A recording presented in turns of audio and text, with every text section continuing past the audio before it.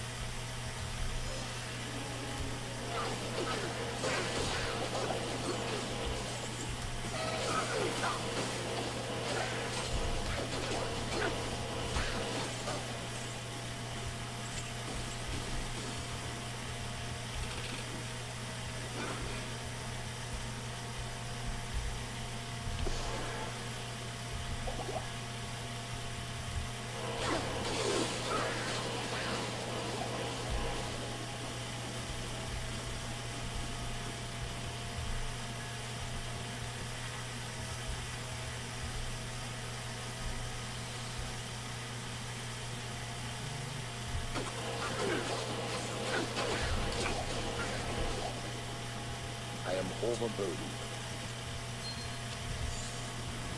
This blade shall pierce the heart of evil.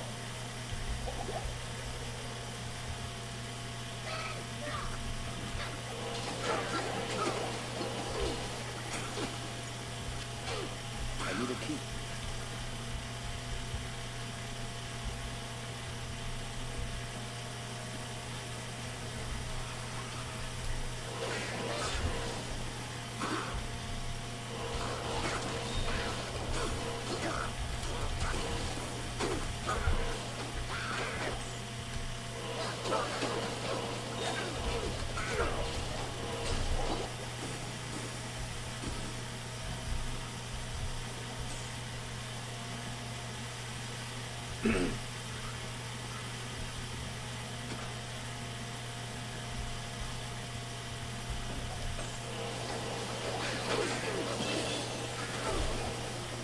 I can't carry anymore.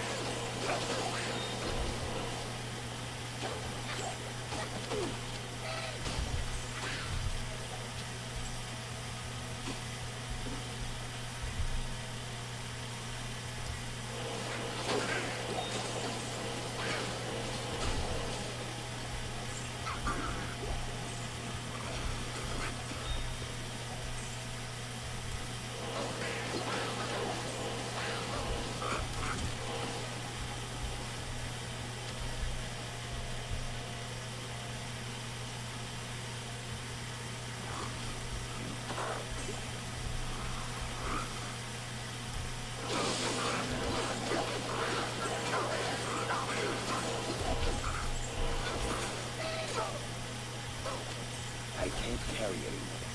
I can't.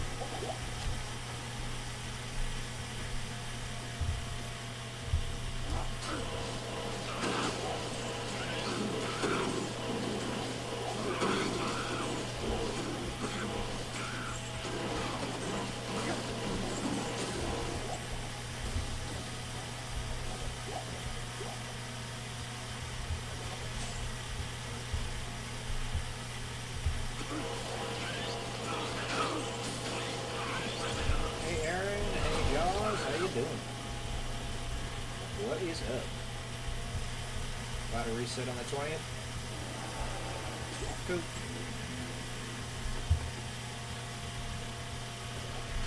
It's unlikely that I'll partake in it just because I prefer so.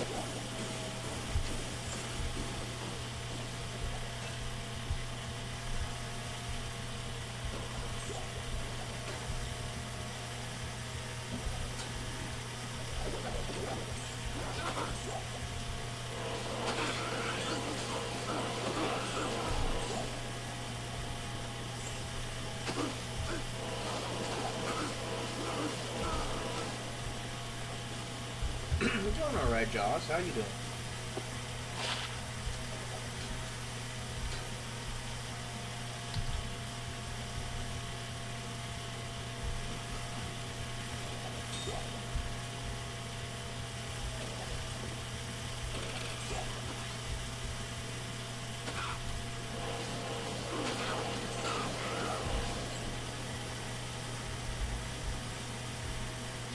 I can't.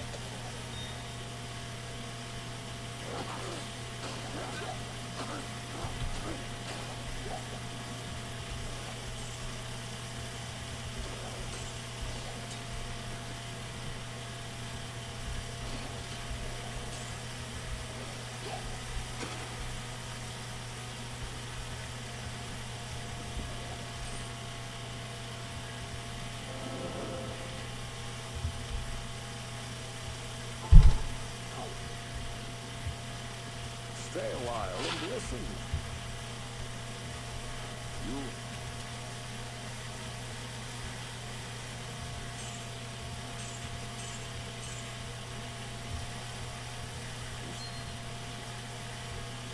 Iris. 24. Some strength.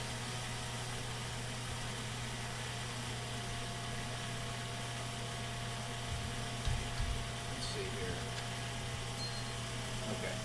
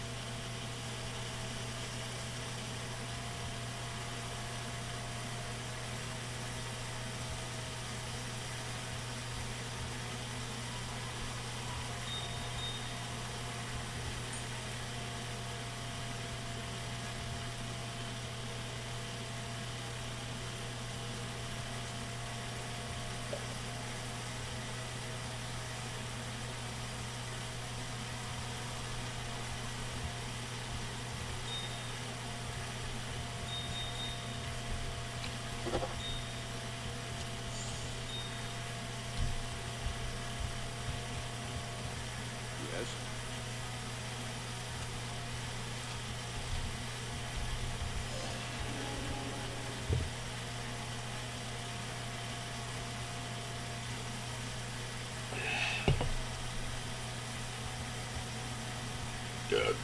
Excuse me, goodness.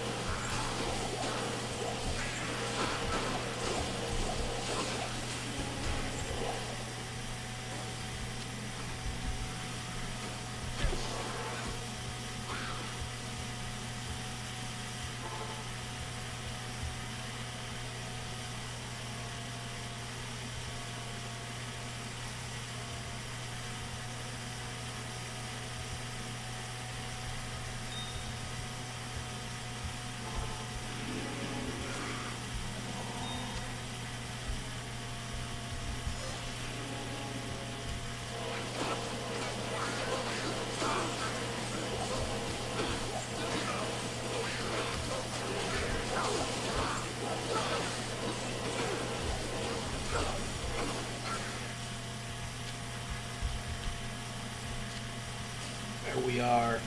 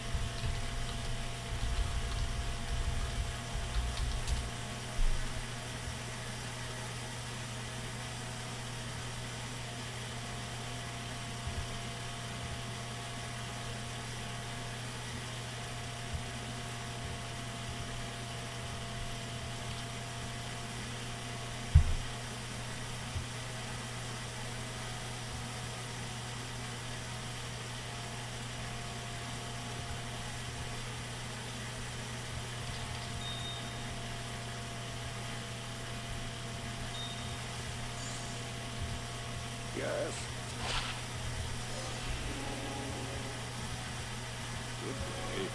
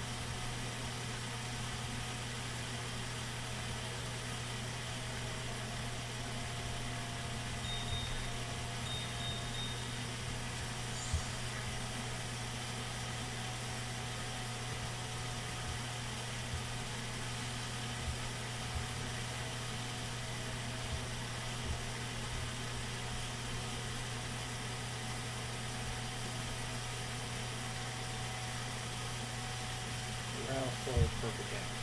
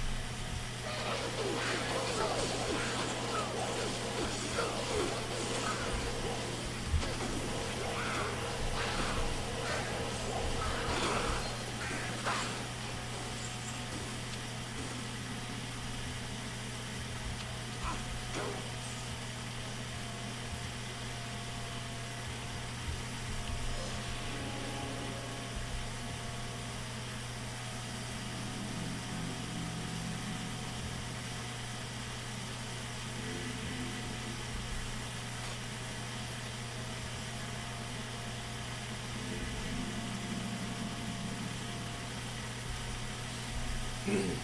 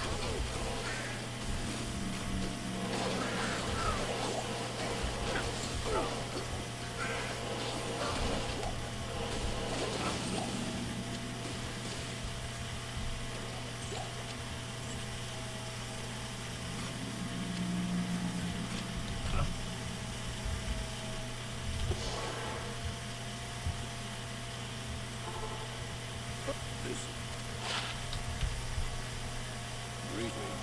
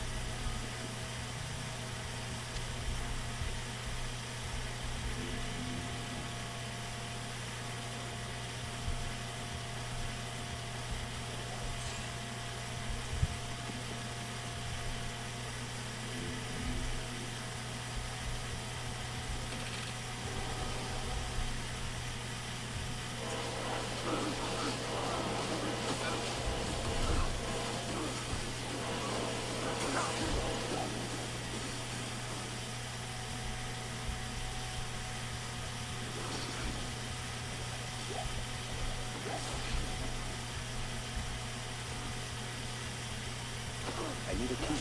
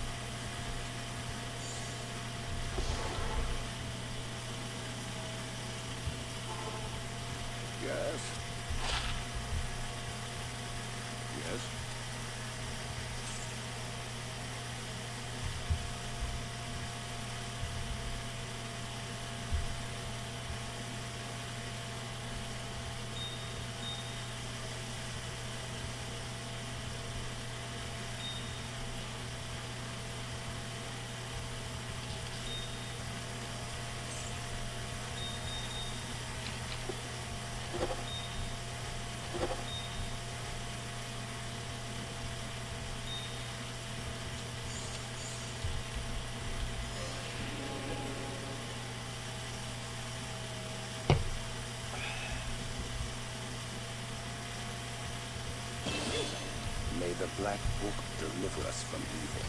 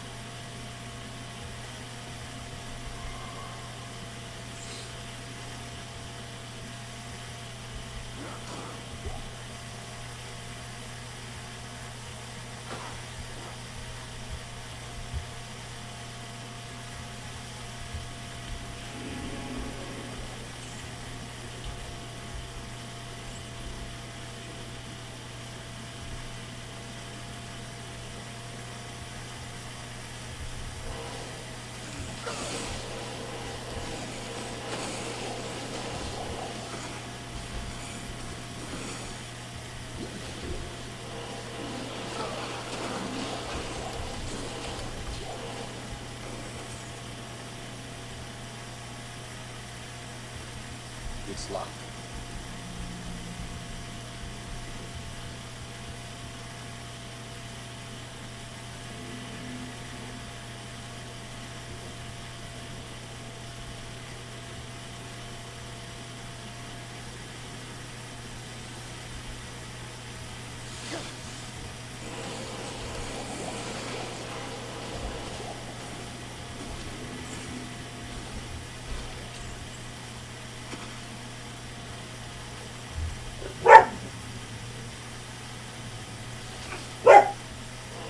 Chiron, stop.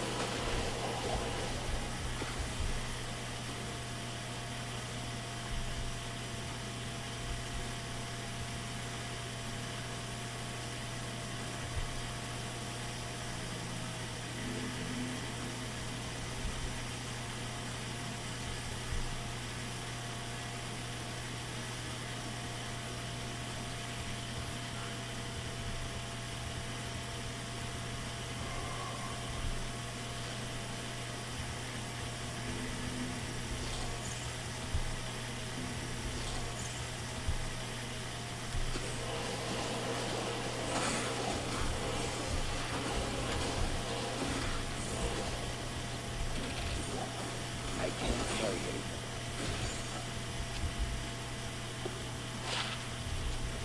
I need a key.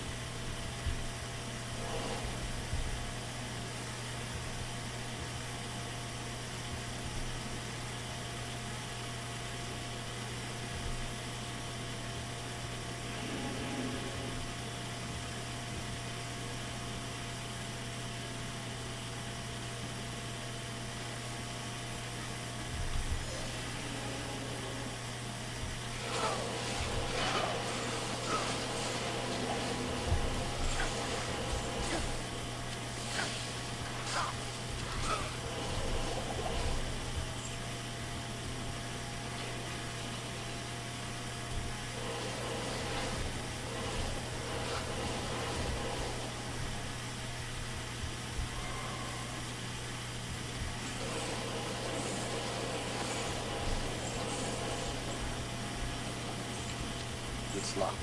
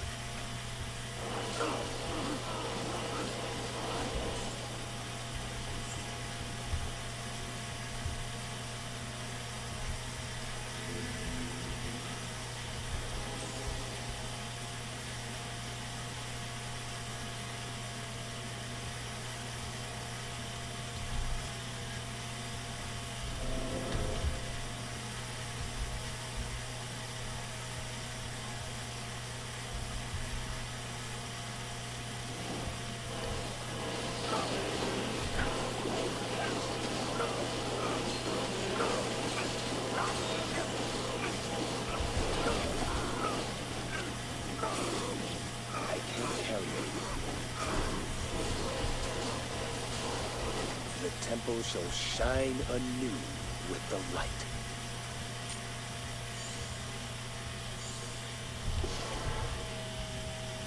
Karen, get on your mat. Chiron, get on your mat. On your mat. Good to see you.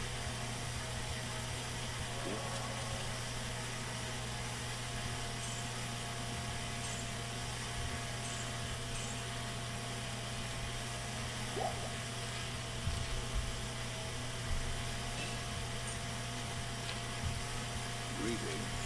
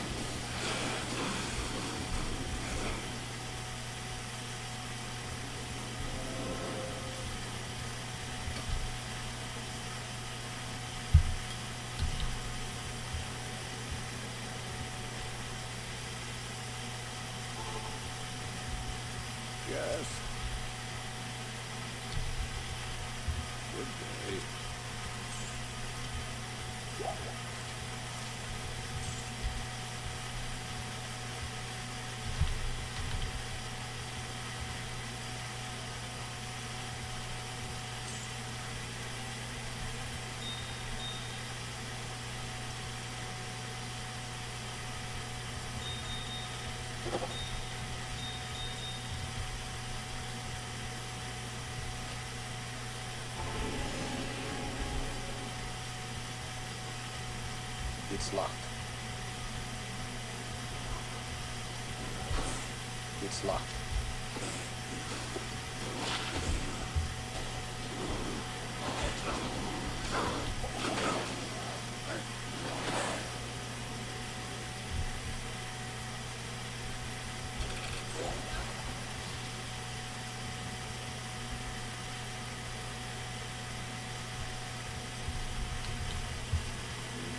I need a key.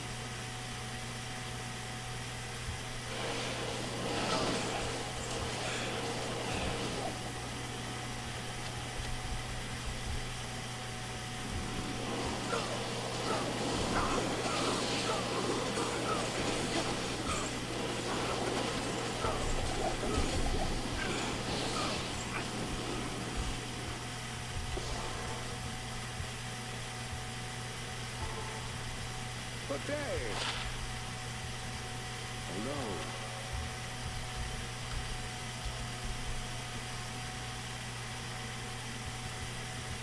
I love you.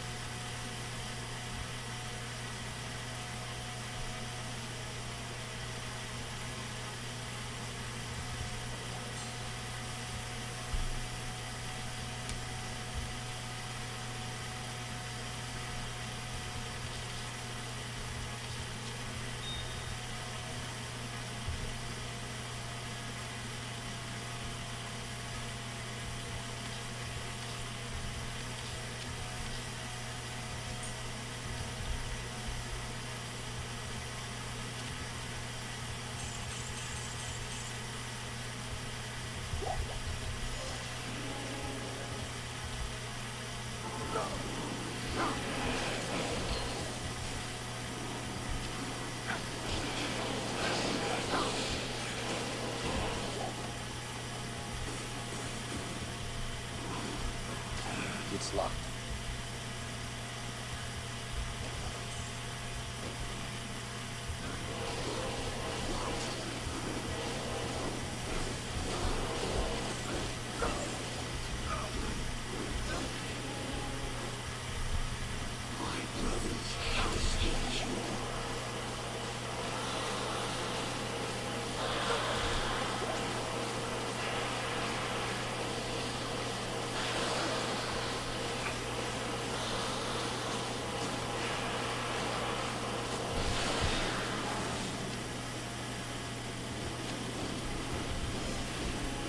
The Lord of Hatred shall darken the world no longer.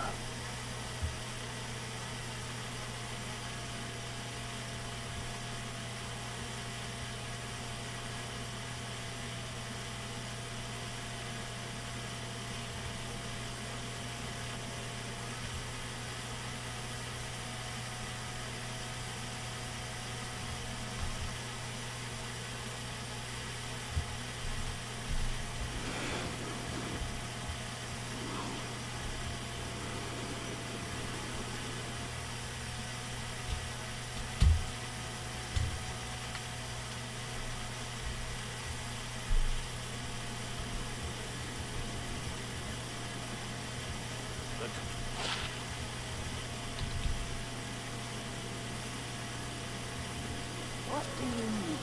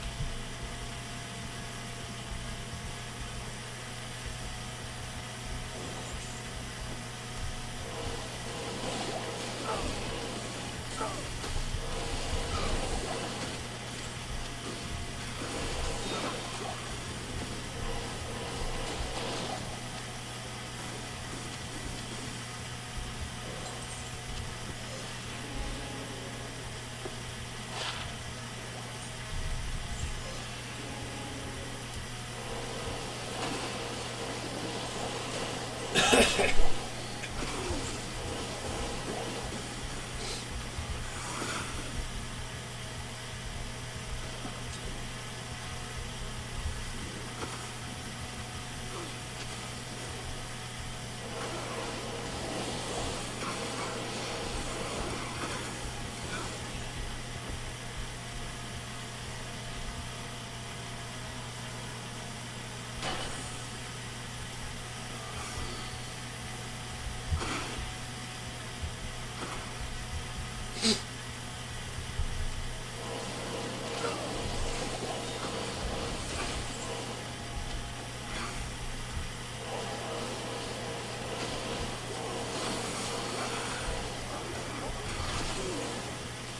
am overburdened.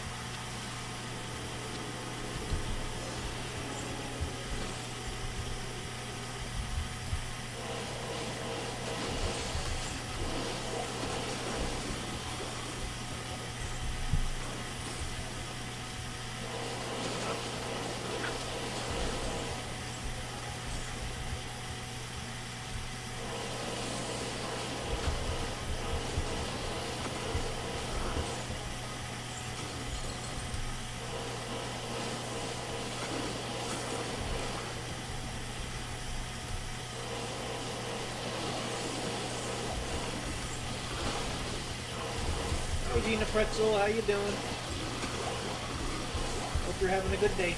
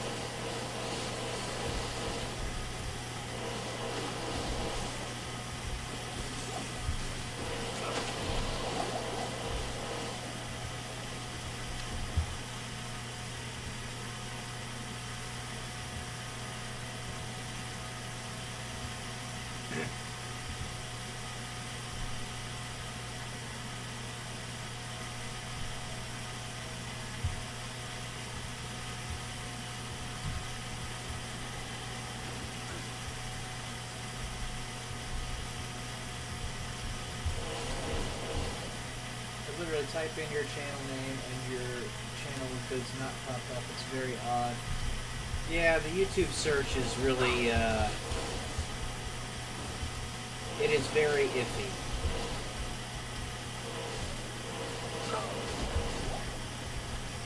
I think a lot of that has been caused by AI, the problem with the search, because AI has kind of taken over the internet.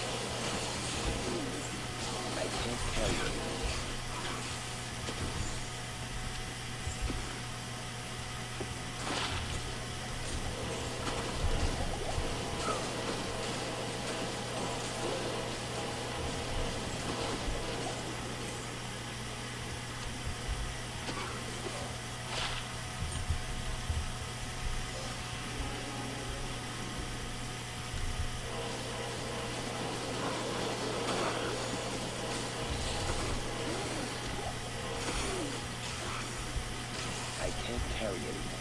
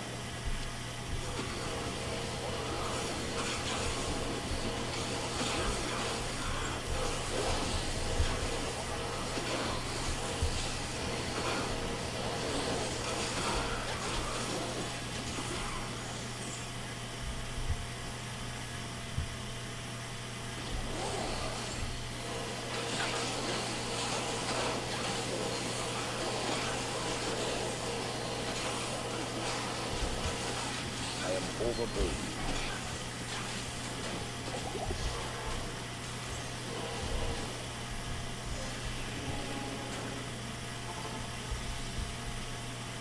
Good to see you.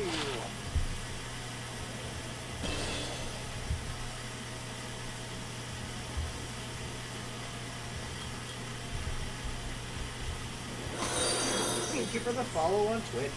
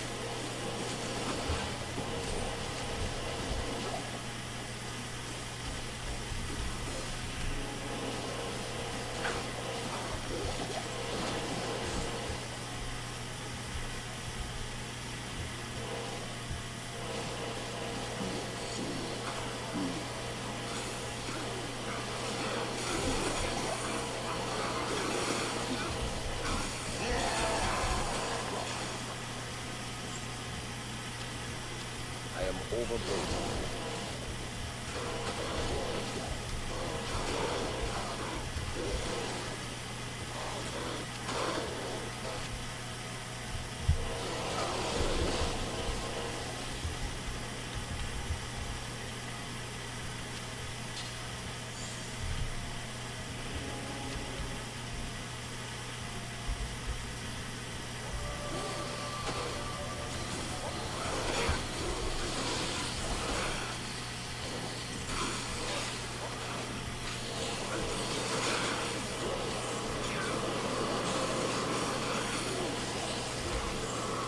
Nice, another one. I can carry it.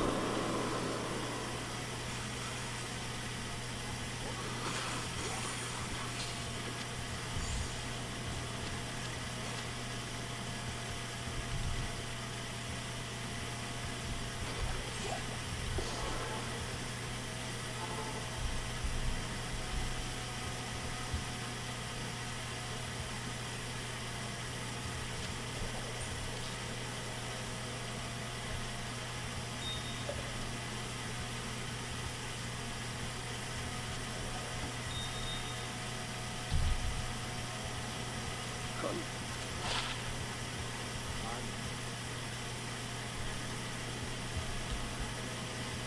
What do you need?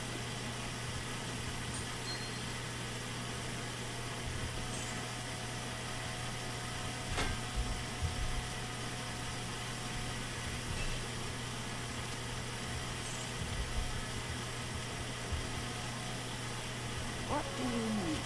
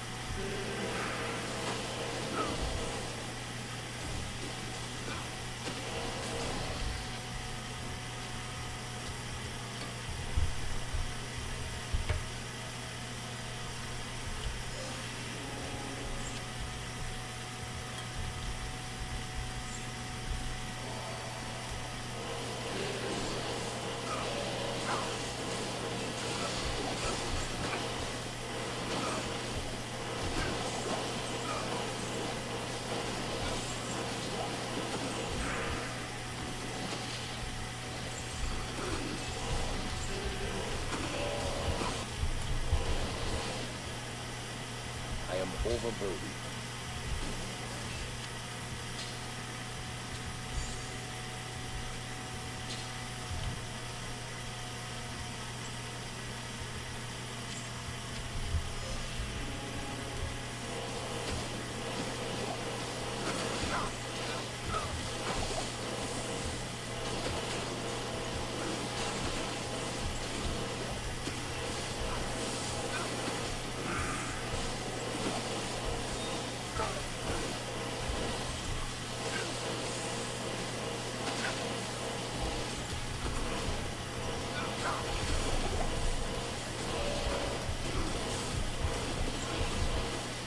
I can't carry anymore.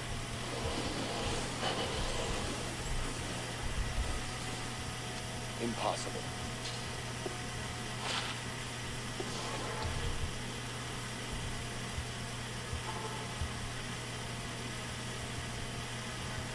Stay a while and listen.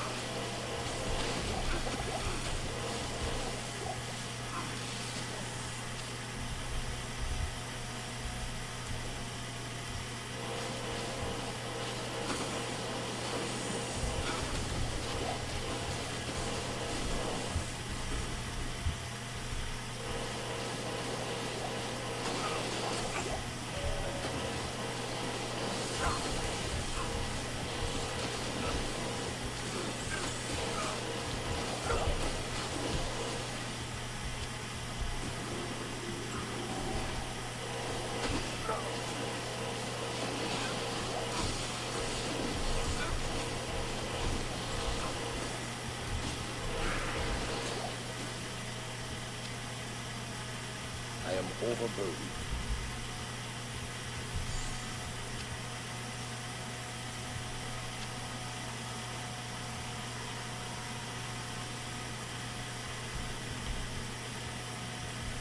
Thanks.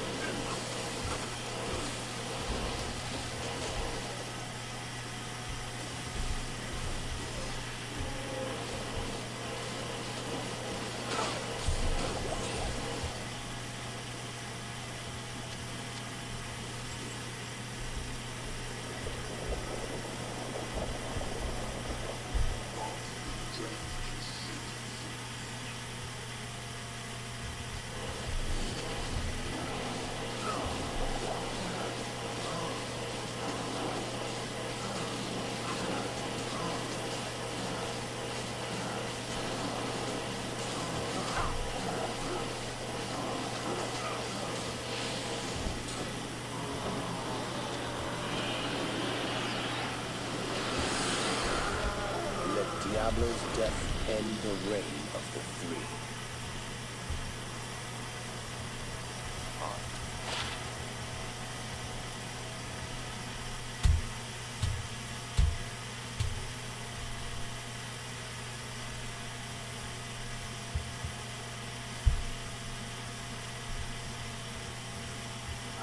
Mala.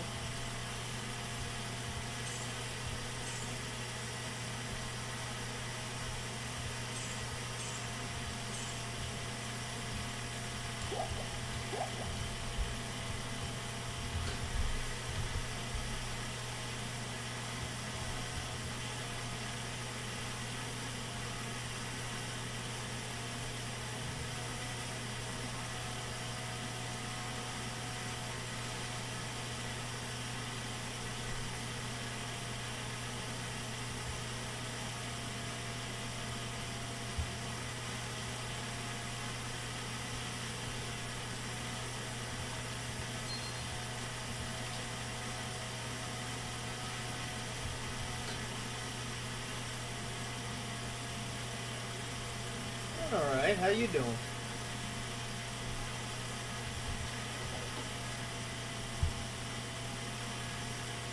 You know how it is.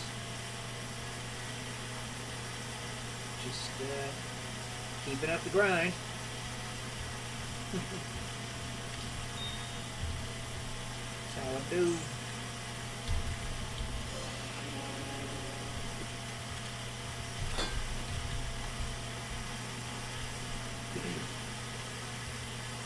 Phone crashed. Yeah. Wonder why it keeps doing that. Just got home? Well, I'm coming.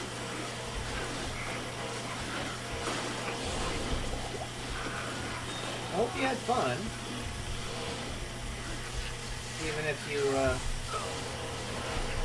didn't get to gamble as much as you might have wanted to.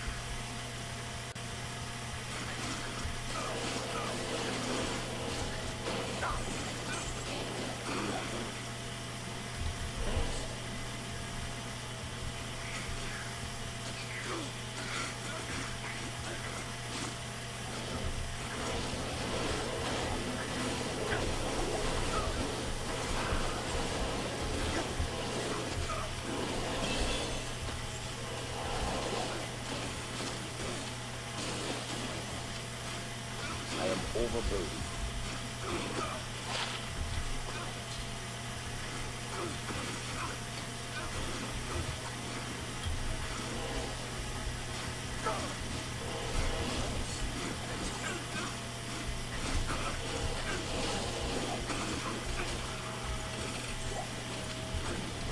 It's locked.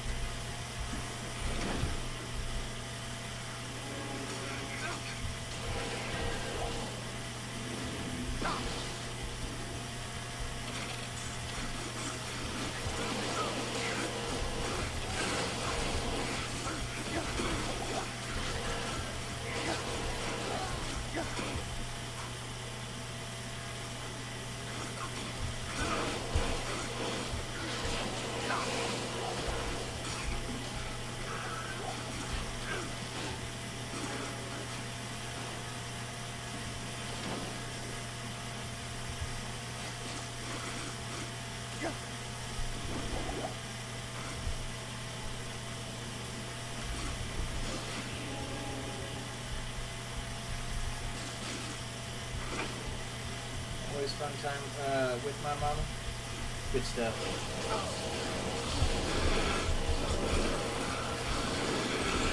Always is mine too. So. glad to see that you can have a good time with it.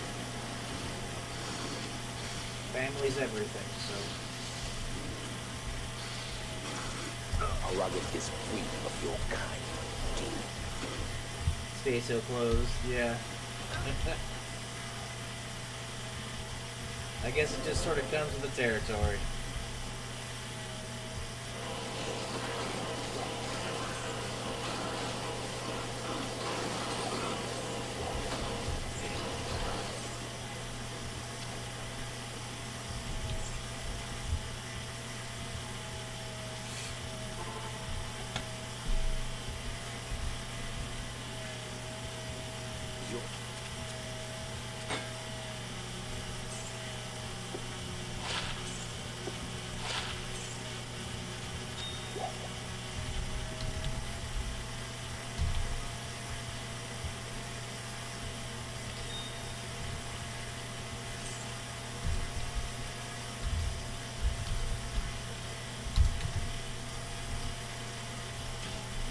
I'm gonna be on for 3 more minutes, Sonia. On this gaming, I'll still have the live running like I was telling you, and I'll be in the chat otherwise. Good afternoon. Good afternoon.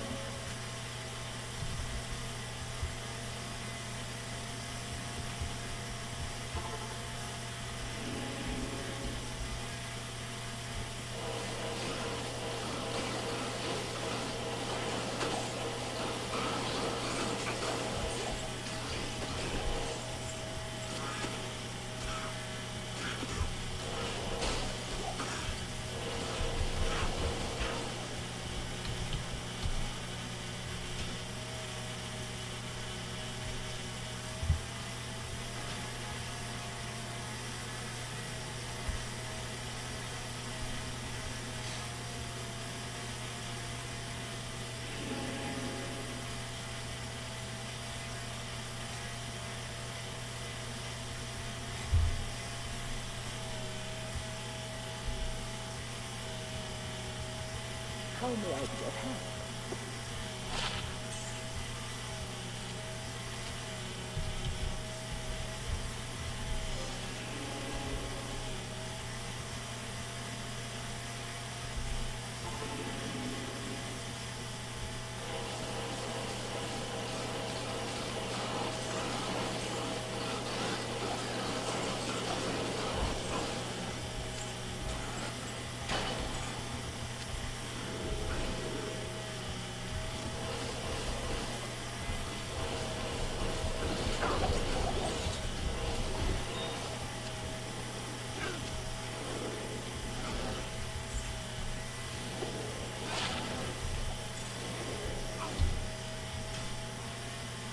Alright, one more run, and then we're switching over to the marathon.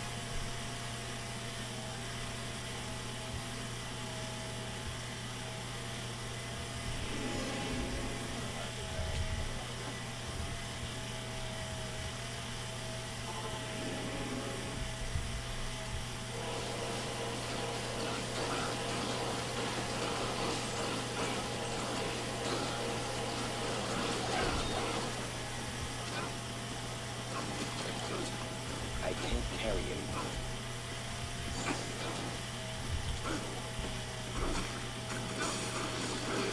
I can't carry it.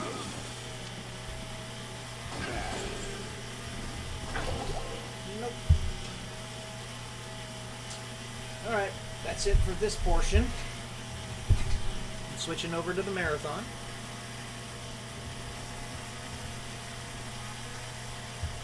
See here.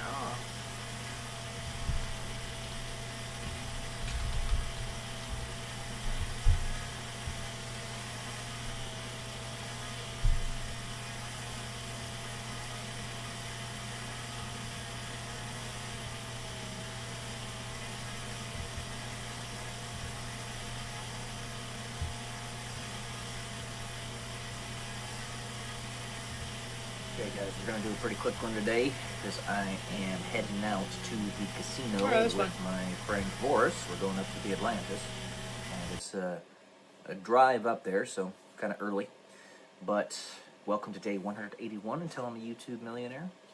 And really what I want to talk about here is you just got to make sure that, like I've said on many of my videos, carpe diem, you're taking advantage of life while you're living it. And while it might be sometimes exhausting to be sociable, especially for an introvert such as myself, sometimes you got to push yourself to do it. You just got to do it. And this is the same thing with social anxiety or PTSD or depression or anything like that. In order to get yourself out of that loop, you gotta have a forced push, if you will. And you can be that forced push, or somebody else can be that forced push, or there could be some combination of the two, some blend.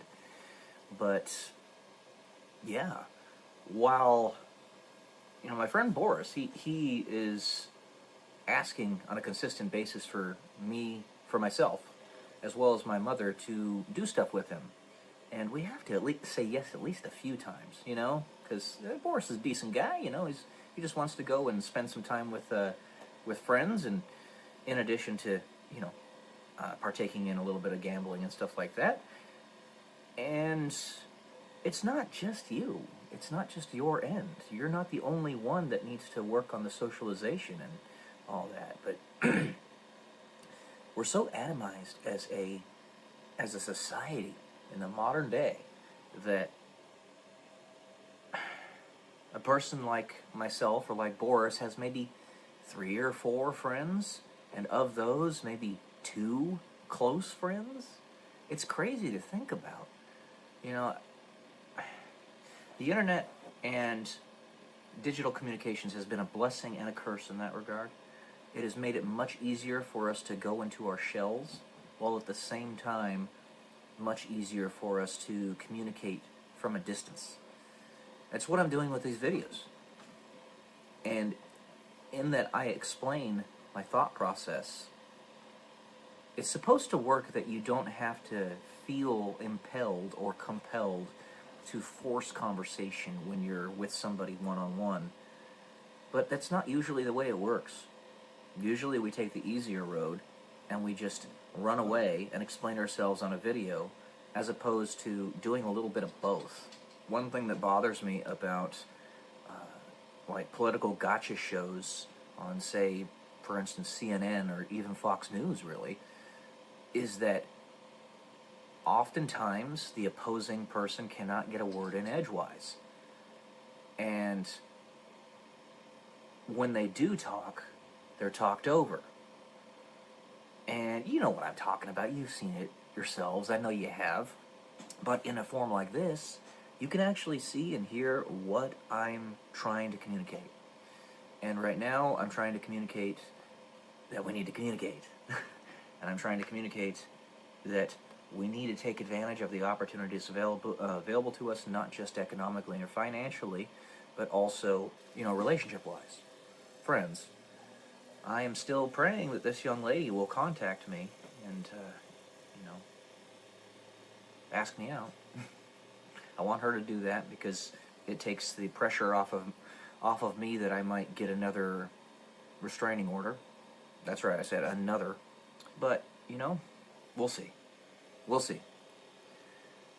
So, be human.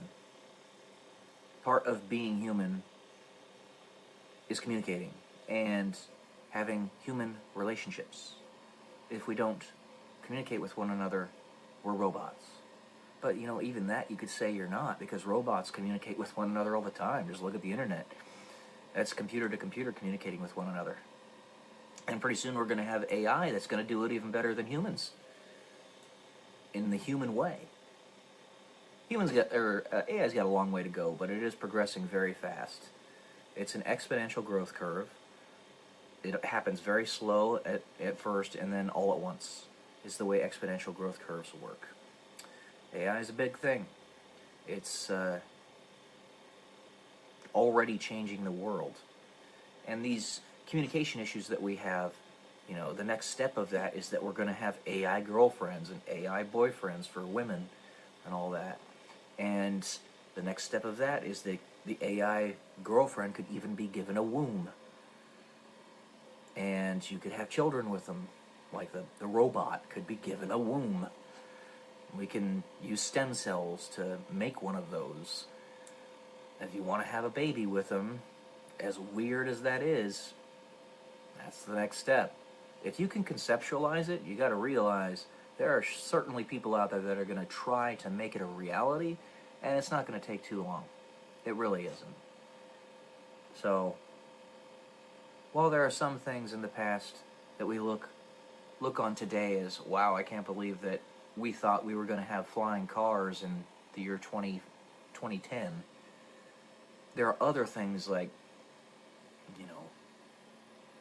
wow, I can't believe we have AI technology as advanced as we do already.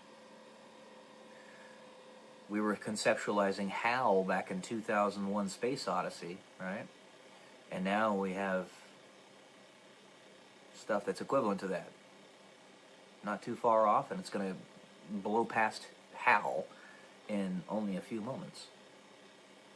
So, yeah, live the life that you have available to you right now, because you only have so many years on this planet. And the virtue of repetition, me saying stuff like that, because most of you are only gonna see me once, whatchamacallit, that is the Stoic mentality. Something that I did not bring up when I was reading the book Meditations by Marcus Aurelius is that it's very repetitive, and it has to be. He's basically constantly saying, remember you die, remember you die, remember you die. It's intentionally repetitive because it's a mantra. You have to remind yourself because we're so forgetful as human beings. So, anyway, there you go.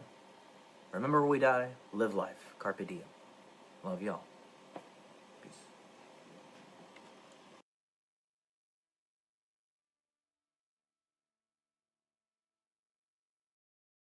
Alright guys, as you saw before, we're getting ready to go out to the Atlantis for a Reno trip. So basically, this is how we do it. Pack a bunch of crap. There are my parents right there. Hey! Hey! Get it recorded because we've only recorded it like once or twice, so it's a little dreary today. I'll be back in a minute.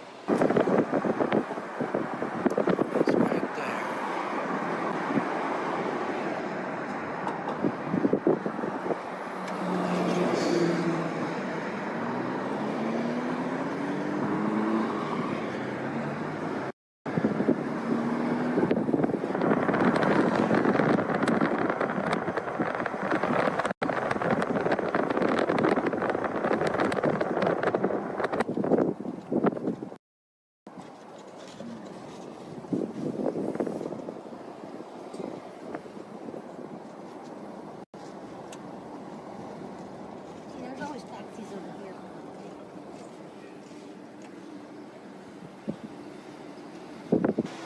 Reception desk. Valet.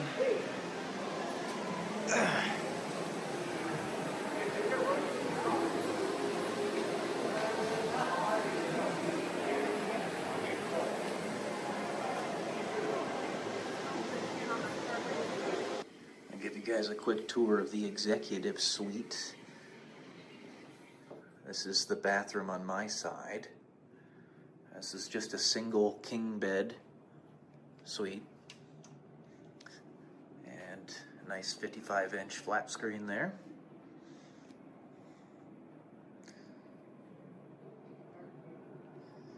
I have a little office lounging area right in between. Right here. The little bar and a 65-inch TV right there.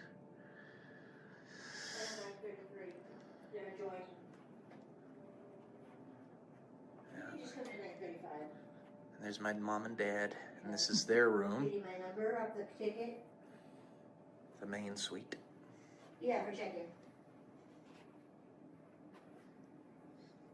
9, And they've got a giant bathroom. 225-133.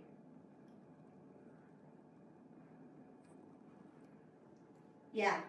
And they get a 65-inch TV and a hot tub. Yeah. Look at that. Okay, thanks. Okay. And a mirror. Bye. She's like just rambling on. Where's my purse? What's she rambling about? She's just rambling on and on and on. This is the purple parrot, guys. There's my mom. Yeah, she's saying hi. It's my birthday. Yeah, it's her birthday.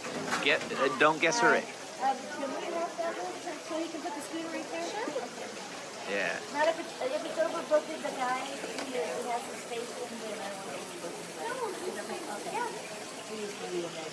It's your birthday. Yeah. It is your birthday. Thank you. Made it another year. Yeah, that's a big accomplishment, right?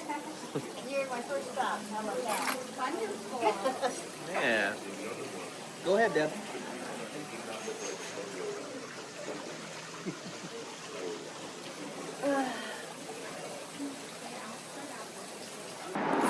All right, now we're walking to the pepper mill, guys.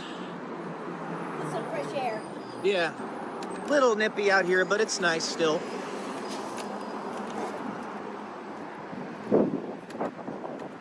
Got some gusties. That breeze don't feel nice. Yeah.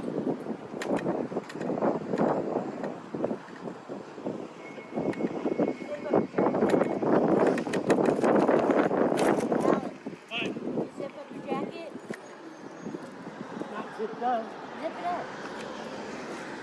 Unless you want to freeze. I'll take it from me. My sweater. Hey, look at that, guys. Little baby geese over there. Little baby geese.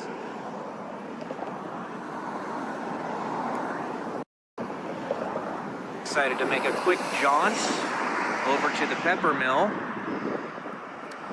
It's about 30 minutes away from the Atlantis. Yeah, by foot, that is. Right, Mom? What? About 30 minutes from the Atlantis by foot? Yeah. Yeah. But if you were to drive, It's cold. yeah. If you were to drive, it's literally 5 minutes. It's like a minute. Yeah. Drive. I know this isn't supposed to be a pepper mill video, but I'm doing this just so you guys can see just how close the pepper mill is to the Atlantis. We literally walked here. I mean, I had to ride the scooter because of my legs, but my mom and dad were walking in front of me. It's a little nippy out there, but it was okay. That's how close this place is to the Atlantis, how close the Atlantis is to this place.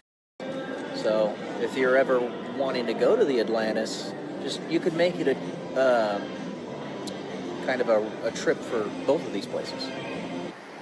Hey, look, it's a wacky, wild, arm flailing, inflatable tube man over there. How about that, huh? Wacky, wild, arm flailing, inflatable tube man. Wacky, wild, arm flailing, inflatable tube man. At your nearest car dealership. My favorite restaurant at the Atlantis is this sushi bar. And my mom is enjoying a couple sushi rolls at the moment. I just had a couple myself. They're absolutely amazing. I just absolutely love sushi, and they make it amazing here.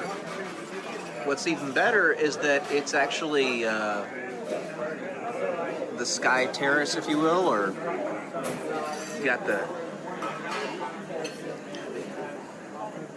it's the second floor, and you get to overlook the city. So it's really nice. This is probably, I mean, in my opinion, of course, it's the best restaurant in this hotel casino, but that's up for personal opinion, I suppose. This is the last day here. I still haven't had a chance to show you guys a little bit of this. I didn't take you to the pool either, but I'll do that in the future. Because we come here about once every 2 months, so ish. It's a nice little overlook you see over there. I got the Sierra Nevada mountains. Still a little bit of snow up there. It's the middle of May, the 15th today. So that was like the last storm of the season. Had to give us a little bit more snow before we finished everything off. But this puts the cap on the top of our trip for this go around. We'll probably be back up here in like July, maybe August. So, see y'all later.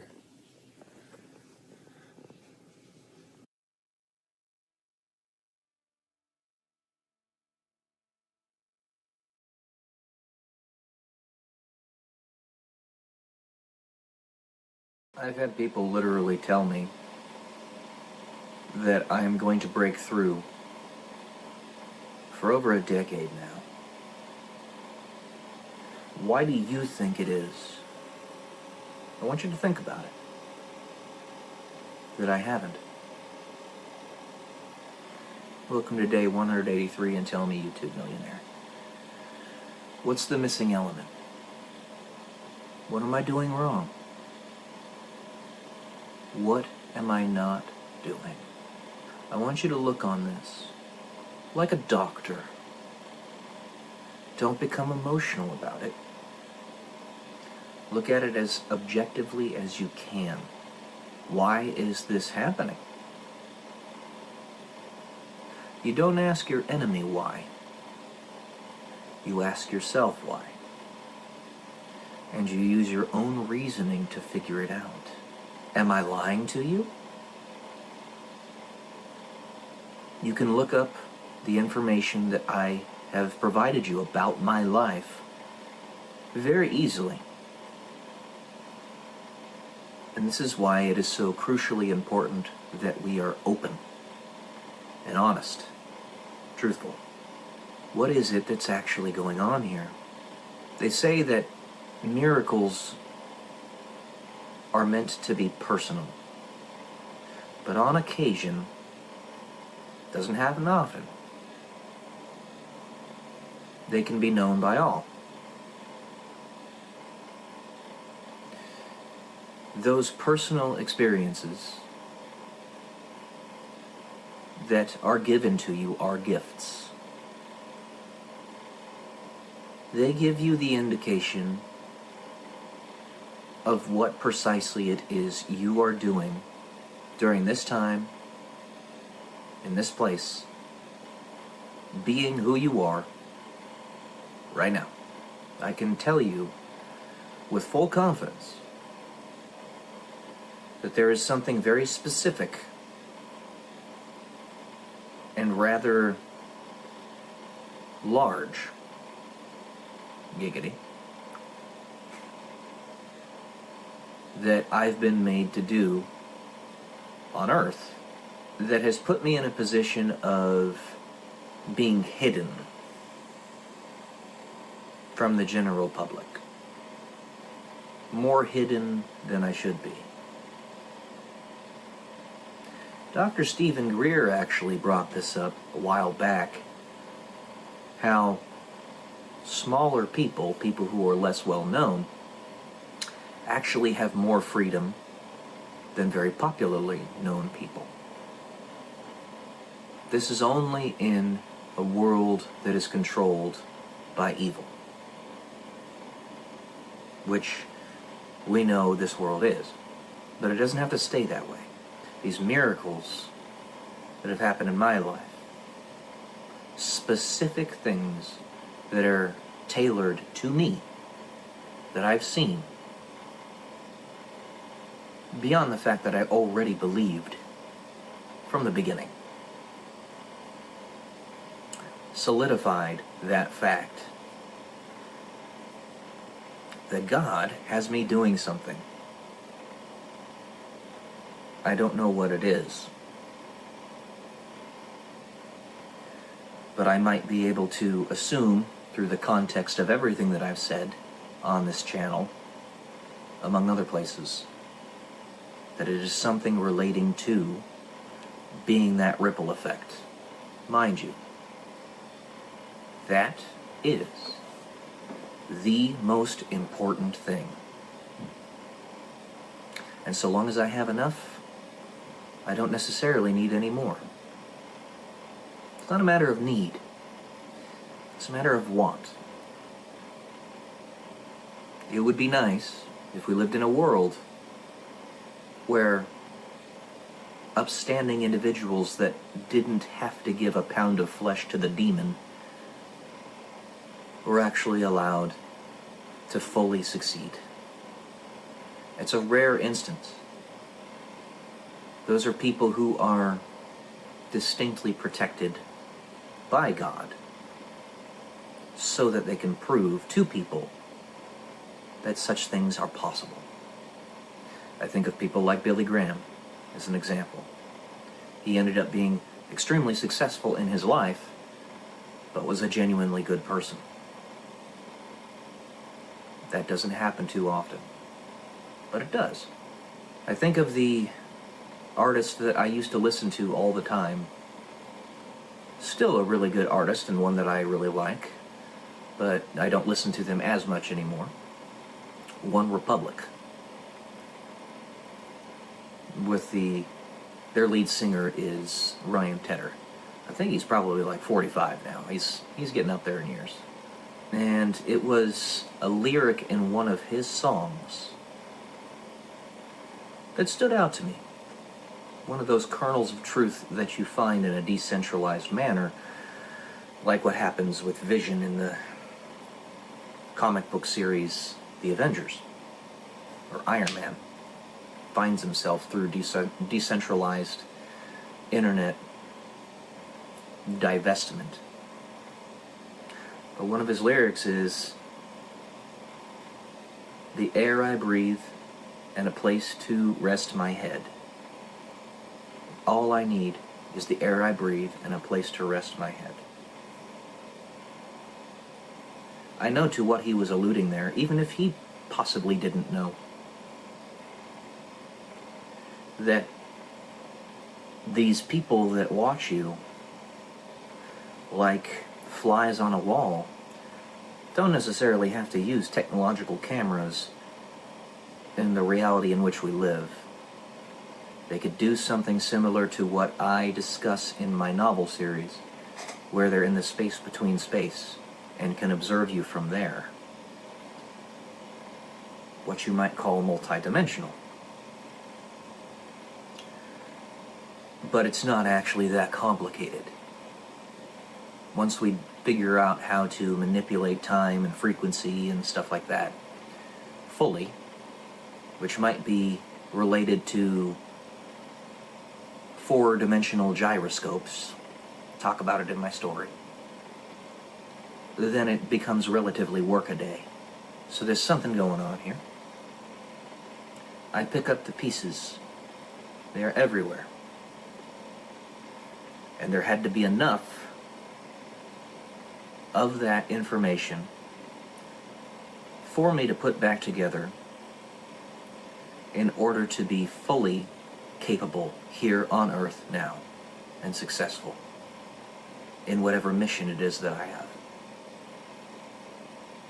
The sad part is, I have written this novel series only partially as fiction. Very small, actually.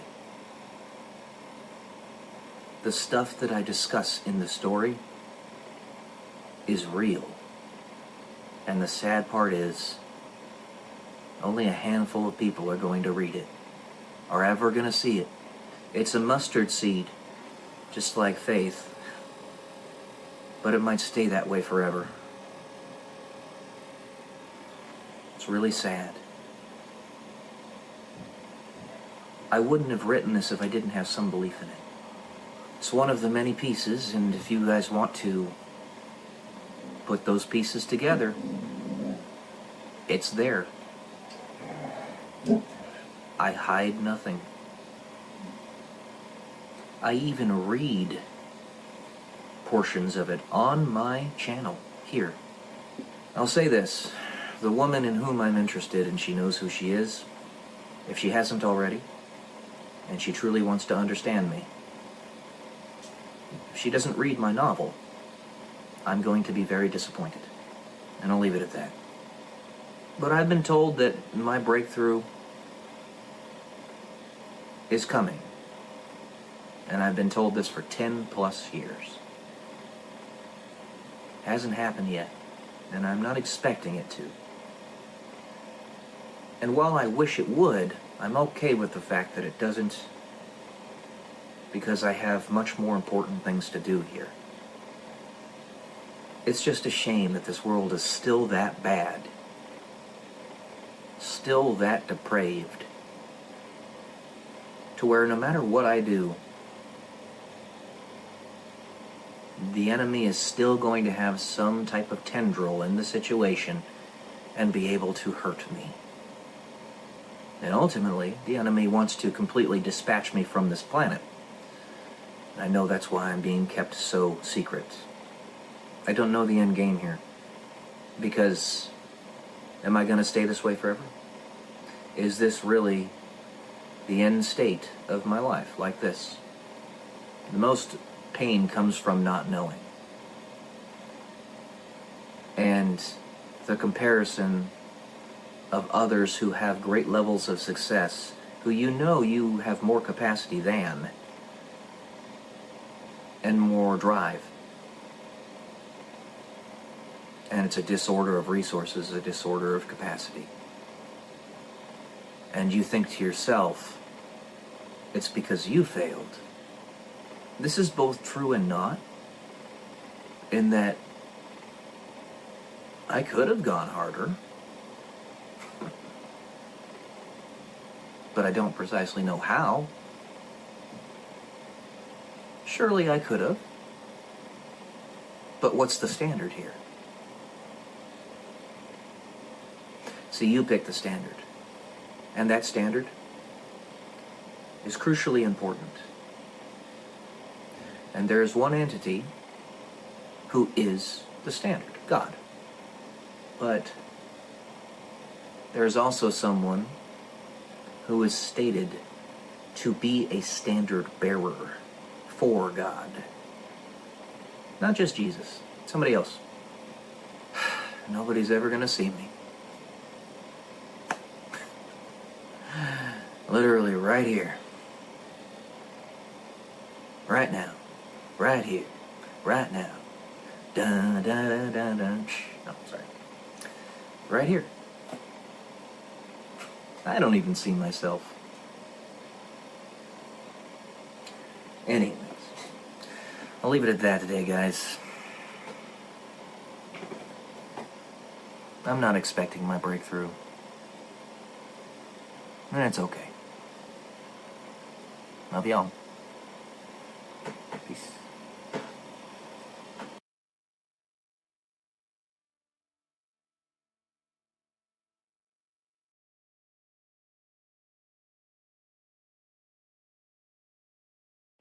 Good morning, guys. Welcome to day 98 until I'm a YouTube millionaire.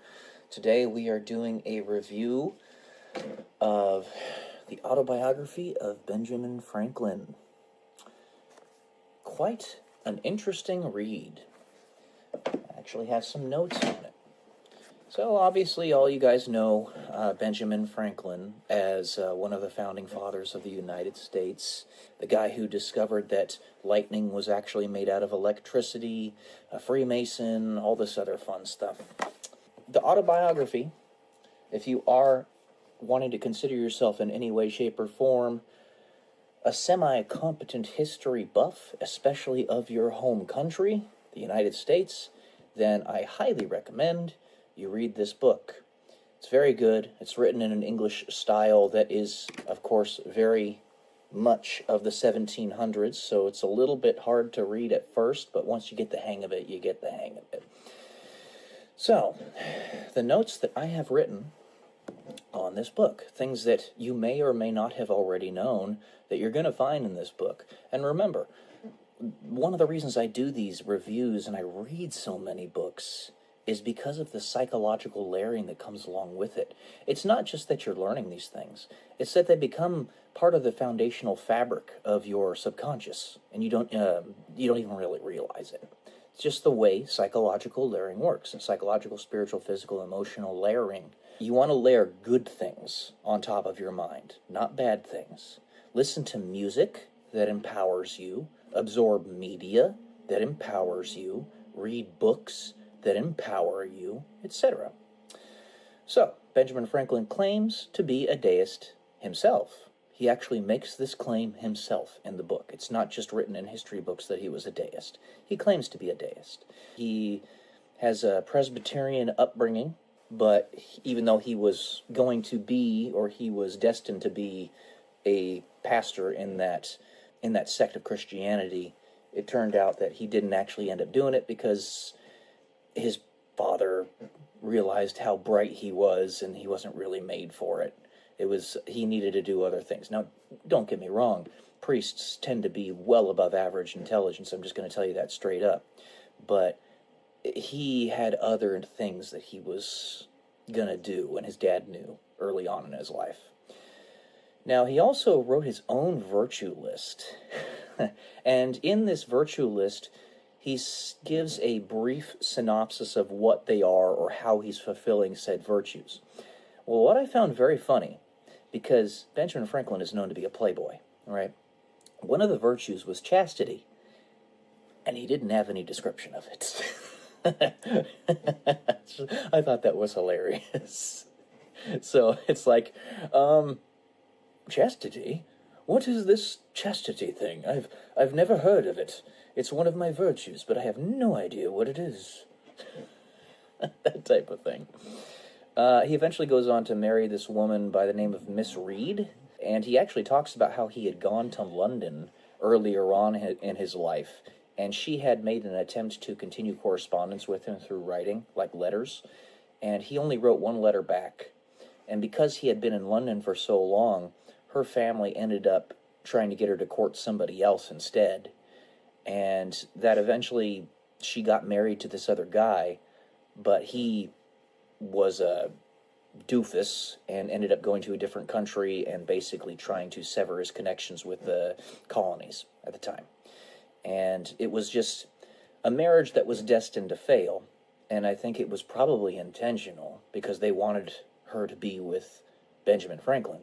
They seemed to be a match made in heaven, if you will. So when he eventually got back, he realized the error in his ways, that he made a big mistake in not maintaining the correspondence. Communication is everything, guys. Everything. But he didn't maintain proper correspondence with her, and that was what led her and her family to give up on the relationship between the two of them. Well, eventually, they mended their past and did get married, and it was the greatest decision he'd ever made in his life, and he stated it multiple times in his autobiography. His greatest error, or one of his greatest errors, was not maintaining communication with the woman he was trying to court. And one of the greatest things that ever happened in his life was that he fixed it, and it ended up working out really well. I just love that. You know, I love that because it proves to you that just because you made a mistake earlier on in life doesn't condemn you to hell for the rest of it. You can fix it. You still are living life. You can still fix problems. It's really good. And something also that I hadn't really had much of a background and understanding was that they understood inoculation back in the day. And one of Benjamin Franklin's children passed away because he didn't inoculate them against smallpox, or I think it was measles, something to that effect. But he didn't inoculate them with, it was smallpox. Didn't inoculate them with chickenpox because he was afraid that he wouldn't be able to keep the child alive with chickenpox as well as with smallpox. So he would have felt really, really horrible had he been the one that led to his child's passing. But the child ended up passing anyway because he didn't get inoculated and got smallpox later on. Let's see here. He also had a philosophical society that he called junto, which is Spanish for together, right? And there were sub-philosophical communities that came along with that because there were so many people that wanted to be a part of the discussion. And this group of individuals, being highly intelligent, upstanding members of their community, ended up being the movers and shakers of the local community and beyond, as well as the sub-philosophical groups. He named a couple of them, but there were only 6 of them, even though there were 12 people in the primary group junto. And he told them to make the subgroups because he didn't want that primary group to get more than 12 people in it, which kind of rings of undertones of a multi-level marketing system, if you will. If you know anything about multi-level marketing, which I do, I've had experience in it, it almost seems like that's this, except without money involved. It's just philosophy. So it was interesting. He was part of the Pennsylvania Association. He made the Franklin stove. He was a University of Pennsylvania trustee. And, you know, in his discovery that lightning was actually electricity, there's a book called The Philadelphia Experiment, which is about a completely separate thing, where the United States Navy accidentally discovers how to create a wormhole and traverse different dimensions. Apparently it's just a science fiction story that's written by a guy just for fun, but it was ironic because the Philadelphia Experiment was actually connected to Benjamin Franklin's experiment with his kite and lightning. It was called the Philadelphia Experiment, or the experiments that were associated with it anyway. And something else I didn't know about Benjamin Franklin was that he was actually made a full bird colonel in the Continental Army, or the defensive force of the colonies. I'm not sure, I can't remember if this was prior to the separation from Great Britain or afterward, but he had been made a colonel because he was one of the top people in the local area that needed to organize everybody, and they just promoted him to colonel immediately. He was trying to help General Braddock, and it was associated with that in some way. I can't remember exactly off the top of my head. And then also, something I found really interesting, by the way, he had been proffered the promotion to general, like a starred general, but he refused it because he didn't think that he was that type of material. So, another point is that Sandy Hook, the place where you think of the tragedy that happened a while back, he is associated with Sandy Hook, the location, in his life. Anyways, it's a really good autobiography. You're going to learn a lot of stuff about his life that you didn't know, no doubt. And remember, like I said, it's the psychological layering and things of that nature, so my recommendation, yeah, definitely read this book, especially if you want to know more about United States history, the history of the colonies, all that stuff. It's going to give you some really deeper, richer understanding of it all. So next up, I'm actually currently reading The 50th Law by Robert Greene. It's kind of a pseudo-biography of 50 Cent, and so far so good. I just started it, so we'll continue it later, and that review will come later. So, all right, guys, that's it for today. Love y'all. Peace.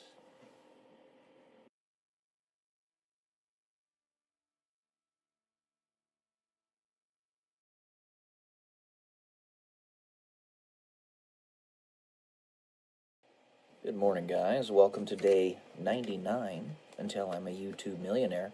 One more day to 100. I figured I've been, like I tell you, watch Bailey Schilbach pretty routinely. Like all of her new videos, I watch them all because it's very interesting. She's got a great mind, and I love her perspectives. They're fantastic.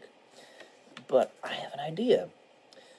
Maybe I can do kind of a semi-response to the videos that she posts.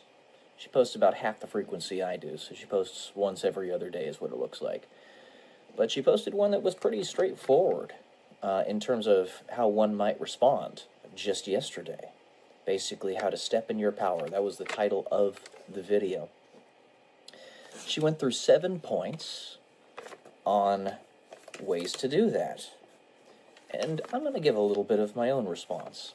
So the first one, who you are. Know who you are. Learn who you are. This kind of ties into what I was saying in my last video. How you are, whether you're Dr. Manhattan or you're just a regular person, you are one of one. This is true. Period. End of story. You have to have enough confidence in yourself to see that you actually have value, and that maybe you should step into that, accept it, have enough confidence to find somebody special, to have children, with whom to have children, continue your legacy, that such a thing is of value. Because like I've said in other videos of mine, we don't actually know how legacy works in the grand scale of infinite time and nonlinear time. It could very well be that our future descendants can pierce the veil of their past with the advanced time-traveling technology that they no doubt have a billion years from now, and give you little drip, drip, drip whispers of what exactly to do in your current life to make it a little bit less painful and a little bit more fruitful for their generations, very distant in the future. So your descendants actually are what are bringing you to the future, along with your reaction to the adversities that you face in your day-to-day life. That reaction, the better it is, the more progeny you perhaps have, the better their lives are in the future. So, stepping into accepting who you are and that it is actually valuable. What you want is number 2 that she was talking about. Know what you want in life. Seems pretty straightforward. In the previous video that I had posted, basically my top 3 values was again a response to hers, in that, well, she actually states in her video what those top 3 values are, the last one and the one before it. Mine are, of course, God, family, vocation, aligned with the biblical virtues or the biblical hierarchy of importance, because God has to come first, which is love, and the reason that comes first is because God, which is love, if you truly are to love, you are to be your brother's keeper, to protect and serve the human family. And as a result, you are going to put the priority of their existence and persistence above your own personal self-interest. You don't want to be George Soros. You want to be the saints or the apostles, that all but one of them were unalived for their faith. Or I was watching a video of Tucker Carlson, I forget who he was talking to, but there were 21 Christians that had been taken by ISIS, I believe it was, a few years back, and they had been tortured and basically treated like human garbage for several years, and refused to renounce their faith in Jesus, and died for that. And while they were doing that, while the ISIS terrorists were doing that to them, they literally said, "Forgive them, Father, for they know not what they do," to their faces.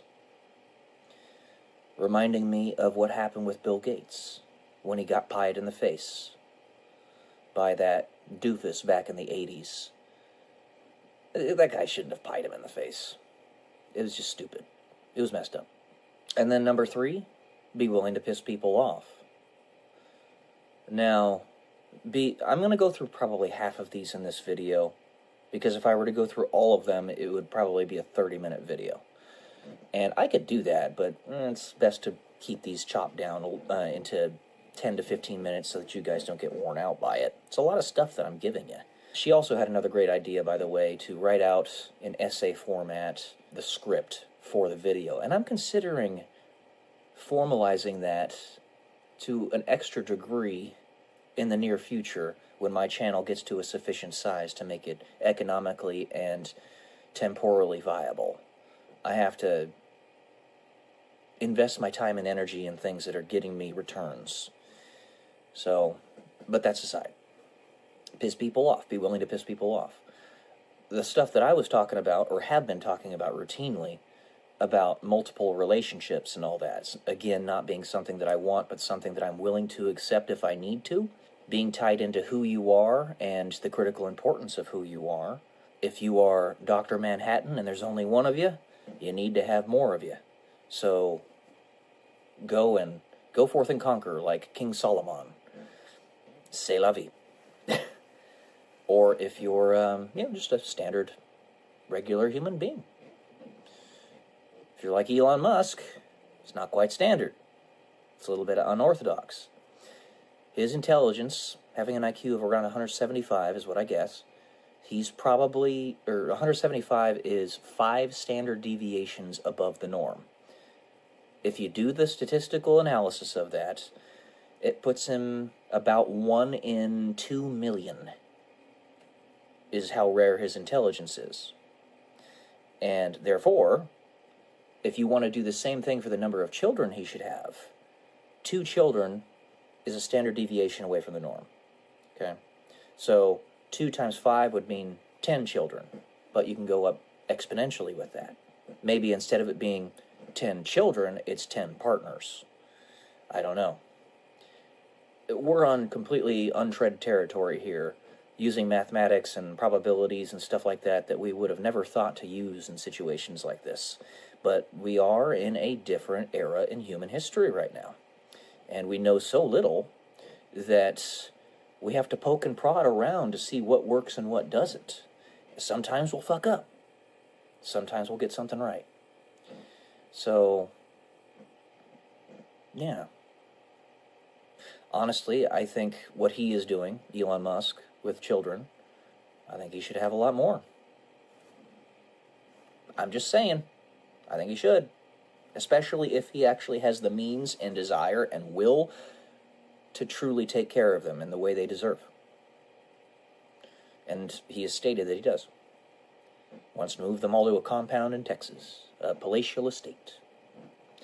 All right, and number 4, use your voice. That's attached to making videos and stuff like this. Communication. Communication is key. Because you could have all of the most valuable things to say that humanity has ever known. But if nobody knows what those things are, if nobody knows you exist, what's the point? So if you don't actually try to propagate, proliferate those ideas using your voice, then there is no point to it. If you're given great gifts, you must actually utilize them, apply them. I have been given great gifts with things in my life, even though I dealt with a lot of crap earlier on in my life with very evil people that were legitimately trying to destroy me. At the same time, it was almost as if God knew, which he did, that these things were going to happen, and he front-loaded everything in my life so that I could at least have those good experiences, experience everything that there was amazing about being a human being. The miracle of flight, military discipline, traveling the world, and I got all that. I did. I really did, and I'm super stoked that I at least got to experience it. Yeah. Just because I can't do that now doesn't mean that the experiences of the past where I actually got to do those things is invalidated. It actually highlights it in importance because we live such ephemeral lives. We don't live forever. Front load those things. When you're healthiest, I can hardly walk now, but back then I was spry as a chicken. To say anything else, you can truly sink your teeth into those experiences. Okay, so that's going to be it for this one. I think I'll actually continue with the rest of these for the next video, because I'm enjoying this. This might be something that we can do. Yeah. I don't want to kind of put any uncomfortable pressure on Bailey or anything, but I enjoy this. It's pretty nifty. Alright, guys. That's it for today. Love y'all. Peace.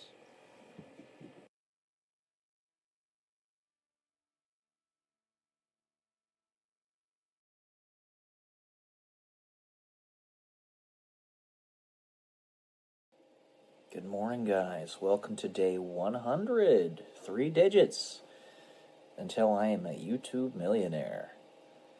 Happy Sunday Fun Day and happy Spring Forward Day. This may be our very last Spring Forward in the United States, as it does appear that our leadership is really putting a concerted effort into trying to eliminate the daylight savings time, because it's an anachronism, no longer needed. But like I said yesterday, I'm going to continue my response to Bailey Shield Box 7 points to step into your power. You know, I think something I was thinking about before I even decided to start this video today is sometimes history has been painted, because we live such short lives and it can be manipulated by beings that are not ephemeral very easily as a result. It can be painted in such a way as to make the good guys the bad guys and the bad guys the good guys. And if that ends up happening, what you have to do is stand true to yourself, who you actually are, and let the chips fall where they may. Let your actions speak more than the words. It's just the way it has to be. And you're going to have to endure a lot of pain and trials and struggles and all that stuff. Because if the world is designed to basically be an attack against you, the entire world is designed to attack you, then it's just the way it is. You got to be who you are. And some things, even if they are against your underlying genetic predispositions and what have you, might just be that's one of the big reasons. It's one of the big reasons it's so difficult, because you have to stick true to who you are and what your actual morals and philosophies and ideologies are. And when the world is so screwed up, if you, as that beacon, even step out of line just slightly, you're not only compromising the picture you're giving other people, but also yourself. You don't want to turn the world into a jumbled mess. When the world needs guidance because there's so much chaos around you everywhere, that's where the leaders really come in. The leaders, what their purpose is, what they do to actually be real leaders, is they stand true to those principles. I had myself thinking more on, I'm a moron. I had myself thinking more on this through how the genesis of communist China came to be. That's kind of a redundant phrase, but through the genesis of communist China. The only way communist China came to be was because of the guerrilla tactics they carried out. They had the nationalists and the communists. Nationalists, they didn't have a firm enough ideology upon which they were willing to die. And therefore, the guerrillas ended up winning out the day. But that's a side note. I'll get into that later. Let me get to these points that I was going to talk about. Number 5 that she talked about, be disliked. I have a couple points here. Dr. Manhattan, if you know anything about his background story, he took the fall, he was the fall guy, for a nuclear blast that occurred in Manhattan. And he did that so that the world wouldn't go into chaos, so that I believe it was the Soviets and the United States wouldn't go to nuclear war with one another and cause mutually assured destruction or MAD. So he took the blame for it and unified the earth as a result. And it was okay for him because he didn't mind it, even though his compatriots did. They didn't like the fact that he had done it, because he lives a very long life. And it was no big deal. He could just come back at a later point in history and show people, hey, actually, I wasn't the bad guy here, but I needed to calm down tensions so that you guys could survive. Something else I found very interesting in that movie / comic, the movie was where I'm gleaning much of my knowledge of the story from, is that one of the good guys, one of the heroes, was so pissed off that Dr. Manhattan decided to take the fall that he told Dr. Manhattan, he demanded of Dr. Manhattan that he destroy him, he kill him right there, right then and there on the scene, and Dr. Manhattan does. Yeah, after a second he just says, fine, and I believe he explodes his head or something. I can't remember off the top of my head. It was many years ago that I saw this. But if Dr. Manhattan has that capacity, then he can also immediately bring him back to life. I don't know why he didn't do that. Or maybe I'm overestimating his capacities, but, you know. He's supposed to be this infinitely powerful being, basically God, or close to it.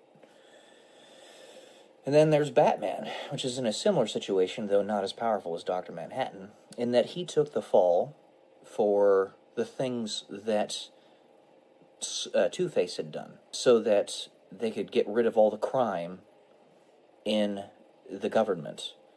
Because Two-Face basically had sabotaged all the work that they were doing because he broke, if you know anything about that story.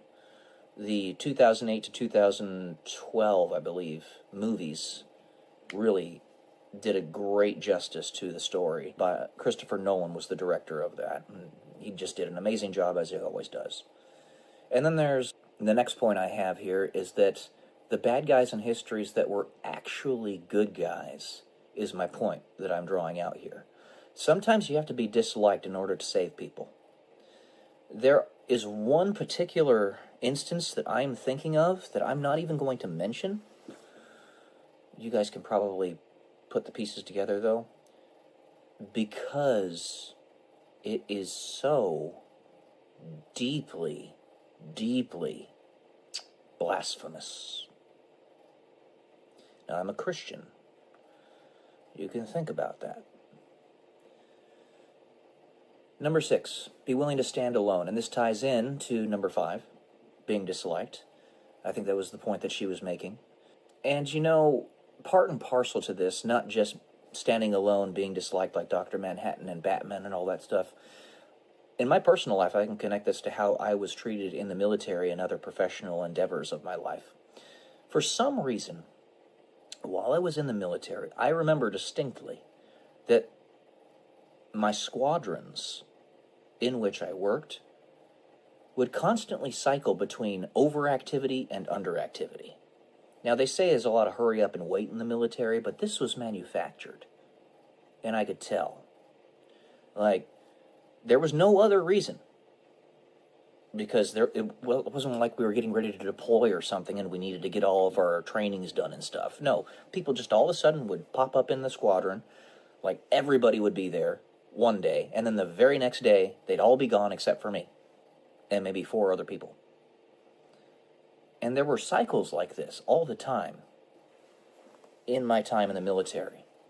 And on top of that, I never had any continuity with my leadership. Even beyond the fact that you have PCSs and you move from one duty station to the other, usually between 2 to 4 years. This was even beyond that. This was me losing my leadership, my superiors, every year or so. And that started all the way back from my time at the Air Force Academy. So it went through the entire time I was in the military that this happened. And I was forced to stand alone and basically figure out my own way, aside from the trainings, most of the time, as a result. Because I was the only piece of continuity in the entire squadron. Cycles of people coming in, going out, coming in, going out. And it just was like a whipsaw, left you completely disoriented. And I guess it kind of pulled away all the other rubbish that I needed to not pay attention to. So that was good, at least. But I could tell that was manufactured, too. And then her seventh point, inner voice. Listen to your inner voice. This being intuition. And then at the same time, it's very well tied into my novel series, where the time travelers of the story can actually pierce the veil of the different dimensions because they live in the space between space when they're observing reality from the teletracer or the looking glass. It's a time travel machine.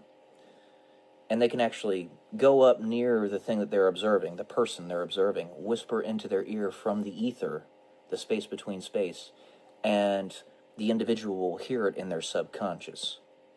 The devil and the angel on our shoulders, so strongly connected to one another. But listen to that inner voice, is what she was saying. That inner voice has led me to where I am today, as well as the times where I refused it. I remember when I was finally coming to the conclusion that I needed to get out of the military, there were times where I remember distinctly, I was driving in my car, for example, I had the Escape, the Ford Escape, which was interestingly named, I think appropriate, where I would literally just get in a shouting match with myself, conflicting with the whispers that were going into my subconscious. Similar to a character that I have in my first novel. His name's Liam Wang. He's Chinese. I was in a shouting match with myself because I didn't want to do something that my subconscious was trying to nudge me to do. And I still don't want to do it, but I'm going to because I have to. I'm okay with that. I've accepted it. You guys can probably imagine what that is. But this has taken a very long journey to get to this point in my understanding and my acceptance of where I am in life. So I say, so be it. Especially if it turns out that me, Peyton Pearson, I am a villain in somebody else's story. And sometimes I just need to make my own decisions. More than sometimes. All the time. So, a lot of this discussion of Bailey Schilbach's points, the reason I'm doing this, aside from the fact that I love her thoughts, they're fantastic, is I want to let her know that I'm picking up what she's putting down. And I hope we can keep doing this. So, okay, that's all I got for today. I got through all 7 of them. I'll try some new stuff later. She's probably going to come out with a video today, so maybe I'll review that. All right, guys. Love y'all. Peace.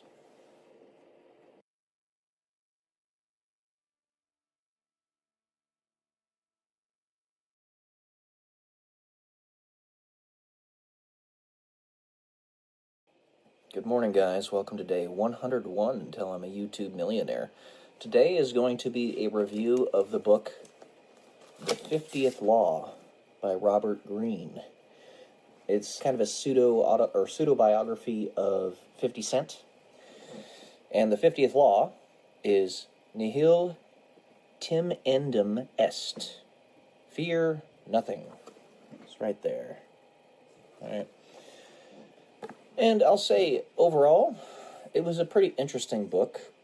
The main gripe I have is that 50 Cent legitimately did come from a very difficult upbringing in the hood. He was a hustler. He sold illicit substances. It is a very dangerous thing to glorify such lifestyles. It leads to a lot of damage of individuals and entire communities, as one might be able to very easily and readily see in said hoods. Nevertheless, it is at the same time very good to get some insight into that world so that, one, you can figure out how to fix it, how to help the people within it, and two, you can figure out how to make it so that it doesn't happen again. You have to meet people where they are. That's a truism across time and space. You have to meet people where they are. That's why when Jesus came to earth, he was both human and God. He was human so that he could actually relate to us. But he's still God. So, I have some notes here that I wrote down, as one does when they're going to review a book. Let's see. The first one is on somewhere around page 100. Robert Greene states very clearly that you are one of a kind. The way he says this is that there will never in all of history be another one of you. Whether you're Dr. Manhattan or just some regular standard human being, we all have unique DNA that can only ever be repeated once. There are so many different combinations and permutations of how DNA can be put together that there's simply not enough time, even in Google years, to randomly make another one of you exactly who you are.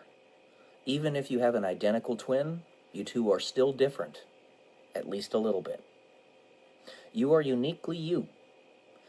And the uniqueness that is you is the story that you make, how you live your life, and how you react to your adversities. And that's part of what they're talking about in this book. What 50 Cent ended up doing was he was trying to get out of that hell. He went to prison a few times, was shot 9 times. The book is very repetitive in that regard, but that's okay. It's because Robert Greene was basically doing an extended essay in combination with a biography of 50 Cent, where he was trying to explain several points of how to be fearless.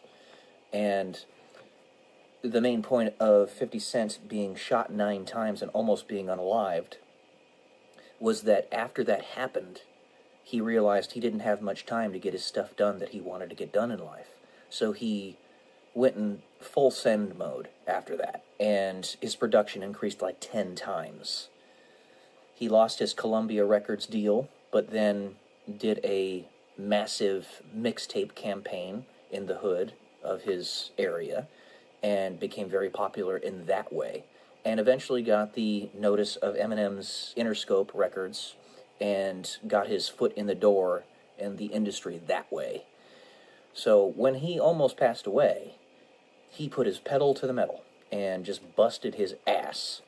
And it's no surprise, honestly, to me that he was successful because, one, he's definitely a very industrious, entrepreneurial, intelligent man, and with an incredible work ethic. There's no doubt about that. The guy's got an insane work ethic. 50 Cent, that is.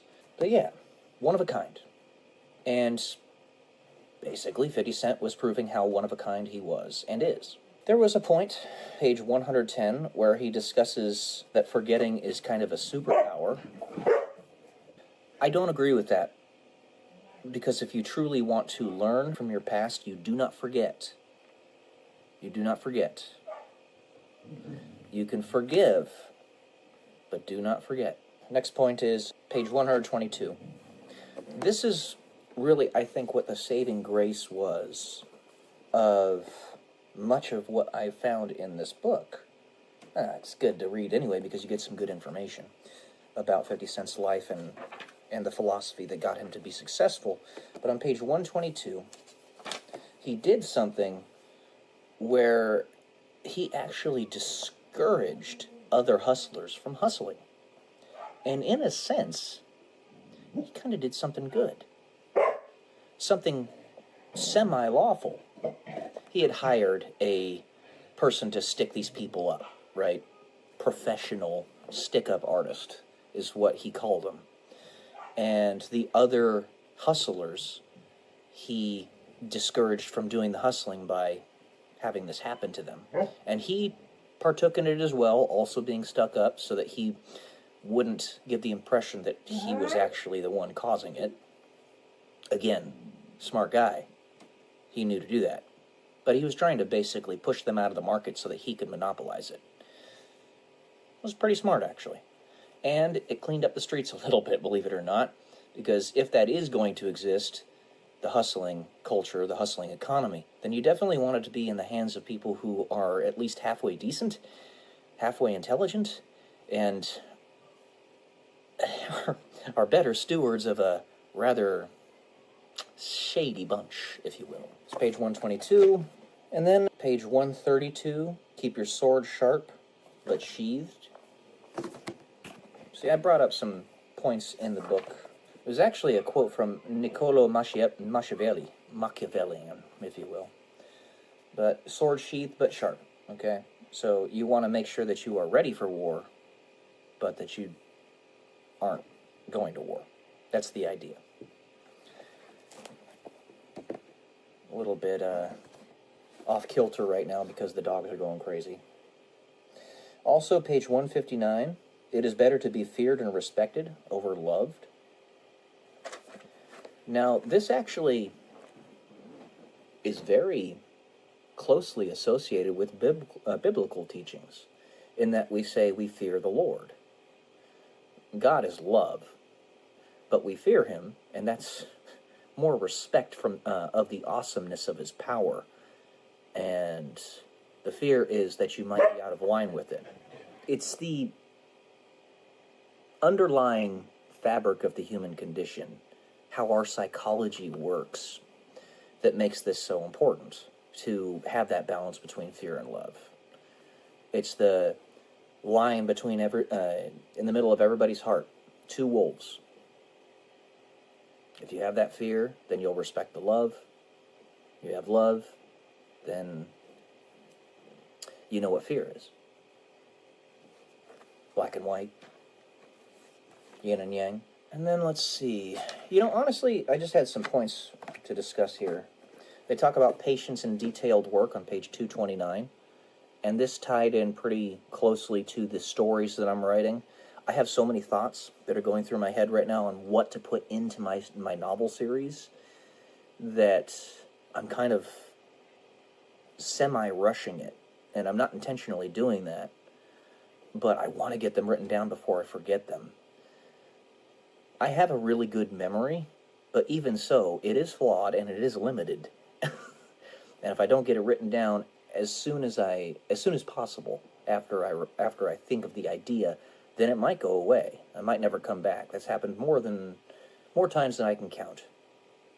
It stays in your underlying subconscious fabric and all that, but even so, you lose the oomph that you had before. So, having patience in that detailed work actually gives it time to come back in the proper manner to you. The proper layering, the proper wording, it's all going to be there. You'll find it again. You just have to be patient. And that was pretty much this book. 50 Cent actually ended up doing some pretty good things to make it out of the hood and hustle culture. And he was actually a stabilizing force in that community. And I think that's the primary factor here. The big men and women of history, whether they were good or bad, it matters not, necessarily. What matters is that they were remembered for what they did, whether you're an Adolf Hitler or a Napoleon Bonaparte. Now, mind you, don't get me wrong, it does matter. Obviously, Hitler was a horrible, horrible human being who did horrible, horrible things, but he's going to be remembered for what he did. And then you have Napoleon Bonaparte, which was one of the greatest leaders and generals of his time, and really of human history. You have Leonardo da Vinci, Albert Einstein, Isaac Newton. I mean, you could just name them off over and over, because they're household names.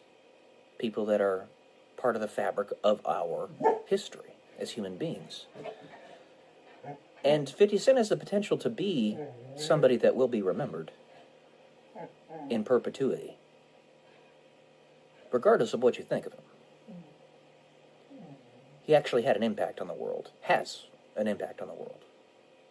I will never seek to glorify the hustle culture, selling drugs, the hood mentality and all that. It's not safe, it's not healthy. But 50 Cent was a stabilizing force. So that was this book. The next one up, I think, is going to be The Art of Knowing by Christopher Langan. Basically assorted essays and expositions on free will. Yeah, I got this one read pretty quickly, actually. It only took me like 3 days. But that's because I sat down and read like 150 pages a day. I don't usually do that. I usually read like 10 to 20 pages a day. So, okay, guys. That's all I got for today. Kind of disjointed because the doggos, as always, distract me. So, love y'all. Peace.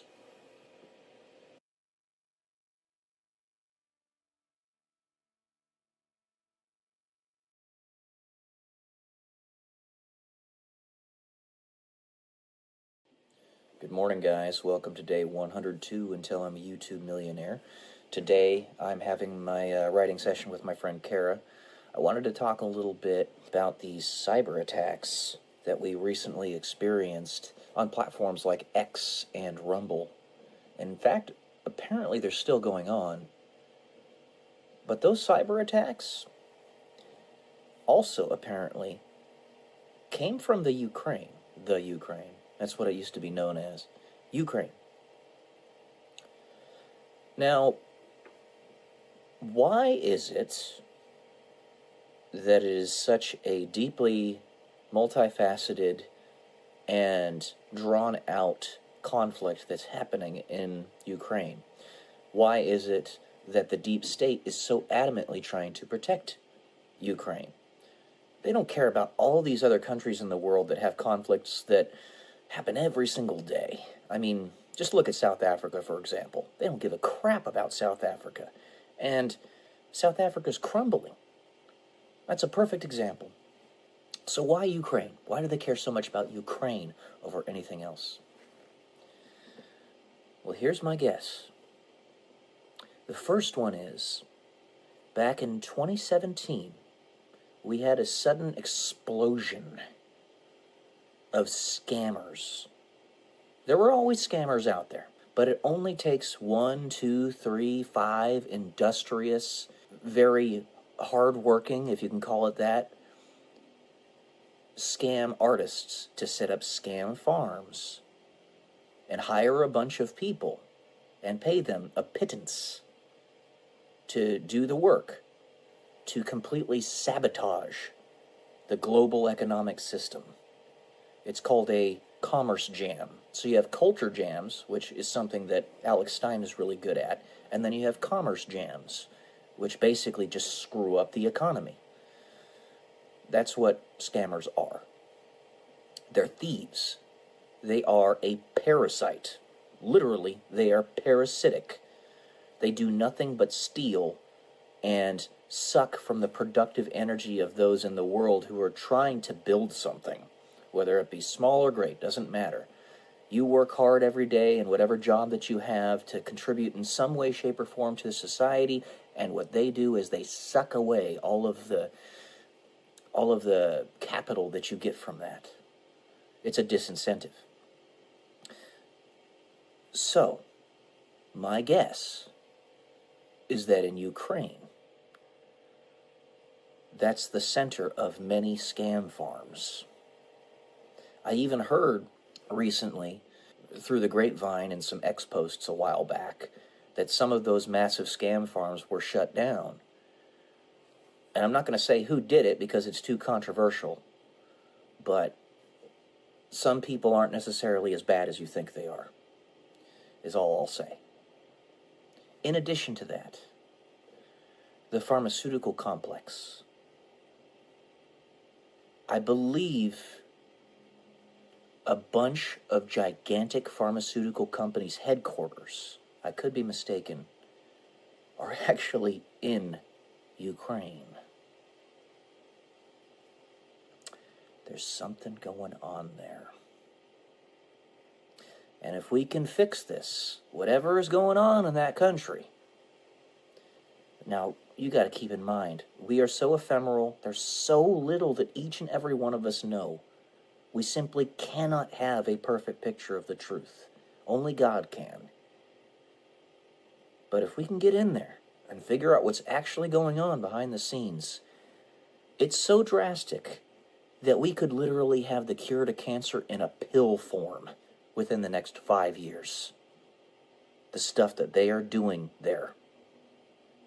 The pharmaceutical industrial complex and all the crap that they're hiding from us. It might be centered right there. That's my guess. But I don't know. I'm just picking up the little seeds and the kernels from the grapevine. I'm trying to synthesize all the information as best I can. But I am just one guy. Just don't think that you know everything that's going on. You can have your perspectives, you can have your judgments. That's totally fine, and you should, because you're a human being.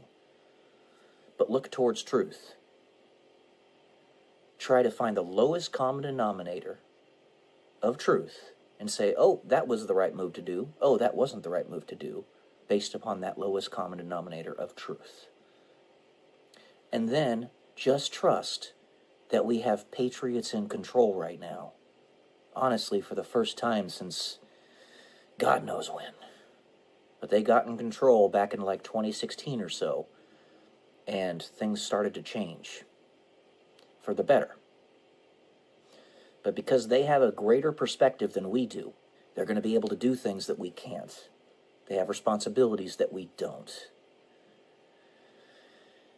Just look towards the foundational fabric. Get away from the subjectivity. Get away from the form over function. This is what the demon always tries to take advantage of, and why we've never been able to get out of this constant loop of destroying ourselves. They take advantage of us focusing on form over function. And that's been done mainly through the legacy media, at least in the last 100 years or so. But things are changing. There's something going on here. There is something going on here. So just be patient. We might have that cure to cancer here pretty soon. All right, guys. That's all I got for today. A short one. Love y'all. Peace.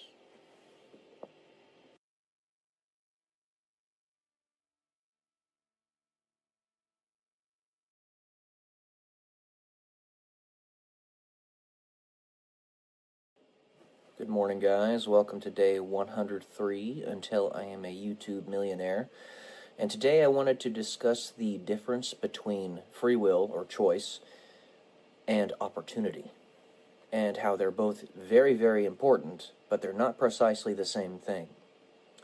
So free will, obviously, is your ability to make your own choices. You either go direction A or direction B. However, opportunity is the horizon of choices that you have to make. For example, if you lived in the Middle Ages, then you could choose to get water from the stream or get water from the well. You could choose to build a house with a straw roof or build a house with a stone or a tile roof. You could choose to live in Great Britain with very much ease, in London, or you could choose to live in Scotland, let's say Edinburgh, if you traveled for several days. If you got cancer, or if you got sick, let's say you stubbed your toe or something and you got an infection, you could not choose to survive from that. It was purely contingent upon how robust your body was, if it could survive. There was nothing you could do to prevent yourself from passing away if that's what was going to happen. The bubonic plague. unalived 25% of the European population in the Middle Ages, and there were several bubonic plagues that occurred. We didn't have penicillin. We didn't have any antibiotics. We didn't have germ theory back then. We had no idea what any of that was. So while you might have wanted to make the choice to continue to survive, you didn't have the opportunity to do so. You were just going to survive or not, depending on what your body could do, what it could handle. And to our physical body's credit, there were some very well-known leaders back then that did survive the bubonic plague, like Charlemagne. I believe it was Charlemagne. Anyways, there was one of the kings that I'm thinking of. I'm thinking Charlemagne got the bubonic plague and survived it. It's possible to survive it without penicillin and antibiotics and all that. It's just, you better be pretty damn robust if you want to. Now you look at the modern day. If you lived in the Middle Ages, you could have wanted to go to the moon. You could have, with all of your heart and desire, wanted that to happen. But you did not have the opportunity. It was not within the purview of your possible choices. Now, we have been to the moon with the Apollo program in the 60s. We can get it back. And Elon Musk is working on that right now with his Starship. And soon we will be able to go back there again. But in the Middle Ages, it was not within the purview of possible choices for you to make. And that's the difference between opportunity and free will. Opportunity and choice. You have the freedom to choose what you would like within that purview of choices. And it is the tools that we build based upon the consensus mechanism that is the convergence of our reality. And what I mean by that is we need tools to operate within the physical laws of this universe. Physical laws of this universe are the consensus that all conscious beings have come to make this reality what it is. That up is up, down is down, black is black, white is white. Gravitational pull of the Earth is 9.81 meters per second squared on average. Newton's physical laws, all that stuff. It's a consensus mechanism that has made this reality what it is. If you didn't have to be under consensus, you wouldn't need any abstraction to accomplish the choices that you actually have. You could just focus your intent on something, your choice, and it would occur. I could manifest a gold brick in midair just because I want it to be there. And as long as I could focus my intent enough and there were no other consciences that could say to me, that's not possible, you can't do that within the realm of the physical laws, then it could happen. I know this because I've done it before. And that's why nobody must be looking upon the situation when it does happen, so that there doesn't need to be any other consensus aside from you. I manifested a penny back when I was a child, when I was 10 years old. I have a story about this on this channel, actually. You can go back and watch it if you'd like. But the difference between choice and opportunity is opportunity is a subset of choice. It is the purview, the range of choices that you have dependent upon the reality in which you live. So I hope that makes sense. This is just, as all these videos are, a taster of the ideas that I want to posit in this channel. And mind you, in 100 years, there will be even more opportunity. We'll be able to go to Mars. We might even be on different solar systems at that point. There will be more choice for you to be able to make. Take advantage of those opportunities. Who knows when they might not be there in the future? Because you also got to keep in mind, while the purview of choices tends to expand over time, it can also re-shrink. That's happened many a time, and the space race is a perfect example of that in and of itself. So the doorway opens up and it can close again. NASA's not sending people to the moon anymore. Why is that? Because they're being manipulated by dark forces. Legitimately, that's what it is. But I'll leave it at that. Anyways, guys, let me know what you think. Love to hear from you. Love y'all. Peace.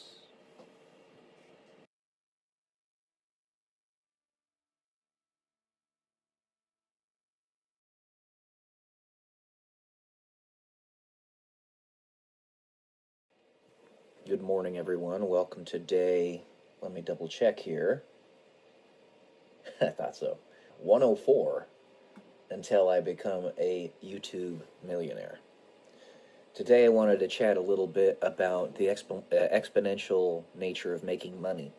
To those who have much, more will be given, and to those who have little, even that will be taken away. This is a biblical principle that's it was prescient for its time. Obviously, for good reason, we listen to it. It's in the Bible. But those who have a lot of money or a lot of assets invest those assets in order to make themselves more to 20 to 25, 30, and we start actually making some money for ourselves. We are so unprepared in so many other ways with respect to what to do with that money. I remember when I was in the military and I was a fresh second lieutenant making $38,000 per year, and with all of my stipends it added up to like 50 something, 51-ish. Nothing, right? But I was 23. So to me, that was a lot of money. I didn't have anything to spend it on, so I thought that, I spend it on where the hell I want, right? I thought, just use it. It's there as your credit to do with what you will.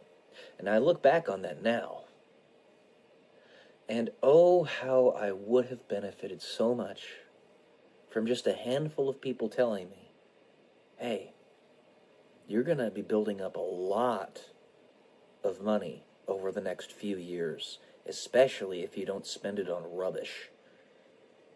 If I just had somebody to tell me that, I could have started my journey to becoming financially very successful 10 years earlier than I did. Now, I'm not like super rich or anything, but I do well enough for myself. I don't make that much money, but because I save and invest it properly, it builds for me. It does the work for me. Now, to put it in perspective, that $50,000 per year that I was making as a second lieutenant about 12 years ago-ish, when I was 23, I only had to spend about half of that for my living expenses. Housing, utilities, food, car, all that stuff, gas, about half of it. That means if I had saved, let's just say 15,000 of that per year. Pretty reasonable. Okay, 15,000 per year. In 10 years, I would have had $150,000 of just cash. But that's not including the fact that I started making more money as I became a first lieutenant. I made an extra $25,000 per year once I got promoted to first lieutenant. And then when I made captain, I was about $91,000 with all the stipends and stuff. All right, so the actual base pay of a captain is like $62,000 per year, or at least it was when I was in the military many years ago. But with all the stipends, it was about 92-ish. And if I had just kept my living expenses roughly the same, I could add a little bit extra just to, enjoy the finer things in life, sure. But let's just say $35,000 per year, then I could have been saving the rest of that, about $60,000 a year. That's not chump change, guys. That's enough to go on literally 10 pleasure cruises on a cruise ship per year with every benefit to them. All the excursions, all of the drink packages, all of the fun trips, everything in addition to it. 10 times a year. That means every month save 2. That's pretty cool. If I would have just not spent that money on silly things, like going to every concert under the sun, or getting tattoos. I'm just using that as an example. I don't have any tattoos or anything, but I know people who do spend an inordinate amount of money on them. So, if I had just known. And really the big reason I bring this up is because I've noticed there's a veritable glut of young women that have popped up in my feeds between the ages of 22 and 26 who have just suddenly gotten themselves into the luckiest jackpot situation that they could have ever imagined. That is, they're starting to grow like a weed in their social media accounts. I had mentioned Bailey Schilbach several times on this channel. I'm mentioning her again right here. Her channel is growing astronomically fast. I mean, I don't think she gets just how much of a jackpot she's hit right now. She's growing, she's at like 10,500 subs right now. And she's getting like 100 subs a day. That's insane. Extrapolate that out. 2 years. She'll be 26. She'll have about 250,000 subscribers. And she'll be making, if the views continue to build like they are on her videos, roughly $40,000 a month. So I'm telling her right now, keep building the channel, because you hit the jackpot. And build your financial plan now. Invest the money properly. I mean, me just as a guy that you have no idea who I am really, but I can tell you that you can put a chunk of it in Bitcoin. Not Ethereum, not Cardano, not all these other nonsense crap altcoins. Bitcoin. So you can put a chunk of it in Bitcoin, a chunk of it in real estate, a chunk of it in the stock market. Save at least a little bit of it for yourself so that you can actually enjoy the finer things in life. And yeah, you'll be building a portfolio that will last you for generations, that you can give as a trust to your children, if/when you have them. And I pray you do, but she's one example. Another one is Estelle Richter that I just pulled up on my YouTube a couple minutes ago. She exploded on the scene. Suddenly she's got 5,000 subs in literally like a month. It's the same thing's going to happen with her. Or Anava, another young lady who popped up on my stream. Or somebody on X, her name's Rachel. She goes by Rachel. Her channel, her profile, X doesn't make as much money as YouTube, but it does make money if you grow to a sufficient size. If she keeps building her X, it's going to start making her some serious money. And then there's Luke West, who's 26. He's got 20,000 subscribers on his YouTube channel. And I really hope he doesn't just sweep that under the rug. That's insanely impressive. He's in the top 0.5% of all channels on YouTube in terms of his size. I hope this reaches him in some way, shape, or form, and he realizes this is something he should not just throw away. He should not just discard it. It's going to be making him a shit ton of money in the future. Assuming YouTube continues to survive in the next few years, which I'm pretty sure it will. We have Rumble as the competition, but Rumble sucks right now. And I still post on Rumble every day because I'm trying to support it, but it sucks. You guys have been blessed, all of you. And I know many other channels like Dear Dia. 17 years old. She's 17 years old and she's got 11,000 subscribers. If I had that at 17 years old, oh my gosh, I would have been able to save so much money. Don't throw it away, guys.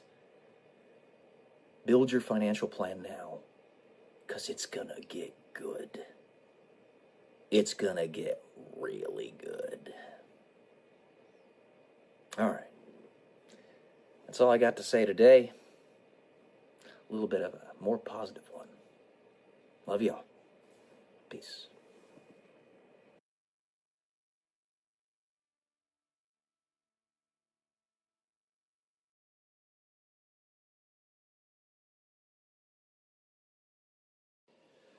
Good morning, guys. Welcome to day 105 until I'm a YouTube millionaire. And in the last two videos, I've had a little bit of a discussion on opportunity. So the first one, I talked about the difference between choice and opportunity.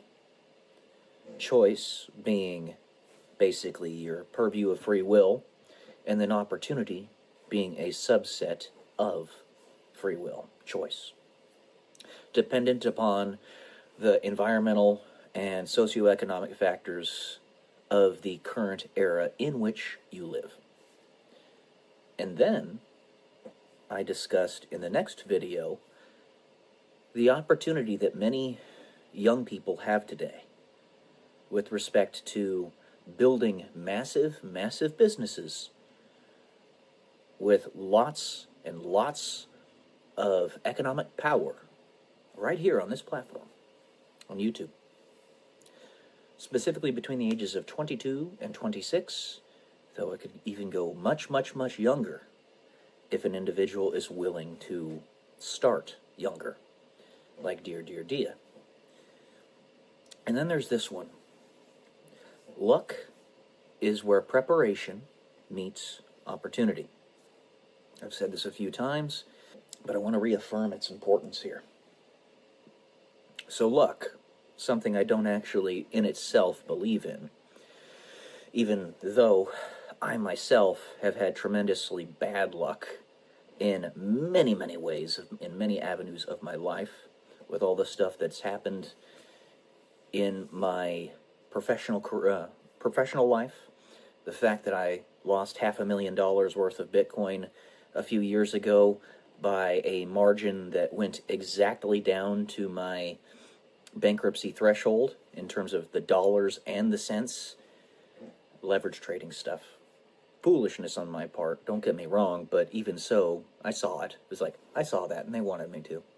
The evil bastards doing it to me. So, my luck has always been really bad. But that doesn't mean that yours has to be. Luck is where preparation meets opportunity. Your opportunity is here on this platform right now. YouTube. And if YouTube doesn't work because it's got its fingers on the scale, it's not a fair platform, even though it should be, it's still the one that makes the most money. But if you are a specific demographic of individuals, you're going to be successful if you try. I'm not in that demographic. I'm not a 22-year-old woman. Let me be honest with you. I mean, I know you wouldn't be able to tell looking at me, right?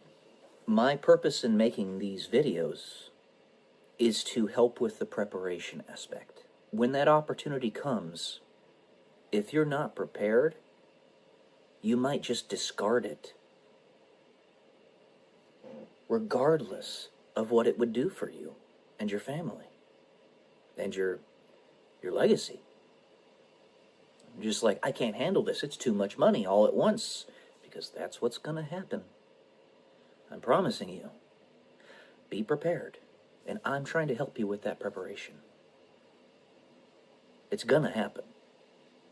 All those people that I mentioned in my last video, and by the way, that's just the tip of the iceberg. Of course, there are many more people like Kira Lutan. I didn't even mention her. She's got 80,000 subscribers. She just popped up out of nowhere. Take advantage of the opportunity. Be prepared. If you don't know what to do with the money that's coming in, I'll say here's a good starter. And this applies to anybody that's in this opportunity mode right now. The way to prepare: don't spend it on rubbish. The people who I pointed out in the last video, I don't suspect that they would anyway, because they seem to be very wise individuals. But for everybody else, don't spend it on rubbish. If you don't know what to do with the money, hold on to it. Put it into a savings account, and at a bare minimum, if that's too much for you, because I know that there's a lot of people out there that if they see money in their account, they just have to spend it. They cannot resist. It's some itch that they have.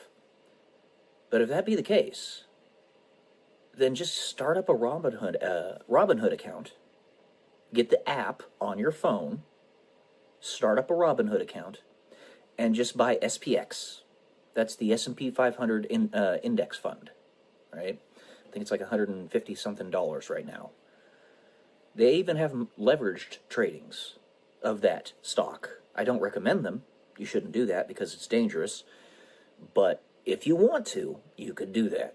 And if that doesn't work, if you just absolutely cannot resist the itch to even take it out of Robinhood and spend it on rubbish.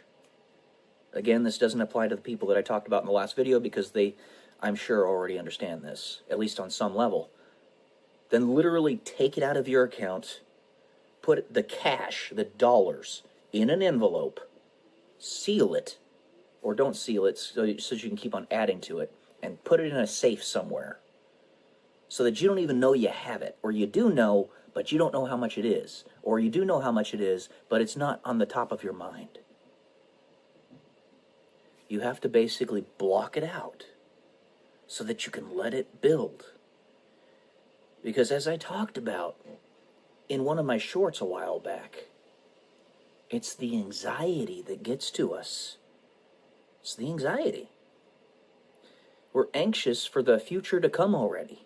Too worried about things to come and what we could do with that money that we're distracted by that.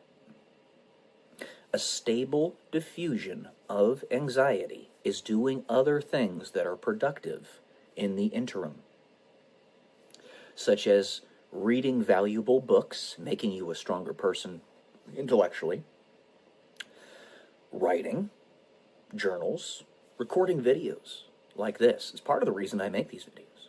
I need my own stable diffusion because I know that I have to wait before I can get more leverage of my own. Do things that are productive in the interim. And a YouTube channel like Bigger Pockets, that's part of the reason they are there, to help other people have that stable diffusion of anxiety. It's the ADHD in the highly intelligent of this world, and the highly productive and the industrious, that needs to be eschewed. And that's how we do it. Because the simple fact of the matter is we have to wait more times than not. I'm trying to prepare you, though. Give you a vision of what's about to happen. Those people I talked about in the last video, as well as many, many others in that boat, there's a lot of success that's coming your way. So I want to prepare you. That's what I'm trying to do here. And having a few years on you, I have a tiny bit more wisdom, just a tiny bit. The amount of information I know is infinitesimally small compared to the amount of information I do not know. So keep that in mind. It's just a tiny little bit. And that tiny little bit is really just a frame of reference. I can meet you where you are because I've had 10 more years as a human being. 35 years on the planet. That's it. And if I were in your shoes at 24, 25, 17, oh man, the exponential growth of your wealth, if I would have just started that early, if I would have known, I'd be a multi-millionaire right now. but you guys can still do it. Anyways, that's all I got for today. Be prepared. Love y'all. Peace.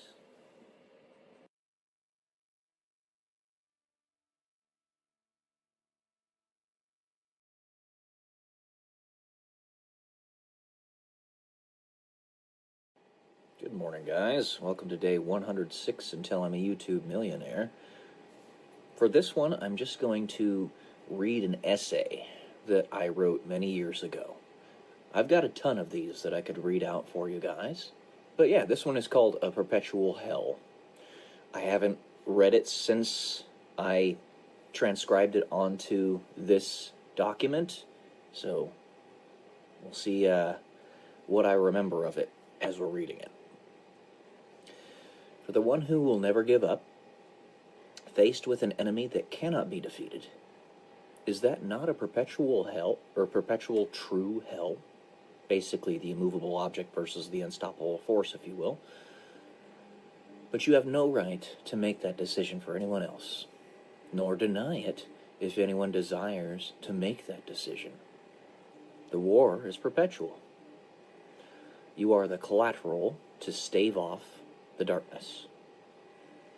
The only way you will defeat this overwhelming, all-encompassing evil is to create a new path, to destroy all notions that previously constrained you, and to imagine infinite possibility, infinite potential, to see yourself for who you are.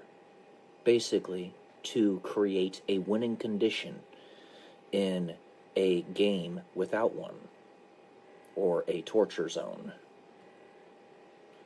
When the greatest evil that one can possibly imagine is leaving you destitute, destroying all that you are, all that you know, and the death of all that you hold dear, whether physical object, people, ideas, whatever they may be, there is only one way to break it, as it holds all you have ever known in its clutches.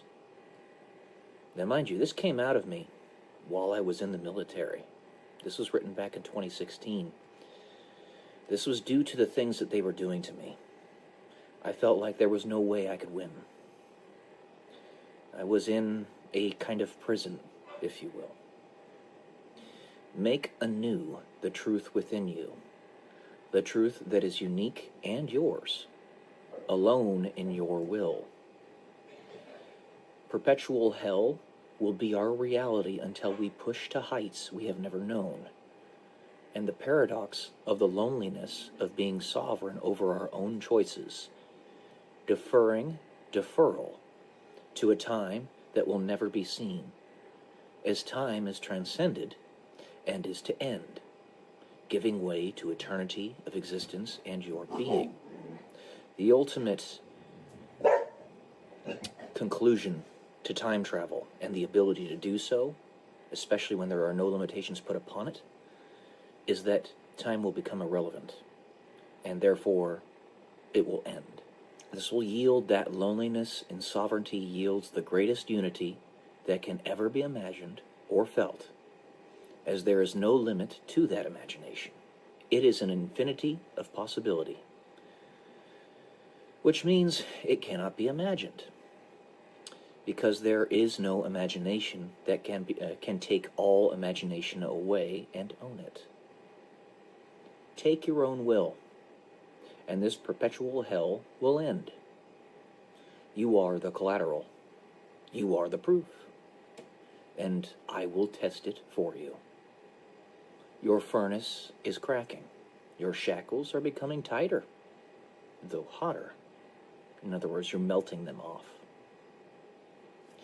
This kind of linked to a post that I literally just saw on the cognitive theoretic model of the universe versus Anselm's God, the greatest thinkable thing.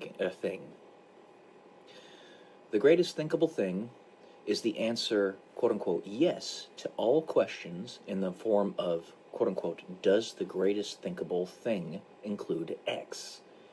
Where X is any thinkable thing. The Book of G. Anselm's God.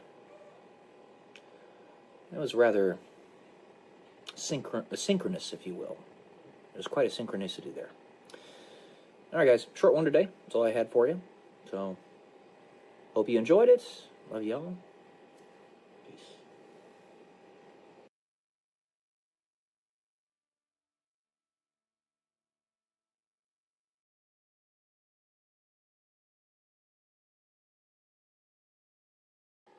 Good morning, guys. Welcome to day 107 until I'm a YouTube millionaire. And just so you know, in case you didn't already or you couldn't pick it up from the details, I say that as satire. I'm not going to become a millionaire on YouTube. It's not going to happen. But, you know, maybe eventually at some point in 27,000 years, I might make $100 a month off of chatting with you guys, if I'm consistent. So, anyway, I'm going to do the same thing I did in my last video and read another essay that I had written about 9 years ago. This one is called simply A Story. I do want to mention I saw something yesterday. I'm not going to say exactly what it is, but the person who made it, I think, will pick up on it. Don't be sad. Those things that were just within grasp for you in your past, and you just barely missed, you have 60 plus years left in your life to grab them in the future. When the opportunity comes up to you, just accept it. Don't deny it. Let it be. Have courage. We talk about economics all the time on this channel, and how you're going to have a lot of success in the future, in the very near future. Of course, that's of minimal importance, but it does take away 95% of all the issues that we tend to have in our lives. Money solves a lot of problems. It honestly does. Communicate. It's that simple. It's that simple. I probably have nothing to do with this, but I wanted to say it. Don't be sad. Communicate. Doesn't have to be much. Could just be saying hi to that person that you want to say hi to. Okay, now I took up the first 3 minutes of this video just chatting about that, so let me get to the essay. The greatest tragedy is feeling as if you are alone in carrying the weight of the world of confusion and depravity, as if there is no clear path. So many stories are proposed, and so much information to discern, though never, it seems, enough. Sometimes you just want an external force to tell you that it's going to be all right, or that a specific story is true. So long as one understands that choice, undergoing an appeal to a perceived authority, then it is truly a choice just as any other that can be made without prejudice. The question is only given to the true answer, as we as humans see it, if the one proposing said truth has no ego, no ulterior agenda. Those stories I propose to you, do you want me to tell you if they were true? My life, as with anybody who has a life of purpose, is my mission. Who I am at my very core is my mission. My mission is, I know this sounds sappy, and it is true, unconditional love. Unconditional love, being in direct opposition to free will, is the absence of ulterior motive. the absence of exclusion, or more appropriately, the absence of absence. Unconditional love is the absence of ego and the respect of it. The choices that you make, I respect them and don't get in their way so long as they don't get in the way of anybody else's. And thus perceived truth can be centralized within it because it would not be tainted. As we are human, we require epistemic ambivalence to protect each other.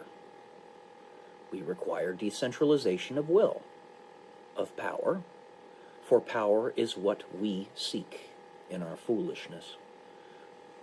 What of those who are both human, ego, and not human, without ego? I actually had those in parentheses. In that this is what we all are, the truth we choose is the truth. The story we choose are the truth, the stories. The evidence is right in front of you, but the knife's edge is meant to thrust you forward so that you can see it. The truth can only adequately be centralized in one without ego, without free will, without humanity. But there is another choice. You can be both. There's more to this. I did want to say one thing here, though. A lot of this was me trying to justify what the military was doing to me back nearly a decade ago. I was trying to justify the utter depravity with which they were treating me. You guys don't know what they did. You didn't live my life. But I do. And for the cerebral amongst us, true torture isn't here. They knew that. And that's exactly what they were doing to me. So I was trying to explain that perhaps they were trying to evolve me to no longer have an ego. Then I would no longer exist necessarily, except as a statue, if you will. I've learned a lot since this time, but there you go. Continuing, it's so curious. To take up the mantle of exalting unconditional love is to rid yourself of your free will. Could you live without free will and not even know it? If your entire life was already scripted, every decision you were to make was already known, and there was no deviation from it in any way, shape, or form, then it is will, but the will is deferred to before you even came to earth, whoever you are. Only if you choose to, what I just told you. I'm going to do something that I probably shouldn't do. The truth can be centralized within me, and you, and anybody else. But you must choose to allow this to happen. The irony of it. As must I, and the rest of us. The truth is, aliens exist, and so do angels. And I love you unconditionally, as I do everyone and everything in all existence. And this will never change. Do you believe this story? Or this truth? Or is it, in fact, both? You can choose to believe what I have told you is true. You are not alone. What is alien? That which is foreign. So I say angels exist. I say aliens exist. Is alien equated to demonic? I don't know.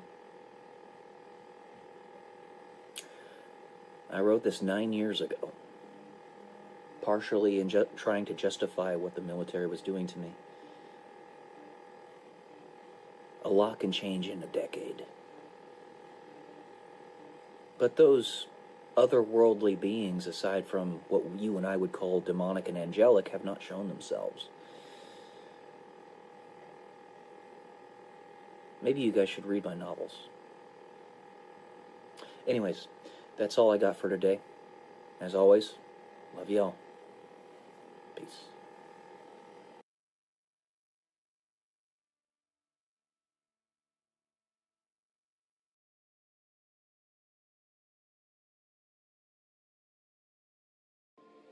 Good morning, guys. Welcome to day 108 until I'm a YouTube millionaire. And today is going to be a review of Christopher Langan's The Art of Knowing. I read this significantly faster than I anticipated. Now, it's not a very long book. It's about, 140 pages? Yeah, 139 pages.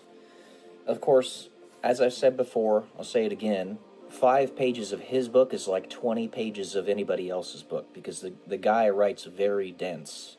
He writes very dense because he is extremely intelligent. He's got an IQ of about 200, which has been tested on multiple occasions for him. It's actually what he's known for. He's insanely smart. One of the smartest people to have ever lived, and that's not me just saying that. He's got the works to prove it, this being one of them. But what I like about this, and I mentioned this in a short a little bit ago, is that in general, it's rather easy to comprehend. He doesn't make it opaque. Though, I do have to say, once he got to On Absolute Truth and Knowledge, which is one of the essays in this book, it's right around page 100 or so, he starts to get opaque again. He starts using a lot of neologisms, which that means new words that he created, but they're accurate, they make sense.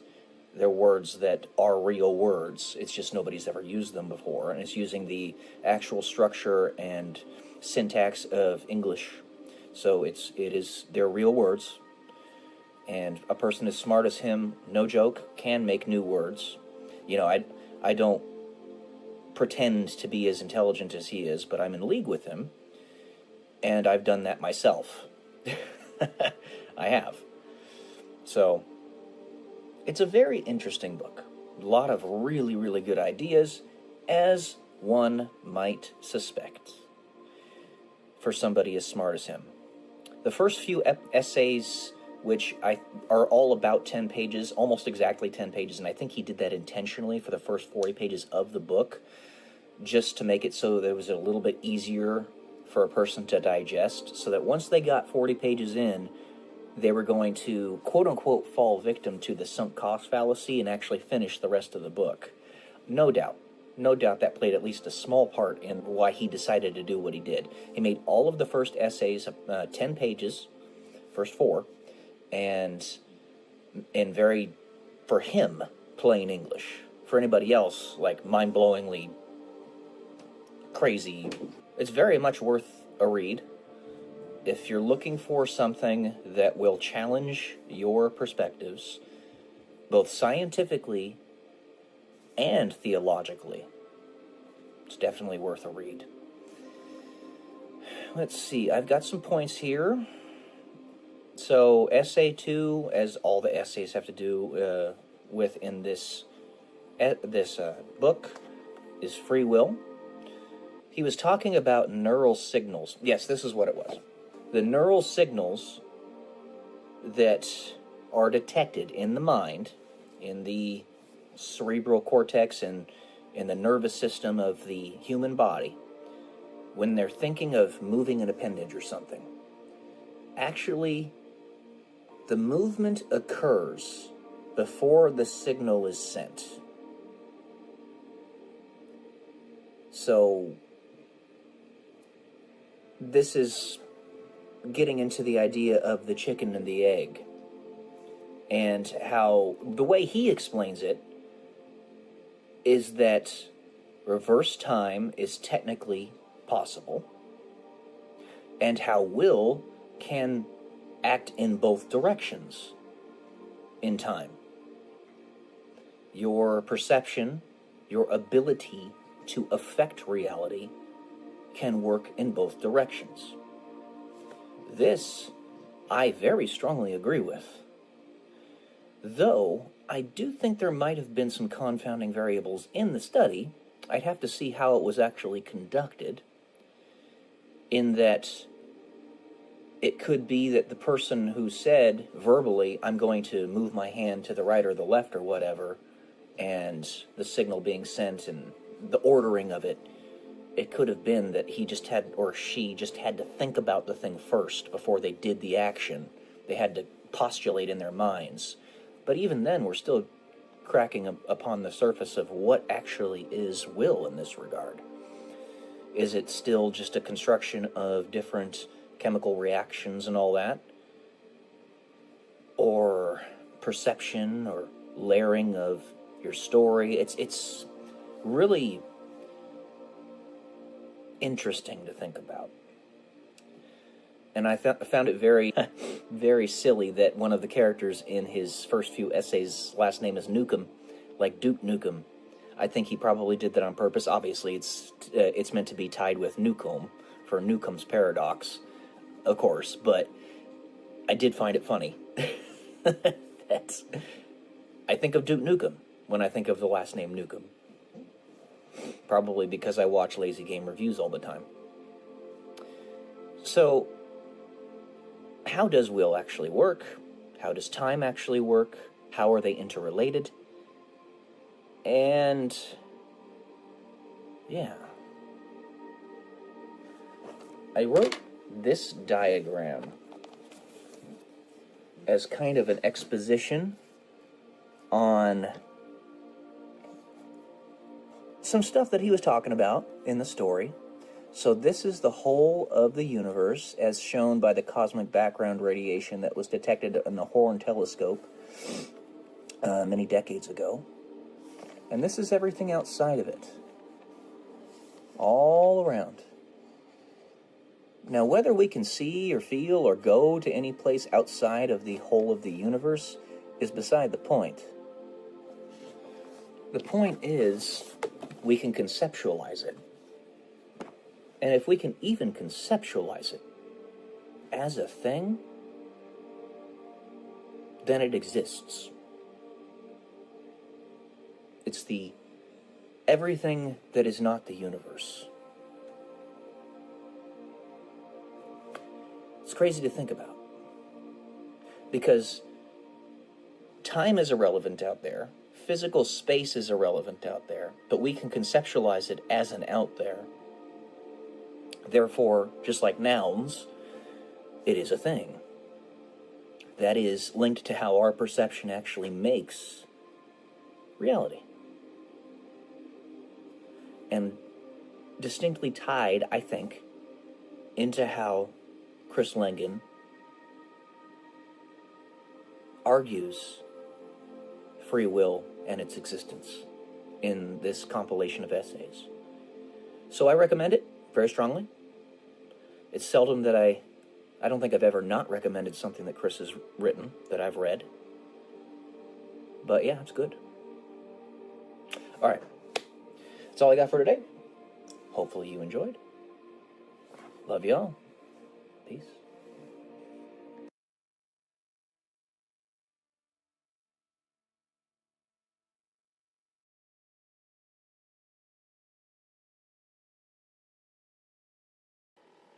Good morning, guys. Welcome to day 109 until I'm a YouTube millionaire.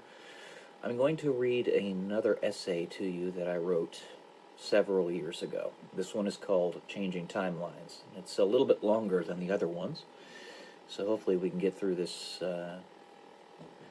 in an efficient manner. If you are going to change the past, expect the future to have something to say about it. If you are going to change the future, expect the past to have something to say about it. That is, resistance at every turn will be what you can expect. Because those things and people from a later period may no longer exist if you change anything now or earlier. And those things that exist in the present may change so much as to be unrecognizable.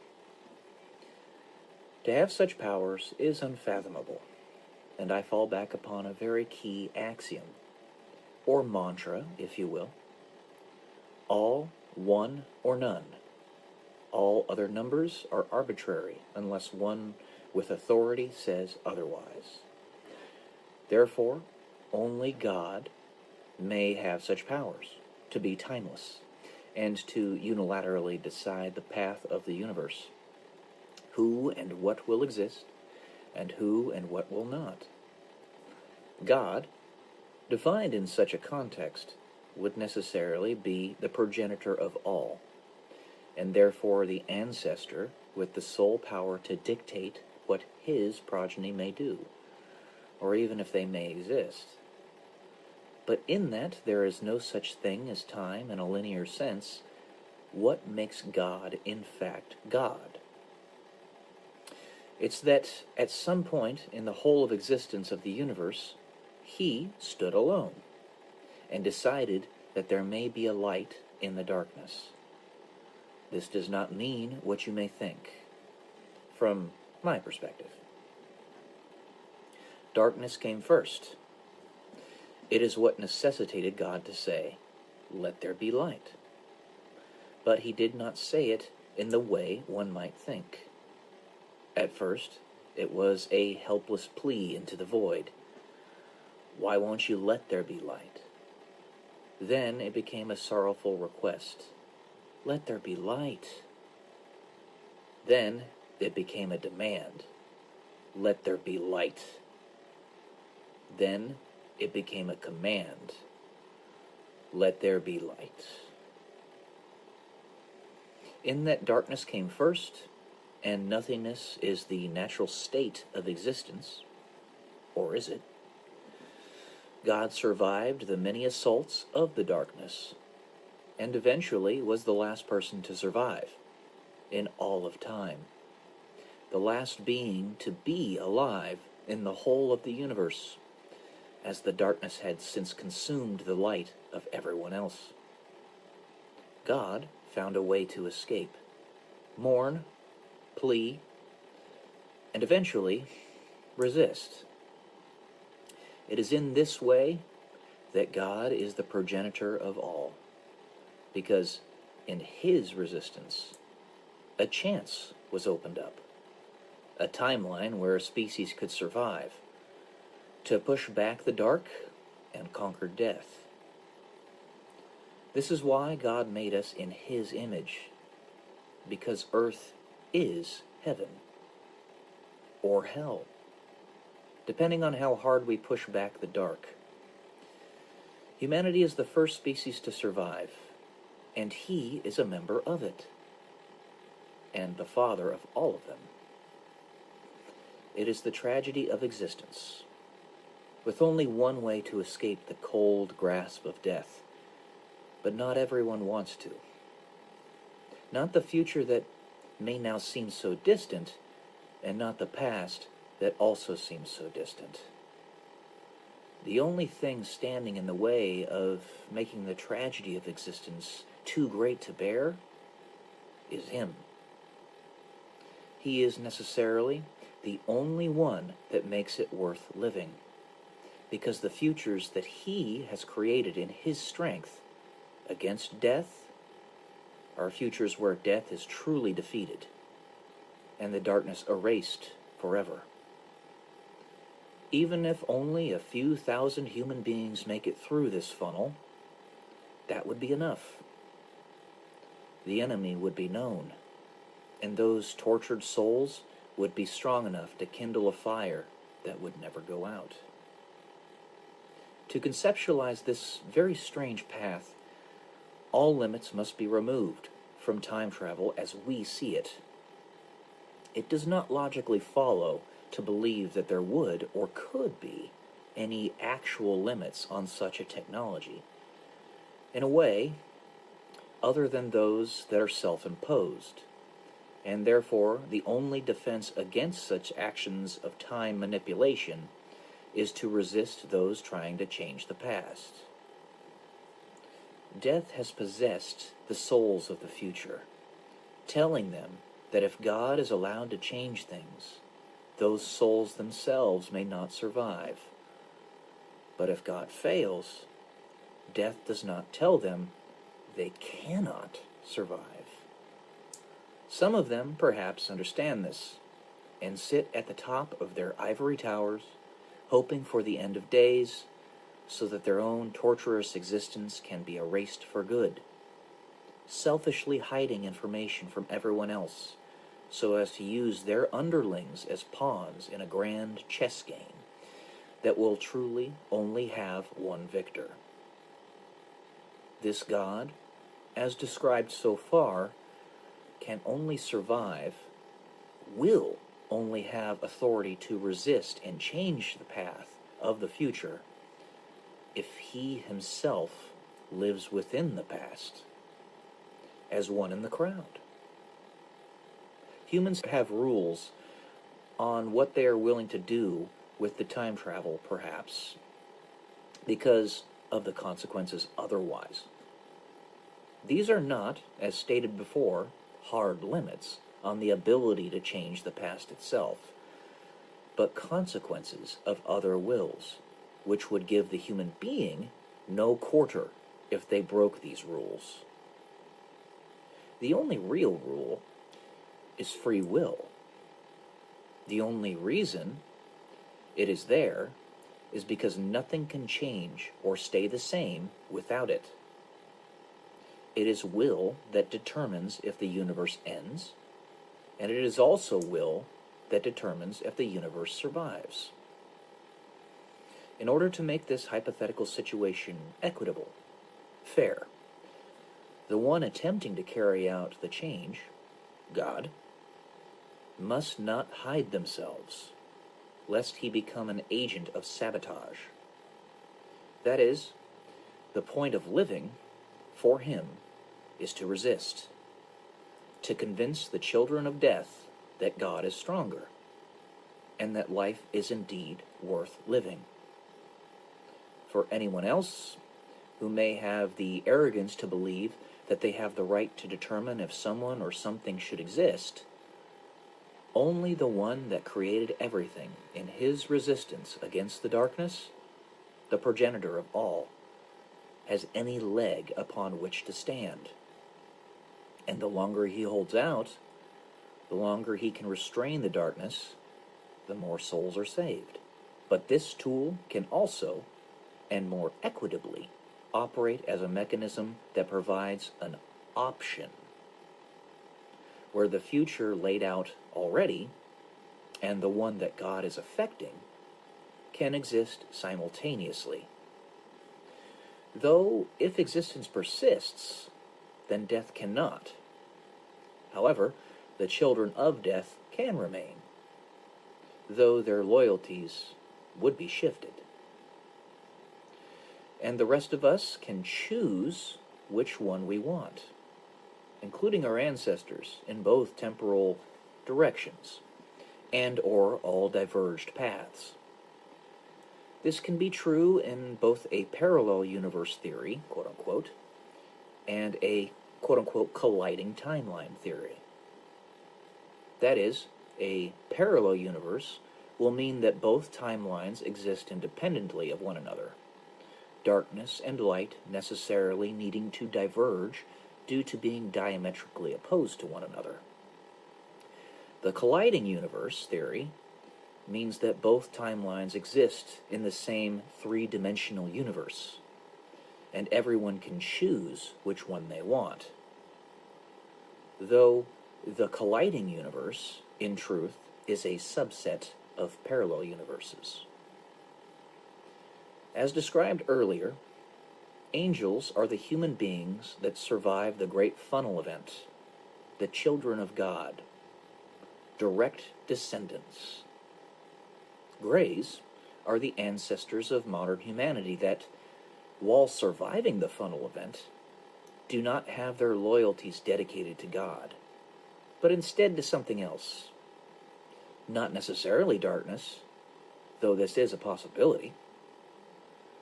The Greys chose to evolve their physical selves so as to better manage existence. due to emotional disconnection with it, whereas the angels are infinitely connected with it. Thus, they can manipulate it without the need for technology, but instead through focused intent. Therefore, angels and grays are both the descendants of primitive humans, but one is born from a different set of circumstances when compared to the other. There can be parallel universes where exclusively angels survive, and those where angels and grays survive, and everything in between. But no universe where angels do not survive, as God will never give up. He cannot. Anyone can try to change the past, but it is immoral and even evil for anyone to do it that does not have the authority to do so. Only the one for whom the entire universe would not exist without his efforts has the authority and moral right, even obligation, to do so. But even he will face resistance, because the future usually refuses to change.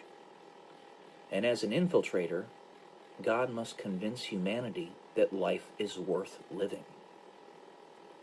It is a battle of wills. Why do I use time travel as my launch bed for an explanation of God? Think about it. All the potential powers allotted to a time traveler with no arbitrary limits placed upon what he could do with the technology are the powers of God. He knows the path you will follow in life, and also knows what it would take to change that path. Resistance, because both your past and your future ancestors do not want that path to change, usually. He is everywhere, always. Possible because he can go to any timeline an infinite number of times. He is beyond time and needs no beginning or ending. Because to manipulate time means that any and all points can be the beginning and the ending, rather than a linear point from which all future events spring. God instead becomes a center of a four-dimensional sphere around which everything rotates, aka the divine choir. He is all-powerful and more. And the stronger his will, the more the universe rotates around him. Therefore, the whole universe must rotate around him. All right. That's it for this one, guys. I hope you enjoyed. And now that I've read back this essay, I'm actually going to integrate it directly into my story. Love y'all. Peace.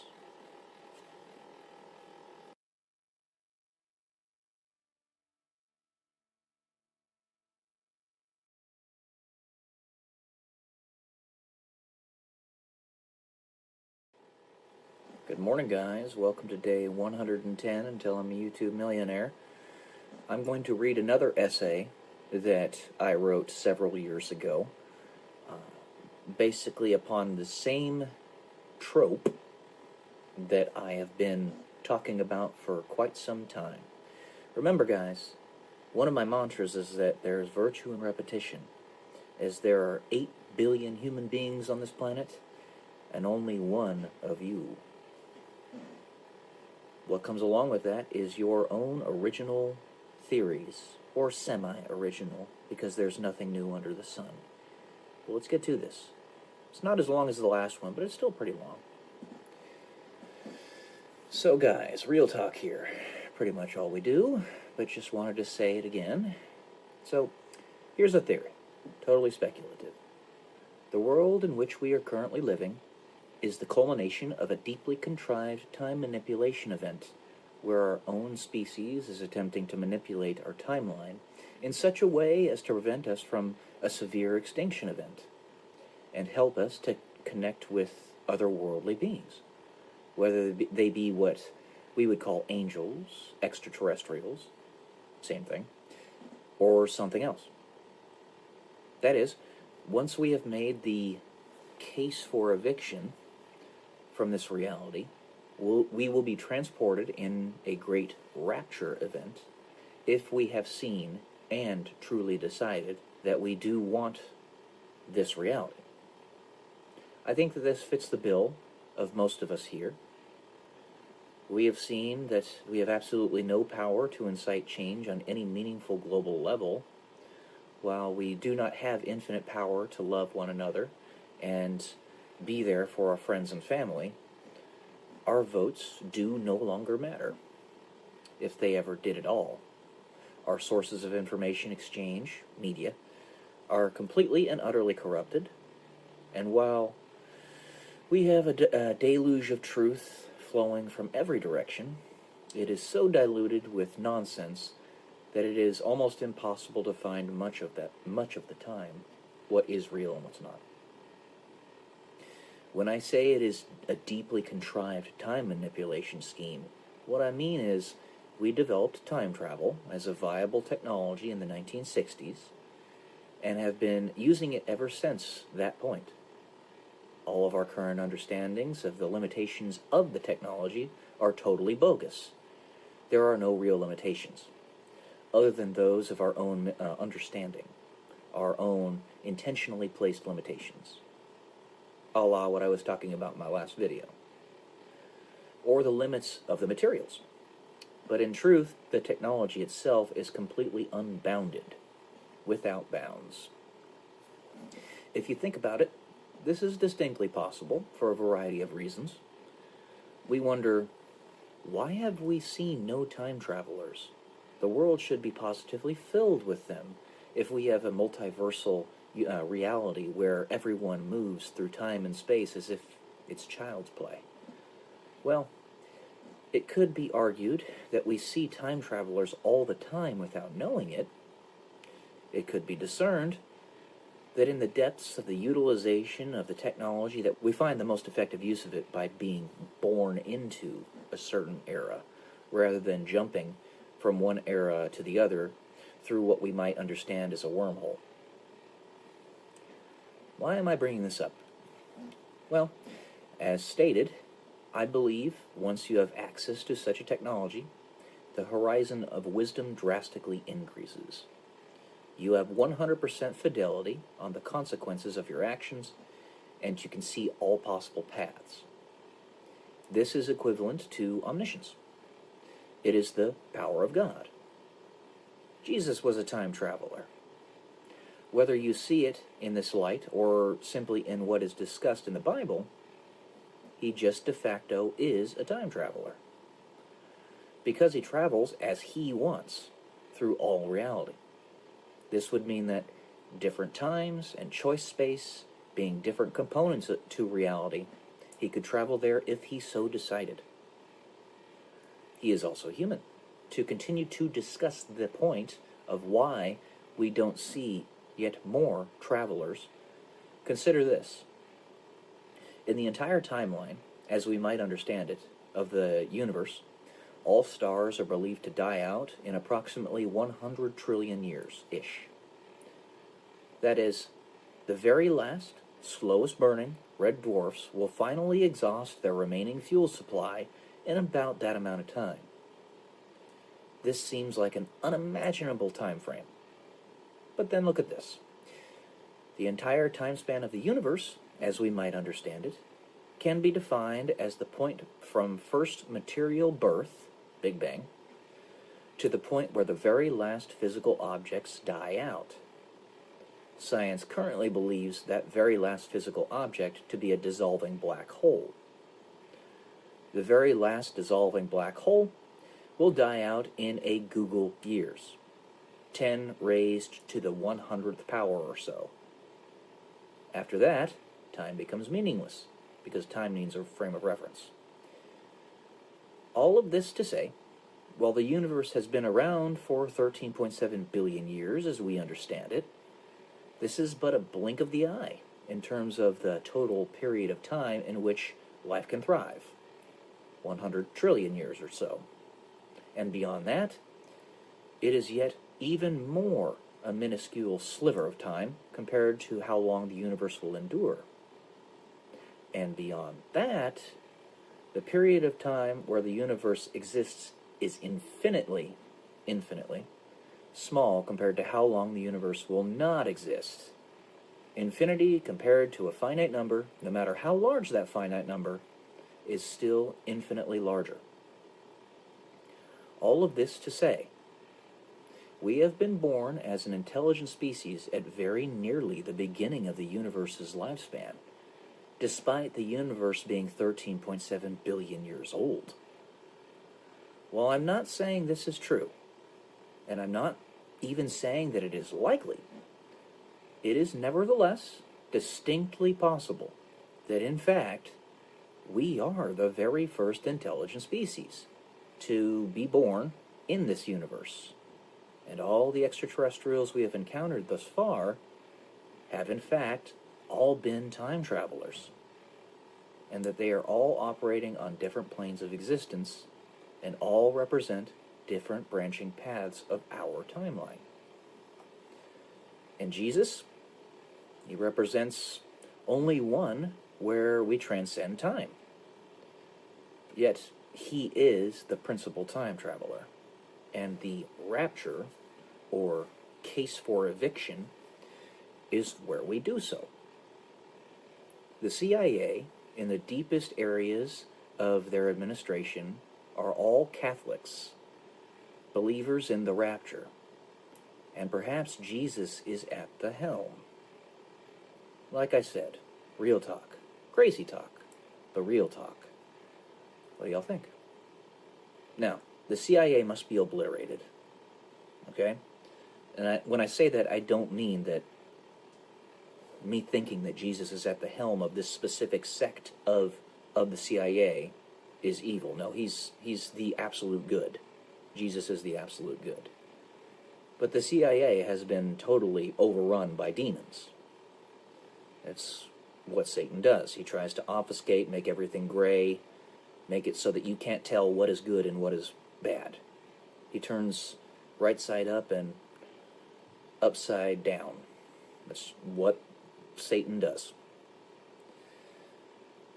But Jesus could very well be in control of this particular sect, quote-unquote sect, of the CIA, Project Pegasus, the Looking Glass, outer band individuated teletracers, time machines, and all the other stuff is garbage and needs to be obliterated. Remember, we don't throw the baby out with the bathwater. If you have Jesus, the very highest good, in such an evil institution, it necessitates it being black and white, because he is so good that the rest of the institution, in order to even hold a candle to his goodness, has to be the darkest of evil. I'm talking assassinating popes type of stuff. And I believe that the CIA has played a part in stuff like that. They be bad people. But this one particular sect, the Looking Glass, Project Pegasus, maybe not so much. Anyways, that's all I got for today, guys. Kind of a crazy one, eh? Love y'all. Peace.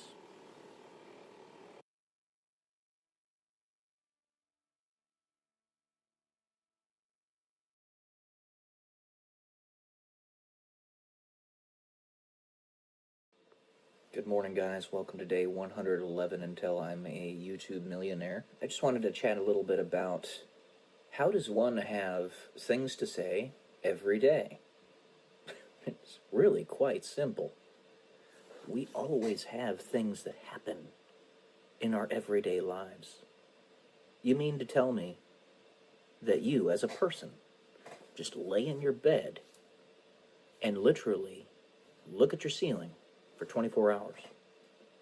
Now, I know there are a handful of people out there in the very deepest depths of depression that do in fact do that, and for them, I have tremendous sympathy and I feel very sorry, and I have pity, and I hope that they get better and they recover from that. But I will tell you, even that, guess what you can do? Get a dog, for one. And for two, guess what? You can write about it. You can talk about it. But even for them, for most of those people that end up laying in their beds for the majority of the day, guess what? Oftentimes, they're going to be on their cell phones. The most powerful piece of technology one of the most powerful pieces of technology that humanity has ever created, whether it be the lowest tier of smartphone today or an iPhone 17 coming out in the very near future, doesn't matter. They're all incredibly advanced. They can just dabble on that phone, communicate with 1 billion people instantaneously through X, Facebook, YouTube, Instagram, TikTok, any number of social media apps.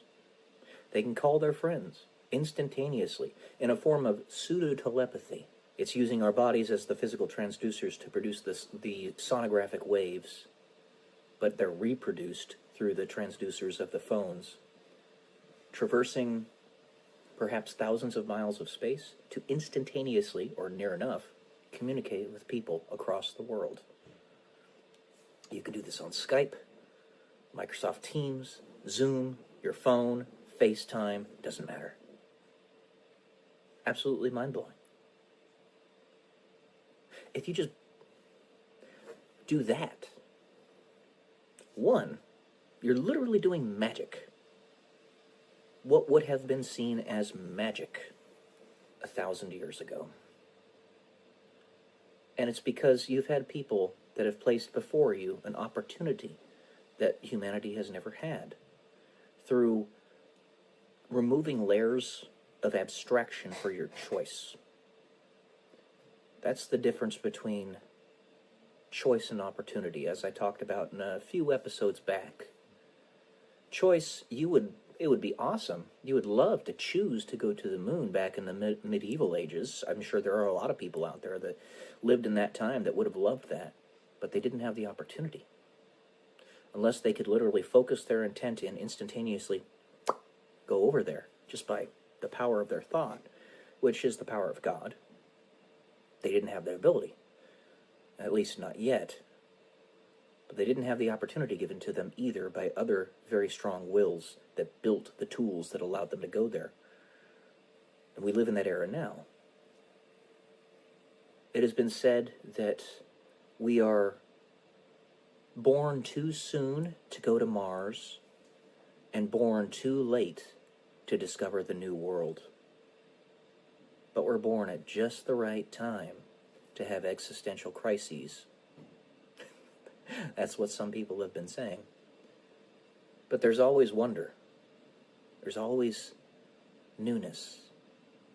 And I'll say this, if that world where you are unable to get to Mars is the one in which you live, and you want to go to Mars, you are the one to put in the effort to get everybody there, or to play some type of part.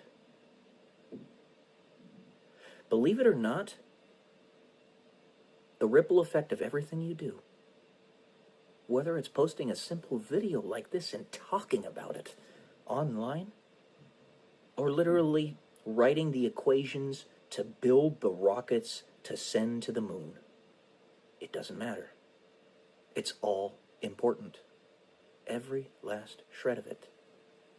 What I'm doing right here, for instance, is adding to the social zeitgeist, which is the psychological, social, cultural undercurrent of the era, the paradigm. I'm building the idea in people's minds that such things are not only possible, as most people would accept that it indeed is, but also necessary, something we should do. Because it absolutely is something we should do. You know, Elon Musk talked about this a little while back, and I've said it hundreds of times, I'll say it 1,000 more. For the first time in the entire history of our planet, 4.6 billion years, the entire history of our solar system, but let's just keep it to our planet right now. A species has not only had the ability to, of their own volition, leave the bounds of our atmosphere, but we've literally done it. For the first time in 4.5 billion years, we went to a different celestial body.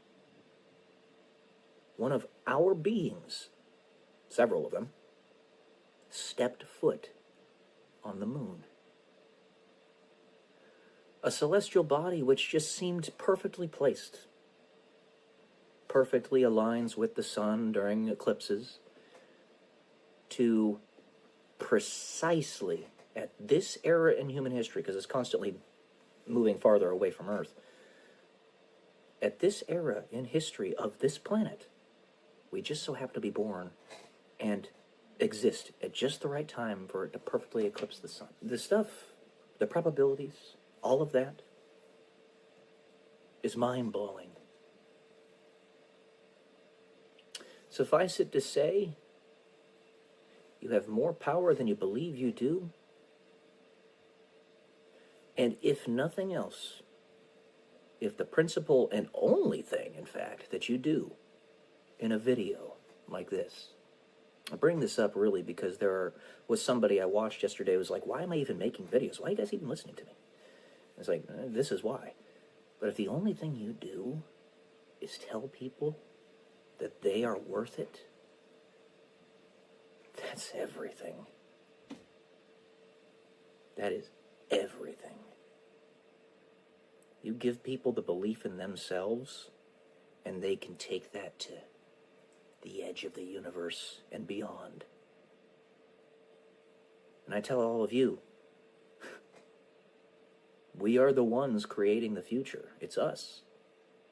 You are so much more important than you realize. All of you. All right. That's all I got for today, guys. Hope this helped. Love y'all. Peace.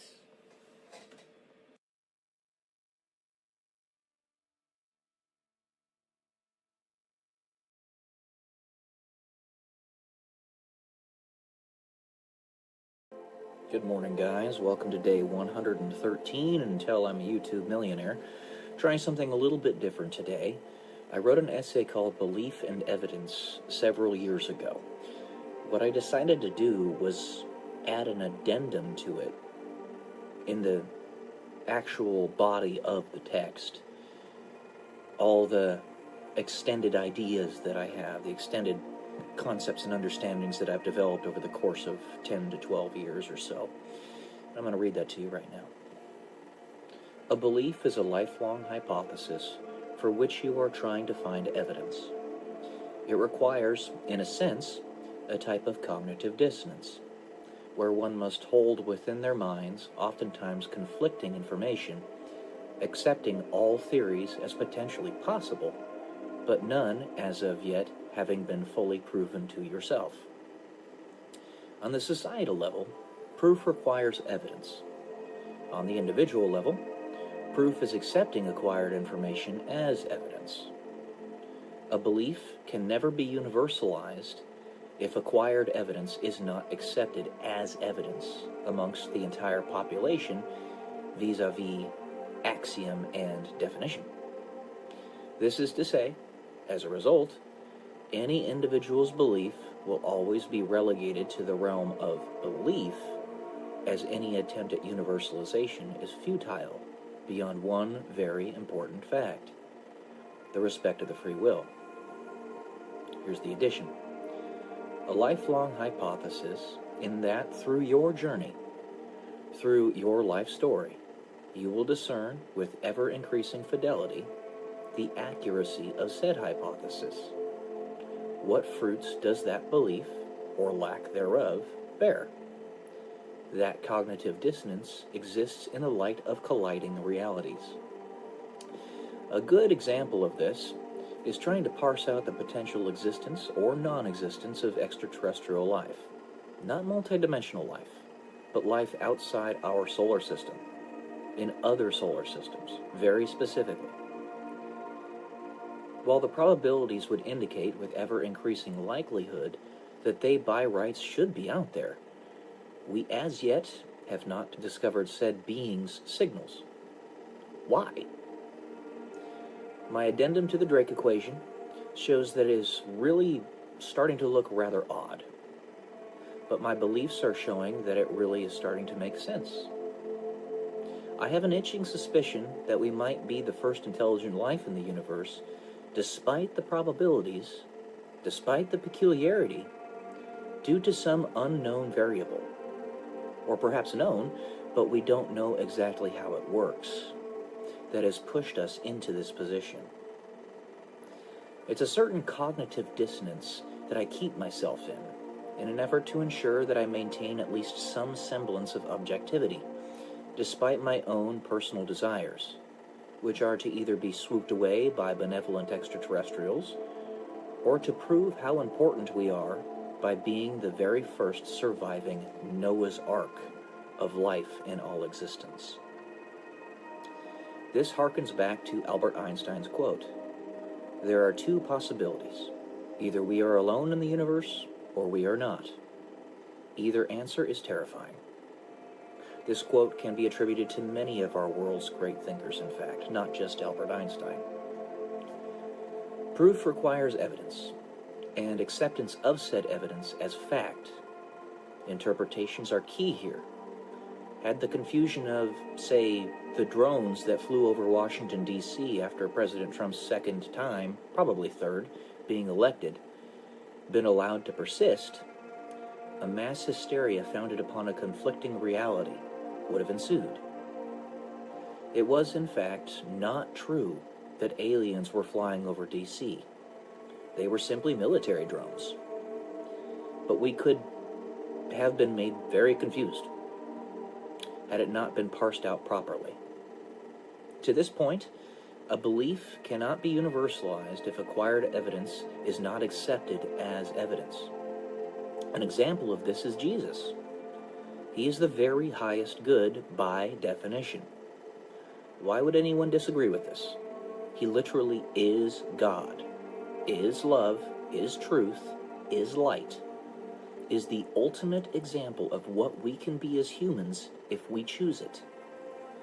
As he tells us over and over that we have free will to do so. But despite the incontrovertible evidence that he very much existed 2,000 years ago, more evidence that he existed than Emperor Tiberius did, who was the Roman emperor at that time, by probably a factor of 10, the amount of evidence that Jesus existed, that is. This very simple, plain fact is something that so many still do not accept. The fact that he is clearly, obviously, worthy of our followership by proving beyond any shadow of a doubt that he is the very highest good, still so many refuse to follow him. Even if as nothing other than an idea, out of obstinance, pride, foolishness, or some other preconceived notion not stated here. This is to say, Jesus is axiomatically the highest good, yet still so many refuse him. If one's belief structure is tolerant, which is to say it respects the free will, it can be integrated into societal norms, as one story in human history. Using a lowest common denominator approach, truth will be discovered, and that truth is belief accepted by all. All roads lead back to the respect of free will, the respect of your own sovereign power as a conscious actor upon this reality, a human being with infinite value. To disregard this thing is axiomatically to disregard Jesus. To accept this thing is to axiomatically accept Jesus, at least in concept, even if you don't accept his real-world existence. All beliefs, or lack thereof, are our individual stories, our individual roads that led us to where we are in life, the fruits of how we decide to live. The only truth that will persist, that will be accepted by all, is the axiomatic truth, not the egoistic one that a singular individual propounds is the truth, as this is self-defeating ultimately. That is to say, if it is truth, it is building. If it is building, you create with it. You are a co-creator amongst the others that follow the same truth.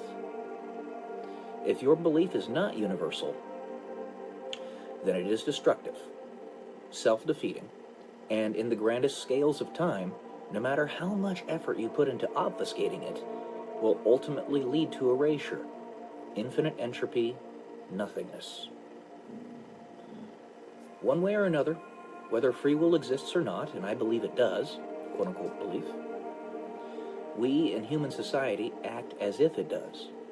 So to us, it does, which means it does. Belief universalized. Evidence is provided, but what you are willing to accept as evidence matters. The determinist does not accept evidence provided thus far. The evidence is belief. Acting as if free will exists is a pure and simple reality, for it is what has allowed us to build what we have thus far in our existence. It takes easily 10 times the amount of effort to build something than it does to destroy something. Yet we have maintained some semblance of order despite that extreme bias towards chaos. If you need any indication how much easier it is to destroy than it is to build, simply look at the effort a society has to put into building a skyscraper. It takes the combined effort of entire supply chains, several thousands of people, working over the course of perhaps decades, using advanced and complicated technologies, before such a feat can be accomplished. But it takes one well-placed bomb to cause the entire structure to collapse in a matter of minutes. Or dare I say, a jet airplane. Alright guys, that's all I got for today. Hope this enlightened you a little bit. Love y'all. Peace.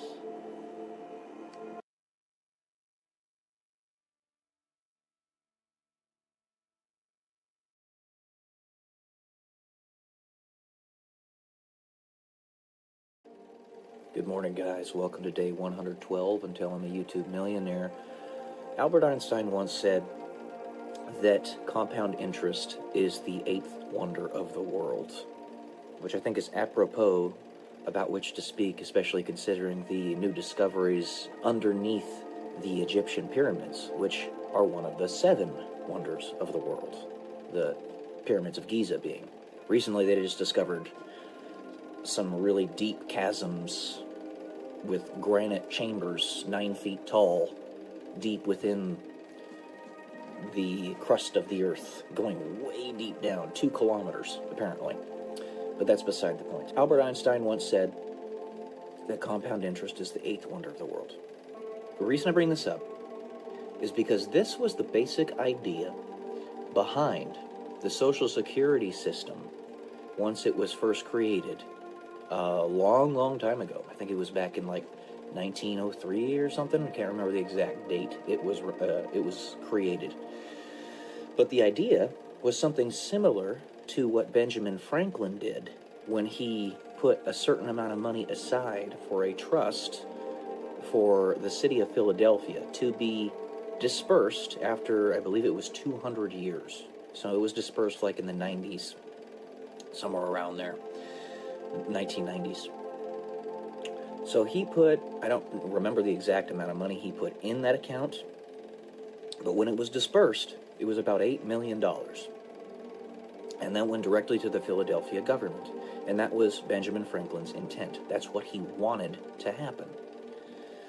The idea behind the Social Security system was that the government would take a portion of your money and invest it in funds, index funds, the stock market essentially, and grow it so that once you got to your retirement age, then you would have a fund to pay for your retirement. That was the idea. Basically, the government was taking the responsibility that you should take upon your own shoulders and taking a portion of your money every month and putting it into the stock market, as well as a variety of other things.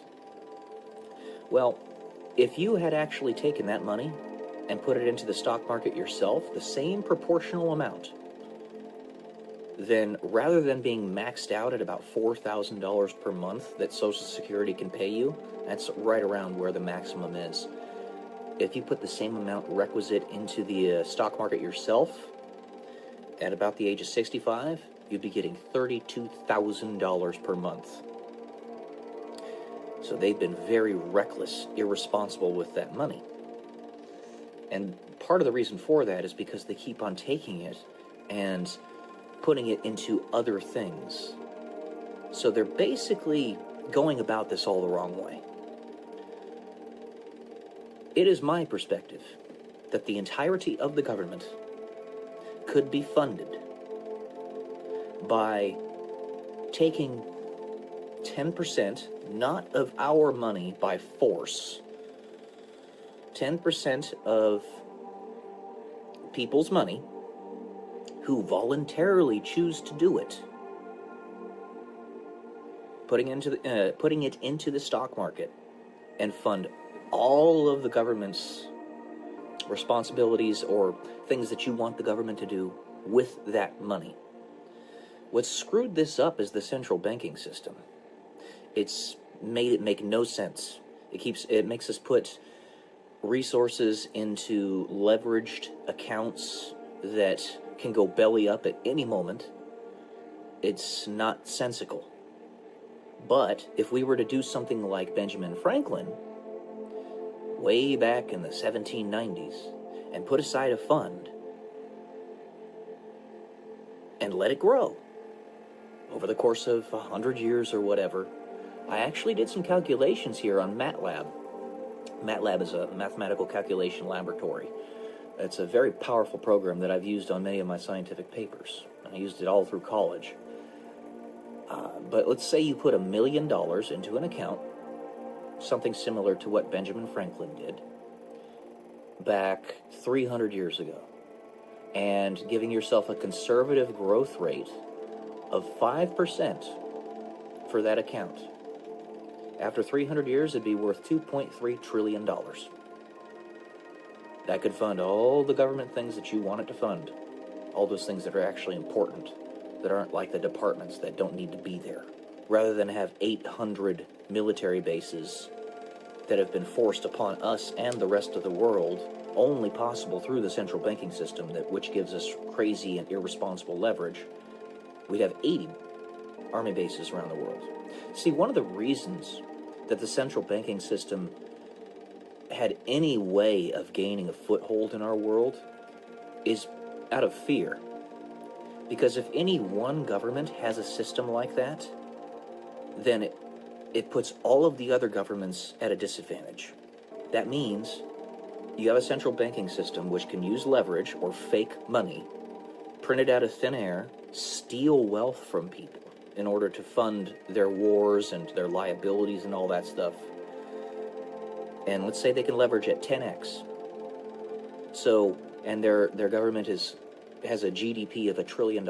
Well, now it can produce the equivalent of $10 trillion by cheating, by stealing, by lying, cheating, and stealing. And if they're going up against a government that doesn't have a central bank but has a real GDP of $5 trillion, they're going to beat them if they start a war. This is the fear aspect that has allowed central banks to keep their foothold in the world. It's disgusting, and it is pure evil. If it were gone away with entirely, the tapeworm that is the central banks then we could fund our governments in this way. In this way, you have a government fund that is invested in the capitalist system of your country, voluntarily, entirely, and all government institutions and responsibilities that you want your government to have, they'll be able to fund that themselves through the interest on the money that they have invested in companies, rather than force it out of our hands through the income tax. Does that make sense? I hope it does. Because this whole system is fucking upside down. And it's the central banks that have done this. And these bastards behind the scenes that have forced this upon us, we made the United States specifically to escape the central banks. And they seeped in and tried to unalive multiple United States presidents and succeeded on multiple occasions until eventually they got that central bank put back in place. It's disgusting.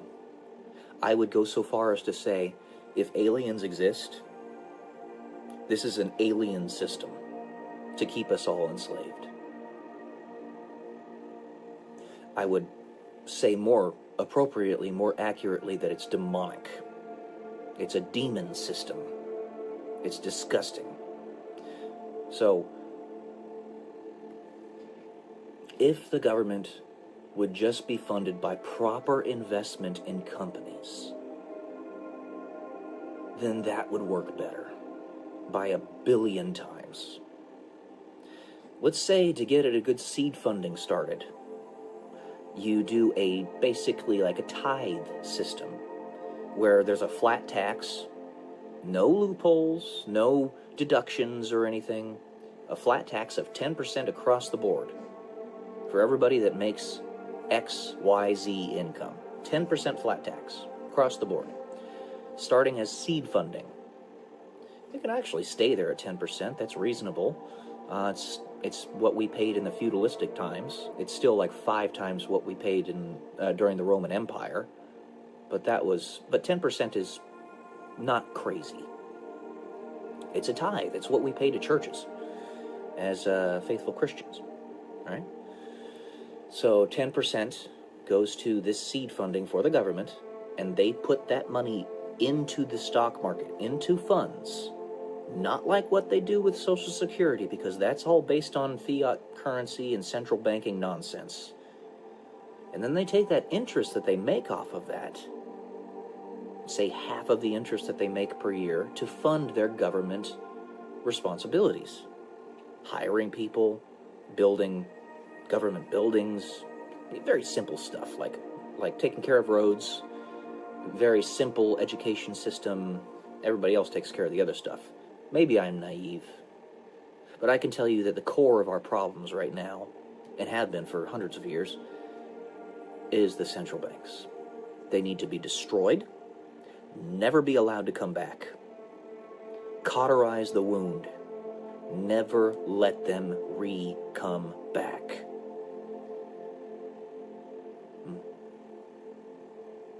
That's all I got for today. Love y'all. Peace.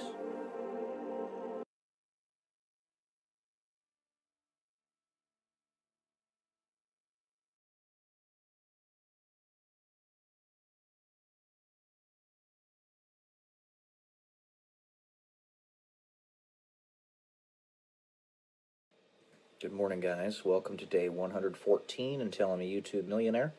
Today we're going to have a little review of No One Writes Back. There's going to be spoilers in this review, so if you are wanting to read it for yourself, then I recommend you click off of this video, unless you don't really care about the spoilers. But either way, yeah. This is an S-tier book. Okay? One of the best books I've ever read. I haven't had a book that had this kind of impact on my psyche since Hatchet, when I was 11 or 12 years old when I read that book. Honestly, I don't even remember what I read in that book all that time ago. But I cannot give high enough recommendation for this book. Basically, it follows a character who goes around, and this is in South Korea, which, by the way, to the point of it being in South Korea, you could never expect a book like this to come out of, obviously, North Korea. And I think, for that reason alone, it was infinitely important that this book was written to begin with. Make the juxtaposition as black and white, as stark as humanly possible. They live as slaves in North Korea, but in South Korea, such beautiful pieces of art as this come out of it. So the main character is basically an itinerant letter writer. He was a postman for many years of his life, and when he was younger, he had a stutter. He was the middle child of his family. He had 2 siblings, older brother and a younger sister. And his younger brother was always very capable, and he always lived in his shadow. He's not an idiot himself. He's very smart. He just has a stutter. And his younger sister was a woman who was fascinated with how ugly she looked. She thought she looked ugly. She didn't, but she thought she looked ugly and kept on getting plastic surgery. Well, essentially, what happens is his grandfather has diabetes, and he goes blind because of it, and therefore gets himself a dog. The dog steals the show, by the way. There's a reason we have 15 dogs in this house. Suffice it to say, dogs are amazing. The dog's name is Wajo, but that dog was a guide dog that his grandfather, who went blind, had gotten. And one day, I wanted to talk about this last night, and now it's clearly coming back into mind. So understand that it is much easier for a demon to possess an animal than it is for them to possess a human. If you remember, in the Bible, and they talk about Jesus actually in this book a little bit, when Jesus tells that legion of demons to depart from the human being and go into the swine, what happens is there was an entire legion of demons to try to take control of that human being. And even that legion of demons was not fully capable of doing it, because the guy was just going crazy. But the demons leave, they go into the swine, and the swine jump off a cliff, and all of them die. And the human being is healed. Well, this harkens to the situation that led to the main character's grandfather dying. Wajo lost his instincts of being a guide dog at one point, somehow, nobody knows how, and accidentally led his master into a car crash. And his master ended up passing away a little bit afterward from that. After, it was probably a good, I don't remember the time frame, but it was a good month after the car crash. Assuming he got paralyzed, and he told the main character to take Wajo around with him, not to abandon him, and said that it wasn't his fault. He made it very clear, and it wasn't, because Wajo didn't mean to do that. He had no idea what was going on. Doggos are our best friends, but they are much easier to control than a human being is by demons. Keep that in mind. You can call it whatever you want. If you don't want to call it a demon, fine. Call it an ulterior force whose nature you do not fully comprehend. Fine. But the day the main character, I'm giving some big spoilers here because you don't find this out until almost the end of the book. And when you do find out, it knocks you on your ass. I mean, I will not lie to you that I was struggling to hold back tears. That's how good this book is. I was floored by it. Main character has a seizure problem, in addition to his stutter, and you find out why. And it was so good at putting me in his shoes that I felt like I was on the verge of having a seizure. And I don't have any problems with that. But you find out. The day of his grandfather's burial, his girlfriend, because he's a postman at this time, main character, ends up breaking up with him via a letter. And they're driving to the funeral. The main character just can't handle it. Right? So he asks his father to pull the car over, and he gets out of the car and then takes a taxi and tries to search for his erstwhile girlfriend, but she's already departed the country or something to that effect. And he's just like totally distraught and crying and all that. Well, lo and behold, this is a humongous spoiler I'm giving you. If you want to read the book yourself and be fully impacted by it, don't listen to this part. Don't listen to this video at all. His family gets run down by a drunk driver. Everybody except his eldest brother dies instantly. And his eldest brother held on just long enough to tell him in the hospital, do what you want with your life. And when you find out at the end of the book what happened there, it knocks you on your ass. It knocks you on your ass. This author did it perfectly. But the end of the book, because he writes letters to everybody that he meets on his travels. He meets 751 people. The last person he meets, and this is something that bothered me about the story, he grew an affection for her, and she for him. And it was a romantic relationship that I understand why they didn't bring to quote-unquote completion, because of the tragedy of the main character's life. But I wanted them to. I wanted them to give more info on it, where it went eventually. Because she was a novelist, and she wrote a story about his life. Yeah, he meets 751 people on his trip. And at the end of the trip, the first person he met, Wajo, his doggo, he takes home, and he passes away. His doggo's 13 years old, so he's a really elderly feller for doggos. But there was a point in the middle of the book where the main character was going to hang himself in a motel, for obvious reasons, now that you know what happened. And Wajo saves his life. Yanks at his foot, because he's trying to strangle himself with his shoelaces, and yanks him down from the wall where he was trying to hang himself. And then that night, or later on that day, it was actually the next day. Yeah, it was the next day. The main character goes about the city and finds a guy who's about ready to jump off of a bridge, about ready to commit self-deletion himself. Well, he pulls him just in time off of the ledge and saves him. And they end up talking for like a few hours or something. And he tells him the story of his shoelaces, how he was going to unalive himself with his shoelaces. He was going to hang himself. So he requests that they switch shoelaces for one of their shoes. And they do.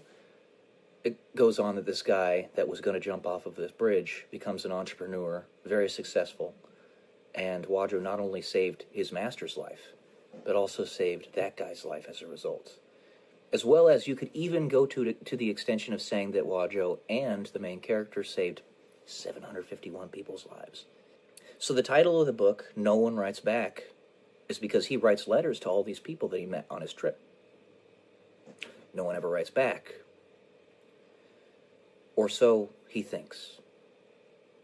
The end of the book is really good.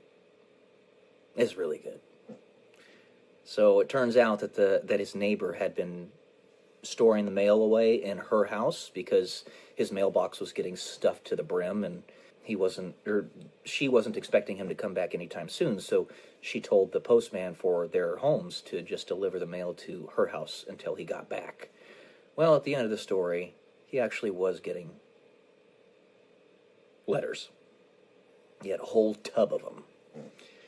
And he opens them up and reads them all night, just bawling, crying tears of joy. And at the end of the story, he says that this is the most sublime moment in his entire life. That it actually did matter. And he has enough material there to write everybody for the rest of his life, because there's so much correspondence going on. It's not just a singular letter that they wrote back. Many of them want to continue the correspondence, and if not the majority of them. So his whole family was destroyed by a drunk driver. That harkens back to don't be selfish with a 3,000-pound missile. Don't drink and drive. So he was the only one left. And I really wanted to see the continuance of his legacy and his family's legacy through a deeper connection with 751, who he never even gives a name. But there was definitely a romantic connection there that they could have done something with. The indication is that it eventually did turn into something after the story ended, which, by the way, it's not a very long story. It's only 200 pages. Very, very easy and a really good read. So this is S tier in my top books that I've ever read in my life. It is incredibly good. I cannot give a high enough recommendation for it, and I can't explain all the ins and outs and the details of it. You have to read it yourself to see exactly what it is I'm talking about. I aspire to write like this person wrote this book. If I can even hold a candle to it in my novels, then I've succeeded as an author. That's how good it is. I was blown away by it. So yeah, there you go, guys. I'm probably going to make a new playlist for this book, because I have to have a playlist of like the top books I've ever read that you guys know. If you don't want to look for anything else, just look at these books. And I do hope that my younger brother, of all the books that he could read, this is one of the most important that he could ever read. I hope he does. That's all I got for today, guys. Hope you enjoyed. Nolan writes back. I didn't say the name because it's hard to say it. John Yun Jin. There you go. Love y'all. Peace.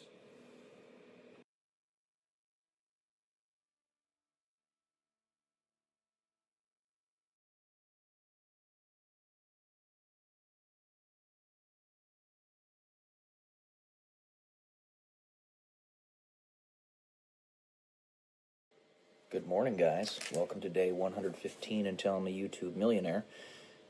And I've got another book review for you today, actually. I started this book, The Diving Bell and the Butterfly, immediately after I finished the last one, No One Writes Back. And I didn't expect that I would finish this one as fast as I did. But the thing is, it's a relatively short book. So it's only 130 pages of quite small pages with pretty large margins. So I would guess it's like 20,000 words or so, if that. But it's pretty straightforward. So the guy who wrote it was a victim of locked-in syndrome. He had a cerebral cerebrovascular accident. He had a stroke, right? Where at the base of his spine, or right here, basically, blood clot exploded and caused him to be paralyzed. This book reminds me distinctly of the movie Source Code with Jake Gyllenhaal. And in Source Code, which, by the way, is probably an S-tier movie, in my opinion, it's up there with the likes of Inception and Gladiator and Braveheart, like among the best movies you can watch. Jake Gyllenhaal's a pretty good actor, but this is very distinctly similar to that. In that movie, he is part of a government research project where he's in the military, he's a captain, and his lower body gets blown off. And he had signed up for this research study or experiment where if he were on the verge of death, they would prevent him from dying. So they put him in like this glue stuff, so that they could try to use his mind while he was on the verge of death to see, because they had a hypothesis that they'd be able to look into the future with that. In the movie, yeah, they were able to do that, and eventually it's revealed what happened to him, and the fact that his lower body was gone, and he was in like this little vessel, like a diving bell, actually. I get the impression that the person who made that movie probably read this book. And the reason this book was written at all, more than likely, is because of the profession of the main character. His name is Jean-Dominique Balbi, right? It was written back in 1996. And he was actually the editor-in-chief of Elle, a very popular magazine at that time in France. He's French, obviously, for you can probably discern from the name. And because of this, he had access pretty much immediately to editors, publishers, writers, authors, all this stuff. And he had Claude, I don't know if I'm saying her name right, who was a transcriber, author person, come in, and because he could blink his left eye, that's how they communicated. Eventually, he did get a little better over the course of the year that he was alive with this syndrome, where he could turn his head a little bit, he could grunt, but he blinked his eye, his left eye, and that is how he communicated with Claude to get this entire manuscript written, all approximately 20,000 words of it. It's very good. I very much recommend it. So the way this is going to happen going forward is I'm either going to give you a recommended or not recommended, and then on top of that, if it's like S tier, then I'll let you know if it's in the S tier. But otherwise, it's just recommended or not recommended. And this one is a strong recommend. It's very good. I thoroughly enjoyed it. Easy to read. If you're somebody who has difficulty getting into reading because it's a little exhausting, this will be a pretty good one for you. Let's see if I have anything else I wanted to say. I always write notes of the books that I read so that I don't forget main points. It harkens back on page 94. Finally, I had forgotten Mithra Grand Champ. The memory of that event has only just come back to me, now doubtfully painful. Regret for a vanished past, and above all, remorse for lost opportunities. This reminded me of something that Bailey Schilbach said, because she also read this book. The name of one of her videos is Almost as Grief. Almost as Grief, we're talking about regret.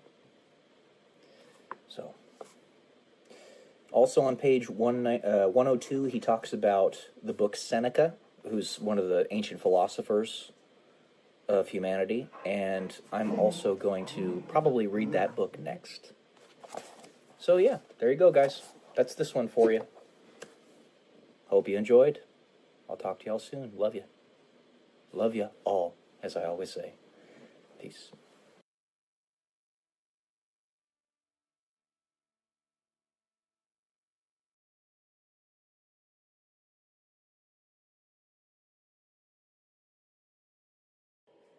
Good morning, guys. Welcome to day 116 until I'm a YouTube millionaire. In this one, I'm going to discuss the lowest common denominator approach to discerning truth. What I mean by that is there is so little that we all know in this life that we must filter our perceptions, our subjective comprehension of the world around us with as much objectivity and first principle baseline truths as we can possibly muster. And there aren't very many of them with which we may work. Let me give you some examples. Consistency is more important than intensity, whether it be in your writings, in making videos like this on a consistent basis, or any number of other things, like exercise. I say this as part of my mantra at the beginning of every one of my workout streams. The mantra being, welcome to my workout stream. See how a guy with crucifixion disease, aka stigmata, still gets his exercise in. Spoiler alert, you just go a little bit easier. You don't have to go hard, you just have to go. Eat an elephant one bite at a time, then never give up. That perfectly aligns with consistency over intensity, though both are important. There are seasons in your life where intensity will outweigh consistency. It was what we called, when I was in the military, hurry up and wait. You had short stints of extremely high activity that you prepared for in your consistent training, which was very accurate with what we should have been preparing for when it comes to fighting the enemy. Because those times where you fight the enemy, face to face, or something to that effect, those skirmishes are only going to last a few seconds to a few minutes. But all the training that you do up to that point, the consistent training, is what makes you fully prepared and able to win that fight. So both are important, but consistency over intensity, because it's what you're going to spend most of your time doing. So if you're in a state of depression or weakness or something to that effect, I say that a lot, and you can only muster up the ability to, say you're a writer, write 10 words a day. Okay, that's fine. What you do, you write 10 words a day, and then you start to build up the confidence and the happiness that, hey, I've done this for 10 straight days. I've actually gotten 100 words written. It's not much, but it's something. So then you go up to 11 words per day, or 12, or 15, or 20. So first week, 10 words per day. Second week, 20 words per day, etc. Until you are fully confident in yourself. You got yourself up to 500 to 1,000 words per day in your story writing. And you're like, wow, I'm making serious progress. You're no longer depressed. You're capable of doing the things that you wanted to do. And you will overshoot at first. You're going to be so happy and elated at this fact that you're now writing 500 words per day that you shoot up to 2,000 words per day, thinking that you can sustain that. This happens to everybody. It's just the way it works. You overshoot once you get to your stability point. It's fine. Just re-gauge yourself. Go up to the point, overshooting a little bit, realizing that you're overshooting and come back down.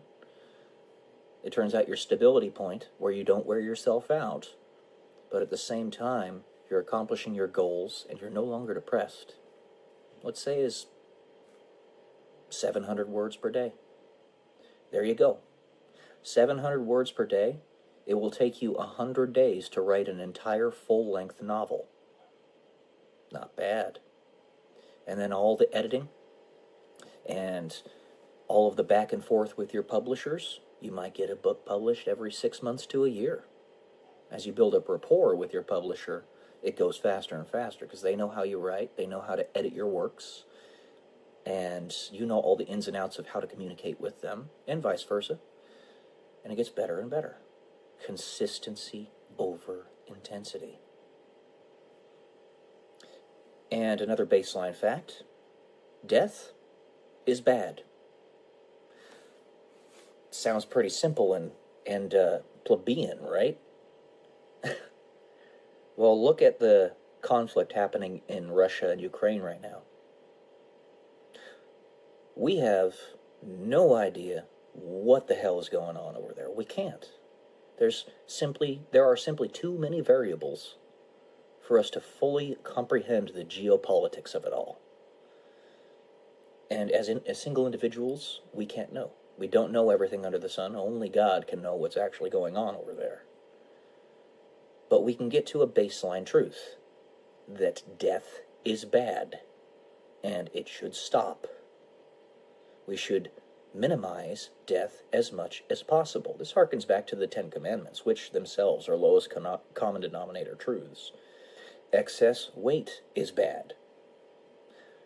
Body weight, I'm talking about.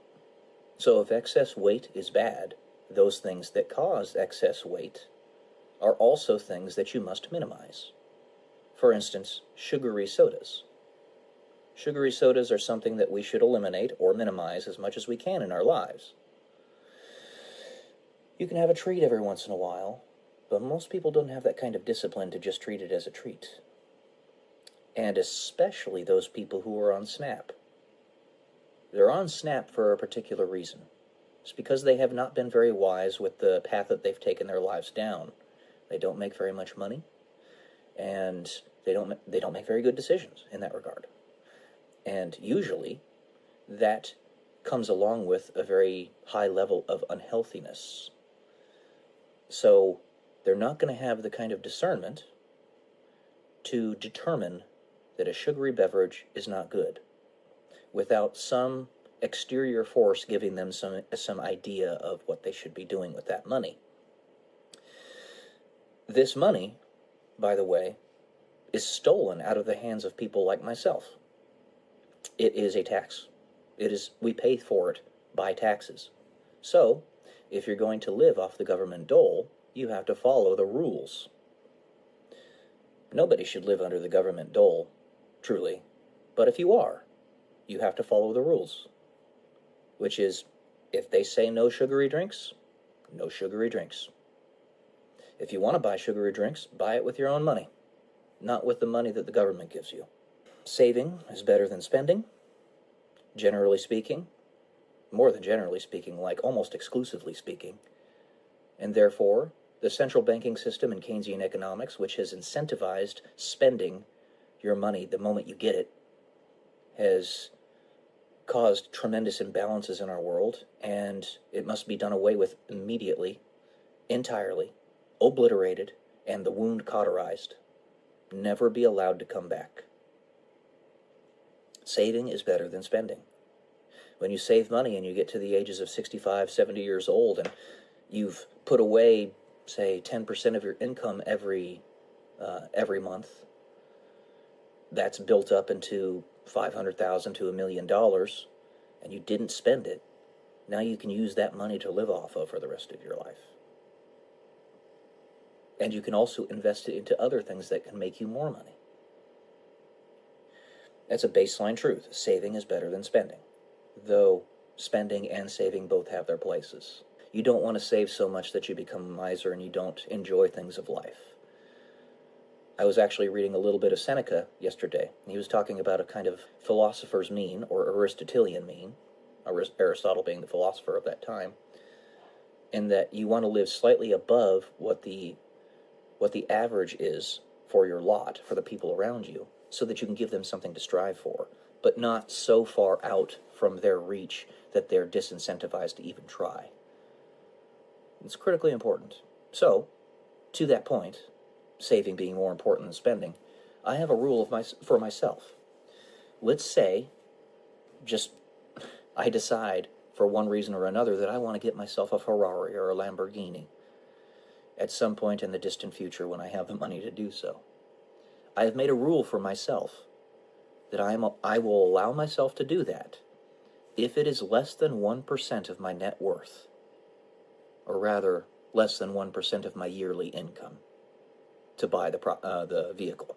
So that vehicle is $250,000 in today's dollars. That would mean that I have to be worth make $25 million a year, or something like that, in order to buy one of those vehicles with my own personal thresholds. I want to give people something to strive for, but not be gaudy and ridiculous about it. So I'm talking about the lowest common denominator approach. That's what this is, because we know so little. And so many of us think that we know everything. I remember my brother Brandon when he was 15 years old, and I knew he was at this era in his life because I had dealt with it a couple years before in myself. He told me when we were actually in a little scuffle in the backyard, "I know everything." He yelled that out loud, and I knew that's what he was going to do. it was interesting. We know nothing. We know nothing. The amount of information we can know is infinitesimally small compared to the amount of information that can be known, because any finite number, no matter how large, is still infinitesimally small compared to infinity. Just the way it works. We know very, very little. Learning is better than stagnation. One of the reasons I make these videos. For my progeny, my descendants, my family members, whether they're directly from my line or my nephews or great-nephews, etc., blah, blah, blah, blah. I make these videos so that maybe I can give them a couple kernels of truth when they are alive and trying to sift through the social and cultural and political and economic mores of their times. Because it's never easy. It's never easy, especially when the leaders renege on their responsibilities. There was a book that I read a long time ago, back when I was like 20 years old, called Where Have All the Leaders Gone? It's written by a CEO of, I believe it was GM. He was the CEO of GM for a while. I forget the guy's name. It was a long time ago that I read the book, but the title was Where Have All the Leaders Gone? And people reneging on their responsibilities. Some of us are forced into that position. I want to lead, but I have like 2 people that listen to me to any degree. And I tell you, I want to lead, but you can't force people to want to follow you. It's the way it works. I'm a military veteran, and I still only have a handful of people that listen to me. It's just the way it is. They have to decide it. Doesn't matter how clear your message is. If they don't want to hear it, if they're not receptive, it's not going to do anything. So try to make it as poignant and clear and receivable as possible. That Aristotelian mean. Meet people where they are, but always try to nudge them to get better. And contributing is better than not contributing. Again, that's why I'm doing this. So to all of my descendants, anybody else who might be watching this in the year 2100, well, let's just say 2030, I don't know, try to be better. You don't have to go hard. You just have to go. Little incremental improvements are enough. Believe in yourself that you can do it.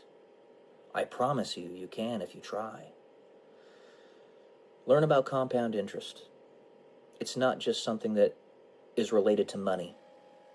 It's related to everything that you consistently put effort into, as long as you're not being suffocated by exterior forces for one reason or another. But even then, it still has its effect. So, alright guys, that's all I got for today. I'll come back at you in a little bit, a couple hours with a short. I'm going to be writing with my friend Kara again today. We missed last week because she had jury duty, but love y'all. Peace.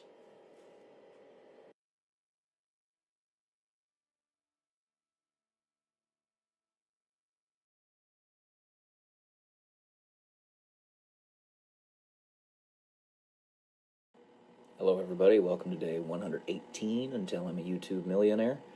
And for this one, I'm going to read another essay that I wrote a while back. This one called Be a Principled Individual. So here we go. How do you determine the genuine charitable actions of a charity? Where the donated money goes. Where does that money have to go in order for the charity to be considered charitable? 1, those who need it primarily, and 2, those who the charity says it is to go to. Who does the charity say the money is to go to? Do they need it? Do not look at what internal numbers say goes to the actual charity. You must discern what is actual charity, not simply listen to what the organization calls charity. For instance, a charity can define charitable work in a category called other expenses, quote unquote. but that money goes to paying for large employee pleasure junkets and vacations. This means you must look at what the charity is building, what it is providing to the needy, whether that provided capital be physical, mental, emotional, spiritual, or some other combination thereof. Oftentimes, this means you must go directly to the people that the charity claims to be helping and see for yourself how those people are being helped. To the point of the Clinton Foundation accepting money from Saudi Arabia, approximately $25 million total. This was back in 2016. While Hillary Clinton was not Secretary of State, you donate to those who support your causes. Expect the donors, if the foundation is transparent, to be requisite to the foundation's mission. There is no way to differentiate when a foundation/charity operates in the dark. Thus, good people, de facto, should not, and exercising discernment, will not associate with charities that operate in the dark. Saudi Arabia appreciates this opaqueness, and by their morality, this should come as no surprise. What else could this mean? Again, this was written in 2016, so things have changed since then. It comes down to building society through your own actions. And if you are to entrust your works to the hands of others, it is the duty of the principled individual to have a high standard of proof put upon your desired surrogates. Extreme vetting, if you will. It is understood that we all make mistakes, but the principled individual will own up to said mistakes and take corrective action. They will not hide from it or enshroud it in darkness. When given any power, 1, exercise it with discretion through discernment, and 2, it is your duty to discern. Don't plead the fifth or turn a blind eye or act dumb, which was one of the tools that both Joe Biden and George H.W. Bush used while they were quote-unquote president. Society is now empowered with knowledge at a magnitude and reach the likes of which the world has never seen, and it is only becoming more profound with every passing day. It is the principled individual's duty to change their ways when confronted with sacred cow-shattering truths. And if they do not, it is because they do not want the truth, and are thus not principled. It is clear this system is a facade, and evil entities have taken it over. In the same vein that gun control laws will only be obeyed by law-abiding citizens, Logic 101, and thus increase human suffering rather than decrease it, evil people can hijack a principled system and use otherwise moral laws to take advantage of good people. In darkness, you cannot see clearly enough that the evil people do not share your morals at the most basic and fundamental of levels. This is why government is a necessary evil, built to restrain the wickedness of man while itself being incredibly wicked. Missing discernment, the dangerous servant that government is supposed to be, becomes a lethal master. At this transition, where a structure no longer serves the sovereignty of the principled individual, you instead serve it. And this is the point where it must come down. It is not solely government, however. This is true with any institution, or even individual. The institution, when it loses sight of its mission, the individual, where one's Tower of Babel notion of self-importance begins to erode the sense of service to one another that is the bedrock of any community that may survive in perpetuity, or even in the short term. You are your brother's keeper. This is why it is so important to emphasize the difference between free markets and governments. Free markets, if truly free, constantly and continuously keep everyone and everything accountable under their auspices. This is why companies and individuals constantly go bankrupt. A racist businessman will be boycotted and will eventually be competed out of the market. A betraying woman will see no allies as there is no honor among thieves, etc. Thus, the free market is accountable to the nobility or wickedness of the human soul. If society wants a particular modality, individual, product, ethic, or anything else to achieve greater prominence, this is precisely what happens. Keeping this in mind, if a person is successful in the free market, either they in fact are not the amoral/immoral things you are calling them, talking about primarily President Trump and how the mainstream media back then was trying to paint him as some type of demonic figure, when in fact he's a pretty decent guy. Nor are the structures they build, or there is an aspect of yourself that terrifies you, one that you must project upon others or build a demand for in that very same market. For such a perception of immorality, you need look no further than yourself. Why do you think the success rate of most entrepreneurs hovers somewhere around 10%? An idea, in order for it to truly succeed, the progenitor must truly believe in it and spread that belief to others in some way, shape, or form. Any company, or most importantly, individual, absent regulation/legislation, they're the same thing, no matter how large the company becomes, or the individual's ego, will be fully susceptible to collapse due to the accountability of said free market. Of all types of institutions, no aspect of a charity should ever operate in the dark. And never let a charity convince you otherwise.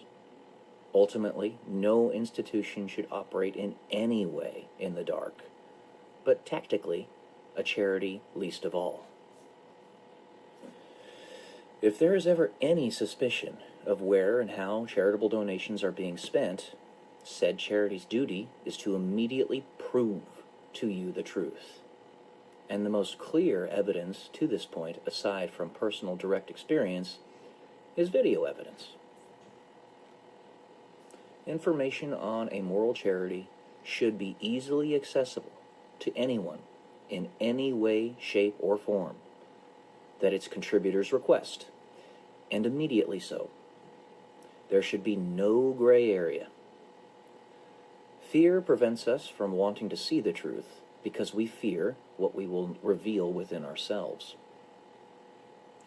To truly discern the truth, you must look at facts, not words, shown through one's actions, and the fruits of a person's labor is evidence of intent, evidence of who someone actually is. In a world run by Satan, evil is crafty and constantly on the move. Truth can at first be very difficult to discern, but you must look, ultimately, at one's individual and direct actions, because even direct and willful surrogates can be occluded, and through this darkness, compromised. This, as well, cannot be emphasized enough. You judge a tree by its fruits, not by what is claimed by others that such a tree produces. To simply listen to a demagogue shirks direct experience, and those using words of sorcery to tell you what the truth is rather than letting you experience it for yourself are attempting to take a falsely anointed position. They have become your false idol as you turn your back on action. You would turn your back, thus, on truth, which you must see with your own eyes. Belief, truth, is personal, and no one else can ever tell you what you see. If they themselves cannot see from your eyes, only you. There's an old proverb that connects to this. where the axe convinced us that he was one of us to the trees because his handle was wood. Something to think about.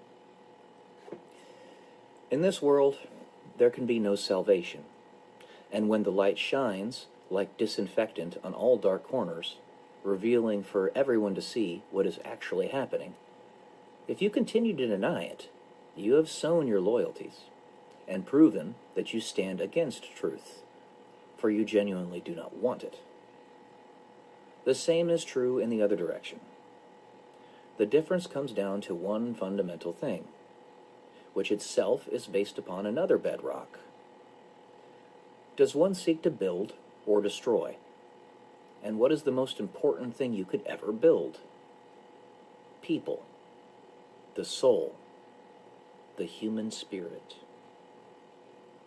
Structures, people, institutions that advance this end are healthy and good. And at the bedrock of all of this is love. All right, guys. That's all I got for you today. Be a principled individual. Love y'all. Peace.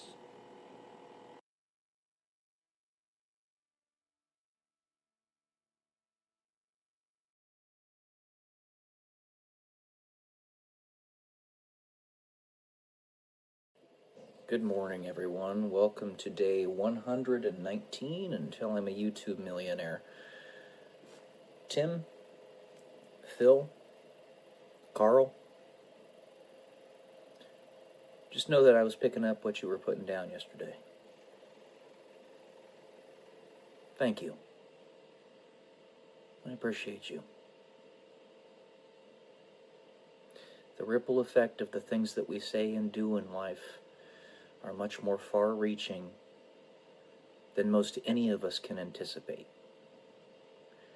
There are a handful of us who get the blessing of knowing directly through objective numbers just how far-reaching that impact is, such as people with gigantic YouTube channels with 2 million subscribers, that type of thing, or other platform reach. But when you pick up the threads of the things that you've been saying in all of your videos, but in particular the last video that I posted, in the speech patterns and the things about which people are talking on those giant platforms in such perfect order and synchronicity,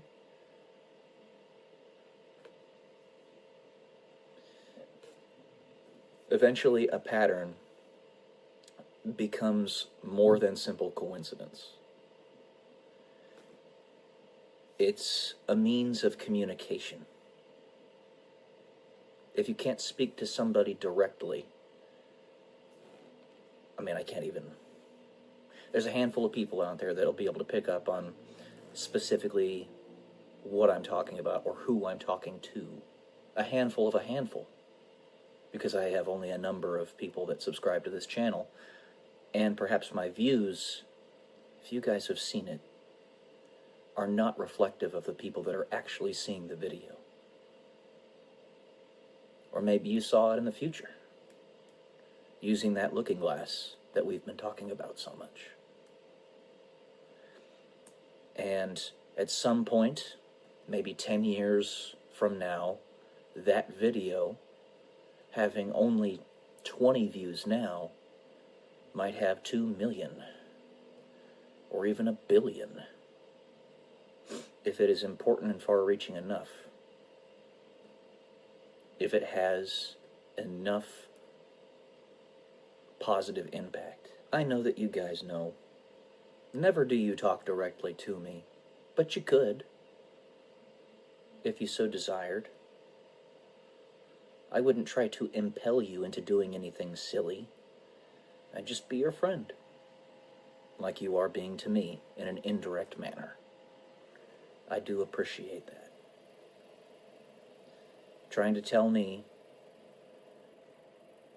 in as clear a terms as you can without speaking directly to me, because for some reason you don't seem to be allowed to, that I actually do matter. Thank you. And there you go again. If nothing else is gleaned from this video, because I'm speaking in occluded language, then the importance of gratitude. It's everything. Because you look at everything that I could have done with my life, that could have been done with my life, all of my accolades, my past experiences, the work that I've put in, and how seemingly I'm being wasted in my current state. Go back to first principles. The most important thing that you can build is the individual, the soul, the human spirit, as I said in my last video. And as long as you have the ability to do that, and you are actively doing it, then you're succeeding. Then you're winning. I could also put it to you this way. If in all other timelines, I would have fallen down on my ass and been utterly destroyed, and I would no longer even be alive right now. All right? But I am alive now. And I'm sowing the seeds of gratitude and strength in other people, then all of that in the future is icing on the cake and is good. Be a positive force, no matter the adversity that you face in life. And frankly, you could even say in spite of, not despite, in spite of, to really stick it to the demon, which you and I, all of us, we know is real. It's really there, and it does not play fair. It never has. I live here as a human being. I have followed the rules, and the demon doesn't. Only ever the demon tries to attack me in ways that people can't see. That's why this crucifixion disease I have, you can't see it on the outside. You have to actually do an angiogram to see that I don't have arteries in my arms and legs. I don't have pulses in my wrists. The demon cheats. So I tell you, with extreme gratitude, all of you, thank you. I love you guys. I mean that. Peace.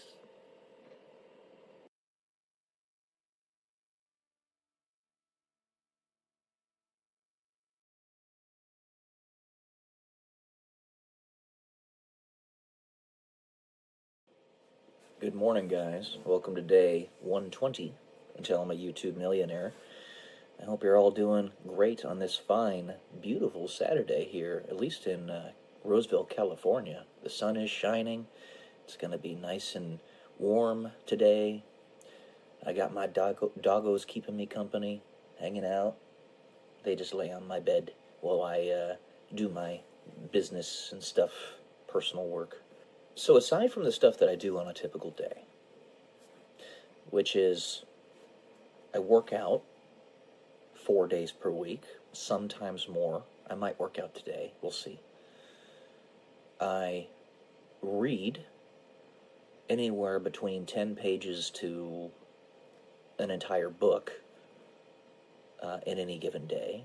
I write between 500 words to 2,000 words, if you will, depending on how I feel and what other things I have to do that day. I post about anywhere between 4 to 15 videos on various YouTube channels and other platforms, because you never want to centralize your efforts. You definitely don't want to put all your eggs in one basket. YouTube is a great, very powerful tool, but ultimately it has its flaws and its biases, and it could fall at any point in the near future.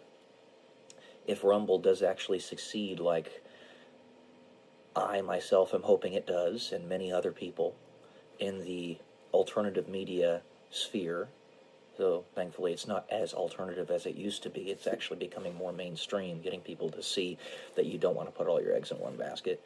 Then YouTube won't be the only kid on the block. They won't have the monopoly that they have now. They won't be able to get away with allowing a YouTube channel to have 26,000 subscribers and get 40 views on a long-form video. Yeah. I am not going to get over that. This is not acceptable. But of course, it's not just that YouTube channel that we're talking about. There are many really big YouTube channels that are having catastrophic view trends.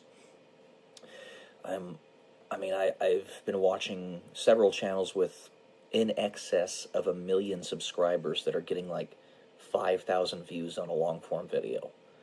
Sounds like a lot to you and me, but it's nothing compared to what they, one, usually get, and two, what they should be getting. It's a very simple process to discern how many impressions a video should be getting, but they're not giving the videos the impressions. It's very simple. It is very, very simple. There's no cosmic calculation about this. The number of impressions your video gets, number of times that you put it in front of somebody, is the number of subscribers that that channel has, plus 1,000. And then you can give a multiplier for the number of comments, number of likes, number of shares, and all that stuff, depending on how often they're shared and liked and what have you. But, and that can happen over the course of, say, a week, maybe 2 weeks. Depending on the time of year, maybe you give it a month to get that number of impressions or more. But I'm going off on a tangent here. The main thing I was trying to get at is that most of our days are populated with banalities, mundane things, because we live in a linear form of time. We have to live from day to day, you and I. We live the long way around, as the doctor in Doctor Who says when he punches his way through Splantium to get to Gallifrey from the prison that he's in. It's a long story.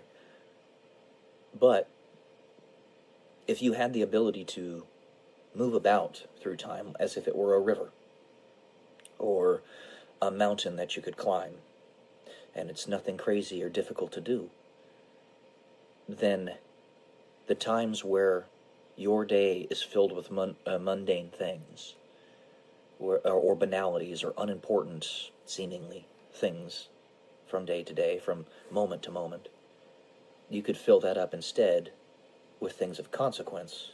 Go from one important event to another as you have energy to do so, don't wear yourself out, and have a positive effect on those events. If nothing else, have no effect on the event, but have an effect on you. You see it, you experience it, you observe it, and you learn from it. We have something that's similar to that in videos and audio files and the internet. But it's not the same thing as actually having a reinstantiated event that is literally happening before your very eyes, and the people that you see within it are real. It's not a recording. It's actually happening. When we invent time travel, time will no longer exist.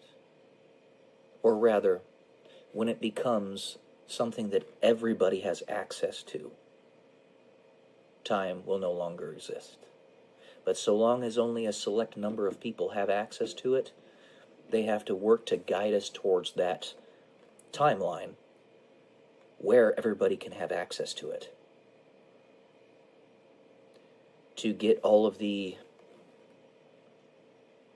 disparate perspectives the forceful wills to stop trying to hurt people and dominate others so that we can all collectively be on the same playing field and get access to it, and therefore make it so it's no longer important.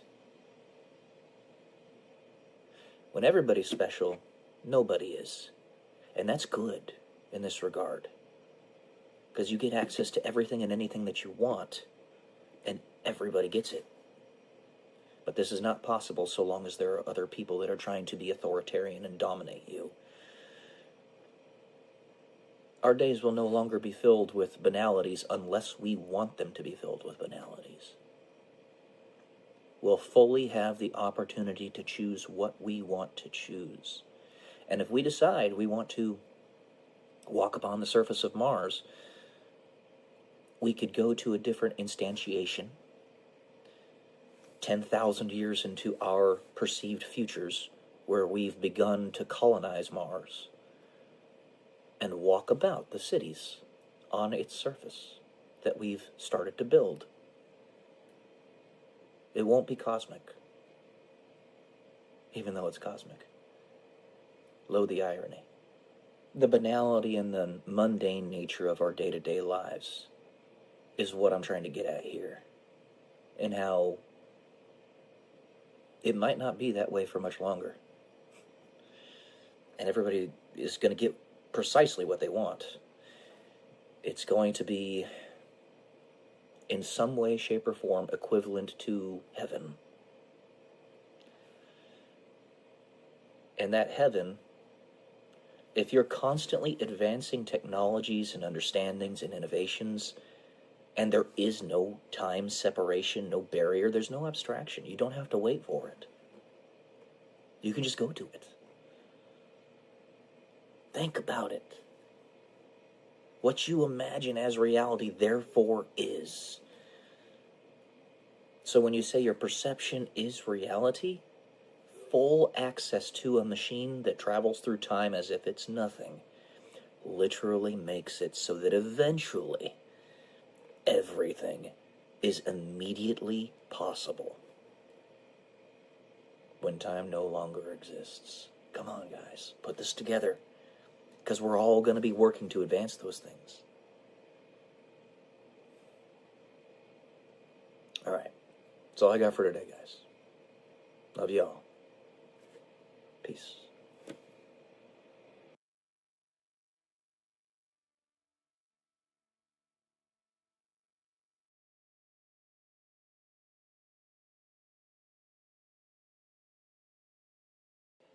Good morning, guys. Welcome to day 121 until I'm a YouTube millionaire.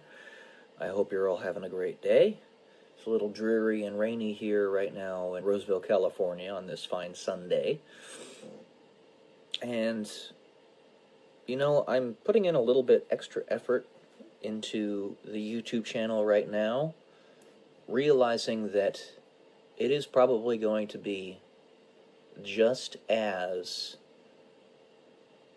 I am inclined to believe, in that I'll push this boulder up the hill once more, and it's going to come clobber me down on the ground.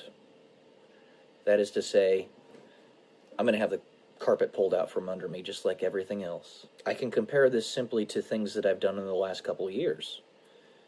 So far, my novel is, from what I can tell, not selling very well, even though I know it's a good book, because it's not being advertised properly by the company that, through which I went. Put a tremendous amount of effort and money into getting that book written and published, and the lackluster results are what I get. I tried to help my mother build her slot YouTube channel, one of the most popular niches that exist on YouTube. And she's got a lot of subscribers, but the channel's not making any money because YouTube put a block on the channel for some reason. We get no views on the long-form videos. I see channels out there that get hundreds to thousands of subscribers a day, So many of them that post nonsense, that post nothing of any really real value. And, you know, they get money hand over fist.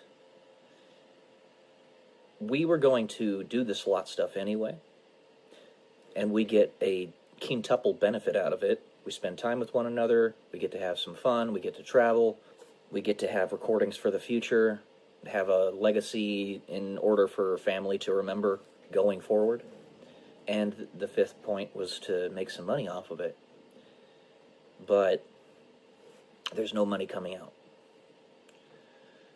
So I know that I'll have the carpet pulled out from under me again.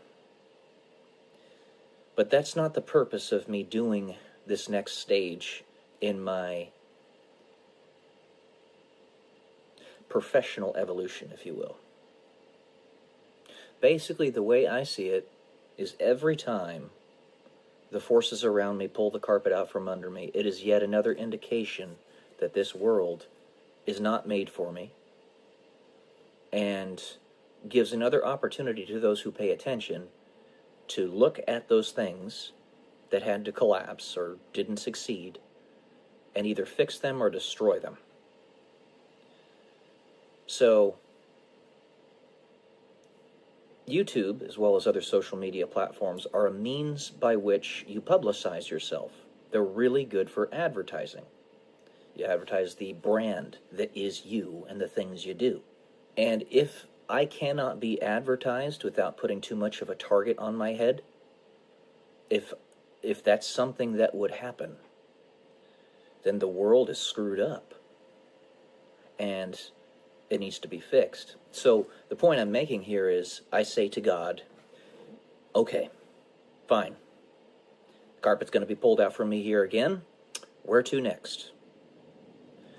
I don't want to tarry on any system or program or institution for any longer than I have to, because I don't have the time to waste. I'm going to have the carpet pulled out from under me again, like Sisyphus. Yes, indeed. That's been my whole life. But it's almost like I knew that before I even came here. And I accepted that as my reality, what it was going to be, what it is. And simply, yes, sir, where to next? Let's get the job done.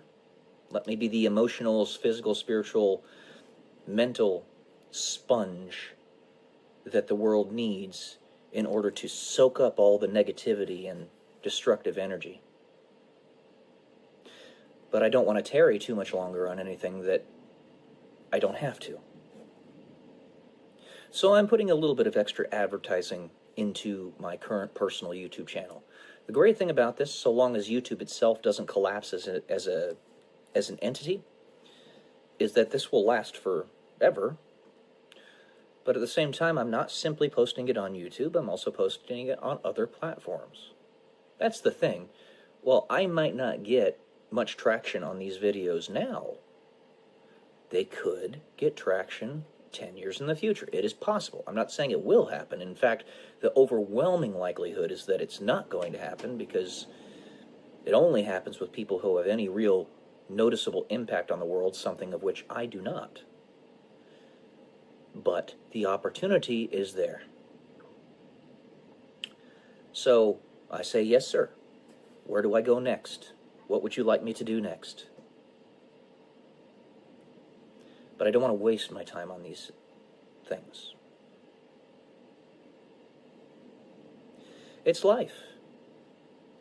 It is life. I have said on many occasions, and I still mean this, okay, I'm going to do what you want me to do, God, of course, because I serve you, period, end of story.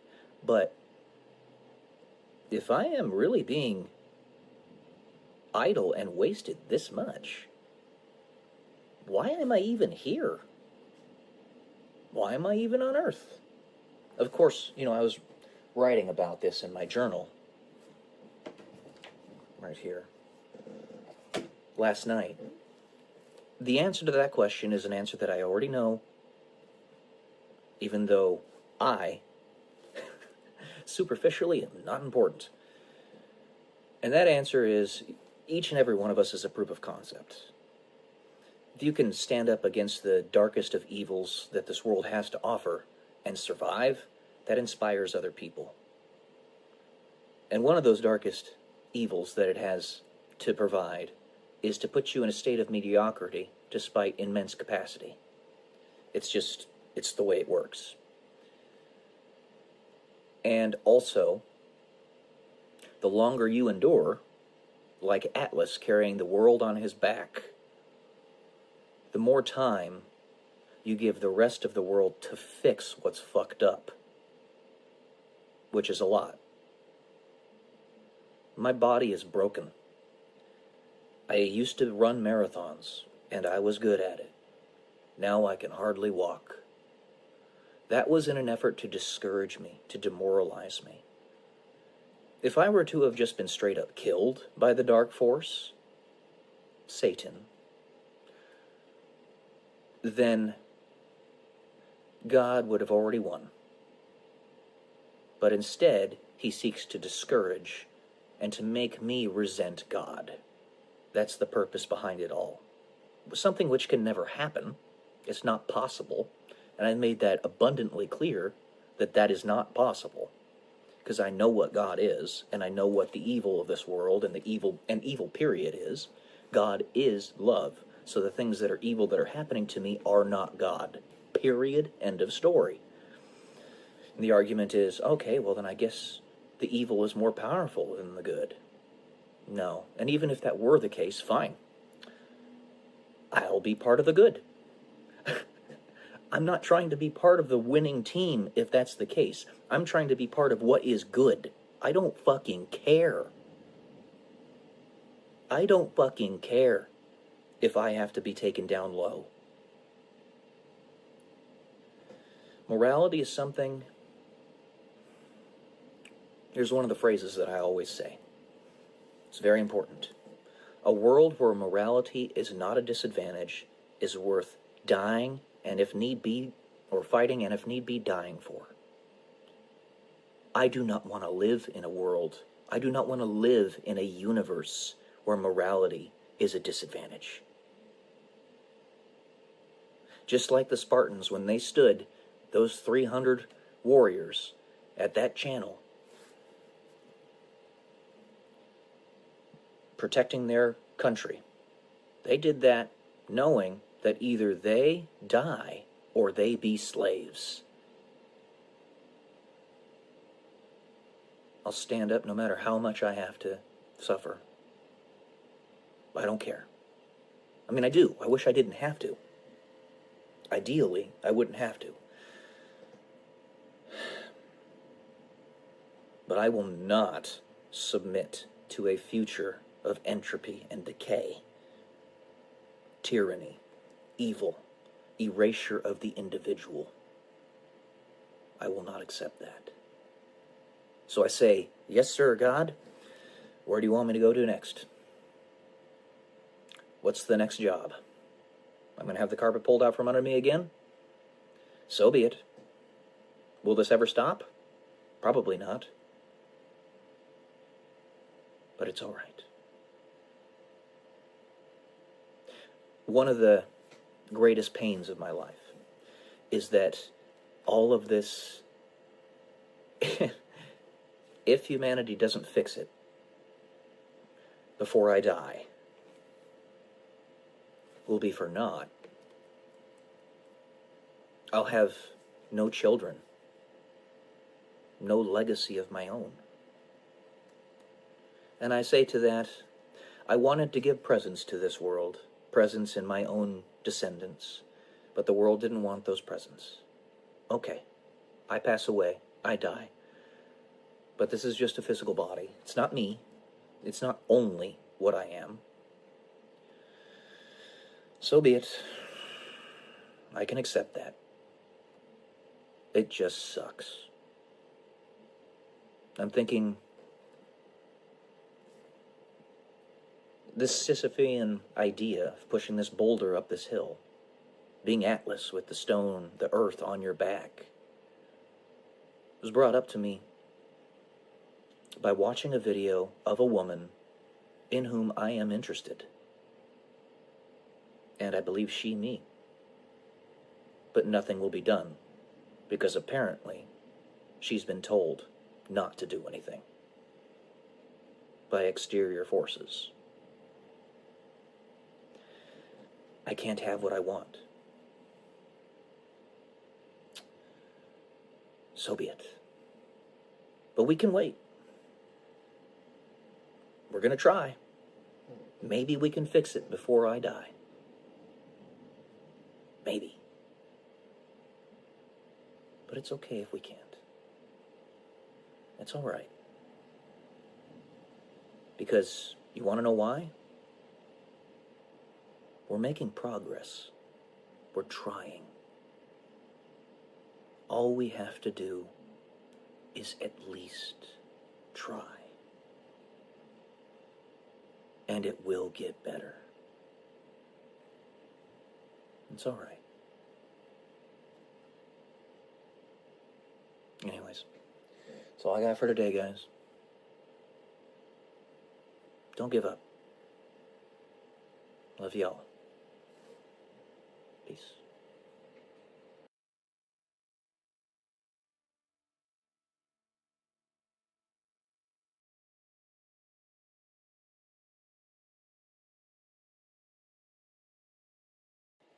Good morning, guys. Welcome to day 122 until I'm a YouTube millionaire. And for this one, it's going to be a review of Letters from a Stoic by Lucius Seneca. Now, this book was written basically as a dialogue between Seneca, Lucius Seneca, and Lucilius, who was one of the children of the emperor at that time. Now, Lucius Seneca was born around 4 AD, so right around the time when Jesus was alive, and the emperor of his youth was Tiberius Caesar, for the Roman Empire.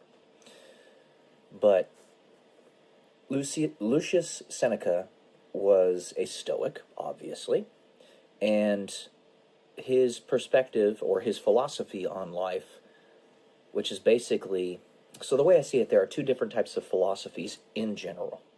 The first one is the theoretical philosophy, where you develop entire realms of thought, like, say, the cognitive theoretic model of the universe being a construction for the whole of what it is to think, meta-thinking, metaphysical, metaphilosophical. And you have Immanuel Kant's categorical imperative. You have I Think, Therefore I Am by René Descartes. People who create entire modalities of thought within the idea of philosophy. And then you have those who have a philosophy that is designed to help you live a better life. That's really what Stoicism is. It's the application, kind of the engineering side of philosophy. So you have the theoreticians, and then you have the engineers. Both are extremely important, and both have their place. Seneca would be a philosophical engineer, in my perspective. But his philosophical perspectives, nevertheless, were so difficult for the general public to accept at that time that he was actually banished to the island of Corsica, I believe it was, when he was in his 50s. Right around near the end of his life, and was brought back into the fold of the empire so that he could teach Lucilius, the soon-to-be emperor of the Roman Empire. And the way this book is written is a dialogue. It's basically them writing letters back to one another. You never get the letters of Lucilius, the ones he wrote to Seneca, but he writes back to Lucilius with the various ideas that he has, the various philosophical teachings. And it was actually designed intentionally, and they say so much in the book, to where it was not just meant to be for Lucilius. It was meant to be actually broadly publicized about the intelligentsia of the Roman Empire at that time, so that they could all read it as well. and get the full brunt of Seneca's philosophical teachings with respect to Stoicism. Basically, what you see me doing here with you, with all these videos, and my ability to talk to you directly, if you were to send letters or communications back to me, let's say it were a recorded telephone call or a recorded Skype, that's the equivalent of this. I'd have the Skype call recorded and posted to my YouTube channel for everybody to see. And any ideas that came about from that, everybody would be able to glean. It's a very good philosophical book. Lots of really good concepts in it. I have a bunch of notes written here. I'm going to go ahead and go through them. So he brings up the point that you should not read a humongous amount of philosophical works or novels or poems or anything like that just to read them. And the idea he is coming about, or he's trying to present here, is that you, again, like I said, you don't want to read them just to read them. You want to read them to actually get a lowest common denominator truth out of them. Every work that comes from somebody of actual value, somebody who's actually trying to produce valuable works, like this one, like the cognitive theoretic model of the universe, like Immanuel Kant's philosophical writings, like Socrates, Aristotle. You don't have to accept whatever they say whole hog, and in fact you shouldn't. But you can find the kernels of truth within them. That's what Seneca's really getting at when he says don't read a bunch of stuff just to read it. So I disagree with the way he wrote it in the first part of essay number 1, but the general idea is there. He also says, I'm glad to learn in order that I may teach, which is the point of this all. Again, that's why I'm reading all these novels and these books, so that I can give you guys a basic general review of it, and you can decide whether or not you want to also glean those kernels of truth from those books as well. This is one of those books that you definitely should read. It is really good. He also disregards maxims in favor of looking at the whole philosopher. That is to say, don't just try to find the 5-word quips to give to somebody about somebody else's teachings if you don't really understand what they mean by it. There's a lot. He speaks of a lot of intelligentsia at the time that know these maxims as if they are wise, but in fact they just know those 5 words that a philosopher said, and that's it. So he's got a very good point there. It ties into having the whole picture approach. I also found it really interesting that he has a lot of proto-Christian echoes in his writings, which it kind of makes sense because he lives during the time of Jesus. Kind of makes sense, but at the same time, he wasn't Christian. It makes me think of the 100th monkey theory, which is to say, the cultural zeitgeist, which is an underlying paradigm of the world at the time, might actually have some type of thread that connects us all together subconsciously that we don't actually consciously know about. Where a great thinker 2,000 miles away on the planet spouts out some amazing ideas that have a ripple effect on everybody around them, and those ripples, without you even knowing, reach all the way over to you in your subconscious, because we're all connected. And this also harkens to the idea, why would Jesus even come to a province of the Roman Empire at all? It's because he believes, that there was something salvageable within Rome. Not just the Jewish people, not just Israel, not just Jerusalem, but that there was something salvageable within Rome in general. Pontius Pilate, who had great respect for Jesus, had to do what he did, and Jesus told him that he was required to do it, partially so that Rome would stay stable, at least for a couple hundred more years. It eventually collapsed, sure, but the entirety of Roman civilization is kind of the thread of all civilization. And I think Jesus knows that. More than I think. I'm almost certain of it, which is why he decided to dive in to history at that point in time. The specific spot that he went, basically to be the center around which everything rotates. It was brilliant. And, tying into the fact that, or the idea that Rome is kind of the thread of all of human civilization, there are rhymes in this book from like Virgil and other great authors of the time, Homer,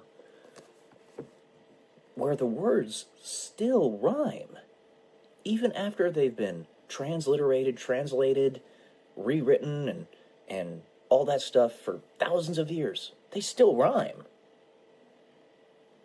Not all of them, but some of them. And I think it's because when you look at a lot of Latin words, they're almost identical to some words in English today. All right, we even have some that are, in fact, identical. It's because it's the underlying thread of it all. So sometimes you will encounter rhymes that still, in fact, rhyme. It's crazy. It just makes the point that this is our cultural thread of all civilization right here. So yeah, he lived from 4 AD to 65 AD, and the way he died, which was very, very brutal, was intentional. He actually made a scene of his own death because he was told to commit self-deletion when it came to the end, which was very popular in Rome at the time. When you fell out of favor with the emperor, they wouldn't unalive you themselves. They would tell you to commit self-deletion. And the way he did it was brutal, intentionally.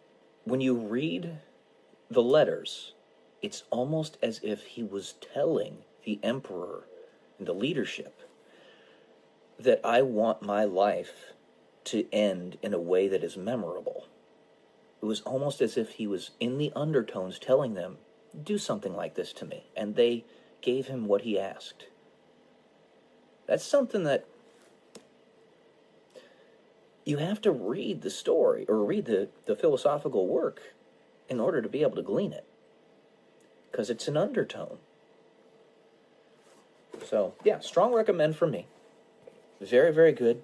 If you want to consider yourself a Stoic to any degree, this is at the top of the list of books that you should read. Very good. Strong recommend. So, yeah, that's all I got for today, guys. Love y'all. Peace.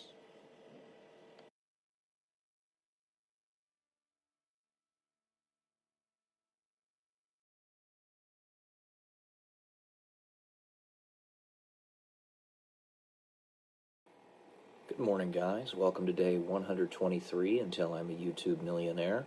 For this one, I'm going to read an essay. It was actually a stub that I called Balrog.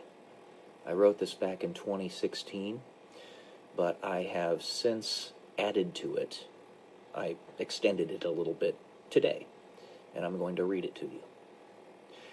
As you fight the bloody battle to dispatch your inner Balrog, it's a type of demon, as it grasps your neck, attempting to choke the burgeoning light out of your eyes, know that you do not walk alone.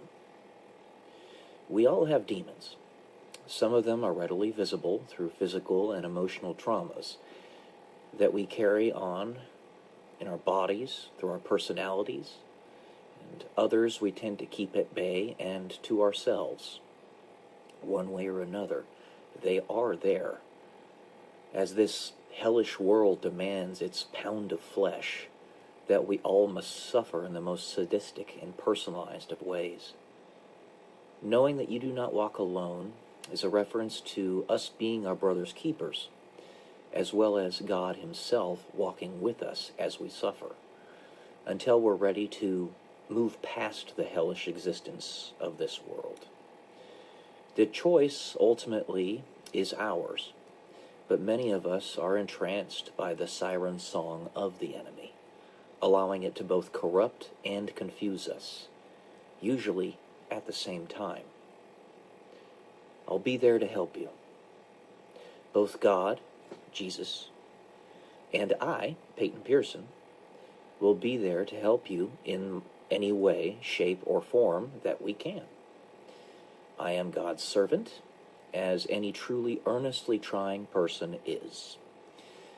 That is, a person trying to advance the human family, help you on an individual level, and ultimately make the world a better place. Any pain that I myself may be causing, by virtue of my words, or even by my existence itself, I don't mean to cause that pain, and I would much rather soak it up myself and destroy it. The pain, that is. No more pain. No more pain. It is gone. You do not face such tremendous hurdles alone. If you do not see this edifice now, you soon will, and I'll be pointing at its weak spots, providing all the tools you need. The greatest trick the devil ever played was convincing the world that he does not exist. This, therefore, is how we end up turning the world upside down, misattributing the evils of this world to God instead, when God is axiomatically love, and the evil axiomatically apart from God. If you believe that God does not exist, or have in some way been convinced of it, then all things are equal. There is no juxtaposition, and it all seems to come from the same source, whether it be pure chance or guided by an intelligent hand. The most potent tool that you can be given, that you need, is this knowledge that evil is real, that the devil does exist, and that the devil is not God. But I cannot do it for you. This is your chance. Whatever you fear, it makes sense to charge toward it as powerfully as you can muster, to put yourself on the knife's edge of maximal effort, to achieve maximal effort, or maximal growth. Don't go too far, as you'll crash out, but don't go less than you can, or you will not fully utilize the chance that God has given you. Your free will is yours. It is what constitutes you as a sovereign individual. But if you are controlled by fear, you are not exercising said free will, and you are sacrificing yourself and your chance. So yeah, I wrote that with its little addition today. Actually, the original was just about 4 lines, 5 lines, but the extended version are my new thoughts that came today. I literally wrote this extension down today. So, we're all sovereign individuals. We all play a part. This connects with what I said in my last video. A world in which morality is not a disadvantage is worth fighting and, if need be, dying for. This ties into what exactly that means. A world without morality, therefore, is a world without God, a world in which I do not want to live. So it's up to us to make the world where morality is not a disadvantage a reality. In our sovereign free will, we exercise that capacity to create the opportunity for said reality. That's it for today, guys. Hope you got something out of this. Love y'all. Peace.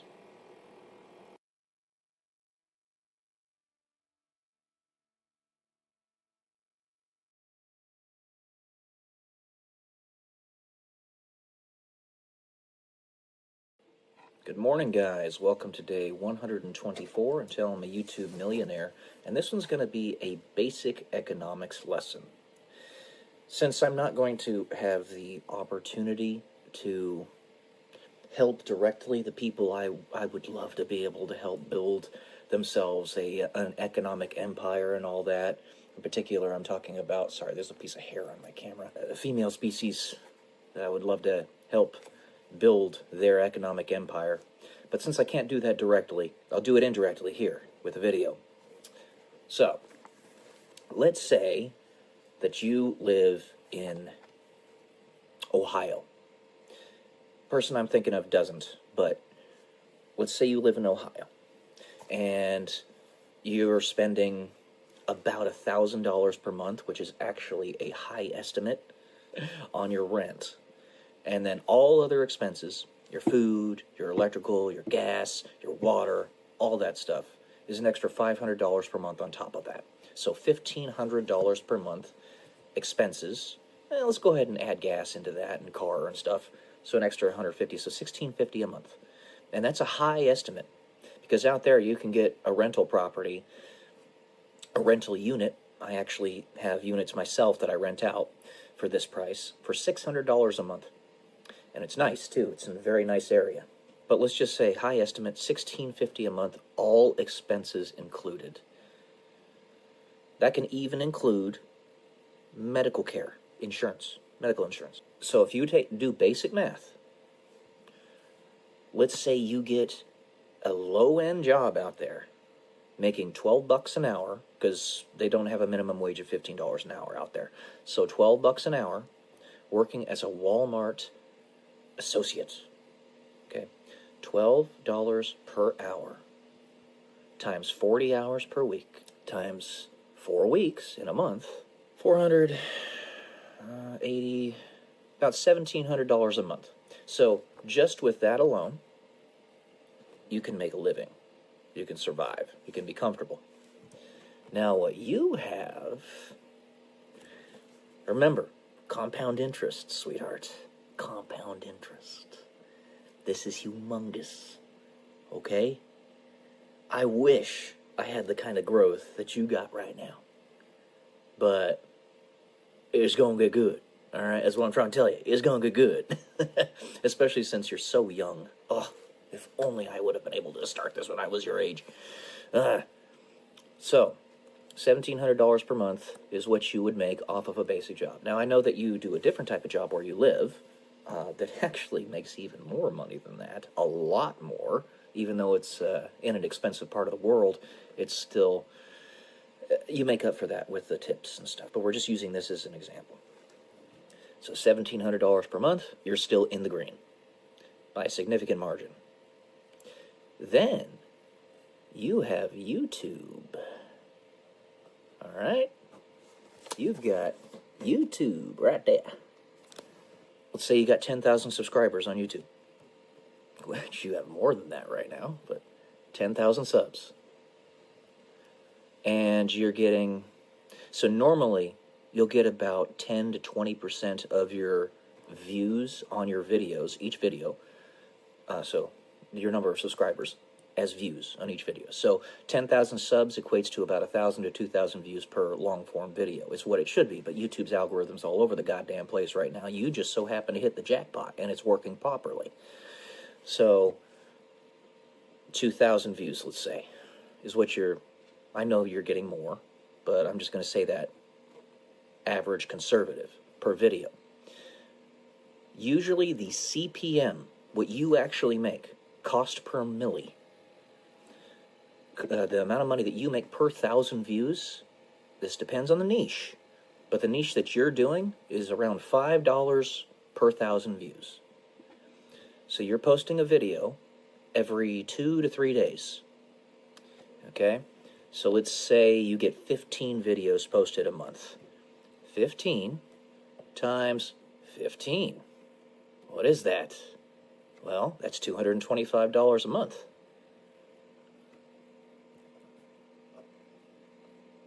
Which doesn't seem like that much right now. But you're growing fast. Really fast. So you are gaining roughly, I would say, what is it? Probably a good 5 to 10% per week, which is insane. You'll be at 100,000 in a blink of the eye, but that's about what you're making, or what you're growing per week. So to exponentially grow means that you're getting that 5 to 10% on top of whatever you have from the previous week. So you can do the basic math. I've got my MATLAB program actually pulled up here, so I'll do that for you real quick. Let's show you what that would be in a year, which you can anticipate that you could actually keep this kind of growth going for a year or longer. All right, so 1.05 raised to the 52. You'd be 13 times the size that you are right now. So you're at about 10,000 subs right now. You're actually a little more than that. Multiply that by 13. 150,000 subscribers in a singular year. I can see you be there, by the way. Easily. Easily. Okay? 150,000 subscribers. If you don't believe me, look up Kira Lutan. You're way more insightful than she is. And she's got almost 100,000 subs.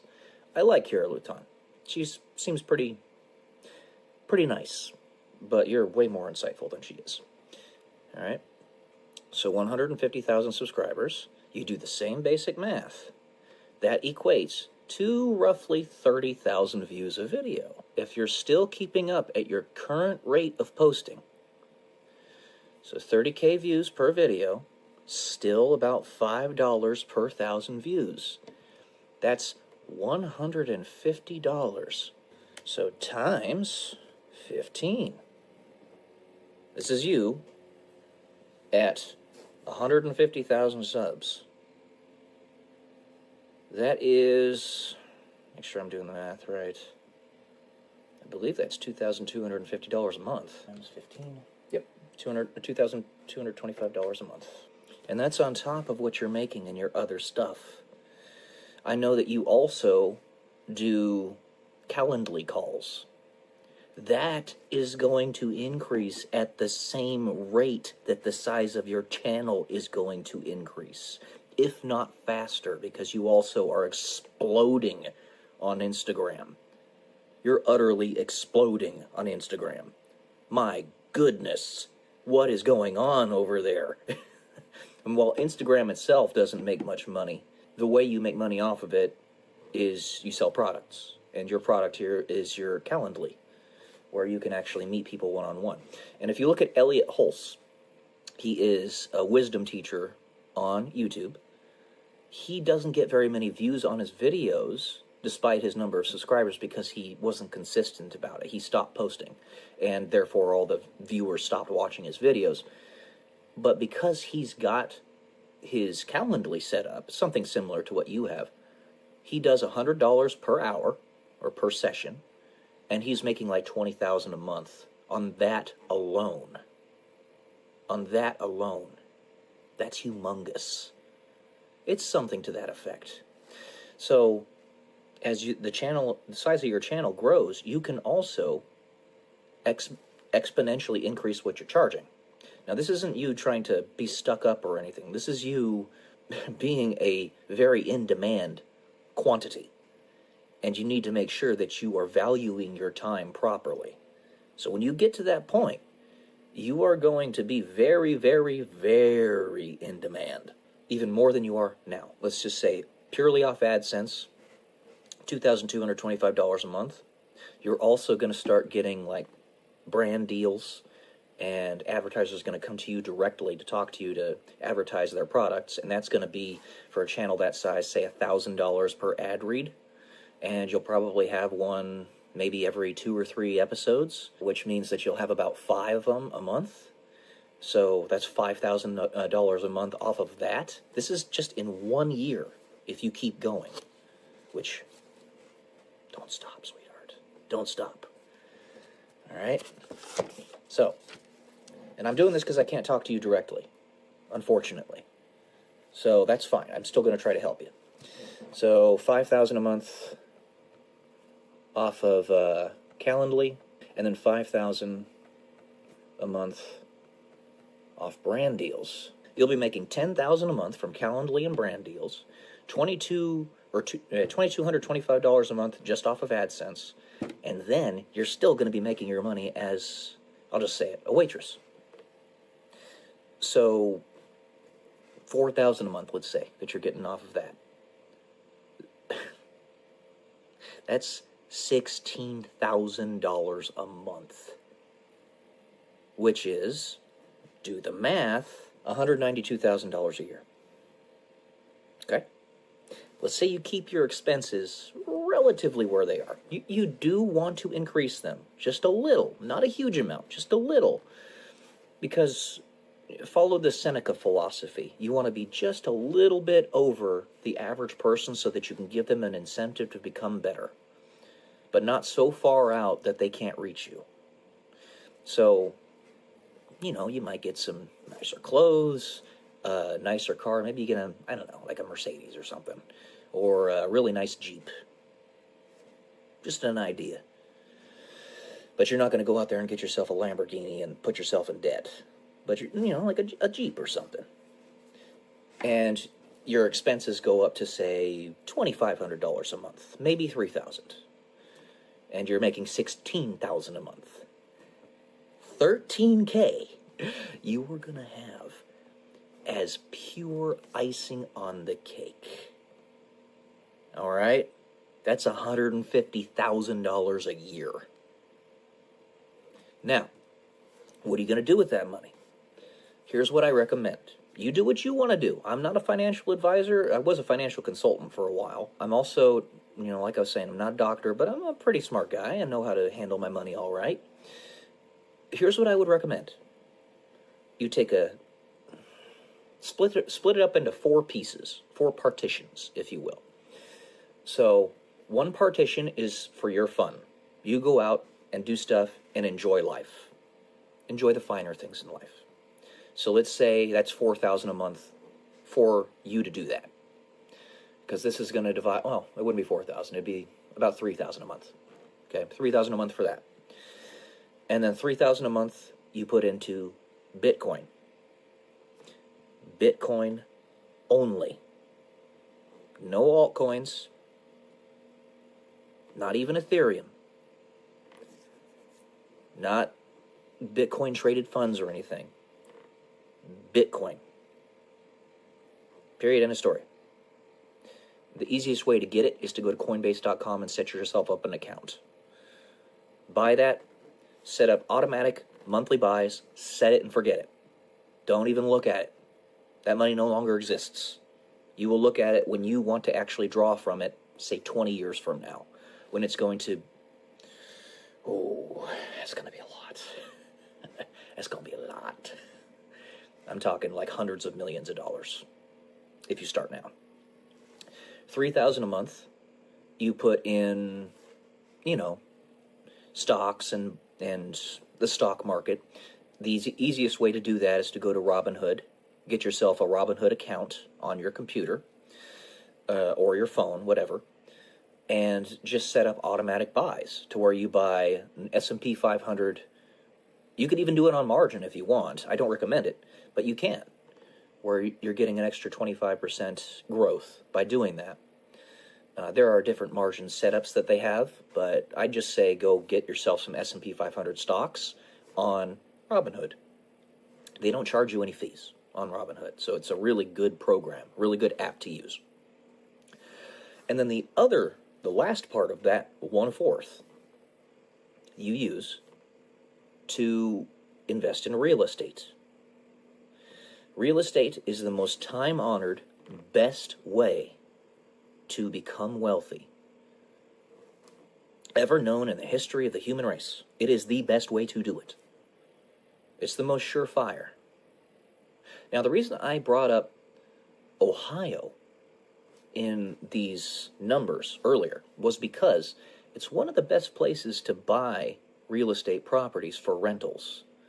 It has one of the highest rent to cost of property ratios. So I have, for instance, a property that I bought for $144,000 back in 2018, I want to say, right around there. And I make about $4,000 a month off of it. $4,000 a month, not a year, a month. You can't find that almost anywhere else. Okay? So real estate is what I would say you want to spend your last fourth of that portion of money that you're not spending for surviving on. This is going to be in about a year. You're going to be 25. I'm revealing a lot about the person I'm talking about, but it's okay. It's okay. So yeah, that's going to be your last fourth there. Do the math. Your channel is going to be continuously growing even after this year mark that I'm giving you right now. It's probably going to get to 1 million subscribers, and it's going to proportionally grow in that way in like 2, maybe 3 years, if you keep on consistently posting, which I pray you do, because this is, I'm telling you, sweetheart, you hit the jackpot. Pardon my language, but you fucking hit the jackpot. You got a 21 on blackjack. I pray to God that one day I get as lucky as you did. So, 10 years from now, let's say you're actually following this procedure. It'll change a little bit. You know, you want to keep your books straight. It's going to change a little bit because, you know, you might have different ideas of exactly what you want to do, but extrapolate this over 10 years. I'm just going to do a very basic compounding program here. Okay? So I actually have a compound program that I set up on MATLAB. I built it myself. So let's say you have 13,000 that you're putting in per month. And how much you're going to contribute per month?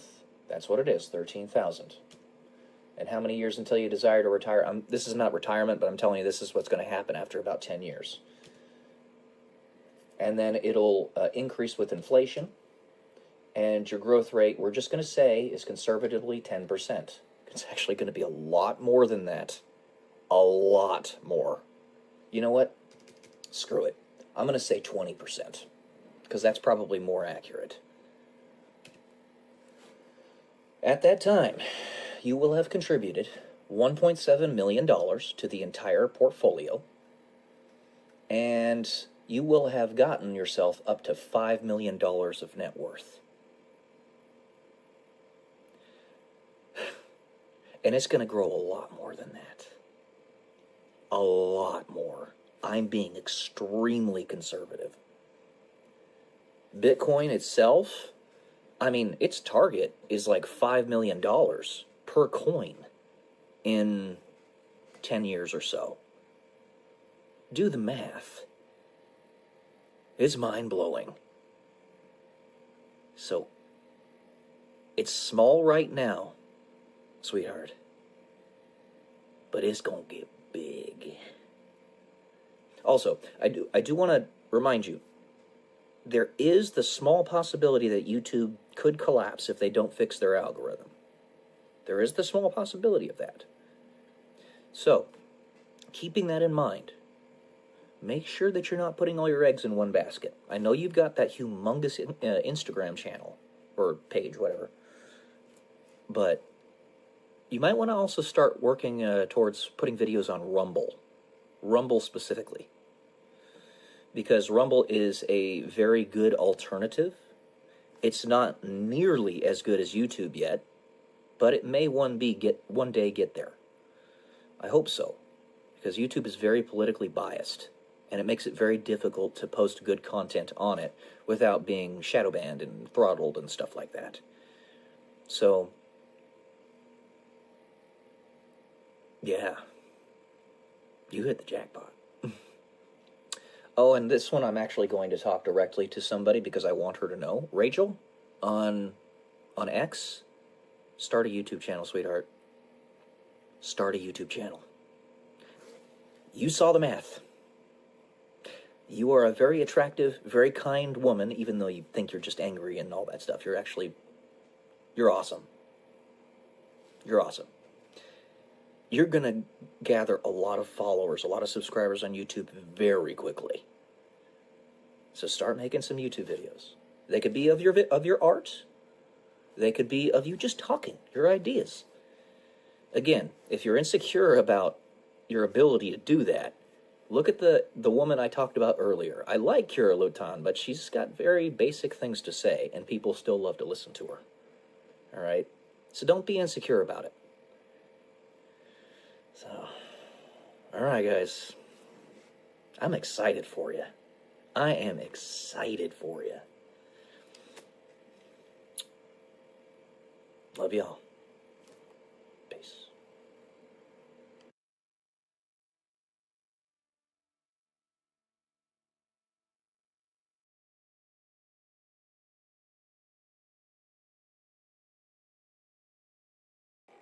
Good morning, guys. Welcome to day 125 until I'm a YouTube millionaire. And for this one, I'm going to read another essay that I wrote. I believe this one was back in 2017. It's called Bellwether. Bellwether. I wonder if any of you can tell just how much of our world today is complete fantasy. Do any of you realize that what you see as everyday goings-on is in fact indirectly and directly manufactured by a great many different sources? What I'm trying to say here is that we are in an artificial situation right now. Or an artificial situation within an artificial situation. Artificial situation inception. It is my submission that the world we live in, and I have backed up this claim with many a logical argument, ranging from discussion on the double slit experiment to logically thinking through how the nature of existence itself does not make sense, is a complete farce. Try to follow me on this one. Let us look at a petri dish of the United States, the presidential election from 2016. There essentially could not have been two candidates that were more polar opposite, more inflammatory, and more separating for the whole population of the country, let alone the world.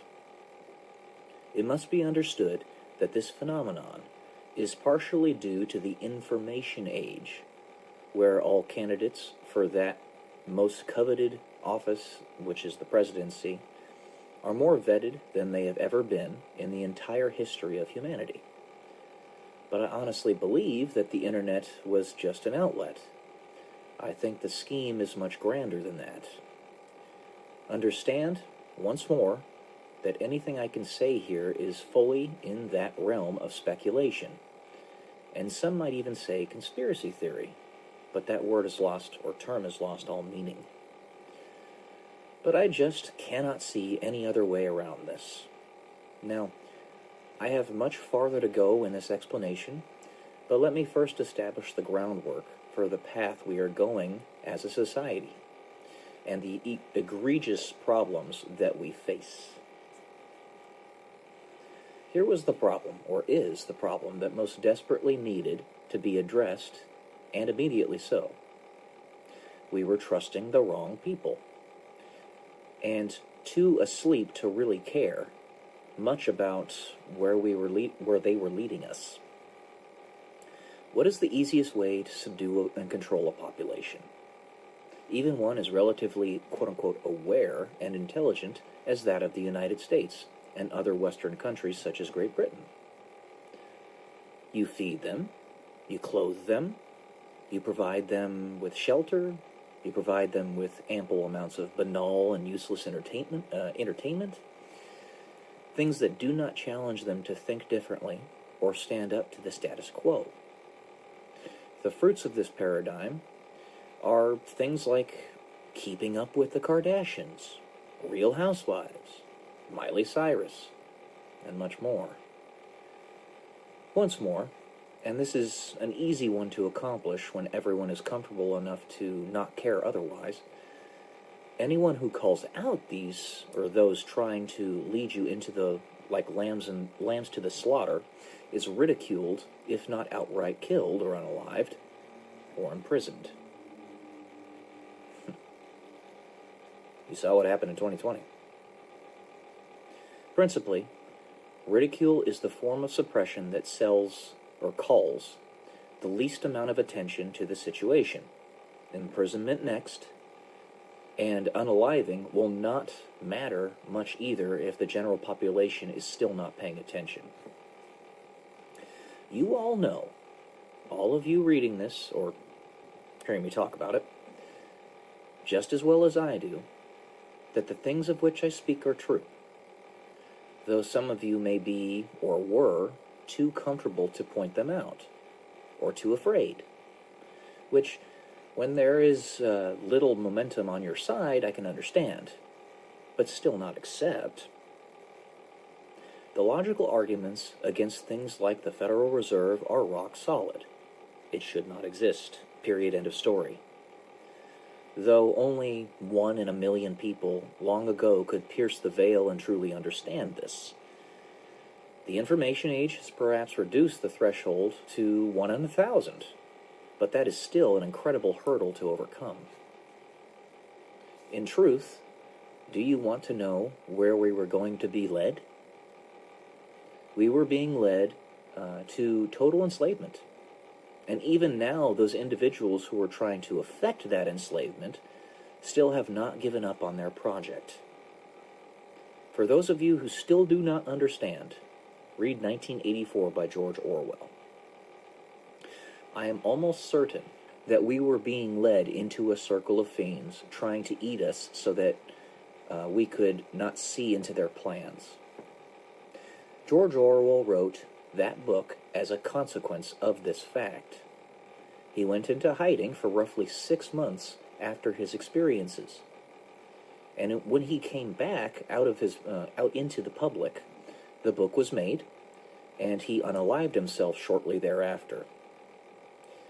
You should look into the backstory of George Orwell. He refused to dress warmly after being diagnosed with tuberculosis in England.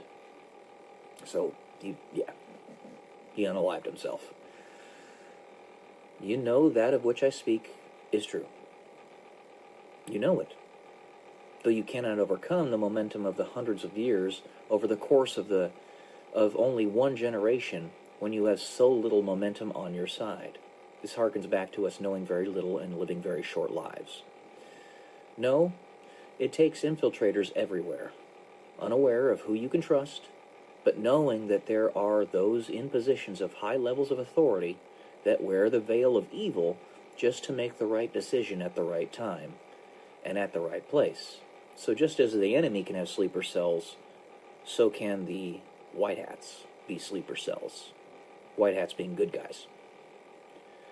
If you can trust no one, then anyone can be an enemy, and anyone can be an ally. Would you bank on a 50% chance of victory or a 0.000001% chance of victory?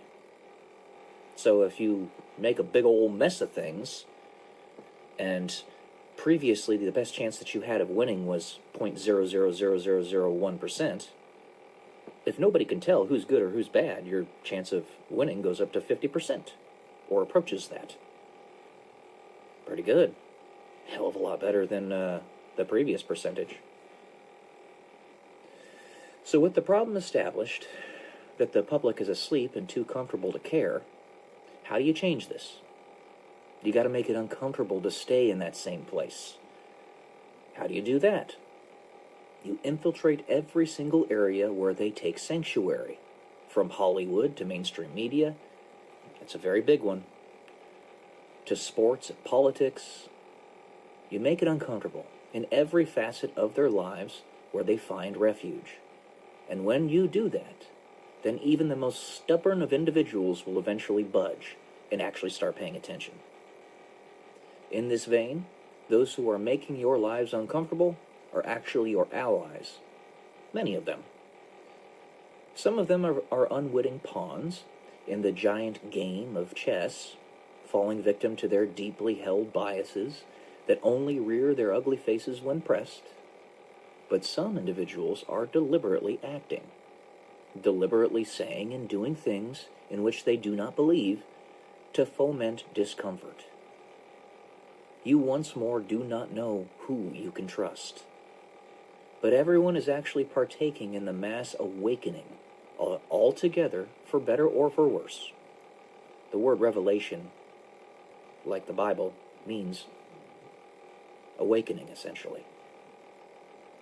We are basically smacking each other as hard as we can to wake up out of our stupor. You know what is the kicker here? I can tell you this now because you still do not know whether or not you can trust me. My name is Peyton, like Satan.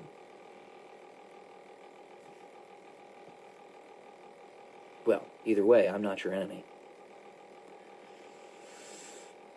Only those who have a personal relationship with me, understand my history, and have their own personally accepted proof of my intent are willing and able to do so. The rest may think that I am simply speaking nonsense. But I would take a 50% chance any day over an essentially non-existent possibility of victory. Now, I'm a nobody. I'm just a simple 35-year-old man with some crazy theories and perhaps an above-average intelligence. In being a nobody, you are free from the restraints of the institutions of our world, so you don't have to worry about an authority figure telling you what is true or not. How would you know that the path you are on, and could still fall back into if we are not careful and vigilant, was going to lead to enslavement and eventually an all-out apocalypse? Well, you need to be able to discern the consequences of your actions with perfect fidelity to be able to say with any degree of certainty that your path will lead to nowhere or worse. We have many tools with high levels of predictive power.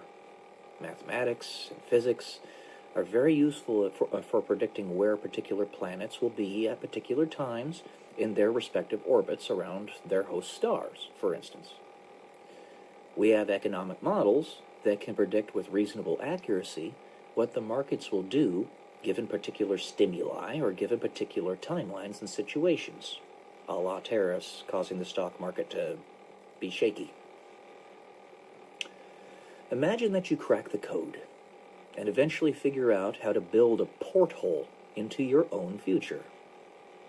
You would have a looking glass through which you could see where you have been and where you are going.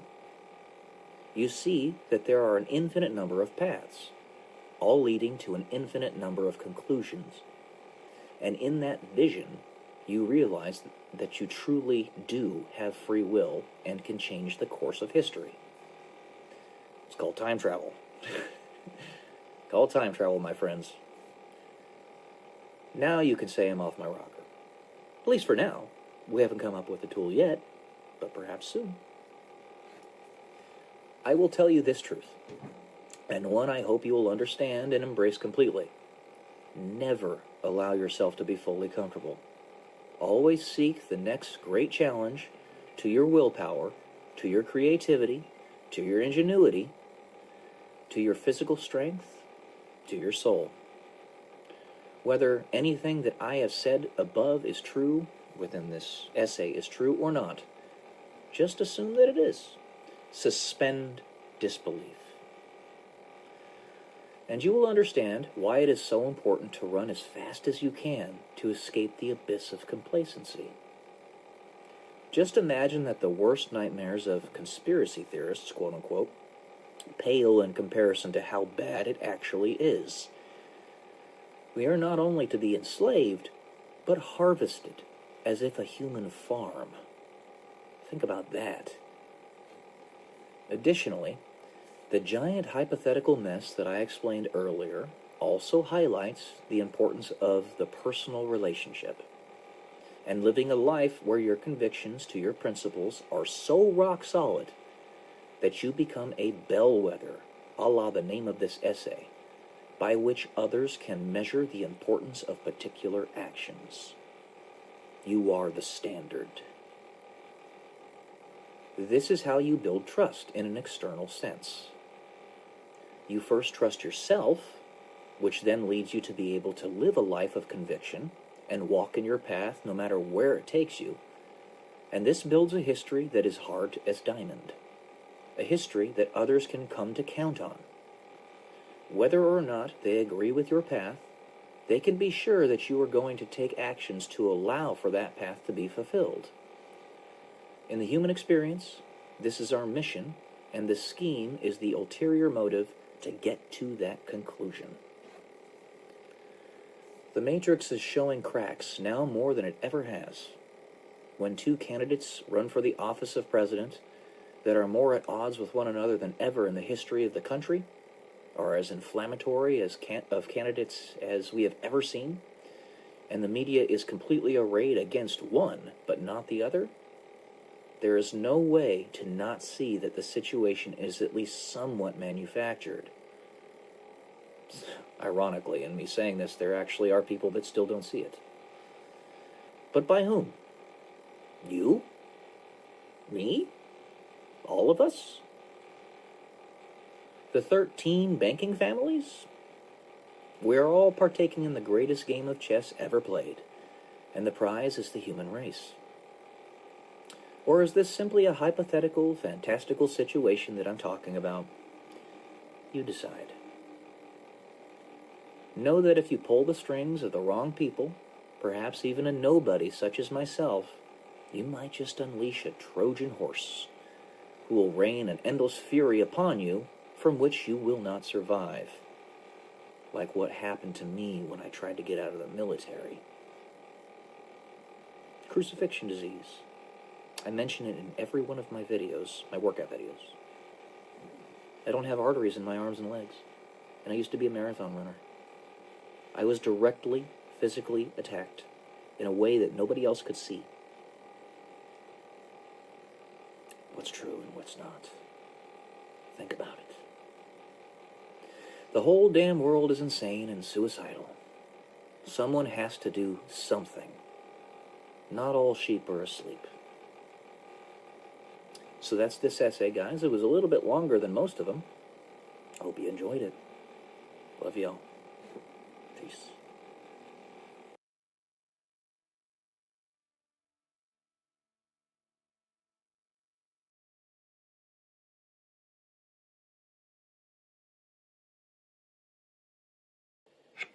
Good morning, guys. Welcome to day 126 until I'm a YouTube millionaire. Today I want to talk a little bit more about psychological, spiritual, physical, emotional layering. What exactly is that? Well, let me put it to you this way. And this attaches to needing to have something repeated to you at least 6 times before you remember it or can, recall it in any reasonable way. But let me put it to you this way. Of all the books that I'm reading, and this applies to anybody, do you think that unless I've got a eidetic memory, also known as a photographic memory colloquially, that I would be able to remember everything that I read in every single book that I've read over the course of my entire life? Obviously, that's a ridiculous notion. It doesn't happen. No. What you do with the psychological layering and the books that you read and the media that you consume is in each one of those pieces of media, you are discerning the lowest common denominator from that and how it applies to you. The lowest common denominator, or kernel of truth, and how it applies to you, you're probably not even going to remember consciously, unless you write it down at least half a dozen times, unless you apply it at least a few times, unless you teach other people about it at least a few times. You're not going to remember it. So what does it come down to? What's the purpose of it all? Our memories are not very good. They're the best memories on the entire face of the planet. No other species even comes close to our memory, except maybe elephants. And they're not as smart as we are. So it's not the memory.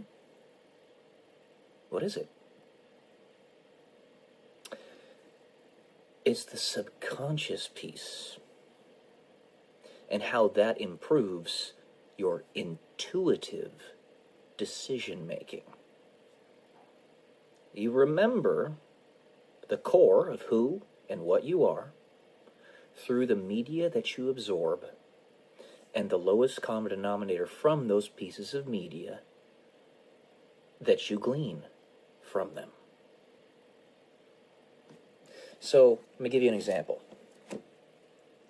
This book, I'm currently reading it, No Longer Human is what it's called. I'm not going to remember the details of this book going forward. When I'm done, in 10, 15 years, I'll remember the basic plot line, sure, but I won't remember the details of it. What will I remember?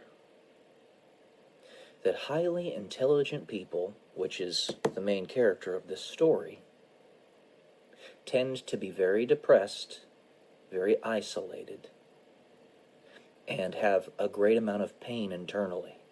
I will also remember something that I have heard from many a person, both Japanese and otherwise, because this is a Japanese book, that the Japanese people are very dark people.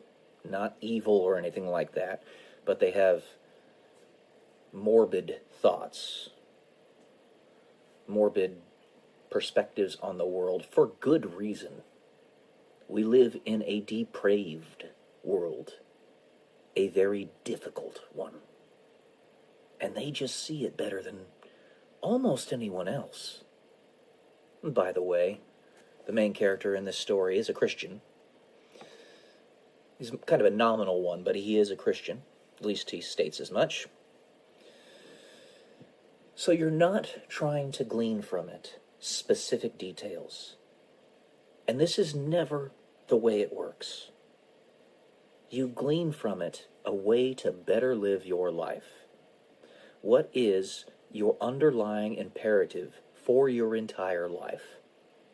The reason you're here, your personal mission. Mine? Serve Jesus, serve God. And that means to love humanity, and that means to advance humanity. So, I glean from this book the darkness of the Japanese spirit, and what I say in my mind, heart, and soul, I need to have compassion for them. Love, empathy, which I do. Very much so. I'm not going to forget that. That's attached to my subconscious. That's attached to my heart and soul. And by the way, connecting to that yet more, I'm writing of that specific idea in my novel series. The female lead, her name is Emily, is half Japanese in my book, in my novel series. And it superficially appears that she is the deepest, darkest evil that exists. But she's not.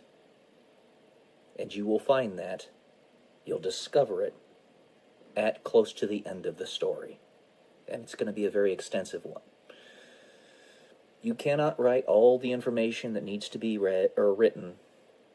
You have to have a threshold. Mine's 1 million words in my novel series before I will feel like I have adequately explained what I'm trying to get across. You can't get it all, but you'll get enough.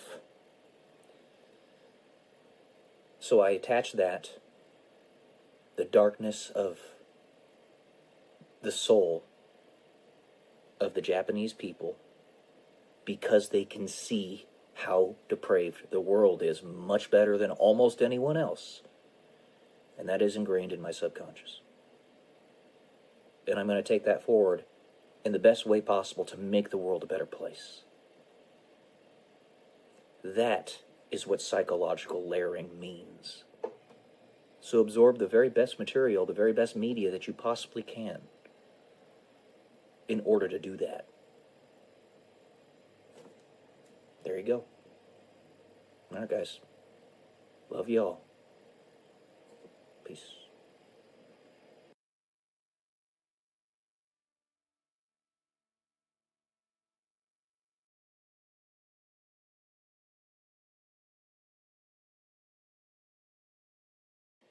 Good morning, everyone. Welcome to day 127 until I'm a YouTube millionaire. And today I wanted to talk a little bit about resonant frequencies. So, every object in the universe has a resonant frequency. Now, what is a resonant frequency? A resonant frequency is the frequency at which that object vibrates. Every object in the universe, such as the human eye, the human body, the table, a cell phone, it depends on the frame of reference, but everything is comprised of atoms and subatomic particles and fundamental particles, etc., etc., etc., all the way down to the Planck unit of time length. And it probably goes even farther than that, but we don't know how to get to that point. And at the very most fundamental of level, everything is just energy and frequency. The whole of existence. All of it.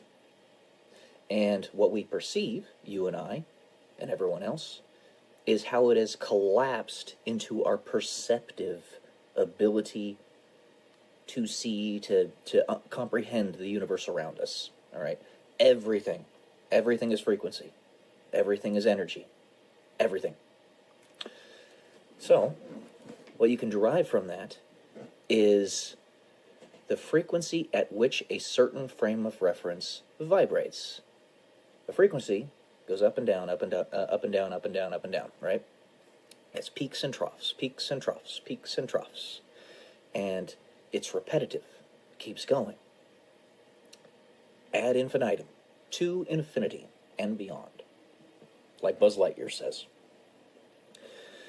So, to get to the very base here, a human body resonates at a fairly low frequency. It's like 4 hertz, I think, somewhere around there. That means you have an oscillation in the frequency, in the wavelength. You get 4 of them, 4 whole wavelengths per second. Okay? The light that you see, the visual spectrum that your eyes are physical transducers to be able to comprehend for your brain is between 400, 350, and about 750 nanometers. Nanometer is 10 to the negative 9th meters. Very, very tiny. The number of oscillations that can happen in a second are on the order of hundreds of billions. Okay? But anyway, a physical form, such as the human body, has a resonant frequency. And you say resonant because at the peaks and the troughs of the frequency spectrum for the object, that is where it's at its highest energy state. Energy states being related to the energy states of the actual atomic substructure of the material. Those energy states can cause that atomic substructure to actually have the electrons move to different electron shells within the elements of the structure, right? So, if you are bombarding something with its specific resonant frequency, or a multiple thereof, then basically what you're doing is you are maximizing or increasing the maximum, the amplitude of the peaks and of the troughs of the frequency at which that object resonates. And every object, like I said, has said resonant frequency, whether it's a building or a dog. Everything. It's the frame of reference. Okay? You find it specifically for that frame of reference, and if you bombard that object with its resonant frequency at a high enough amplitude for a long enough time, Nikola Tesla proved this actually many, many years ago when he was still alive. He had like a black box object under a building because he was trying to show people what he could do with resonant frequencies. It was an experiment. He was paid to do it, I think, because they wanted the building to come down anyway. You'll have to look this up. I don't remember the exact story, but I'll probably get like a little indicator on the video for you so you can see what I'm talking about. But he miscalculated the resonant frequency by just a hair. So since he did, it took a lot longer for it to happen, but it did happen. He bombarded that building with its resonant frequency, and after over the course of a few hours, it finally ended up collapsing. You can do the same thing with a building, or with a body, or with a component of said body. Every object in the universe, depending on its frame of reference, has its own specific resonant frequency. For veins and arteries, it's about 1 hertz. The closer you get to a specific resonant frequency for a specific person's veins and arteries, the more pointed you can be with your attack on them. And by the way, that 1 hertz frequency that veins and arteries vibrate at, roughly, is such a long wavelength that it is not attenuated hardly at all through space. So it could be sent to Earth from Alpha Centauri or beyond, and it would get here with minimal attenuation, going through the atmosphere, going through the void of space, going through nebulae, all of it, because it's such a low frequency. So you have that, all right? If you find the specific resonant frequency, then you can be very, very targeted with the people you're trying to target. Very, very pointed. But then you also have things like gamma rays, or really, really high frequency stuff. The reason those ones are so obliterative, they're so destructive, is because they vibrate at such a high frequency that they essentially resonate with everything, or near enough. You'd have to be a very specific frequency to not be attacked and destroyed by a gamma ray. A gamma ray turns your DNA into jelly. I read a story, the criticality incident in Japan that happened back in 1996, I believe it was. There were 3 workers that got bombarded with the highest amount of gamma rays ever recorded. And one man was bombarded with 20,000 sieverts, I think it was, of gamma radiation over the course of a few seconds. And his body, his DNA turned into jelly. There was nothing left. It took him about 90 days to die because your cells have to recycle, and basically your whole body, all the cells within it, recycle in about 120 days. Odd to think about. Not all of them, but like your skin cells, your organs, stuff like that. Some of your bone cells, your nails, obviously. But when you get through that entire cycle, if you don't have DNA that is extant to replicate the same cells, they're not going to replicate. You're just going to decay and die.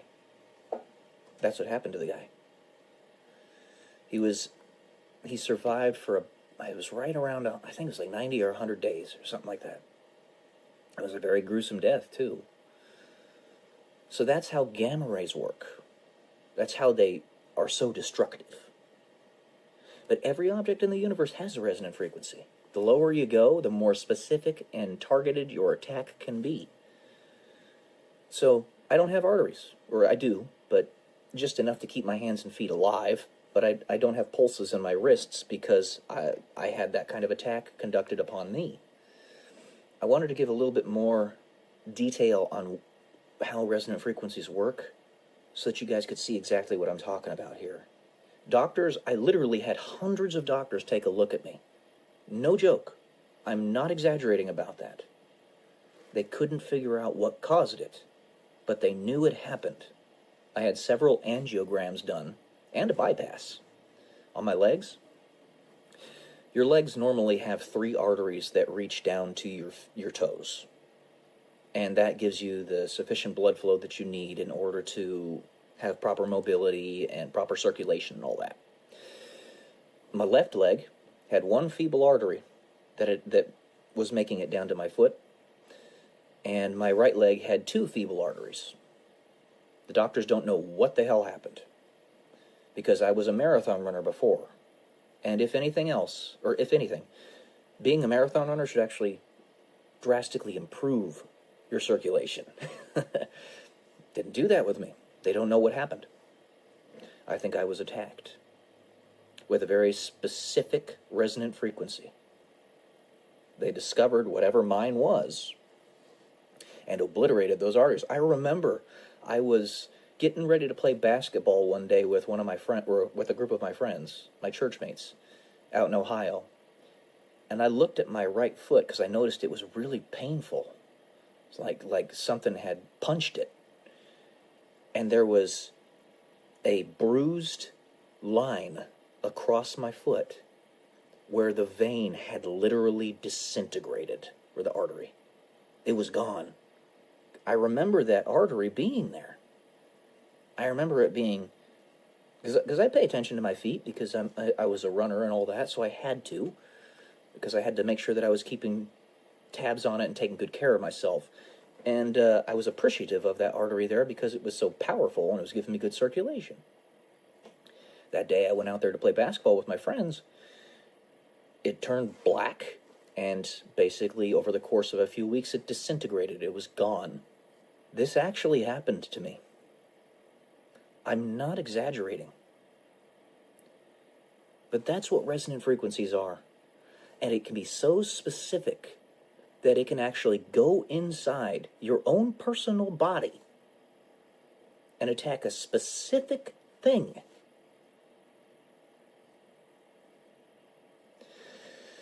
Yeah. It's crazy to think about. But everything is frequency, everything is energy. We're all waves vibrating at different levels in whatever dimension. That's what it ultimately means. So, I'll talk more about this later, but I hope this gives a little bit of a better perspective on it. Anyway. Alright, guys. Have a good Saturday. Love y'all. Peace.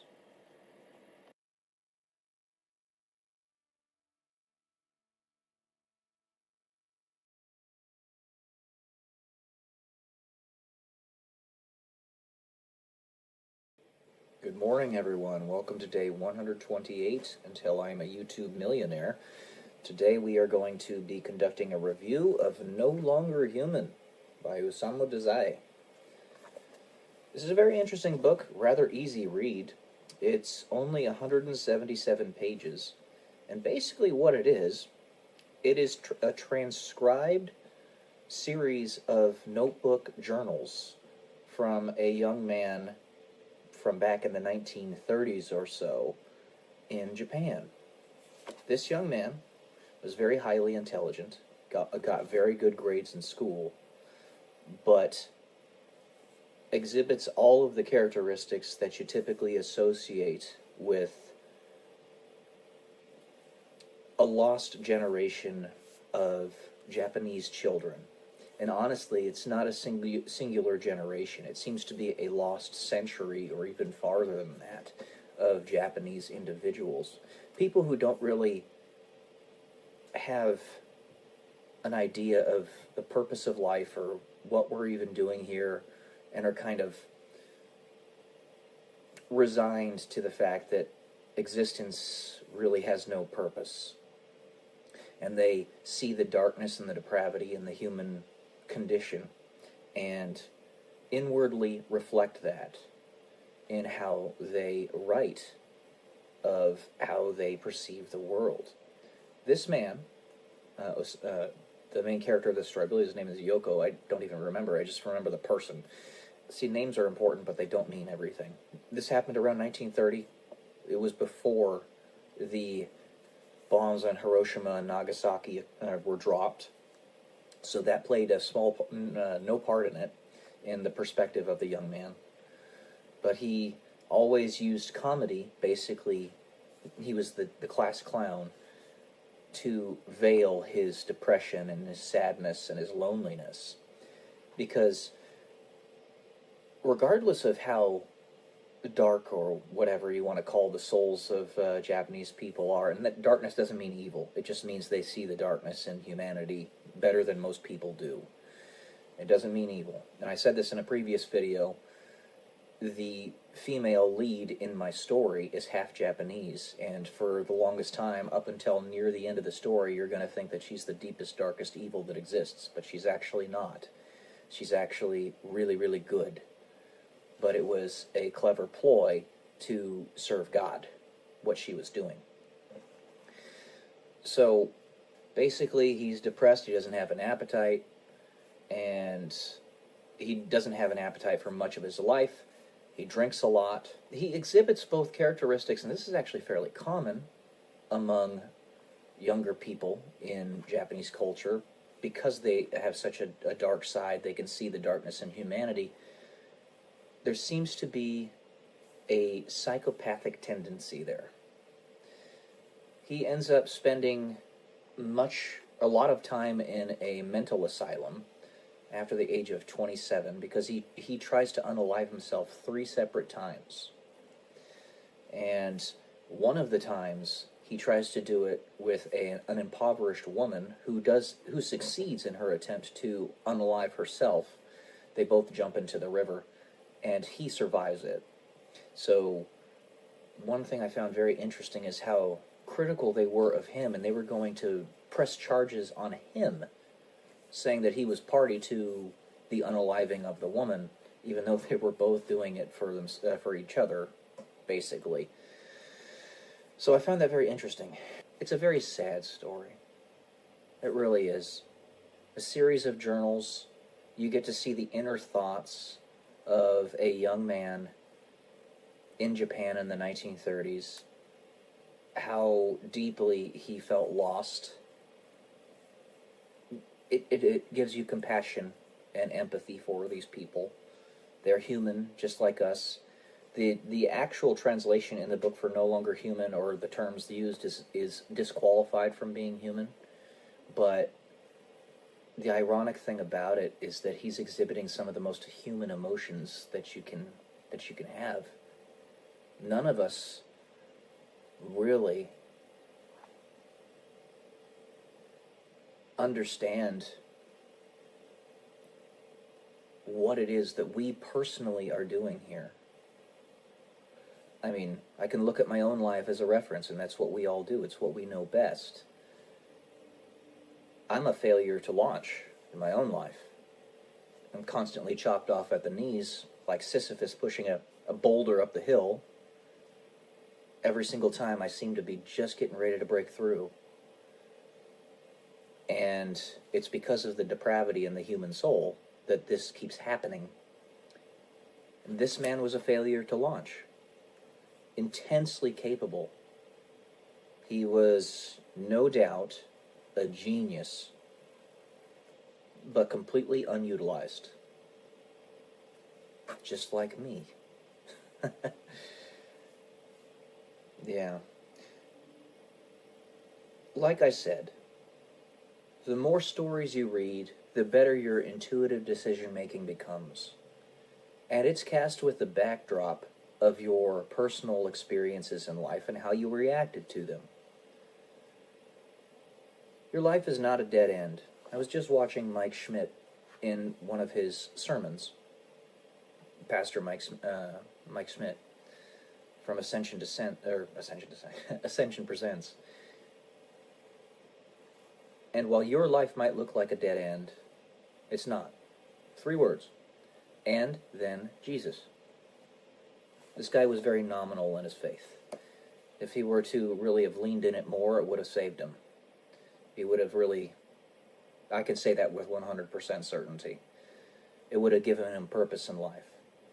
Yeah, we know this world is depraved, but 1, this is not all there is.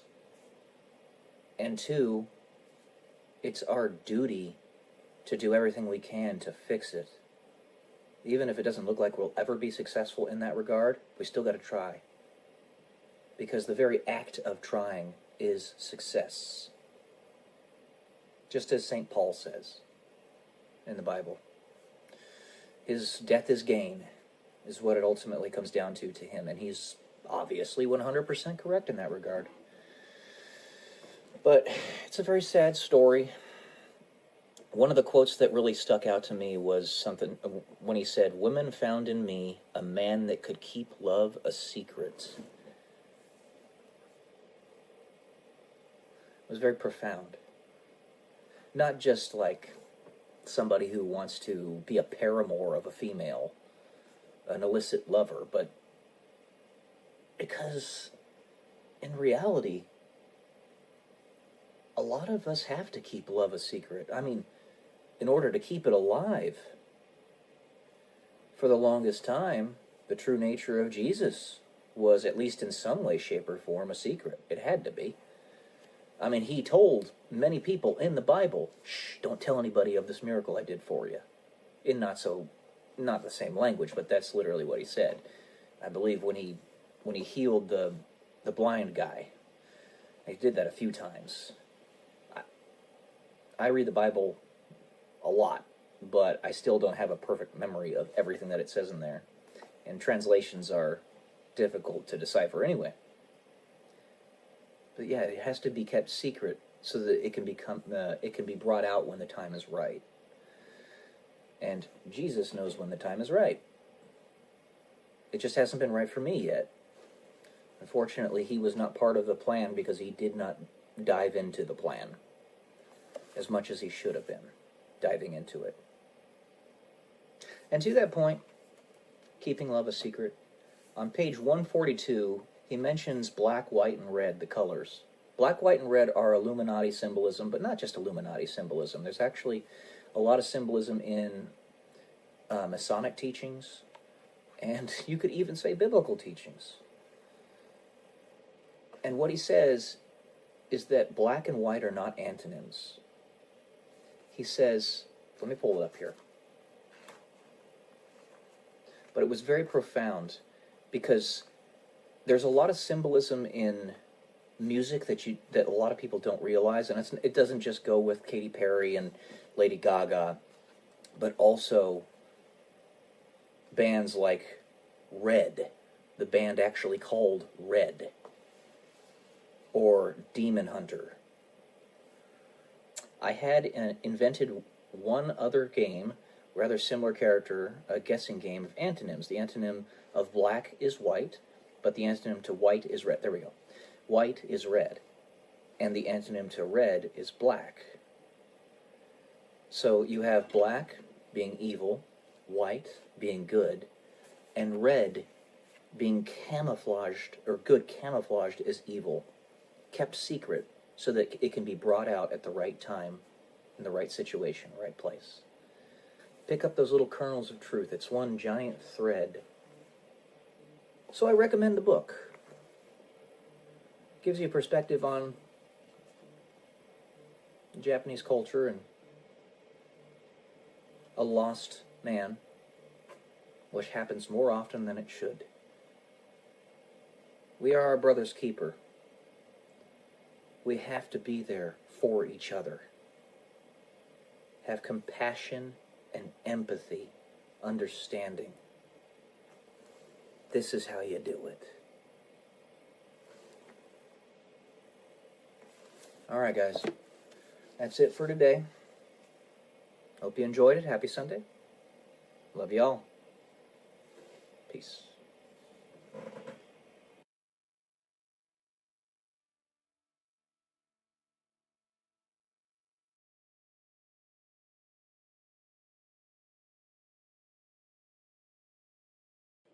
Good morning, guys. Welcome to day 129 until I'm a YouTube millionaire.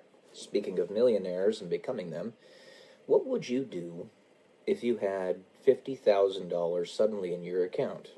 Where would you put that money?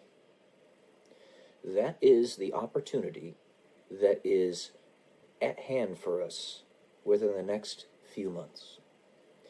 There's been a lot of hugabaloo, a lot of grumbling, primarily from boomers, about what's happening with the stock market right now. This is because we are doing something that is needed to be done for decades. Basically, the entire world has been sucking the United States dry of all its wealth and productive capacity through very unfair tariffs. Did you know that Canada has several items that they were charging 300% tariffs on the United States? I think eggs was actually one of them. You remember how the egg prices in the United States were skyrocketing in the last couple months?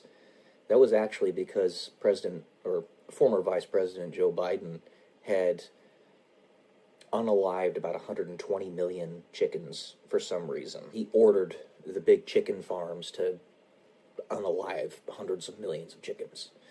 And obviously when that happens, you have a supply shortage because you're making less eggs. And when you have a supply shortage, the price has to necessarily go up. It's basic supply and demand economics. But we've been unfairly sapped of all of our productive capacity for several decades. If you knew what is happening in the Rust Belt of the United States, places like Ohio, Michigan, Minnesota, those countries, Illinois, states, they used to be immensely productive. We had a plethora of vehicle production plants in that area of our country. Well, the last several decades, those same vehicle manufacturers have gone to other countries because of unfair tariffs. Basically, they are literally parting out our country. And the only thing that's kept us afloat these last several decades, is that we've been innovating. We've still been producing new technologies. Things like semiconductors, transistors, more advanced space travel, cell phones and stuff like that. Even though this phone that I'm talking on right now is actually, for the most part, produced in slave factories in China. That's the type of thing that we're trying to change right now. So the stock market's tumbling, sure. This is something that needed to be done a long, long, long time ago. And the thing is, the overwhelming majority of people that are not boomers don't have any vested interest in the stock market anyway. When you can barely put food on the table and pay your month's rent, you're probably not going to be putting any money into the stock market. So, a house, the median house price, I believe, in the United States is around $400,000. Mind-blowingly expensive. The median age at which somebody is a first-time home buyer is 51 years old. That's ridiculous. Ridiculous. It was only a few decades ago that it was the mid-20s that somebody was going to buy their first home. About the age that I was when I bought my first home. So we have an incredible opportunity that's been thrust upon us as we try one last time to wrestle back our country from the liberal economic order that's been desperately trying to destroy us for a really long time. We have a lot more to do, but what we're doing right now is the first steps. We need to get rid of the central banks, the IRS, all that stuff needs to be gone. But these are the first steps. The prices of a great many things are going to go down way, way lower than what they are right now. The artificially inflated home prices across the United States are going to deflate. One, because we don't have illegal immigrants buying a bunch of properties that they shouldn't be buying because they don't actually have residence in this country.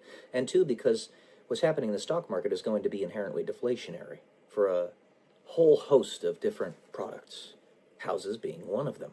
Companies like BlackRock are not going to be able to buy homes 25% above listed value for cash and price you out of the market. They're no longer going to be able to do that. We're stripping them of their monopoly. So, prices of homes are going to go down, prices of stocks are going to dip dramatically, and guess what? This is your opportunity as Gen X and millennials to step in and buy the dip in everything. So if the Doge dividend does happen, and you end up getting $2,000 to $5,000 or maybe even more from the United States government, from all the money that was saved, where would you put that money? Now, for most people, they're just going to, buy the necessities, pay for rent, buy food. A lot of people are going to be silly with the money and go gambling and go on pleasure junkets. But if you are wise, and this is contingent upon that very important critical aspect, then you'll buy the dip.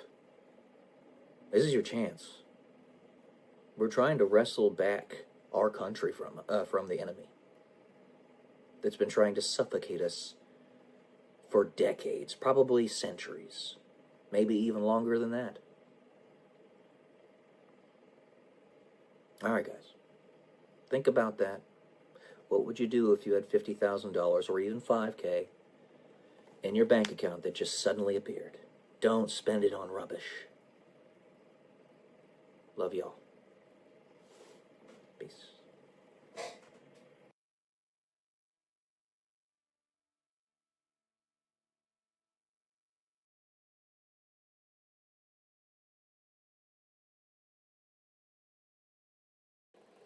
Good morning, everyone. Welcome to day 130, Until I'm a YouTube Millionaire. And I'm going to read another essay to you that I wrote back in 2016-2017 timeframe. It's called Collect Believers.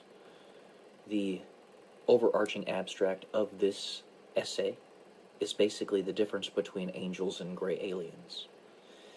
It's purely hypothetical, and one must be able to think in hypotheticals in order to come to new ideas about how reality works. To ride on a beam of light, as Einstein's famous assumption was when he developed the theory of relativity. So let's get to this. What if the people who survive the societal pivotal point are the ones that have been duly informed by their future selves, a la the movie The Arrival? Their future selves come back to show them what they become, and their progeny become, and the consequences to the rest of the human race. However, they also show the survivors that something can happen if the survivors decide to change history.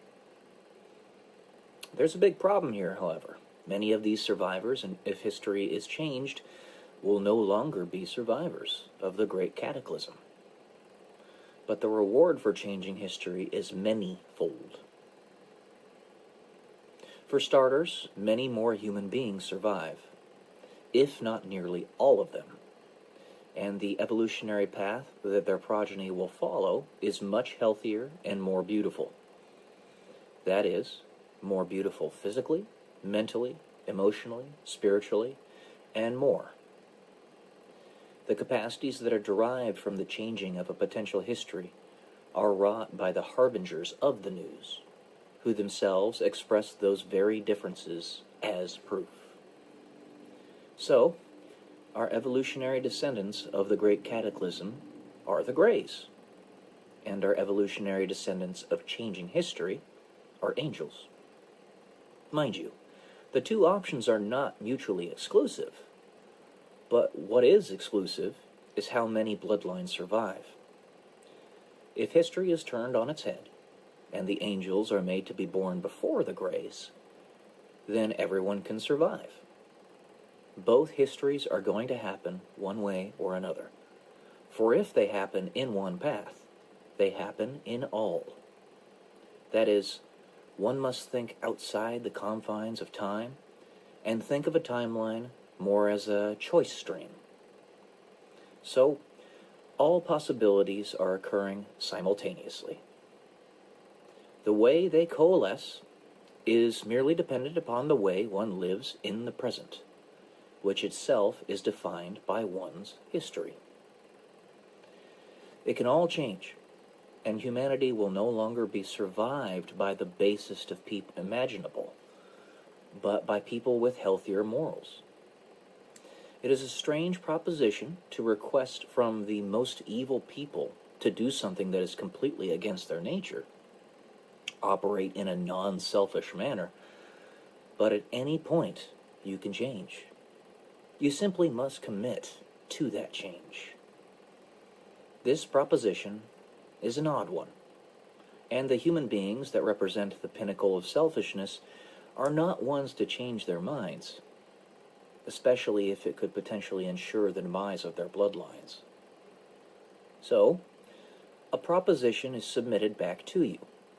A game. If their future selves can resist the cataclysm and call it out wherever it arises, if their future selves can defend their positions, then the survivors will allow the history to change. The resistance will cause evolution, and the evil ones may acquiesce. That is, the future will refuse to change unless you rage at the dying of the light. Defend yourself. Resist. Prove your capabilities, and you will collect believers. That's it for this one, guys. Not a terribly long one. I hope you enjoyed. Love y'all. Peace.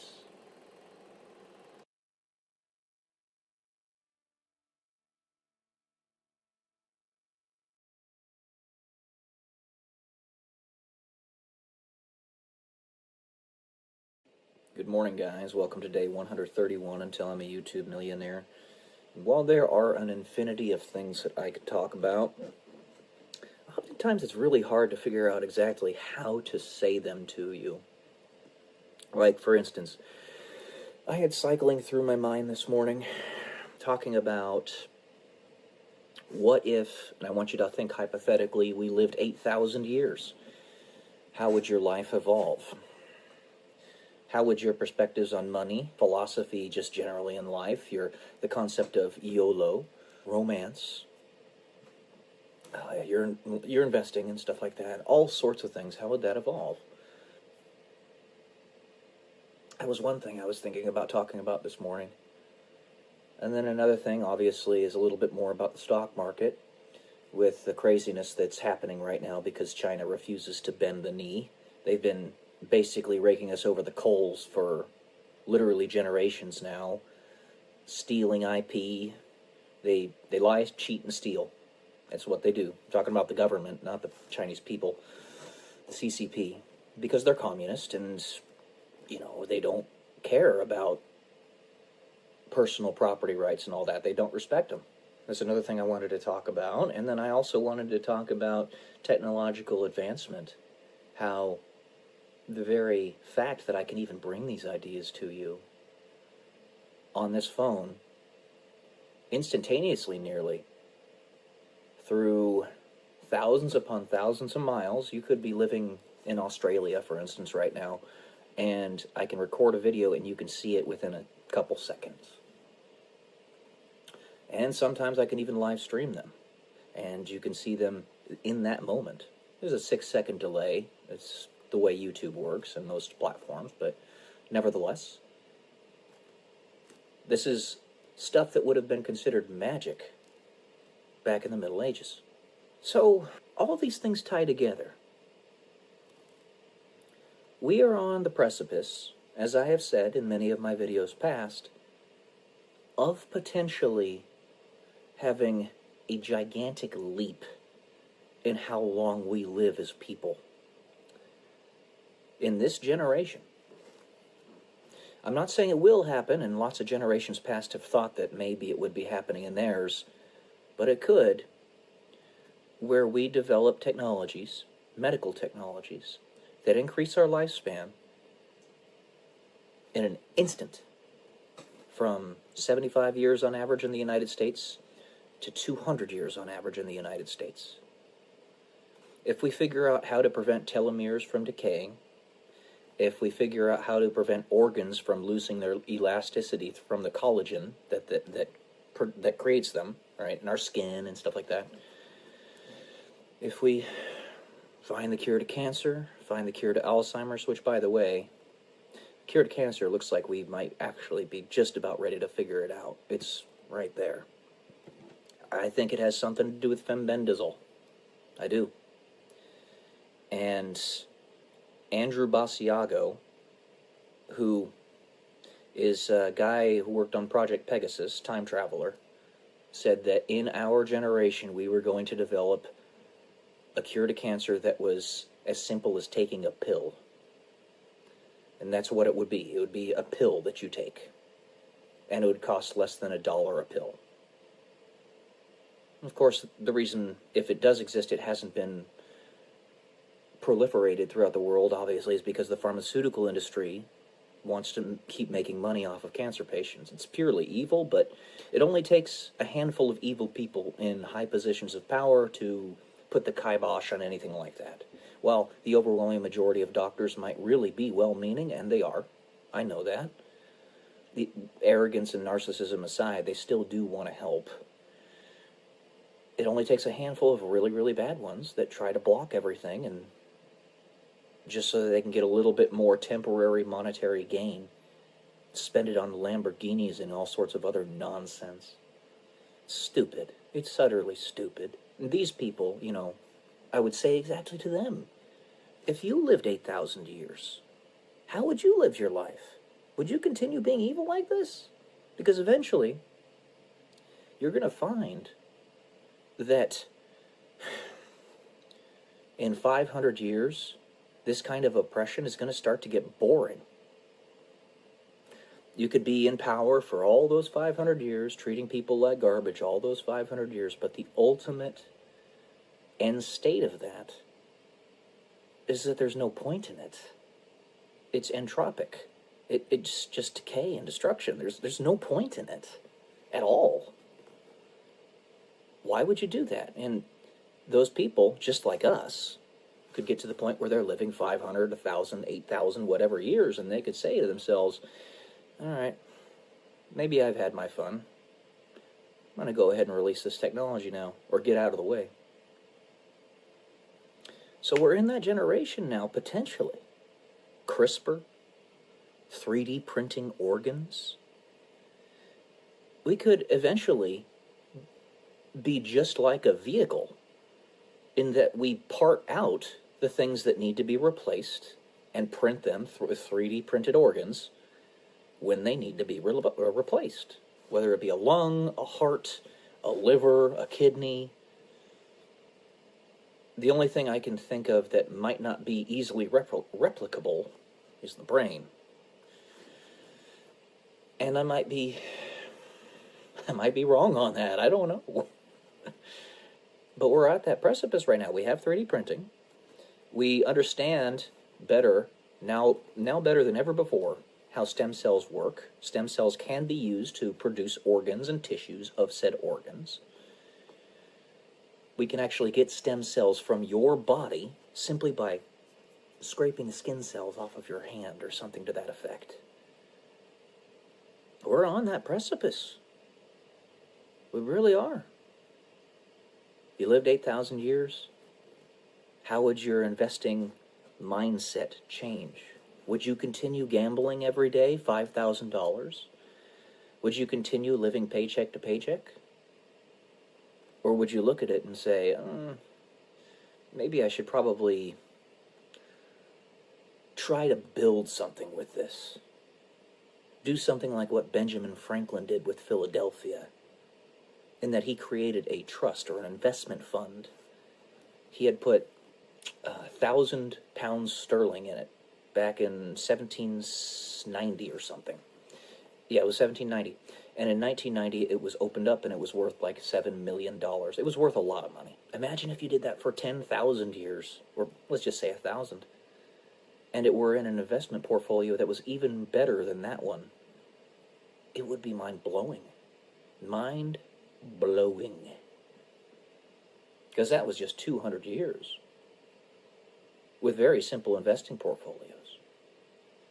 If you ended up being like the Howard Foundation in the book Time Enough for Love by Robert Heinlein, which is a great book, by the way. Really, really weird, but a really good book. Makes you think about a lot of different things.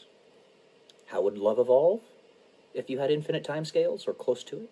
He lived for, the main character, Lazarus Long, was 2,300 years old because they figured out rejuvenation technology. So, and he had the Howard Foundation that was, because he was wisely investing, and because it had been around for so long, that was basically like half of the economic value of Earth. Now, in that civilization, human beings had spread out across like 50 to 100 planets at that point. So it wasn't just Earth, it was everywhere else, frontiers and stuff. And there was even an explanation of one of the frontiers where he was actually like the first guy there, or among the very first, building that civilization on that planet. Well, you are a first mover, and you do something like Benjamin Franklin. You don't spend all your money, you just keep a little bit of it aside and have that utilized for a central government of some type that you're financing through capitalism. You're not stealing money from people, you're financing it through capitalism. Imagine what that'll be in 8,000 years. The whole of human history, recorded human history, is only about 10, 12,000 years. If you go all the way back to the cave paintings of pre-civilization, then you could say even 40,000. But even so, agricultural revolution, all that stuff, about 10,000 years. About the same amount of time that we've had dogs domesticated, because they're our buddies. So, I'm just saying, you're really going to have to adjust your perspective. I was talking to myself, as one does, who's crazy. No, just kidding. As anybody who does who's got thousands of thoughts going through their heads. About how I have crested my peak in life with seemingly being a failure to launch. We peak physically unless you continuously exercise and take care of yourself. You usually peak physically at about 24 years old. I'm trying to extend that out to maybe where I can get my peak at about 40 instead, which tends to happen with IFBB pros. But even so, 24 years, whatever. And I was thinking to myself, well, shoot. If I have crested my peak, how much more time do I have to build that same thing? And I am a person who I consider to have been fairly wise with my investing and my money, even with the things that have happened in my life. I mean, I've had to file for pseudo-bankruptcy. I have before. It wasn't full-blown. It was just me basically financing or financing my credit card debt. Lost $500,000 in Bitcoin a long time ago, a few years ago. But that was because I was being specifically attacked by demonic forces. I wouldn't have lost it in any other situation. But it could be written off, everything else, in my past. All 35 years of it's 36 years in about a month and a half. If it turns out that in a handful of years, our life expectancy increases to 200 years. If that ends up happening, then it doesn't matter how much crap I've dealt with in my past. I'm still going to have a lot more time to make things better than anybody has ever had in the history of the human race. And that's already pretty much the case even now, even without those giant jumps in medical technology, because we are living longer than we ever have. So, try to entertain these hypotheticals. You might get to the point in your life where you actually get to choose when you want to pass away, because you have such an indefinite lifespan. Now, Canada kind of jumped the gun in this regard. and they have medical assistance in unaliving. That's very bad. They jumped the gun. And I mean that in a literal sense. Because we don't have those technologies that allow us to live 1,000 years yet. But when that time comes, maid may be more reasonable. Things are going to change. They already are. Big time. The world does not stay stationary. Be able to entertain these hypotheticals in your head, because some of them just might become reality. All right, guys. That's all I'm going to say today. Love y'all. Peace.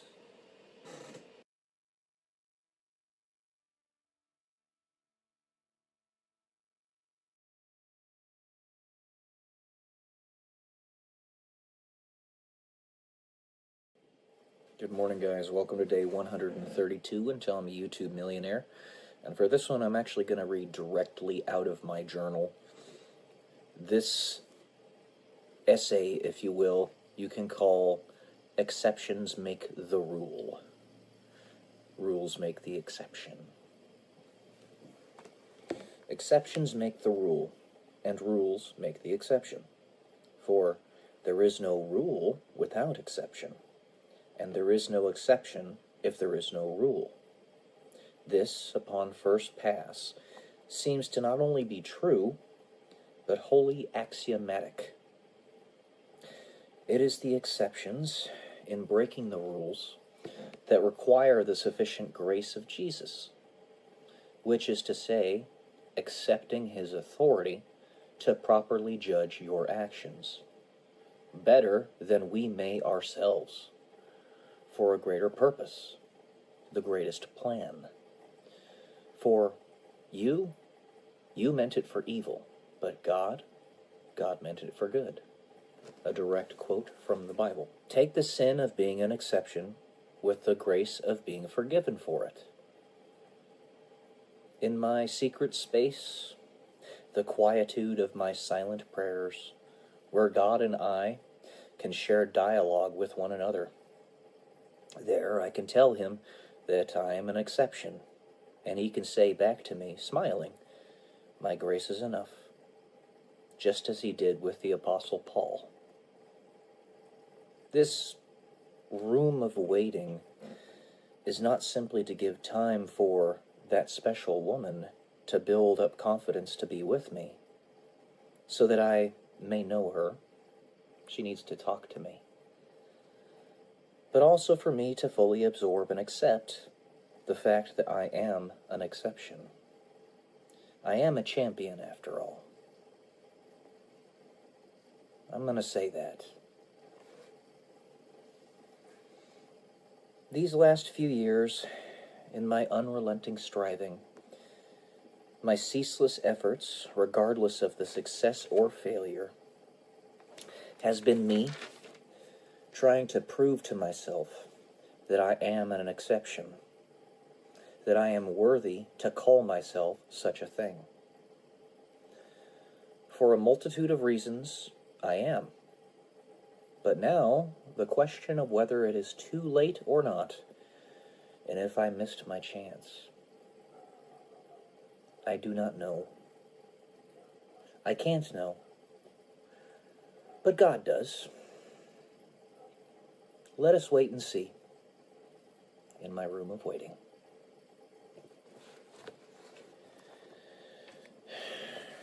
This is a great rub in my life.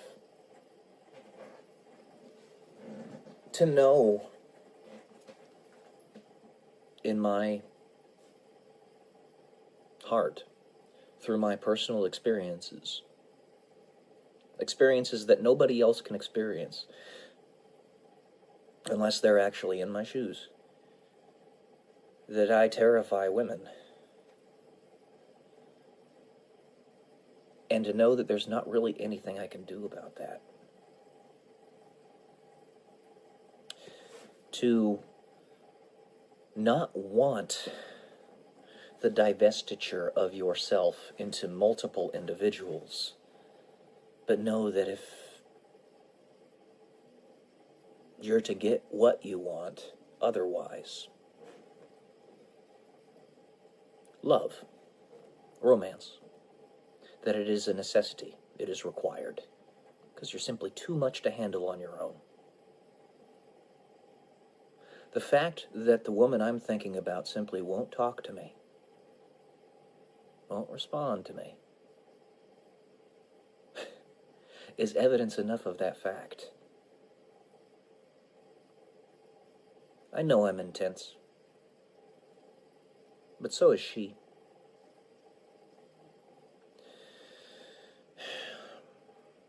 So I'm willing to accept what God cannot tell me, but what He can give me. He cannot tell me that I am an exception, but He can give me grace in the same way that He gave it to Apostle Paul for certain things that he was doing that he could not bring himself to stop doing. And he, in his heart of hearts, believed it wrong. When it comes to those kinds of things, I think I know what he was doing, but I'm not going to elaborate on it right now. They really are truths of error. Those do exist, in that, like I was saying in my last video, medical assistance in unaliving does not jive with this reality. If the reality comes in the future where we live indefinitely, then MAID could be a thing because we're deciding when we want to finish our lives. I'm not saying that's going to happen, but it could. So those truths, at least in some way, shape, and form, are truths of error. That's what that means. It's context. And while what I want to do, or don't want to, but know that this is the only way, does not jive with this reality or even my genetics, if I want to survive, I have to do it and accept God's grace.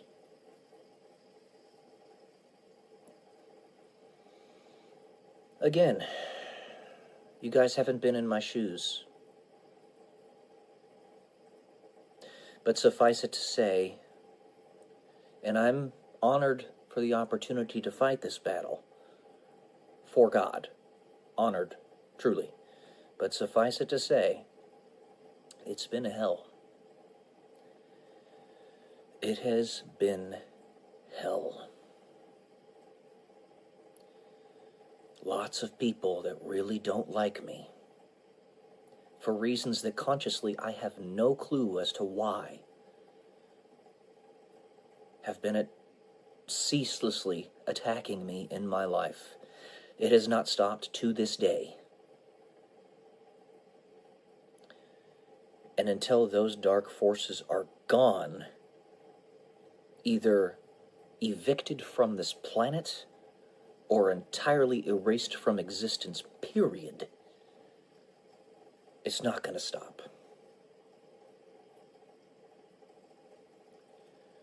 You guys haven't lived in my shoes. You haven't walked in my shoes. You haven't seen the things that I've seen. You haven't gone through the things that I've gone through.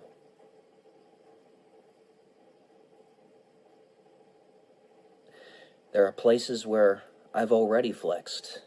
Many, many, many, in fact. Been flexible. Where I didn't want to be. And here's another one where I don't want to be, and am finally willing to try. And it might just be too late.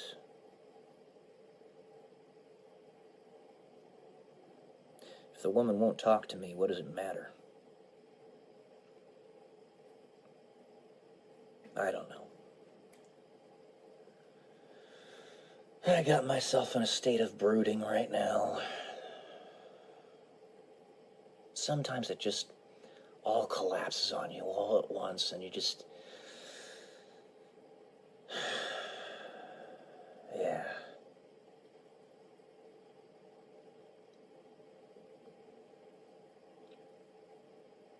I'm not a spring chicken anymore, guys. I'm not old, but I'm not a spring chicken anymore.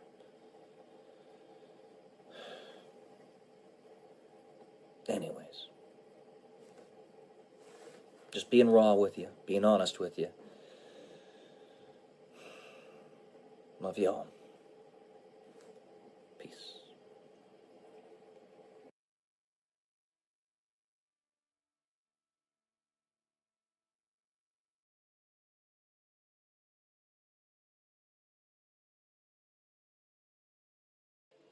Good morning, guys. Welcome to day 133 until I'm a YouTube millionaire. Wanted to talk a little bit more about Price's Law and the Pareto Principle in this video.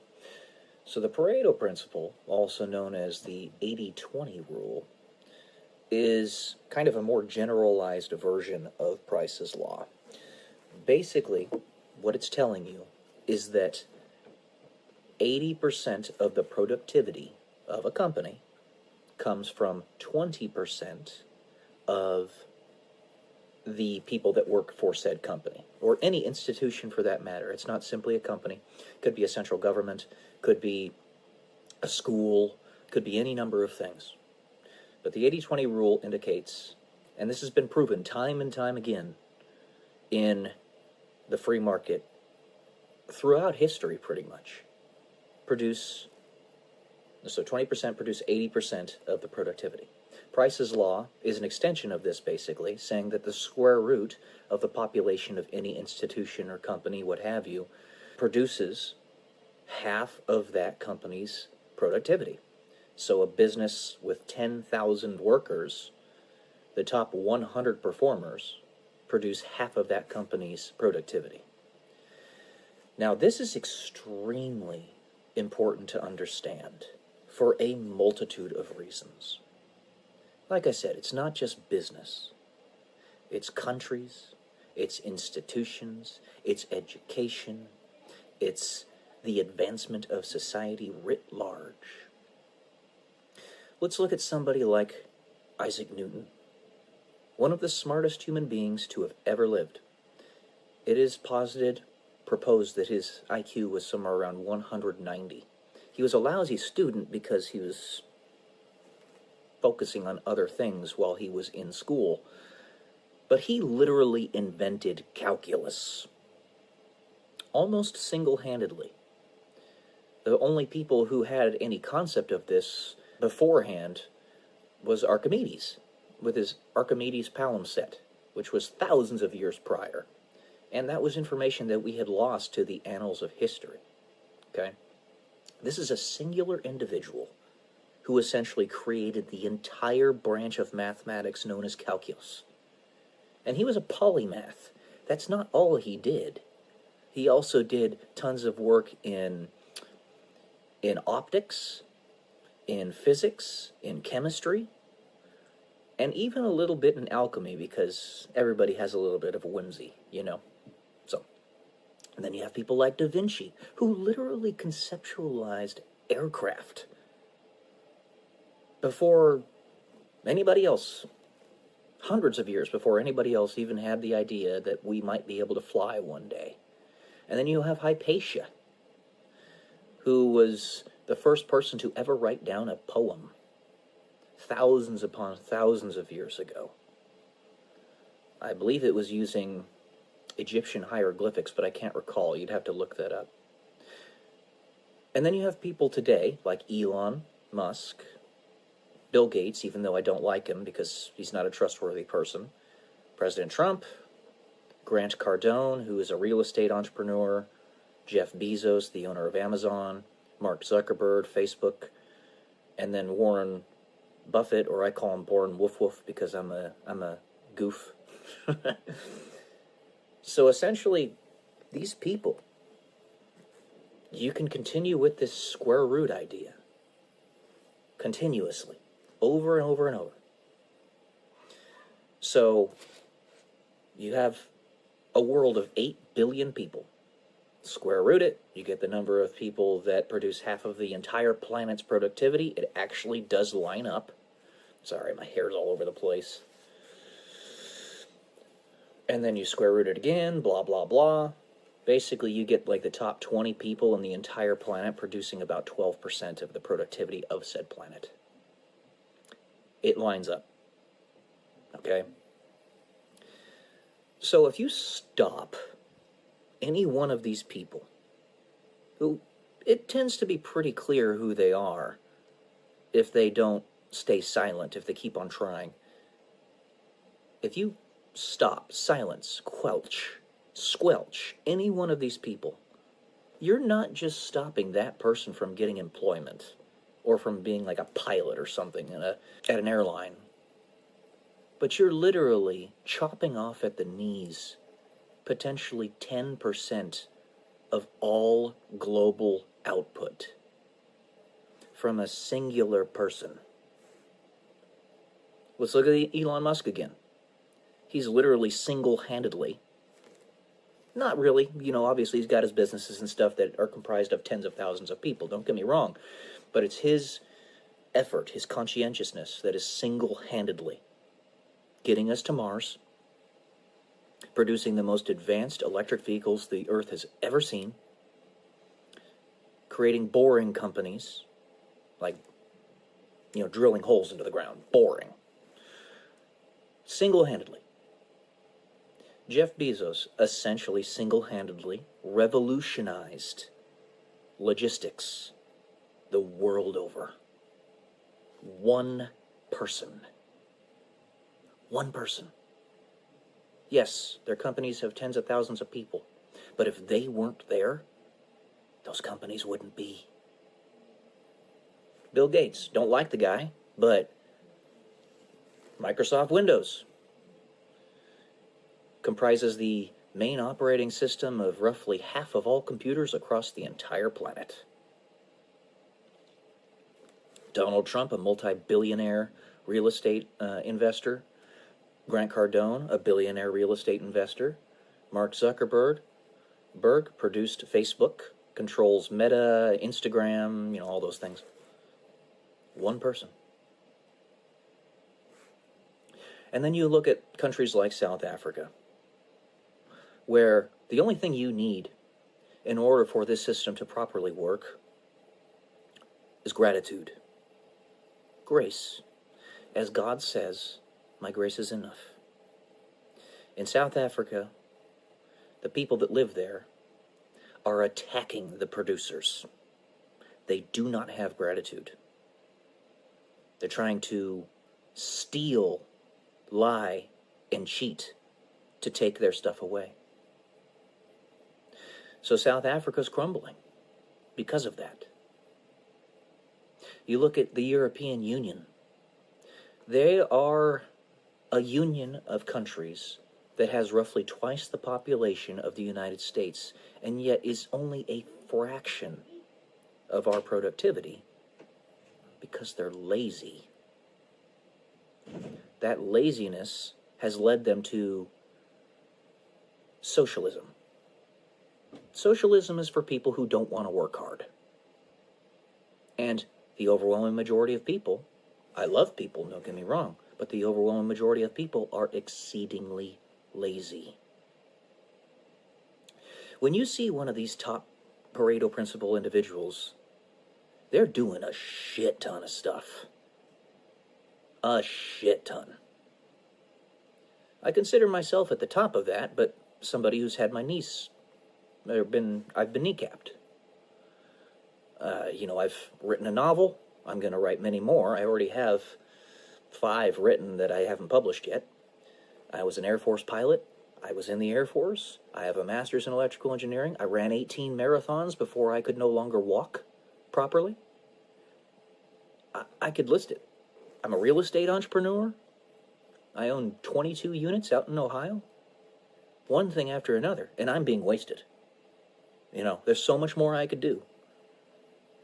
But nobody wants to hire me for what I'm worth. If I get a job, it's usually for like 10 cents an hour, and I'm not exaggerating about that. That's what's happening with, oh yeah, I also built a YouTube channel with my mom with 26,000 subscribers on it, and it's going to get a lot bigger because I'm not giving up on it, but they're paying me essentially 10 cents per hour because they're not paying like they should be, because they're not giving me views, not giving my mom's channel views. Since I manage that channel, I will be getting half of the income from it. And that's really just because I manage money a little bit better than my mom, so I'm holding on to a bunch of it. But there's no money coming in from there. So I keep on getting kneecapped. So when I said in my last video I'm a champion, that's what I meant. I'm very, very, very capable. So when you're chopping me off at the knees, you're not just chopping off one airline pilot or one electrical engineer that might go and do some coding for a Fortune 500 company for $200,000 a year or something. No. You're chopping off somebody at the knees who might be 10% potentially of the entire productivity of the world. That's fucked up. That's demonic. That is demonic. So when you try to take down the United States, like the deep state cabal has been trying to do for centuries now, yeah, we're only 5% of the population, but we are literally 33% of the economic output of the entire world. And I'm not exaggerating about that. You can look those numbers up. We bust our asses in this country. Work harder than almost anywhere else. Well, than anywhere else. So keep that in mind. Pareto principle, Price's law, it's a real thing. It's been proven out time and time again. If you see somebody who is that kind of person, all you have to do is be grateful that they make the iPhone for you. And that gratitude is shown through you buying their products.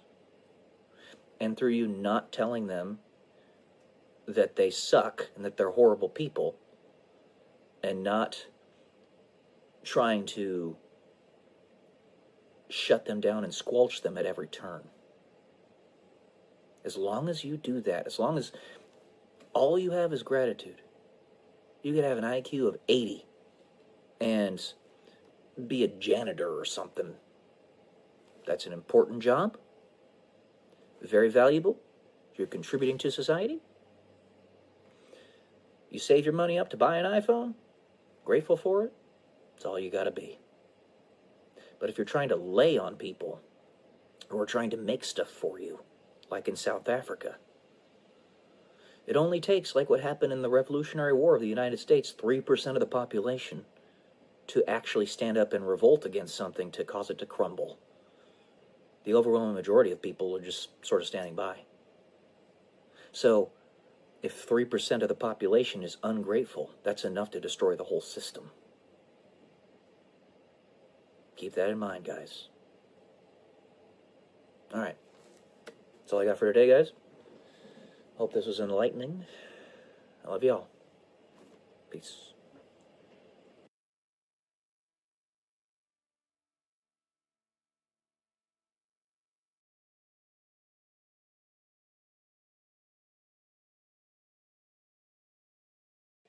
Good morning, guys. Welcome to day 140 or 134 until I'm a YouTube millionaire. I was thinking, I talk a lot about the traumas. Don't usually get into specifics, but about the generalized traumas that I endured earlier on in my life. In particular, when I was in the military and how they treated me. And I just wanted to clarify. Yes, this stuff did happen to me, but do I forgive them? That was never in question. Of course I do. It's not in question whether I forgive these people for what they had done to me. What's in question is whether they admit that what they did was wrong and accept that they actually need that forgiveness because they screwed up. That's the problem here. I forgive it, and principally when you forgive, it's not for them necessarily. It's for yourself. Because forgiveness, just like bankruptcy in the free market, is basically tearing up the contract. You no longer have to fulfill both ends of it. It's moral bankruptcy. That's what it is. You don't trust them ever again with that thing with which you had trusted them before. Or at least not for a very, very long period. Trust is hard to gain and easy to lose. Betrayal is something you'll never forget. And that's another thing. With forgiveness, a phrase that has always irritated the shit out of me is forgive and forget. No. You don't do that. You only forget if the entity in question is going to be gone entirely. The way I describe this is, in heaven, there is no longer any pain. It's all peace, unconditional love. You are in bliss. And the only way that is possible is if all pain, all past traumas are fully out of your mind, out of your soul. Which you might think means that you forget. Somewhat. In many circles, I believe in Catholic faith, some circles of Catholic faith, they call it the tear room. The tear, as in tears coming out of your eyes, room, where something like what happened in Harry Potter, when I thought this was brilliantly done by the author, J.K. Rowling, collected the tear from Snape as he passed away and put it into the chalice that showed the memory. That's what it is. That's almost point for point what it is. The tear room. You have those memories stored in vials that are tears of past traumas so that you can basically lock them out of your mind and not have to worry about them anymore. So, to forgive and forget, I never liked that idea. It's stupid. If you are to truly continue living with these people, with these entities, then you can't forget what they did. You can forgive it, but if you forget it, they just might do it to you again. You have to be wise to it. If you want to forget, and it's in anything other than the tear room of heaven, then the entity would have to be entirely erased from existence, as if they never existed, because even the memory of them would have to be gone. I think of the song, Somebody I Used to Know. It was very popular, I believe, right around 2010. I'll make sure that there's a little thing that you can see on here, like a picture or something, or a link. But kind of like that. So, of course, I forgive these people, what they did to me in the military. But one, do they accept that forgiveness? And two, do they even think that what they did was wrong?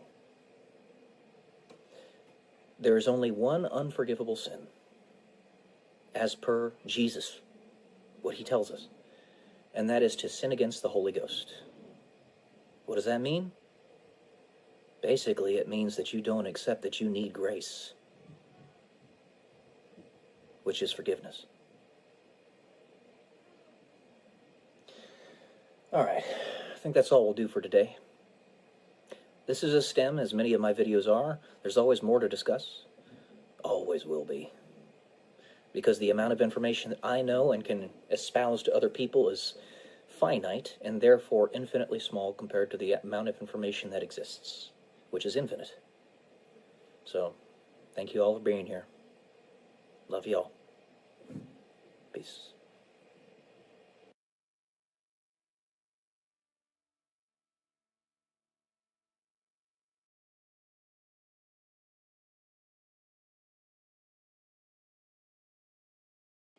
Good morning, guys. Welcome to day 135 until I'm a YouTube millionaire.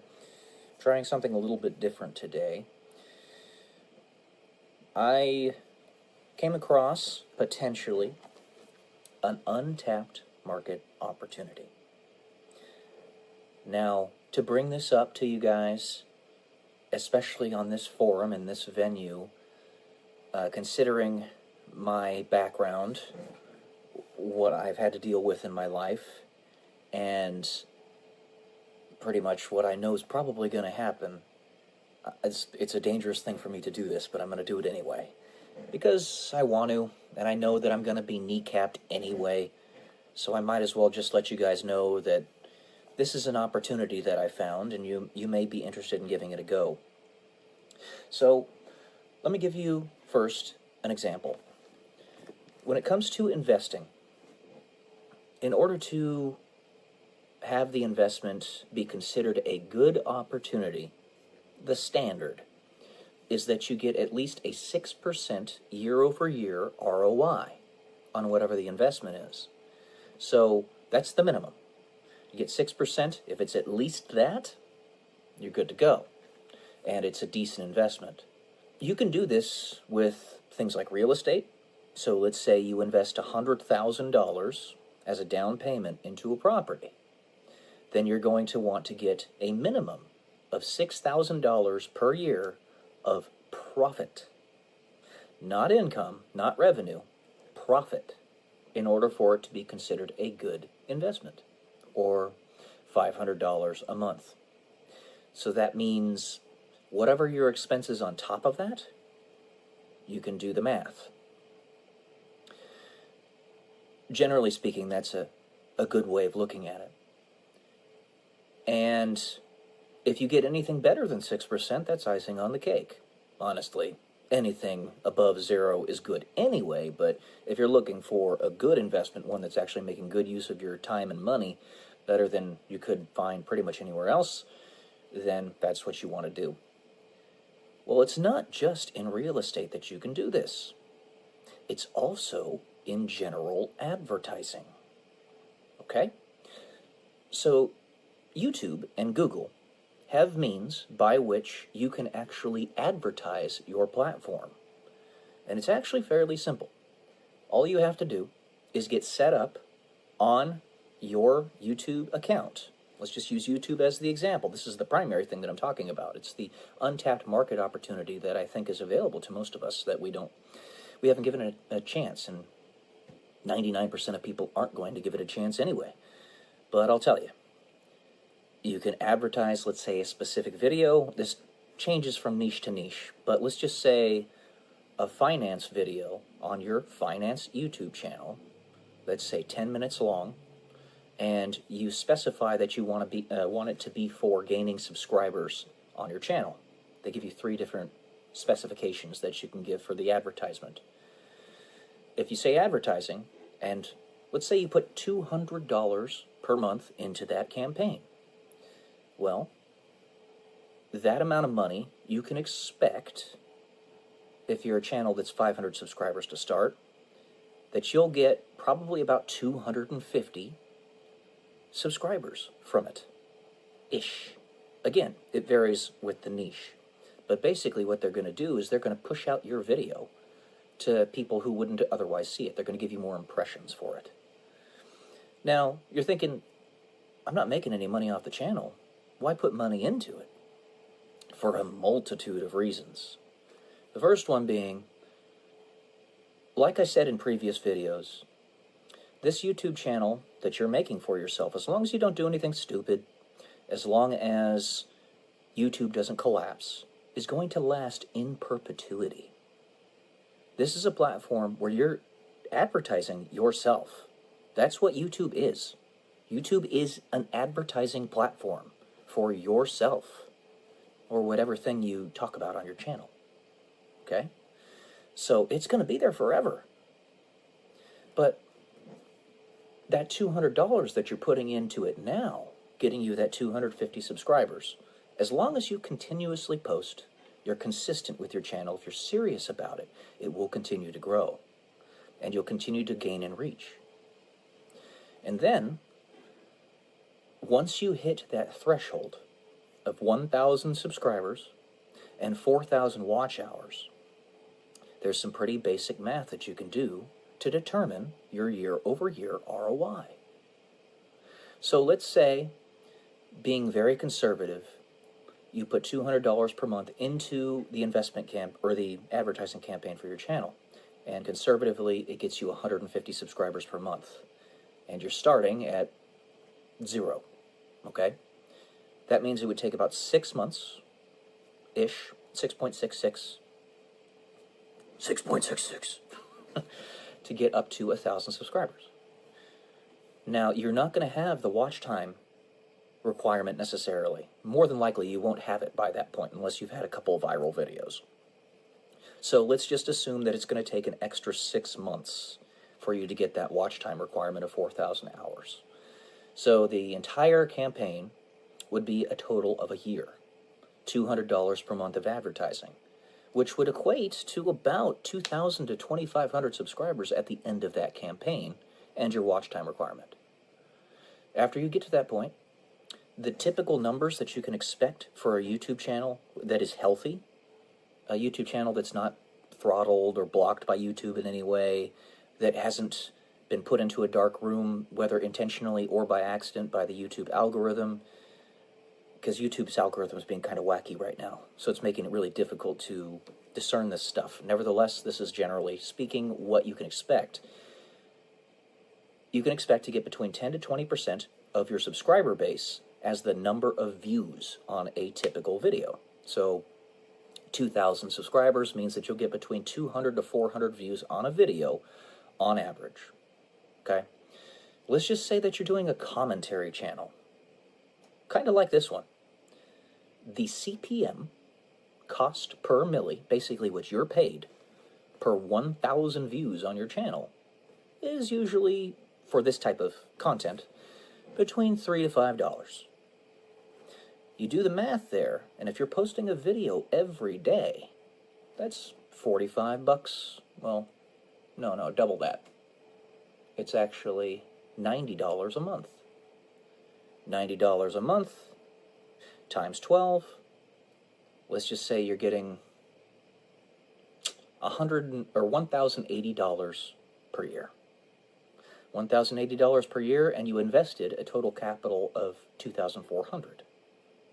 Now, you can jig these numbers however you want. If you decide that you want to continue the advertising campaign until you get to a point where you're making $200 per month off of your channel, which would require you probably to be around 4,000 subs or so, 2 to 4,000 subs, then you could maybe continue the ad campaign for 18 months. Put in a total of $3,600 capital, and your year-over-year ROI would adjust respectively. And you can continue this if you really want to. But right now we're just talking about getting yourself to the monetization threshold. Now, for those who hit the YouTube jackpot, this doesn't really apply to you. I know several YouTube channels who did in fact hit the YouTube jackpot, who got to their 1,000 subscribers and their 4,000 watch hours with the snap of their fingers, mostly because they're attractive young ladies. No shade, but that's probably why. Even though they're very intelligent, the ones that I'm thinking of in particular, that most people don't care about that. Most people care about if you're easy on the eyes, and if you're a woman. So, that aside, assuming you did not hit the YouTube jackpot, you could do the math here. So let's say 18 months to get you to the $200 per month threshold. You're not going to get that $200 per month until the end of those 18 months. So you're going to average out the amount of money that you're making per month. Let's just say that's $100 a month that you're doing for 18 months on average. That's $1,800, and you would have put in $3,600. That's an ROI of 50% for the 18-month period. You can adjust it for 12 months, etc. But the return on investment here is utterly gigantic.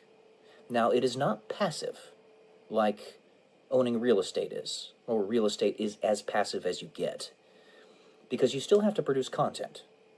You still have to make videos on a regular schedule that are in the niche and of the quality that your viewers expect. But assuming this is something you're going to do anyway, you might as well. Now, like I said, the likelihood is I'm going to be kneecapped again. It's just what keeps happening to me in life. I don't really have an explanation as to why this keeps on happening, but it's probably what's going to happen with me. So if I give you the information, at least somebody's going to benefit from it. Even if only 1 out of 100 people is even going to give this a chance. I'm thinking of my brother James. He's got a YouTube channel that's growing very nicely. He's got almost 1,300 subs, and he just got fully monetized, so he's making some money off of his videos. If he wants to expedite the process, think of it in terms of year-over-year ROIs, returns on investment. If you have the money to afford, then what you can do is this $200 per month or whatever it is into an advertising campaign, and ratio-wise, it's going to match up, whether you put $100 a month in, $50 a month in, $400 a month in. So $200 a month is going to get you 150 subs minimum. 100 will do half that, etc. And the type of video that you're advertising is the primary type of video that is going to have consistent viewers come back. So if you want to do this, these are your numbers. It's quite smart, because this is going to last as long as YouTube lasts, forever. As long as you don't get your channel deleted by YouTube for some reason or another, it'll be there. So give it a try. Consider it. It is an untapped market opportunity. If everybody were doing this that wanted to grow a YouTube channel and were serious about it, it wouldn't be this high of an ROI. It would be much, much, much lower. But it's an extremely high ROI because so few people do it. There you go. All right, guys. Love y'all. Peace.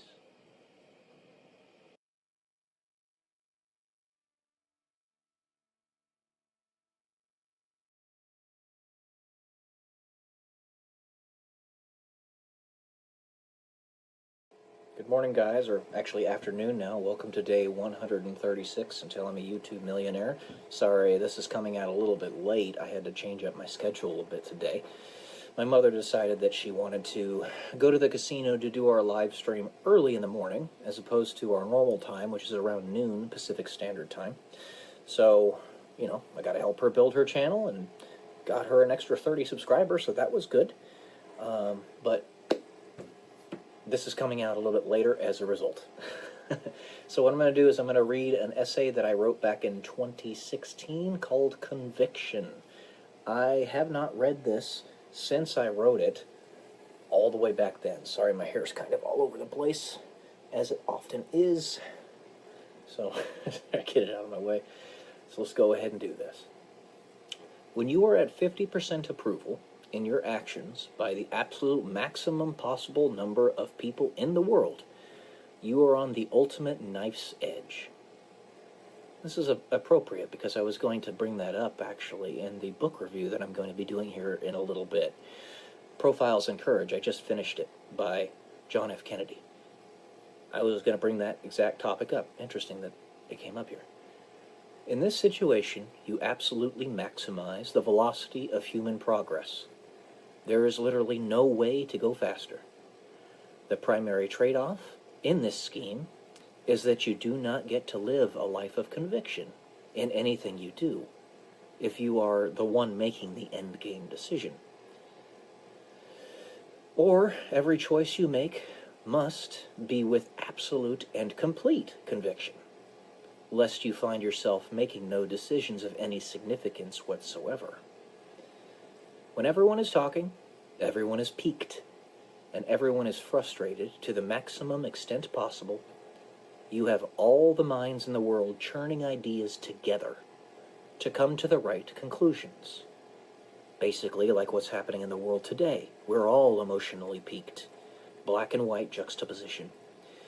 If you ever find yourself in that position, where you are able to make big decisions, do not think of yourself as never really being able to enjoy any decision. Instead, decide to make your decisions with conviction. I recently thought to myself that in such a situation, you would not have the capacity for conviction. But I realized why I thought that. It was because I was in the mentality of a person who would not want to hurt anyone. That is, I did not want to hurt anyone. I didn't want to make enemies. But then I realized you have to decide yourself. And if your conviction is solid enough, the pain you may cause others is just a temporary precursor to them either coming to your side or refusing.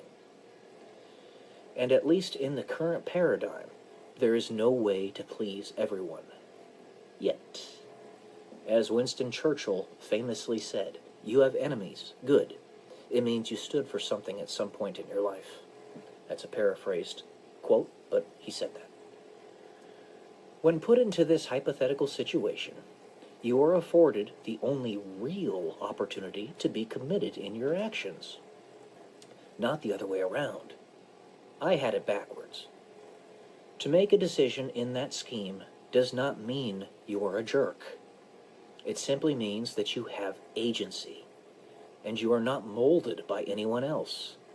Your decision is truly yours. If you find your position mollified by anyone else, then that person's will has an effect on you. In a way, it is stronger than yours. In a way. But if you do not make a decision, you refuse to have agency, out of fear. There are instances where you could be put into this position and you have absolutely no idea what to do, regardless of the wills affecting you.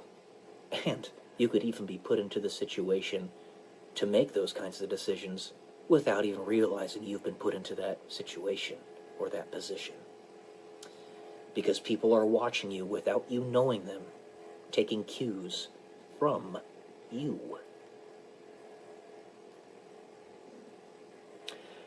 There may not be enough information to make a decision, or you do not know or remember how to do something. And therefore, even if you wanted to make a decision, you would be incapable of doing so. Thus, prepare for that point in your life, and we all have at least one of those points. Give yourself all the possible resources you can muster. Fashion yourself into the very strongest person you can possibly be. Be superhuman, physically, mentally, emotionally, spiritually, and in any other mode you can imagine. This is why I do all these book readings. It's why I write. I ran marathons. I work out every day. I write scientific papers. It's because this might actually happen to me, where I am put into a position where I have to make a decision without knowing what the hell I'm doing. Remember what I said before, how the books you read, you're not going to remember everything in them. What they give you is an intuitive sense of the right decision to make. It's psychological layering. That's what I'm talking about here. It gives you some level or some ability to have conviction. It is not being subjected to criticism by larger numbers of people that prevents you from living a life of conviction, but exactly the opposite. It is only under said criticism that one is ever afforded the opportunity to make decisions with conviction. We can all make mistakes, and I am just as fallible as any other human being. While I only built a short history of thinking the opposite was true, I was indeed wrong, and must rehash my steps. Whose wills have power over your own? Figure out how they have power over your will, and then figure out how to get out of those chains. But at the same time, still have the ability to make the most powerful decisions you can. That is to say, maximize your life's potential. Alright guys, this will be put into the description of this video. That's all I got for you today. Hope you enjoyed, got something out of it. Love y'all. Peace.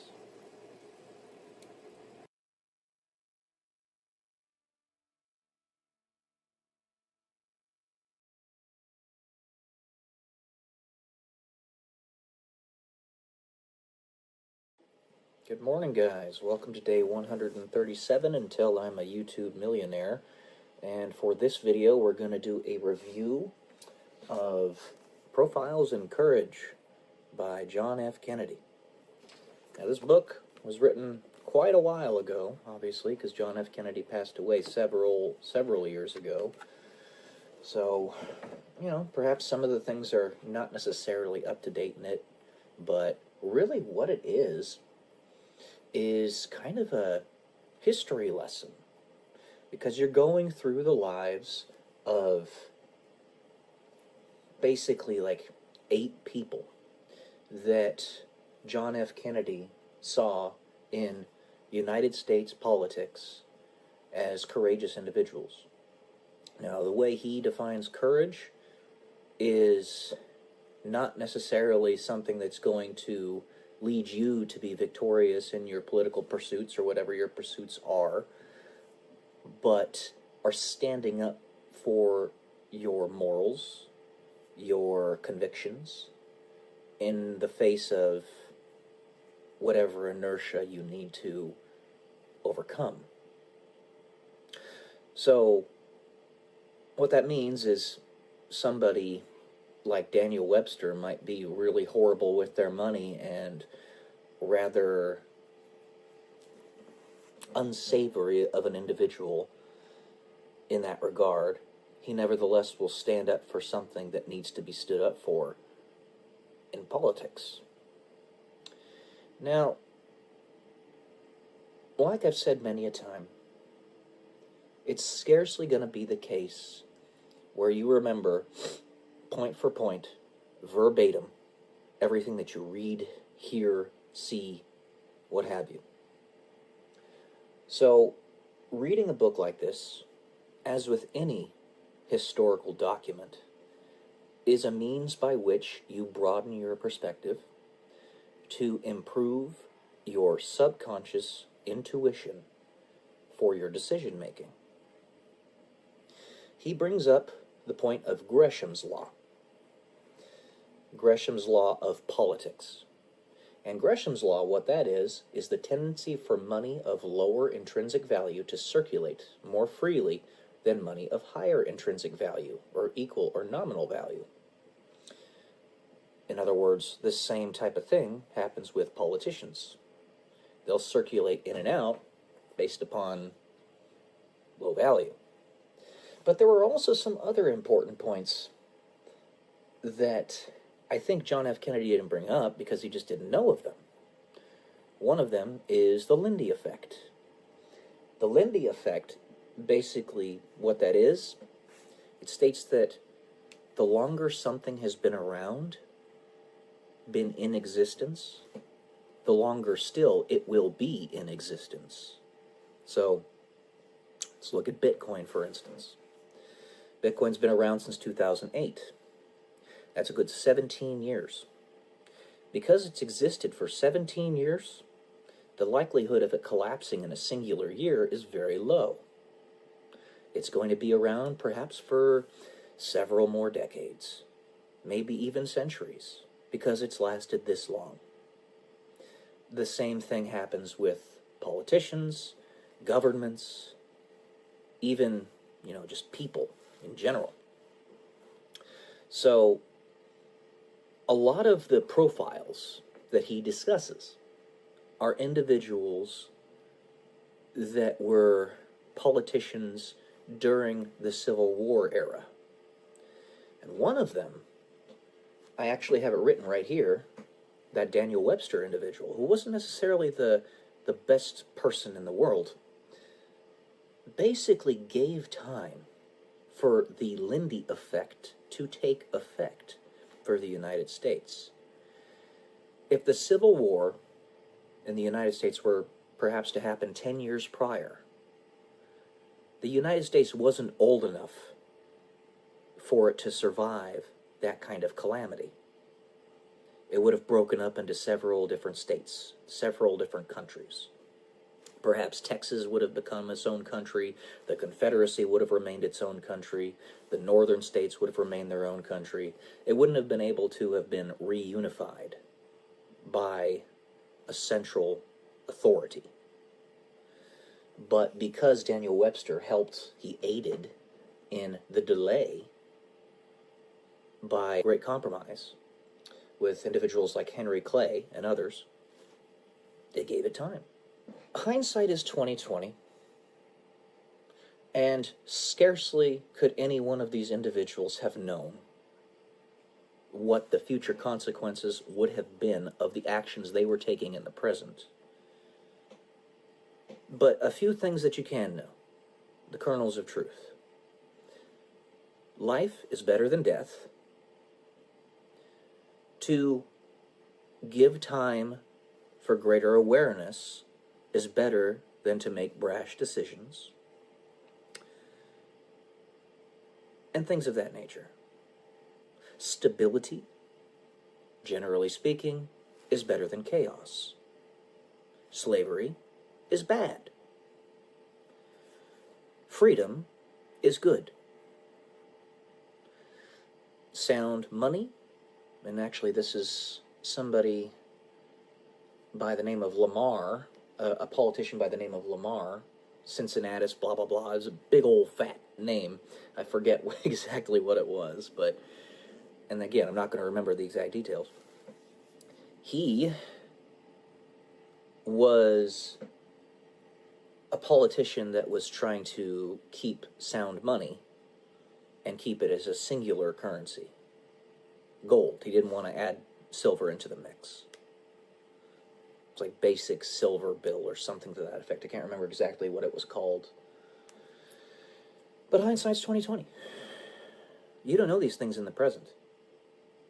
And I look back on this and all the things that these individuals did to keep enough stability for the United States to get where it is now was hugely important. They held it together long enough to where now you and I live in the wealthiest country in the history of the planet.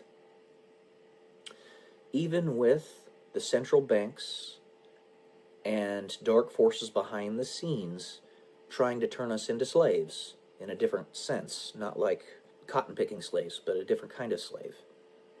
Even with all that, we've managed to keep things together well enough up to this point to where we live in the greatest affluence we ever have. I'm talking to you on a piece of technology that's a billion times more powerful than the technology that got us to go to the surface of the moon back in 1969.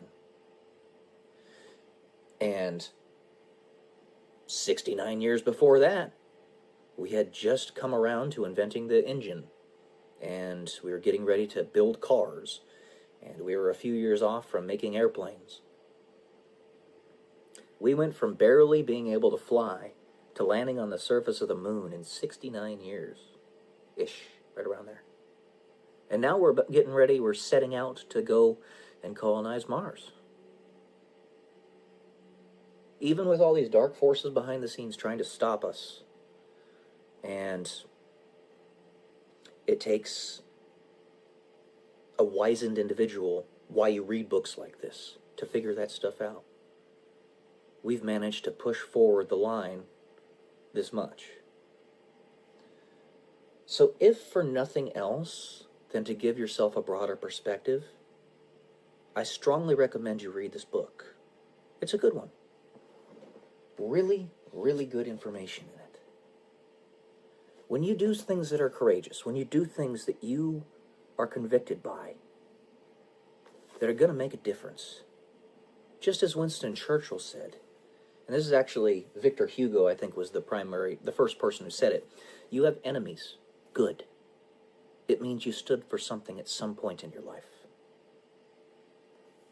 He also talks about certain politicians that basically executed the knife's edge of keeping us right on the precipice between chaos and stability. And the closer you are to that line, the black and the white, the faster your growth is. And if we want to outpace the evil in this world, unfortunately, we need to be as close to that line as we possibly can be. Because the enemy is always looking for a way to take us down. So I strongly recommend you read this book. It was very good. All right. That's it for today. Let me know what you think, guys. I'll talk to you soon. Love y'all. Peace.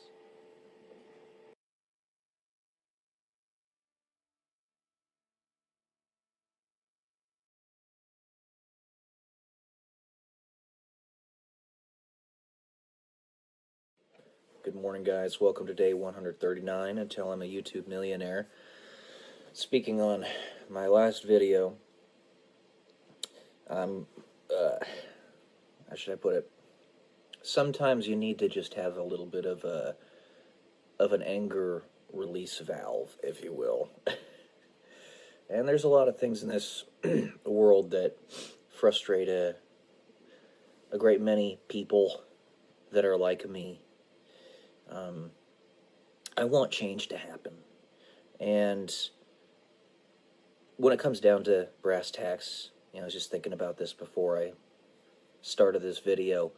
I know that a lot of really good people, a lot of earnest people, a lot of people that are in the same boat as me, have the same mentality as me, are doing everything that they possibly can to fix what's going on in the world today, to make the world a better place for everybody, more equitable, more free. I get that. And I just want to make sure that they know that I deeply appreciate what they're doing. I do. But sometimes you just get angry and you gotta let it out. So, I'm just a guy, but I think in a way I'm kind of an avatar of many 35-year-old men, at least in the United States. Probably you could say extending to the Western world in general. Kind of a lost generation that we're trying to, almost like the prodigal son, we're trying to re-find, or prodigal son's trying to get back to dad. But the frustration is, I know that everything that can be done is being done at a lightning pace right now. And it's still taken about 20 plus years to get to this point. Yet, and this was going to happen. You don't reverse an 8,000-year-old pedophile satanic worshiping ring in a couple generations without extreme resistance. I get that, but, if I feel like my life is being burned away, and I want to make an impact. There's two things in my personal life, and I've mentioned this a few times, that I have not accomplished, that if I do, then I'm done. I'm done, quote unquote. But it's like they're mentioning in the book The Alchemist, which I'm reading right now, there are people that hold off doing the last thing in their bucket list of things to do in their lives because they'd be like, I'm done. There's no reason to live anymore. So, like, one of the characters in the story was saying that his last thing on his list of things to do in life was to go to Mecca because he's got 5 pillars or 5 tenets that he needs to follow in the religion of Islam, which is his religion. Think of that what you will. That's a side point, but he put off going to Mecca because that's like the thing that's keeping him alive, is what he said in the book, and not so few of words. But 2 things in my life that I want to get done, that I want to do. Of course, I don't have the same mentality as this guy trying to get to Mecca, in that I want to do these things not because it's going to be, me saying I'm finished. I can stop doing my stuff now. No, it's so that I can start doing other things too, and that is have a family. Because I don't want to spiritually die if I don't have to. And get to space. I've been trying to get to space since I was 10 years old. And understanding that such things were going to happen in my life, perhaps before I came here, a lot of people front-loaded a lot of very good, valuable things in my life in the first part of it, up until the age of 30. It was stuffed with really interesting and cool things. I saw many different countries. I was a pilot. I mean, that's pretty dang cool. Went to some of the best schools that exist. Saw almost every state in the United States. Fantastic things that were front-loaded in my life. But those 2 things are what I want, and they're so elusive. When I was younger, I wanted kids, I had in my mind that I was going to get married, have 3 children. At the age of 27, I was going to get married, have 3 children, and that was going to be my family.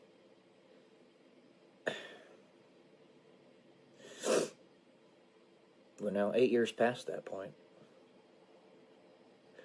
And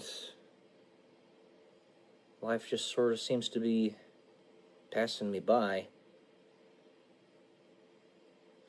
Anyway. And then you see, and I understand it's got to start somewhere, and I'm not mad about this, but you see that all-female crew that went up in Blue Origin to space just because they're celebrities. Because they're perceived as being special. I've been busting my ass my whole life to get there. And then I was literally kneecapped. Well, as literal can be, if you will. You get what I'm saying. I can hardly walk right now.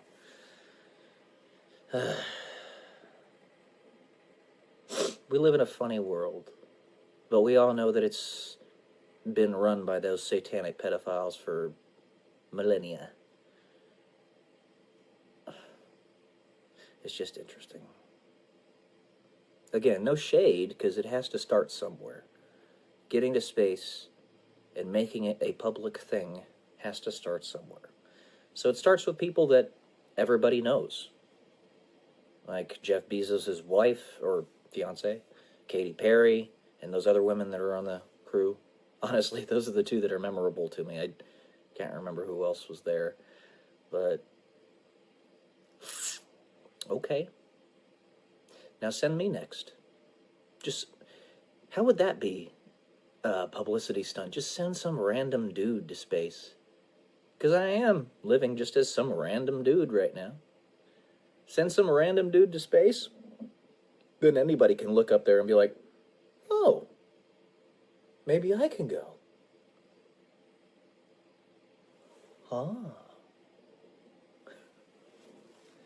Okay, I think that's where I'm going to leave it today.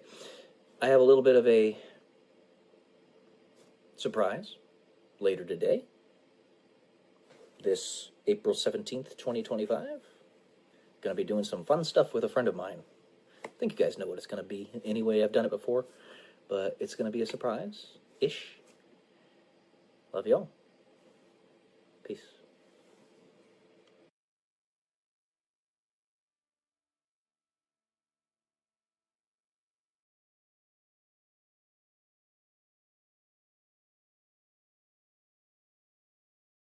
Good morning, guys. Welcome to day 138 until I'm a YouTube millionaire. And, you know, sometimes you just have yourself in a state of deep frustration, irritation. You could even say depression. In that the world is operating at lightning pace right now. As fast as it possibly can. The white hats, if you will. White hats behind the scenes. To fix stuff. And there's so much resistance from so many doofuses out there that they just can't see. And if we had a time machine and we could look at the consequences with perfect fidelity of our actions in the present, what they would bear out in the future, then things would be different. But it doesn't take some cosmic galaxy brain to figure out a lot of this stuff. Why do we still have the central banks? Why is the IRS still around? Why have we accepted in this country and the world over a 35% nominal tax rate? This is not acceptable. Not even remotely. Not even remotely. And the only place in the entire world that has even a slight vestige of the freedom and liberty we should have, the United States, literally has a per capita GDP. That means income per person, or the value that each person has of the global, or the entire country's wealth, is triple that of a country like the UK, which is a first world country, because they're so egregiously socialist. Socialism does not work. It doesn't. And communism, the older brother of socialism, is 1,000 times worse. The reason socialism has any place in the world right now is because so many people have such a small horizon of knowledge. All of us do. Don't get me wrong. All of us do, because we don't live very long. And that's the point I make on this channel. That they can't see that not everybody is going to contribute equally. Not everybody is going to contribute, because most people are lazy. And that's not necessarily a bad thing, because laziness has led us to create technologies that simplify many aspects of our lives, such as a phone where I can communicate with you instantaneously. So it's not all bad. It's just that when you institutionalize the acceptance of laziness, no change occurs. Nothing gets better. You stagnate and decay and eventually go extinct. Did you know that, no joke, roughly 98% of all of the technological innovations of the last 250 years have come from the United States, where we have at least a vestige of freedom and liberty? And we're still paying 35% nominal taxes here? For what? Crumbling roads? This is ridiculous. Ridiculous. How is 35% taxation even remotely acceptable? And in case you can't, this was the intent of the banksters about 110 years ago. This was the intent. They knew that only about 1 in a million people were going to be able to see how this system actually worked. So they foisted the central banks in after trying to assassinate literally half a dozen presidents who got rid of it. Andrew Jackson is at the top of that list. Andrew Jackson's a badass. Love that guy. Imperfect, like all of us are. He was the president that oversaw the Trail of Tears of the Native Americans, which was really, really bad. But he got rid of the banks. And he even said on his deathbed that was his greatest accomplishment, that he killed the banks. But only about 1 in a million people understand how it works. When you have an ability to leverage on credit, what happens is you have $500,000 homes and people only making $20,000 a year not being able to buy them. And 500 people at the very top of the pyramid own 99% of the stuff. If you really want equitability, freedom, liberty, a level playing field, get rid of the fucking central banks. God damn it. Get rid of them. And for any leaders that might be listening to me, I've gotten the impression from some really good people that, again, I'm very appreciative of the things that they've said and done for me, to let me know that you're trying to follow my lead in some ways. Thank you. Why aren't you doing that? What's the rub here? At a very bare minimum, why haven't you gotten rid of the IRS yet? And I'm trying to be compassionate and understanding because you guys are working at a breakneck pace. But at the same time, son of a bitch, man. We've been trying to get rid of the central banks for literally 110 years. The entire foundations of the United States were based upon escaping central banking. Get rid of the fucking banks. Get rid of them. I'm watching a woman from the UK right now. She's talking to me, she's speaking on the video how she's a 28-year-old woman still living with her parents, which there's nothing wrong with that. But the reason she's doing that is for economics. Because she can't afford a house in the UK at 28. She can't afford rent. She can't afford a mortgage.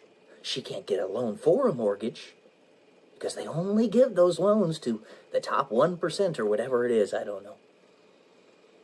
Get rid of the banks. Central banking needs to be erased and the wound cauterized forever. This is not acceptable. I'm angry today because I've seen the progress just come to a halt, and it's pissing me off.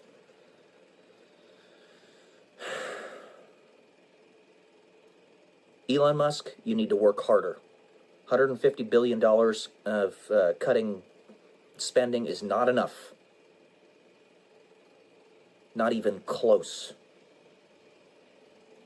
Completely erase the Department of Education like President Trump was already working on. Get rid of it entirely. As well as listen to Dr. Ron Paul. He knows what he's saying when he says get rid of the departments. Not just the Department of Education, but all of them.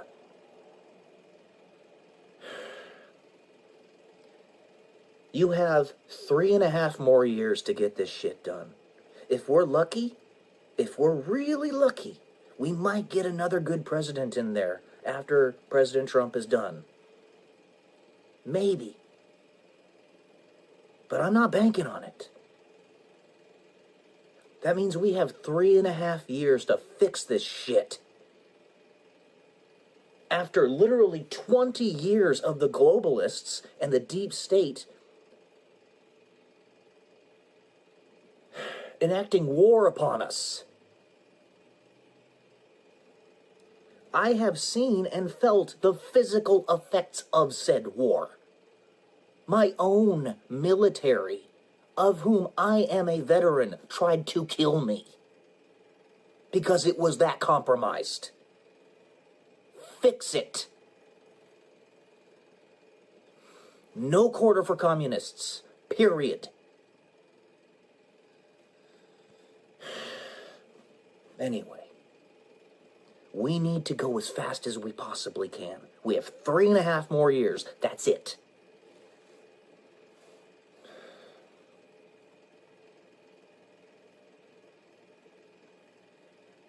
As I always say, and I still mean it, because you guys are making huge progress, thank you. But keep going, go harder. I love you all. Peace.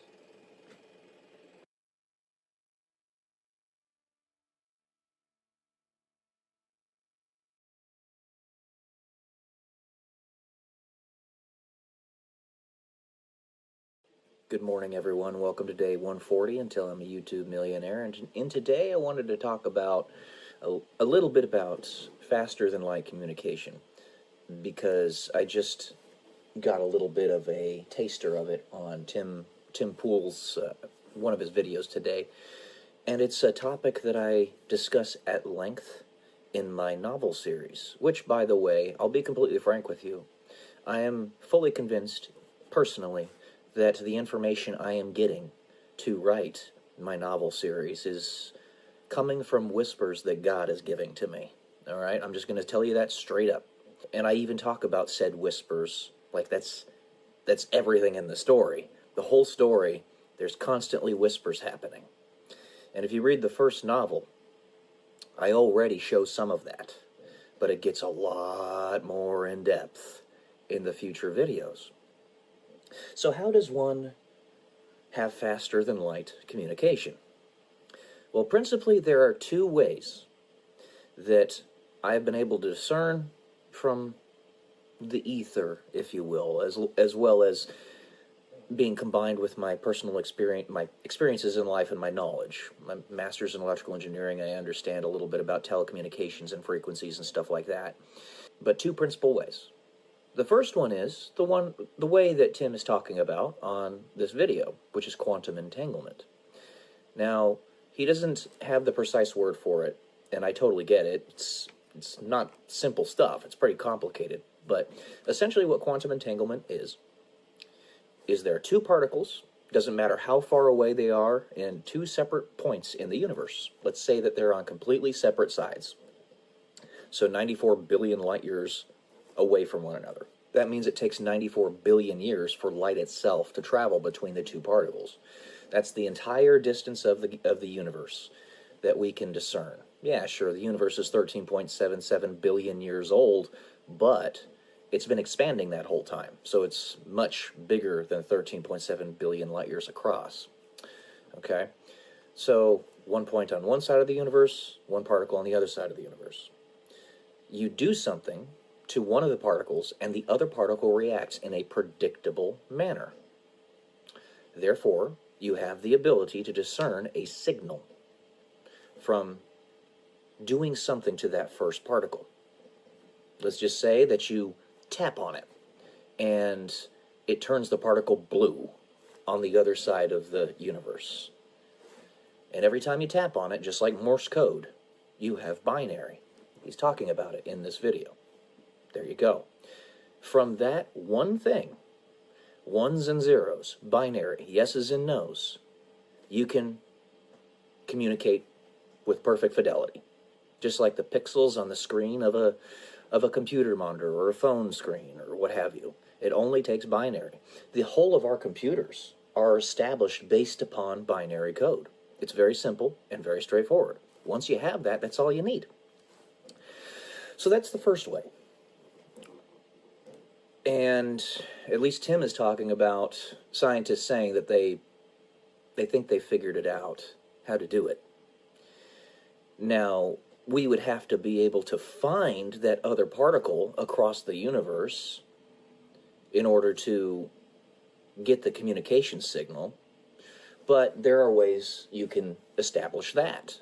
Now, let's say you do something to entangle two particles that are nearby, like right next to one another, and you're manipulating both of them to get them entangled. I don't know how exactly you would do that. I don't know the details of it, but you've got those two particles right there. Okay, now they're entangled.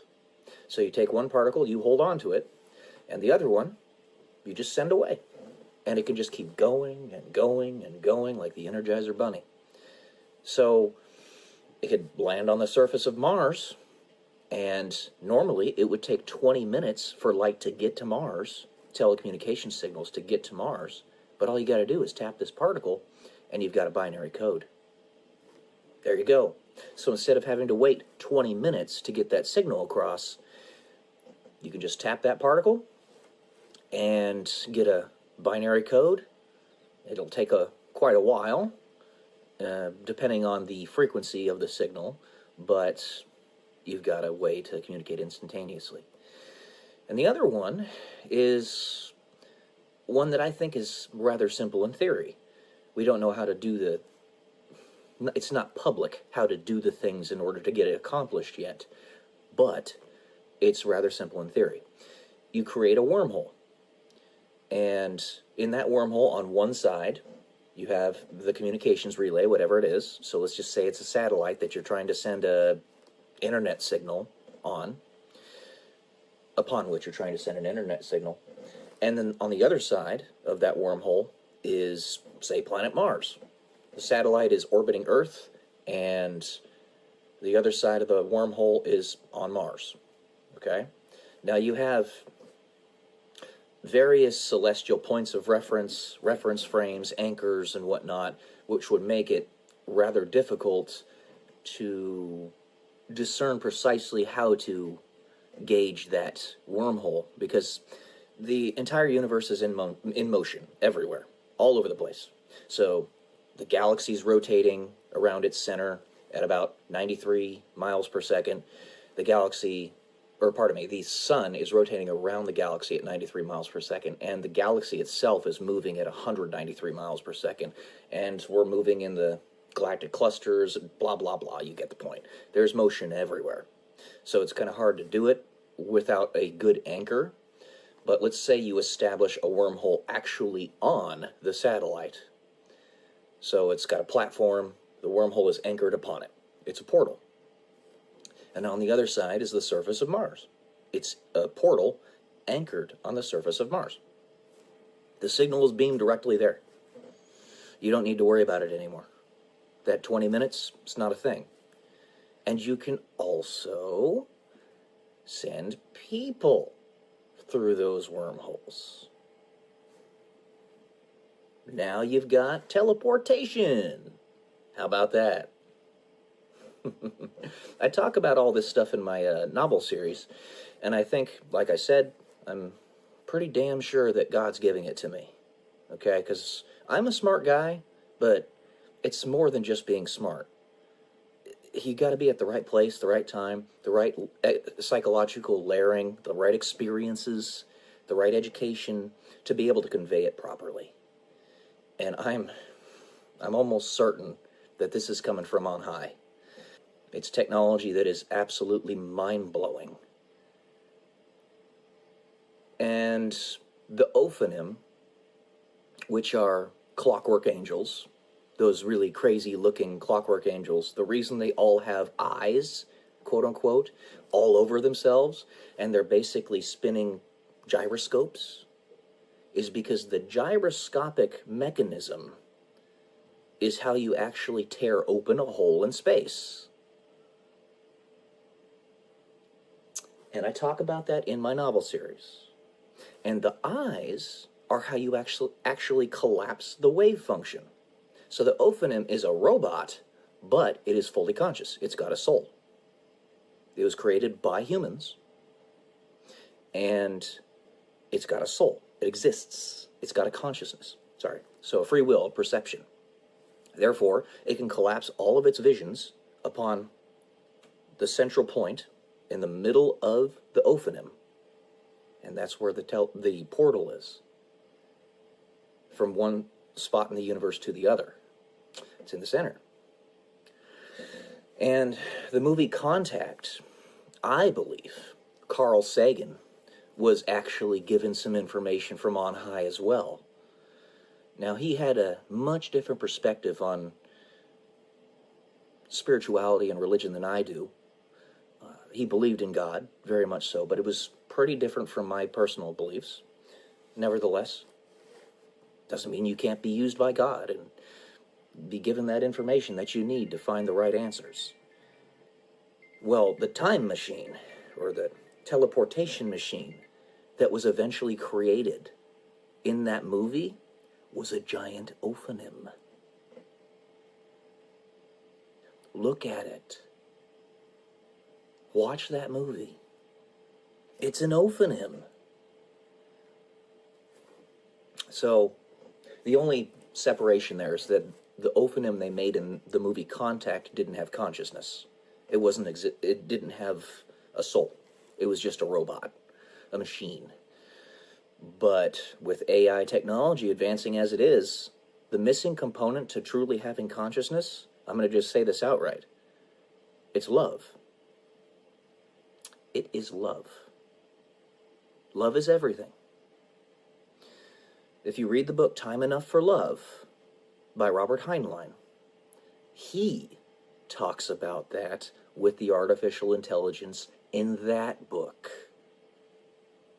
Psychological layering, my friends. Psychological layering.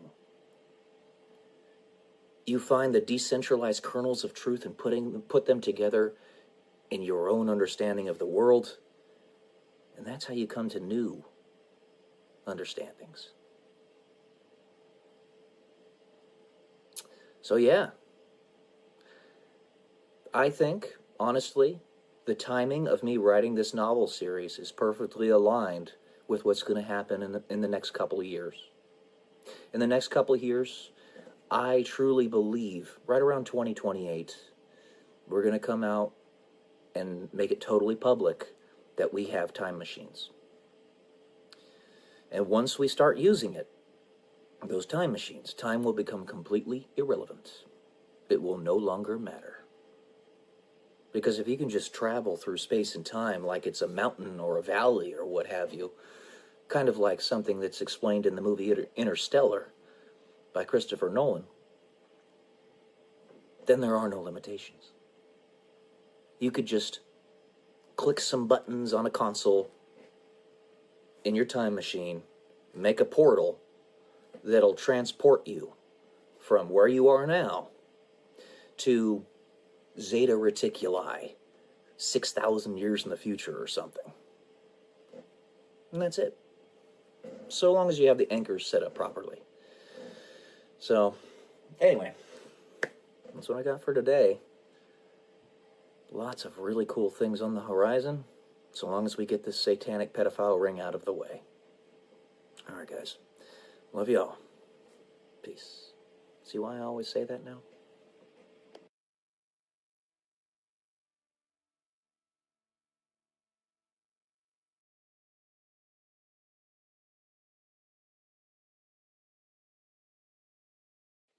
Morning, guys. Welcome to day 141 until I'm a YouTube millionaire.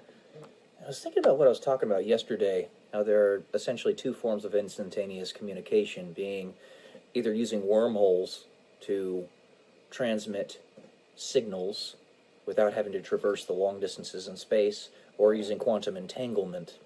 But then I was also thinking, in that there are essentially infinite frames of reference in the universe in terms of motion vectors, right? So you have the Earth is rotating around the sun at 65,000 miles per hour. The Earth is rotating around its axis at about 1,000 miles per hour. The sun is rotating around the galactic center of the Milky Way at 93 miles per second, and the Milky Way itself is rotating, or is moving at 193 miles per second, and is on course to collide with the Andromeda galaxy in about 2 billion years or so. Andromeda is actually a bigger galaxy than ours, and our galaxy is a pretty large galaxy relative to what we know to exist. It's kind of in the same vicinity as the sun is with respect to other stars, in the 85th percentile from what we've seen so far. And we have a pretty good sampling of the universe. So even though we only can monitor about 2% of the sky, and it's a big-ass sky, that 2% is enough to know roughly those kinds of percentiles and whatnot. So I'm thinking to myself, you know, there's two different ways you can do this instantaneous communication. However, there's a necessity for anchoring because of all those different frames of reference and the different motion vectors. If that be the case, how would one actually properly anchor to something? And then it occurred to me, actually, not only could the entanglement be used for instantaneous communication in a binary manner, but you could also use it as itself an anchor. Let's say you decide to do photon splitting as one of the means by which you entangle two different particles. And then one of those particles is attached to the teleporter or the wormhole. The other particle is on the surface of the Earth or the surface of Mars or something. Well, they'll always be correlated to one another. So no matter where you go in time and space, time equals space, based upon Einstein's theory of relativity, E equals mc squared, all that stuff, right? So that might actually be how the anchoring mechanism works. You know, they had an idea of this in Avengers Endgame when Iron Man, Tony Stark, developed the temporal GPS, is what he called it. Either time can go inside, either time moves within you, or you move within time. There we go. Okay. So, Ant-Man, as a result, was going through his entire range of ages. He was a baby, he was a 14-year-old, he was an 85-year-old, and then came back to where he was originally, his normal self. Because time was moving within himself, as opposed to him moving within time. And the temporal GPS that Tony Stark developed, I don't know, it might have something to do with that. Because we know how to entangle particles now. And if we know how to entangle particles, and we can do it in a repeatable manner, reliably repeatable manner, and that entanglement can sustain, in other words, we don't have to constantly be working on it to keep it that way.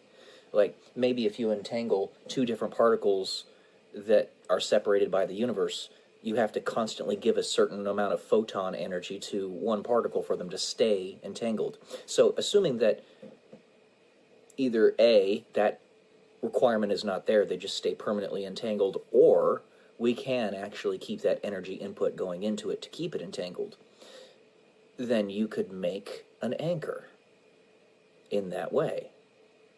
You need an anchor. There's too many motion vectors in existence. So, if you're trying just to make it work within your 3 dimensions, that is by itself a Herculean effort. Just teleportation, not even trying to move through time, it's a Herculean effort because of all those different motion vectors. But then you take on top of that moving through time, and the whole thing gets 1,000 times more complicated. And then on top of that, let's say you're trying to catch somebody who is also moving through time. Well, now it's 1,000 times more complicated because you guys are going to zoom right past one another. And actually, I'm talking a little bit about that in my novel series right now, the point where I am in my writing, where Emily, the female lead in the story, is about to meet up with the Greys. The Greys are trying to find a way to encounter her because she's traveling through time in her machine. And they just figured out how to build a time machine themselves and are trying to reconnect with her. Because they're actually descendants of humanity. So, yeah.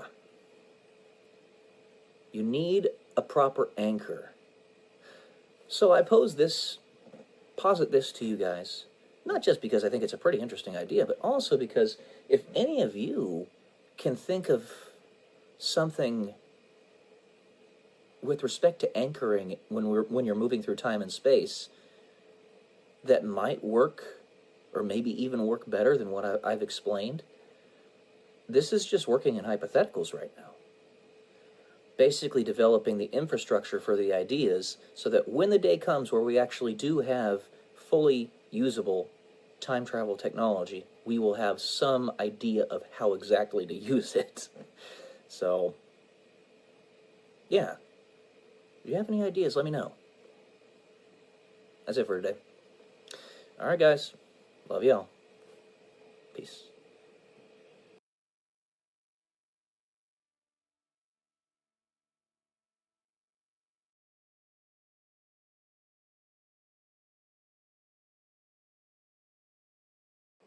Good morning, guys. Welcome to day 142 until I am a YouTube millionaire. It is Easter, so happy Easter. He is risen.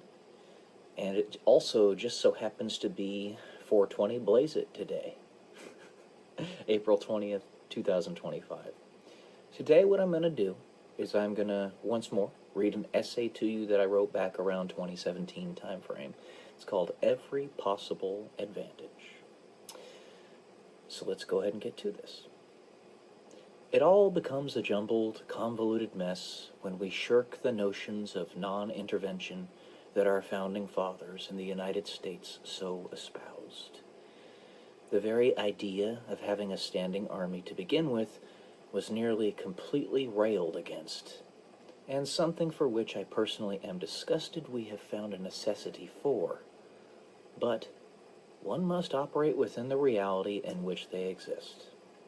If they want to make any real, palpable change, so long as we act as the infiltrator, it is still possible to make a difference, to tear down the structures that so bind us, to tear down the structures that call us to kill each other. This is the truth of any member of the military, with the fire of humanity beating within their hearts. Before I continue, I did want to elaborate on this. The number of individuals within the military that are genuinely bad actors is a small number. I can tell you this from experience. Whoever or whatever I am as an individual, the good guys, because they were in an institution that would not allow them to do anything else, would always give me a wide berth. They would leave the situation as much as they possibly could. The only thing that remained was enough people in any situation in order to maintain the illusion that the military was actually there to help people. So I can tell you beyond a shadow of a doubt, with certainty, that the overwhelming majority of people within the military are good people. It is simply those that have been put into positions of power, that only listen to orders, and don't understand what an unlawful order actually is, that mess it up for everybody. I'll give you an example of this. When I was in pilot training at Del Rio, Texas, it was Laughlin Air Force Base, and usually it took about 3 weeks before my leadership discovered this program that they had going on with me behind the scenes. And when that happened, the leadership almost unilaterally would retire from the military. Not unilaterally, but almost. And it was only after several iterations of leadership and several points at which all of the other trainees were meant to be pushed away from me. They had all other fake obligations put up for the day so that I would be alone in the room. Would one captain be made to be the commander of the unit that would not quit immediately? Because kind of like that person would read the writing on the wall that eventually somebody was going to have to stay. And if somebody was going to have to stay, then it might as well be somebody that could be forgiven, I guess. I could get deeper into that, but I'll leave it at that for now. I've never personally been directly responsible for the deaths of anyone in my time in the military, but am saddened that the darkness within our family has necessitated its existence for such an extended period, with such massive reach. 99% of my colleagues agree. No military member, save for the mindless beast, is in the military for self-aggrandizement or ego, out of barbaric tendencies within us, out of an innate desire to kill. We are acting as the stopgap, as the person that sees a grenade and is willing to jump on it and yell at everyone else to run away. We use ourselves as collateral, knowing that it isn't just our bodies that die when we sacrifice ourselves by taking the lives of others who wish to do harm upon the righteous. We are also sacrificing our souls. We know this, at least in some small shape, way, or form. I do not hold up the military as a false idol, which is why I so rarely mention my association with it, only in specific circles when it comes up in discussion, things of that nature. It is not something I'm necessarily proud of, not something on its own I am ashamed of. I hold no allegiance to the edifice, only to the principles that I am trying to defend, the principles which keep the righteous safe and the wicked in fear. I know of no one of my colleagues who maintain different opinions in these matters. I will leave when it is discovered that I can no longer defend these principles in this capacity. So far, while my path has been challenging, it has not been disappointing. This was back in 2017. I was disappointed in the end. The free world has been controlled, yes, controlled, by interests at the very top with genuinely evil intent for a long time. And it would seem that they could use the military as fodder. Reference Henry Kissinger's proclamation, "Military men are dumb, stupid animals to be used as pawns in foreign policy." Yes, he actually said that. But they can use us only tacitly, for the military is not bloodthirsty, because it is us that have signed the blank check, payable upon our death in our own blood to the United States Constitution and its people. This is a tactics versus strategy situation. The short-term seizure of the actions of evil people to open up a pocket for better people to be able to see the bastards behind the scenes for who they are, as they try to kill and or enslave us all. I am neither proud of my service, nor am I ashamed of it. I do it because my human family makes it worth it. I would sacrifice myself because you all mean enough to do so. You mean everything. Yes, you. You know who I am talking to. The military members that were my friends would do the same. Again, guys, happy Easter. That's what I have for you today. Every one of them is a martyr in some way, shape, or form. Alright, guys. Love y'all. Peace.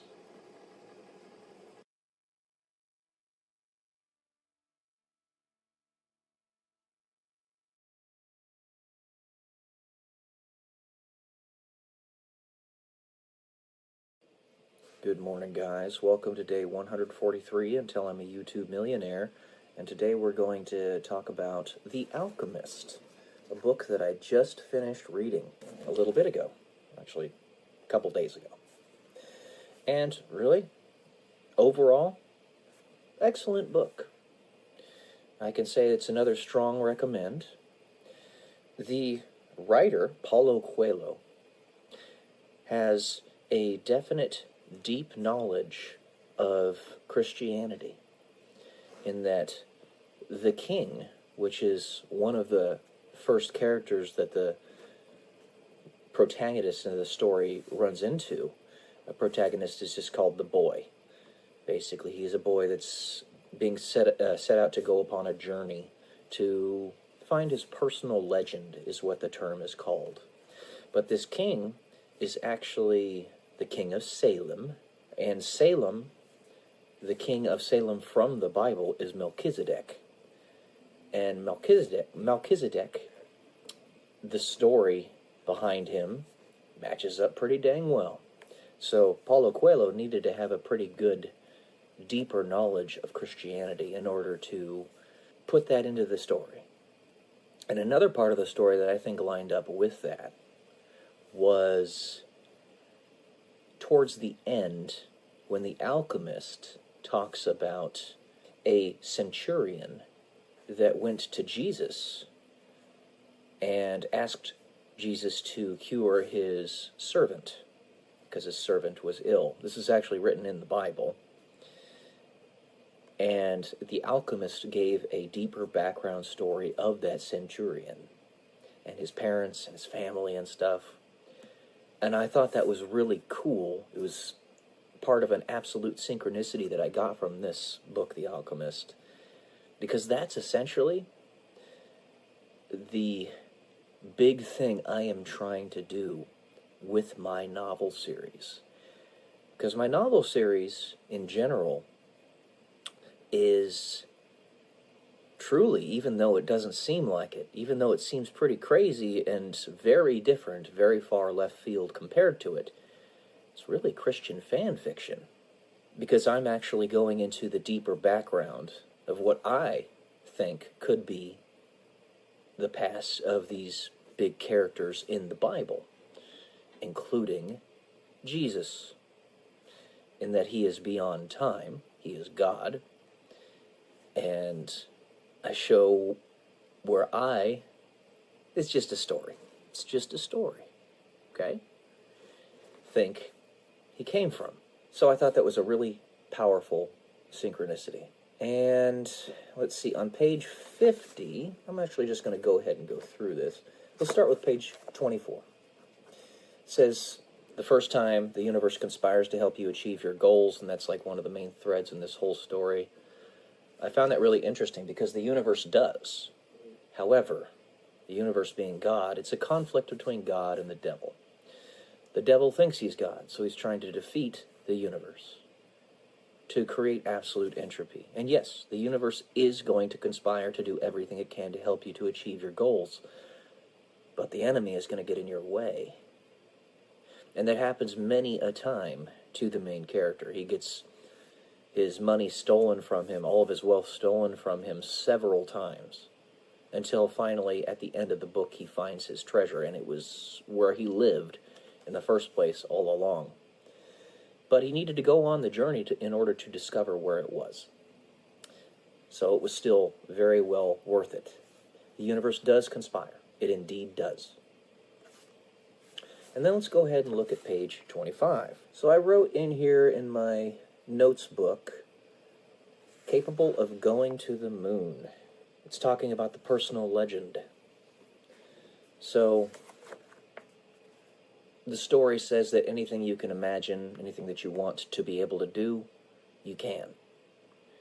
And while in general I agree with that, it's at the same time the interaction between choice and opportunity. And in my current existence, it's possible to go to the moon and to Mars and to space, and that's part of my personal legend. However, the enemy has gotten some pretty powerful blows against me and has stopped me from accomplishing that goal. that personal legend. Let's see, page 50. I wrote, I'll figure it out. Because that's what a leader does. You get knocked on your ass over and over and over. Everything's taken from you. And you just get up and say, I'll figure it out. You just have to get up one more time than your enemy, and you will defeat them. This is the first time in the story that the boy lost all of his wealth from thievery. So, in not so few of words, he continued. And that's basically falling to your very lowest point in life. He had all of his path basically decimated before him. That's the equivalent of getting up, dusting yourself off, and saying, after you've gone bankrupt, I'll figure it out, which is what a man does. I see that a lot on Instagram. Instagram is a very powerful tool if you curate it right. Let's see, page 60, the man in the arena. This is a very important one. Well, I wrote the man in the arena, and that basically means you're going to have critics all the time. But you're the one that's actually trying to pave the path. And if other people are just standing by on the sidelines and just criticizing you for it, what do they matter? Keep going. What I got, one of the big things I got from this story was, would you be memorable to someone who's never heard or seen you before? There's a literal biblical king that the boy meets. And while he had no knowledge of this person's background, Melchizedek, even though the boy is Christian and it professes faith in Jesus, he wasn't well versed enough in Christianity to fully understand who he was talking to. Nevertheless, having minimal to no knowledge of this person's background, he is still somebody who has a huge impact on the boy's life. That's essentially what I want to do with this YouTube channel, with my videos. I know that all of you will probably never meet me in real life, and this may very well be the very first and perhaps the very last time you ever see me. For most of you, that's going to be the case. But will my presence have a lasting impact on you in this one pass you get with me? Melchizedek's did. The boy had never met him before, but his mind was blown by what he taught him and what he showed him. I want to be able to do the same thing for you guys. So I got that out of this book. It was pretty important. It made me think of another aspect of the novel series I want to write. A friend of mine told me of a short story that he had written. It's Major Logan. He's now a major in the military, the Air Force, where there was a guy that was going to jump off of a bridge, and God himself came to talk to him to convince him not to do it, and he didn't know that he was talking to God. But the person who was God had such an impact on the person that he didn't jump off the bridge. This harkens back to you being much more important than you think you are. All of you. And then let's see. There's another thing in the book that something I don't like. He meets this woman by the name of Fatima at the oasis in the middle of the desert. And the way he explains it is something like love at first sight. That doesn't exist. You don't fall in love with somebody the first time you see them. It's not the way it works. I'm just going to leave it at that. It doesn't exist. It's infatuation. And then page 163. Absolute synchronicity, I wrote. This was about the centurion, that story that I just talked about a little bit ago. It was absolutely synchronous with what I'm doing with my novel series. that's what I have written for this. Again, it's a strong recommendation. It's not a very long book. It's only about 170 pages. It's pretty easy to read, too. Not only is it pretty short, but it's not written in complicated language. It's almost poem-like. It's a novel, but in its repetitive way of expressing itself, it's almost like an epic poem, like the Iliad. So, yeah, there you go, guys. Strong recommend. I was a little bit slow this morning, but anyways, love you all. Peace.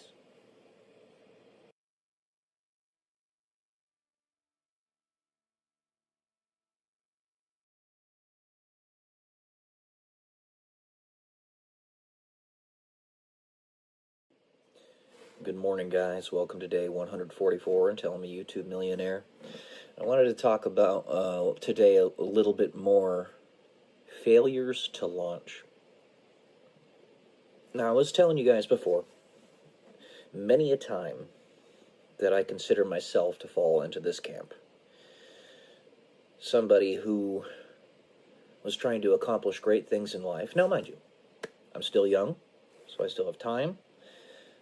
Young, if you will. I'm going to be 36 next month. But everything that I've done in my life, all of the boxes that I've checked, I did not get to my final goal. I was Sisyphus, right at the top of the mountain, just about to crest it, and then I had my knees knocked out from under me. Well, basically I say this in reference to the fact that I empathize with those other people out there that are also that. One of them is a very good friend of mine. I won't say specifically who, but essentially somebody who is extremely intelligent, wicked smart, as they say, and is extremely capable, but has dealt with so much stuff in their life that they suck themselves down and resign themselves to positions that are way below their station because they've just had such horrible upbringings, unresolved traumas from their childhood, that they don't take care of themselves physically. And those unresolved traumas are starting to become, whether they realize it or not, normalized in their psychological perspectives of the world. And it's those things that make black white and white black, and that turn the world upside down to them. It's not good. For instance, the tragic event that just happened on Easter, I believe it was, actually, or right after it. Pope Francis passed away.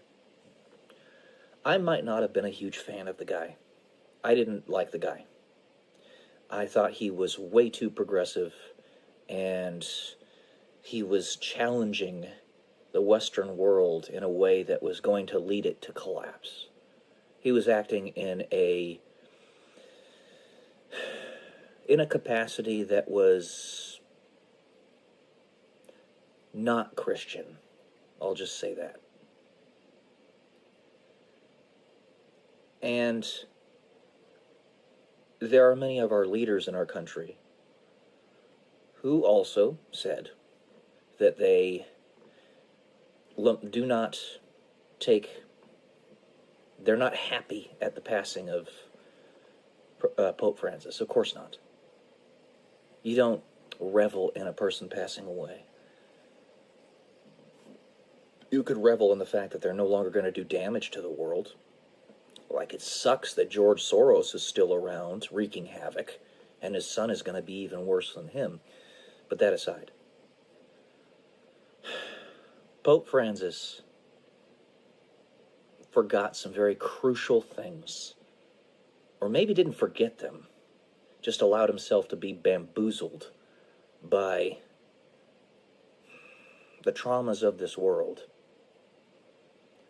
Even heaven has borders, has gates.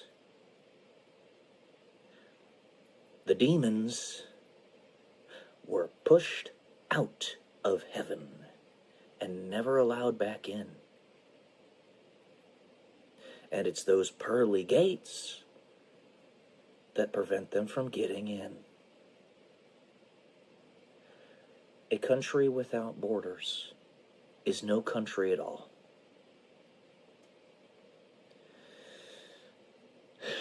Look at something like this Maryland man hoax that's happening right now.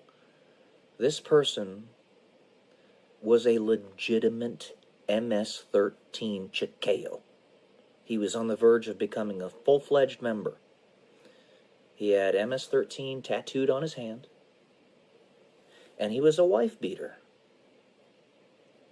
And because these people with these unresolved traumas in their past are so adamant about making other people pay for what they had to deal with without even realizing it most of the time,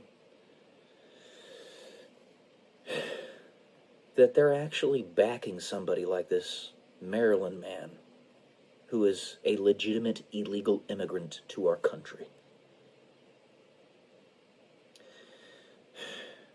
But all of this tying back to my good friend and my failure to help them.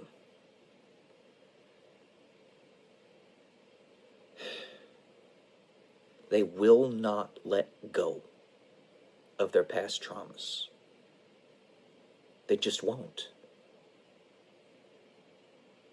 Those things already happened. They were horrible. They should not have happened. They shouldn't have. You didn't deserve them. Let them go. They're controlling you, and they're turning your world upside down. There is a reason that there are certain standards that are put into the spiritual philosophy of Catholicism, Christianity, and whatnot. There are reasons for those standards. It goes God, husband, wife, children. God, family, vocation. If you misprioritize, everything gets screwed up. If the woman in a relationship tries to take the leadership role, they emasculate the man who is supposed to protect.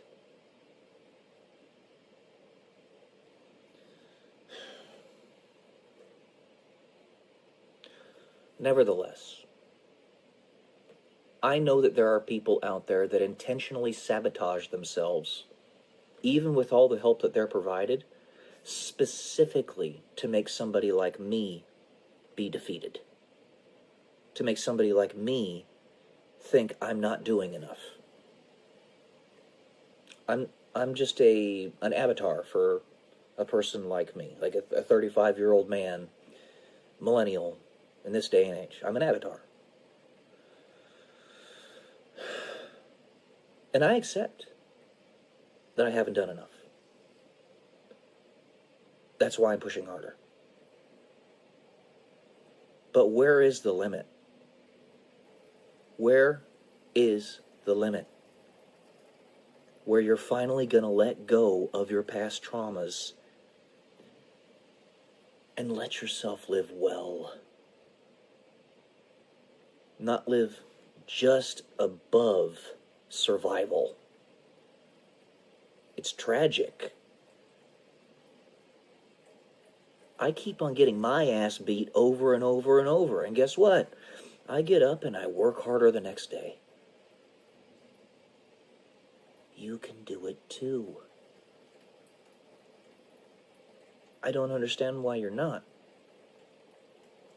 I said that I'm certain that at least in some way, subconsciously, it's to make a person like me feel like I never did enough.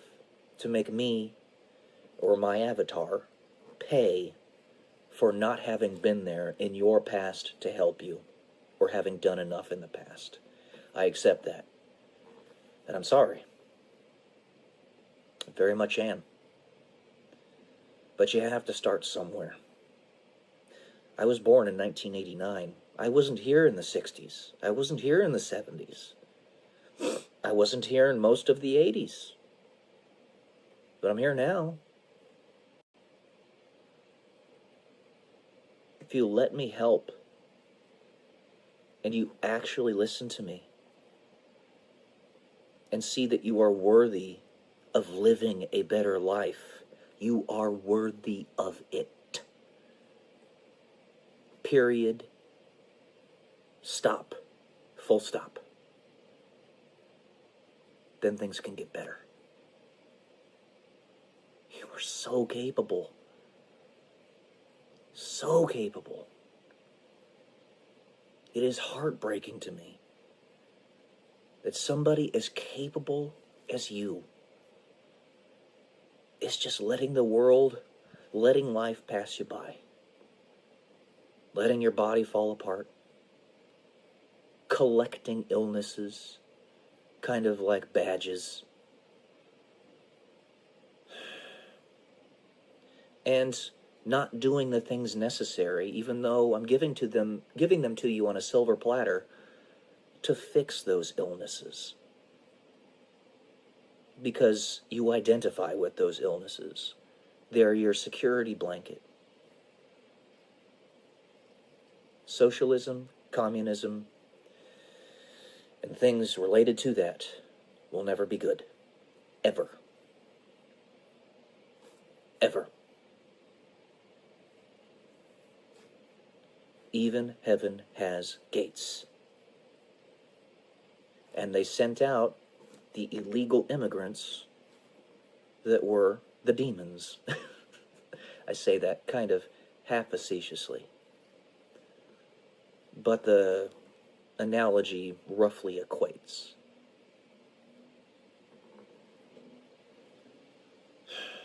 I will never give up. On my own life, as well as on yours.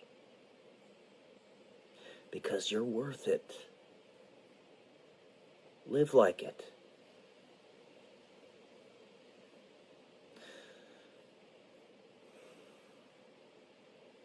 Somebody with a higher education degree should not, with an IQ north of 130, should not be working as an associate.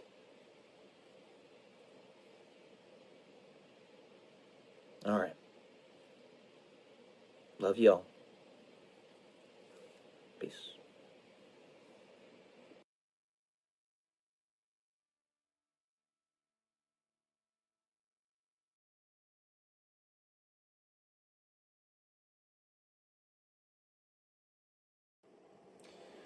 Good morning, guys. Welcome to day 145 until I'm a YouTube millionaire. And today we're going to have another essay reading. This one is simply called A Story. Another essay that I wrote right around the time frame of 2016-2017. I wouldn't be able to tell you exactly when I did, but I can tell you when I copied it over to my hard drive here, and that was in 2018.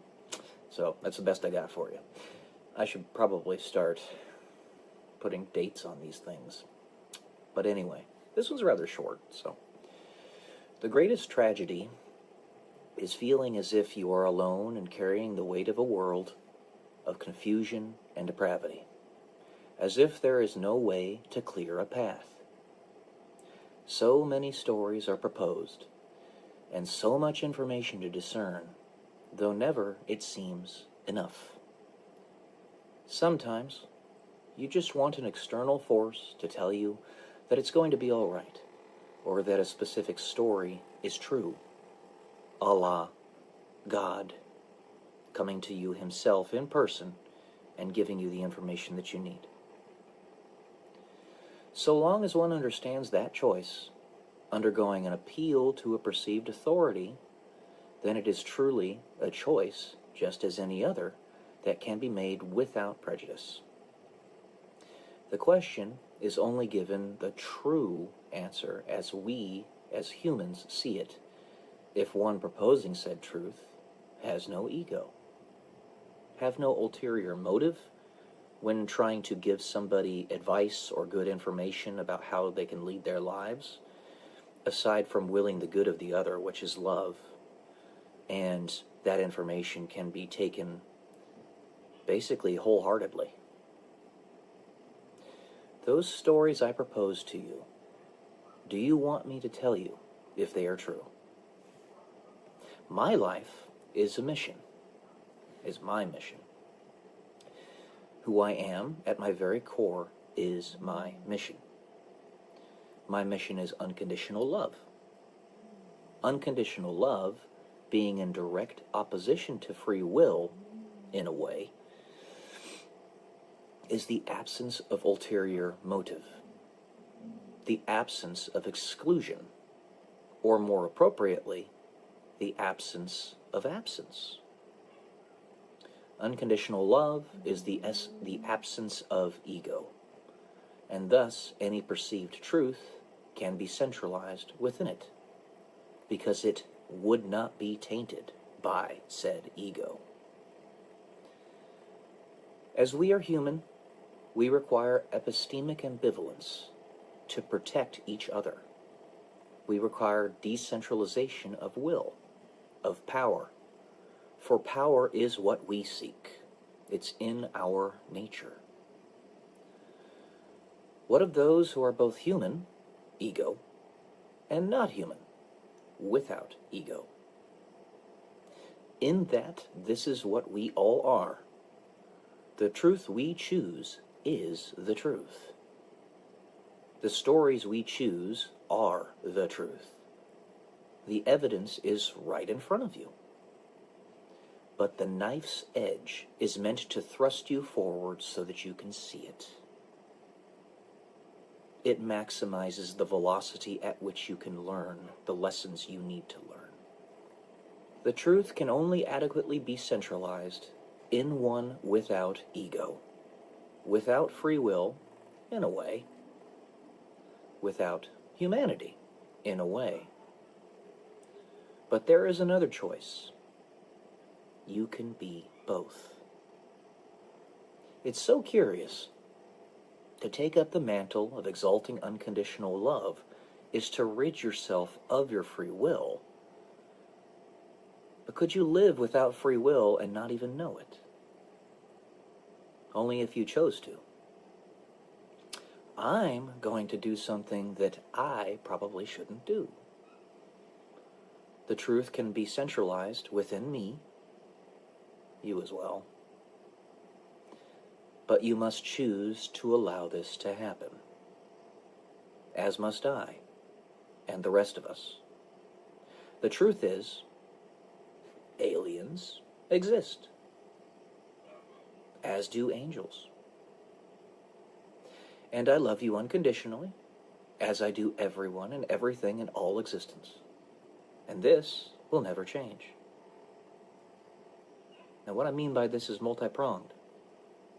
The first one being, if you perceive something, then it is, by that alone, something that is extant, that is real, that exists. The idea of aliens in your head is enough to make them exist. As a noun, if nothing else. As a concept. You can call them extraterrestrials. You can call them demons if you want. Whatever you so desire to call them. They exist. The difference is how much abstraction has led to them existing within our three-dimensional reality, or some point in the future, or in a parallel universe, something to that effect. Do you believe this story, or this truth? Or is it in fact both? You can choose to believe. What I have told you is true. You are not alone.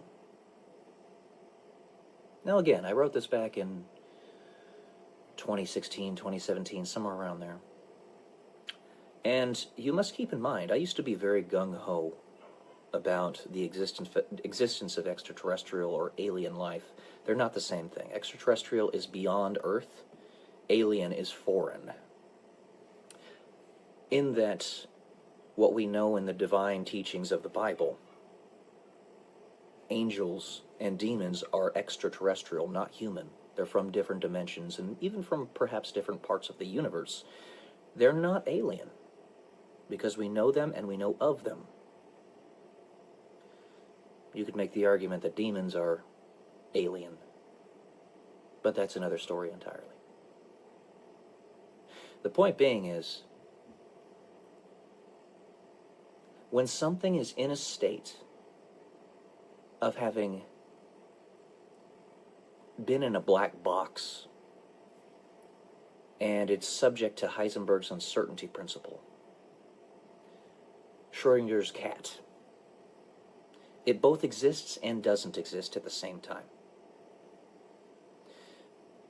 Because we have not seen, in person, gray aliens, as you and I call them, without some way to debunk it, with very powerful evidence.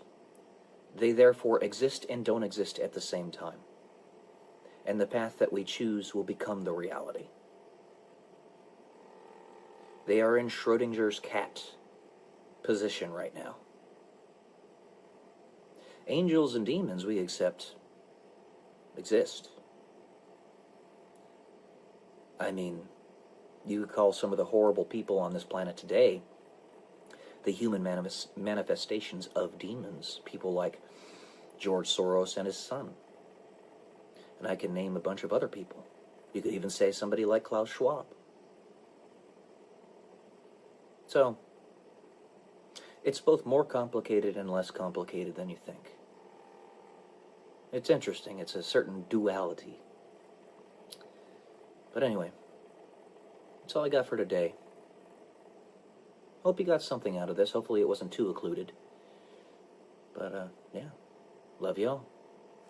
Peace.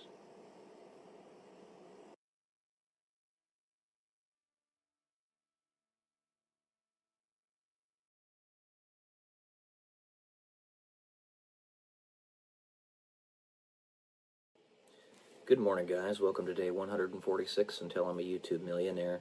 And I've got a smattering, a medley of things that I want to discuss this morning. The first one is the concept of heating and throttling on YouTube. So, YouTube has, of course, as you might suspect, I mean, of course, they know how to use their algorithm in the back end. Duh. A means by which they can heat a YouTube channel, and a means by which they can throttle YouTube channels. So, currently, it seems that YouTube has quite the desire to heat channels of attractive 24-year-old women, throttle channels of standard white dudes, like myself,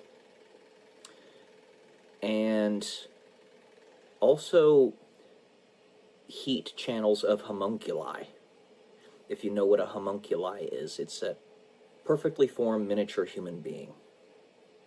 So a normal human being that's just small. I have an idea as to why that might be. It's probably because they're trying to back-end encourage lower energy consumption or something to that effect. maybe there's a future that they want to see and they're trying to encourage it. But a lot of really big creators on YouTube are not very big people, like physically. I'm thinking specifically of the finance and investing and money side of YouTube. Thinking specifically of a couple rather large creators. But, I don't know, I just wanted to mention that real quick. This is going to be a smattering rather random today, because I just have a lot of thoughts going through my head. But I also wanted to give you guys the stack to maximize your energy. Caffeine without getting the jitters, without getting high anxiety. And to that point, Prozac in and of itself, I never have been a late riser. I've always woken up really early in the day. But Prozac allowed me to get up even earlier. I remember when I first started taking it many years ago, and I wasn't taking warfarin, which fatigues you, I was getting up at 4:30 in the morning without any issues, because my serotonin was balanced properly, and I was going to bed about 9-ish, right around there, because I just don't like staying up late. There's no point in it. Why stay up late? Only bad things happen at night. There are rare instances where you're just trying to let loose and have a good time. Like, for instance, when I'm out at the Atlantis with my parents and we're having a few drinks and just hanging out, having a good time. Yeah, sure, there are instances for that, but those are not supposed to be every night. They're supposed to be fun experiences. So I would get to bed at about 9:30 or so, 9, and end up getting about 7.5 hours of sleep. Prozac allowed me to get quality sleep as well as the appropriate amount of sleep and getting up early. Since I started taking that, I have not had trouble with sleeping. I never really had trouble with it to begin with, but it's even better now. So, caffeine, because I do that and because I weigh 215 pounds, 6'1", I can consume about 500 to 700 milligrams of caffeine per day without causing too much of an issue. But you got to make sure that you do that before noon, especially if you're very sensitive to caffeine. If you drink or consume caffeine after noon, you're going to have trouble getting to sleep. The next one, acetyl L-carnitine. Acetyl L-carnitine is a fat metabolism upregulator. It operates upon a different pathway to boosting your energy. But the primary thing that I like about acetyl L-carnitine, it's a very good supplement, is that it improves your memory. This is something that everybody needs. But when you already have a pretty powerful mind, it amplifies how much it helps. So I take, about 2,000 milligrams per day of that, and you can, about 15% of what you take orally is bioavailable, so I'm getting roughly 300 milligrams or so that my body's actually absorbing. And it boosts your alertness, it boosts your memory, it boosts your fat metabolism, so your body more efficiently burns fat as opposed to other macronutrients. It's just overall a really good thing. Highly recommend it. It is not expensive. You can find it on Amazon for like $17 for a bottle of, I think, 90. Something like that. Very, very good stuff. Then, methylene blue. This stuff is extremely powerful. Extremely powerful. It is a basically mitochondria upregulator, if you want to call it that. It was at first used as a fabric dye, but you can consume it and it makes your mitochondria more efficient.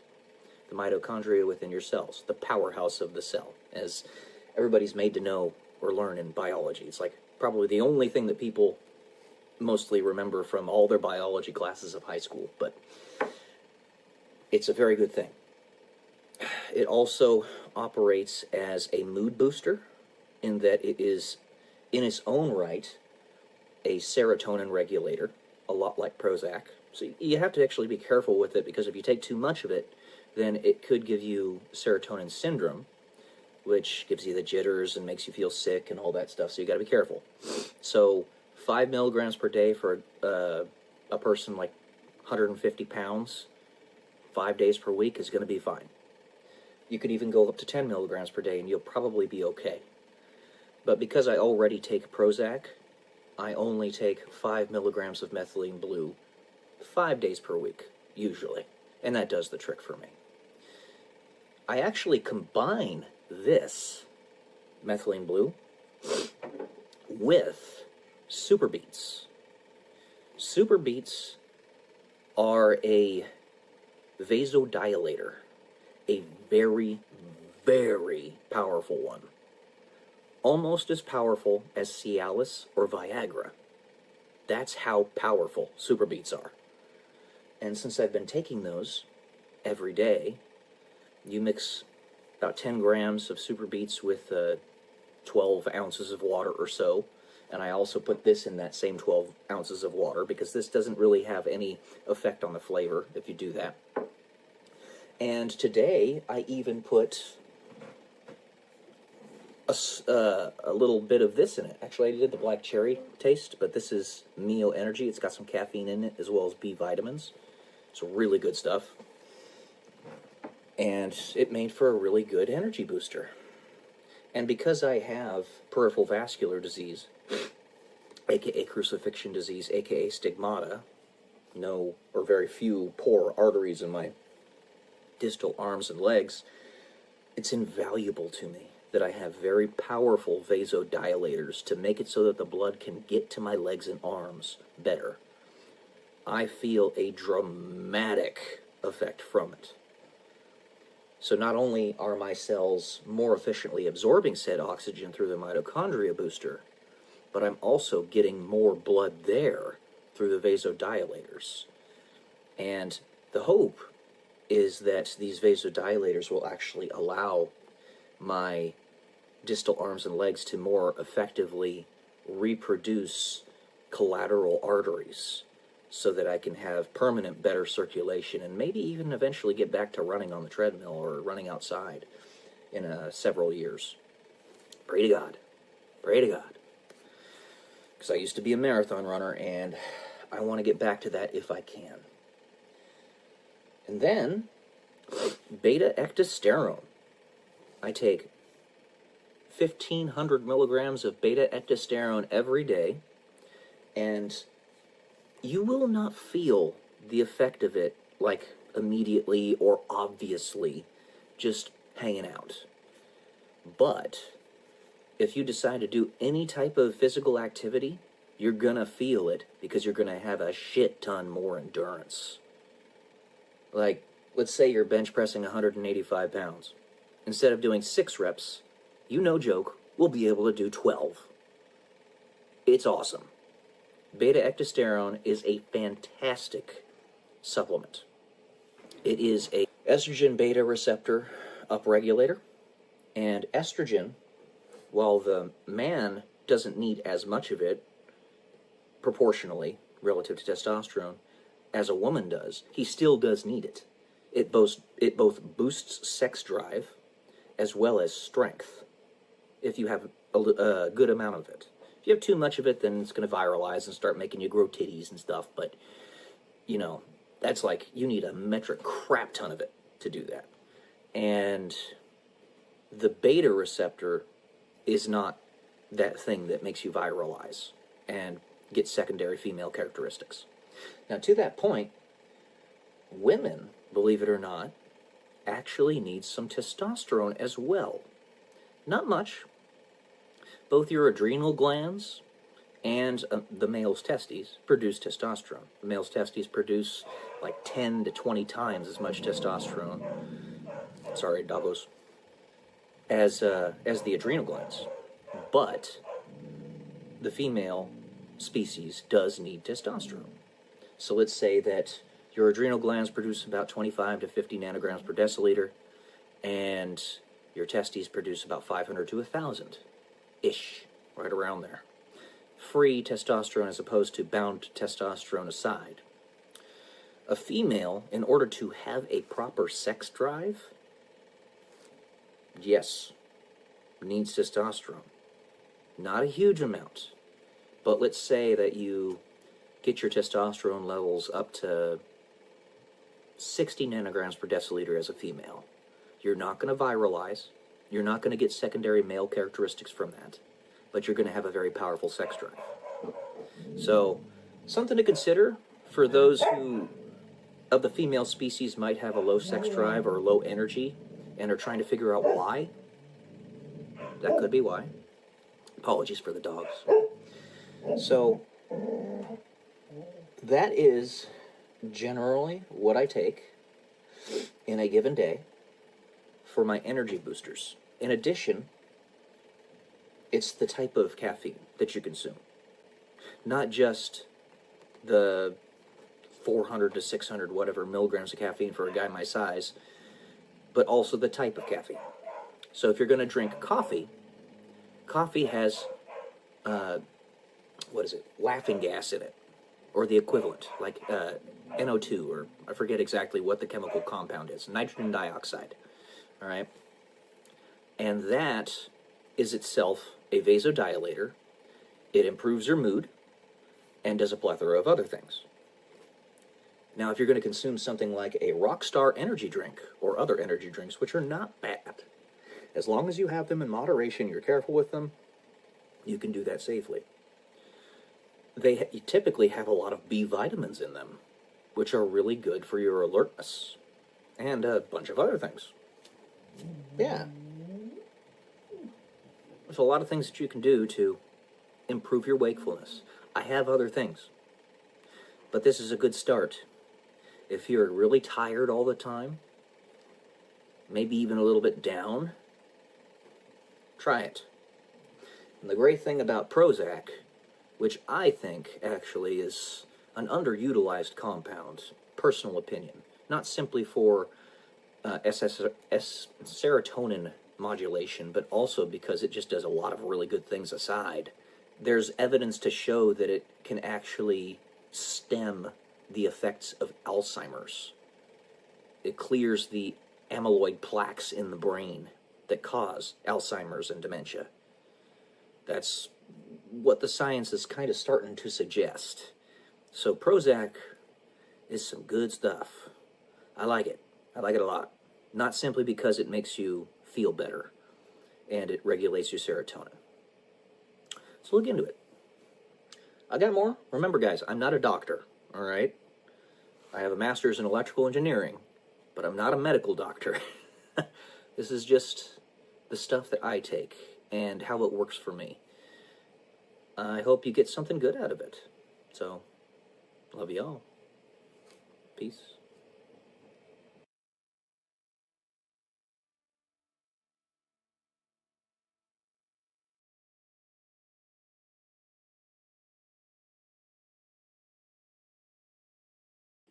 Good morning, guys. Welcome to day 147 until I'm a YouTube millionaire. Let me give you a really nice, quick, simple, straightforward way that you can start making a return on investment right now. Make money. You could go on Craigslist or Facebook Marketplace, buy a 20, maybe even 30-year-old RV for $5,000. Let's say it's a 25-footer. Make sure that everything's working. The plumbing, the electrical, microwave, the engine, the air conditioning, the heating, the water, all that stuff. Make sure it's all working. And then test it a couple times yourself. Maybe take it out for a couple trips to a camping ground. Do it yourself or do it with some family members. And then take a bunch of pictures of the inside and the outside. Make sure it's all clean and put together and ready to go. Set up an Airbnb for it. Now that Airbnb for such an RV, yippee, sorry, you could rent out easily for $50 a day, easily, and ensure that the users refill the gas tank and everything else that's necessary. You can clean the RV yourself pretty easily. And if you let's just take a single month here. If you had such an RV on Airbnb, let's say in California, I'm sorry, I gotta stop. In California, then you could probably rent that out for about 80% of the month. Sorry. 80% of the month times $50, so 24 days a month. That is 1,000 plus 200, so $1,200 a month that you would make off of it. And that's not even counting in cleaning fees, which would probably be, let's just say $100 a month. So $1,300 a month. You would immediately make a year-over-year ROI from a singular month of owning this of about 25%, 26%. Pretty incredible. Multiply that by 12. You go from a 26% ROI to it's $15,000 a year. That is a 300% ROI off of that RV. It's a pretty simple, straightforward thing. Does not require a humongous investment. You, of course, need to make sure that you have proper insurance, that it's all registered, and that the wear and tear is accounted for. Because RVs are quite a thing to manage. They take a lot of work in some ways. You got to make sure that the multiple batteries are all working properly. The engine isn't having any issues. You got to make sure that all the plumbing and all that stuff is consistently working, like I was saying before. But there you go. That's a simple way to make some money without too much of a big investment. And imagine, multiply that. You could easily yourself manage 5 RVs, each one being $5,000, and you don't have to buy them all at once. Buy them one at a time. So, do the math there. $25,000, 300% ROI. That's $75,000 per year that you'd be making off of Airbnb your RVs. That's a lifestyle right there. All right, that is it for today. Nice and short one. Love y'all. Peace.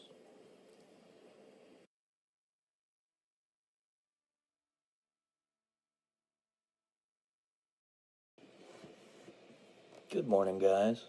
Welcome to day 148 and Tell Me YouTube Millionaire. You know, part of the reason I make these videos is because I positively refuse to go quietly into that good night. I rage against the dying of the light. That is me as a being, as a person. That I'm more than just random noise in the background. I know that there are so many people out there that have the same mentality as me. Why it is said, why it is a cliche that modern men live lives of quiet desperation. That's why, you see. What's the point of it all? You know? Because ultimately, all these things that I'm trying to build, all these things I'm trying to do in my life, me being a singular individual, everything eventually ends. Whether it be Google years from now, whether we become a multiplanetary civilization, it still is all temporal, all ephemeral.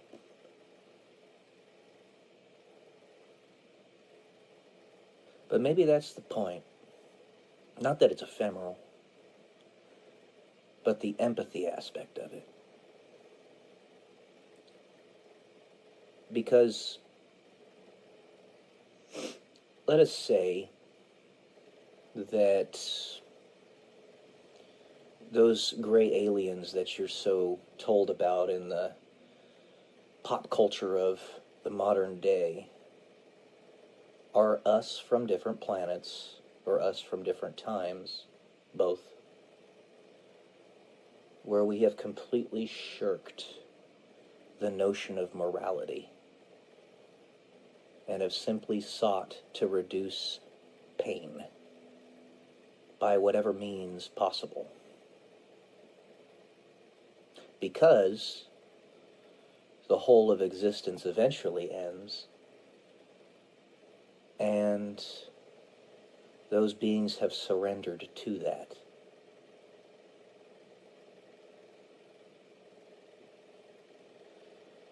What is the point of it all? Well, I can tell you. I've said many a time, the meaning of life is love. But who you are and what you are in your personal life is how you love. And how one loves best, as best I can figure, in such a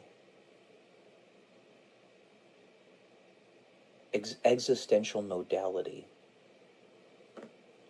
is to simply be there for other people. Whatever that means.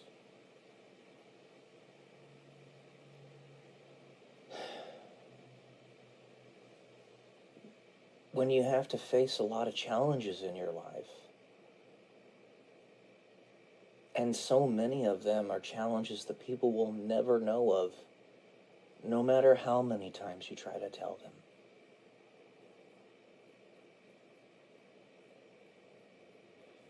Partially because they don't listen.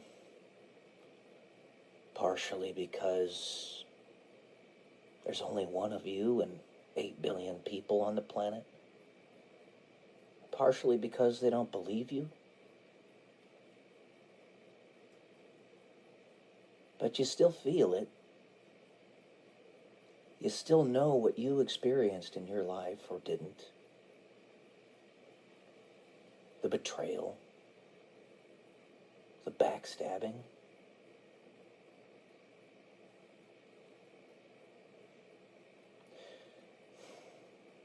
The way you live your life in the most effective way possible is to not let that stop you. Ever. Remain authentic. Remain who you are. And no matter what, be there for other people. Because it's not about you. But they need you. That's how you love them. Right there.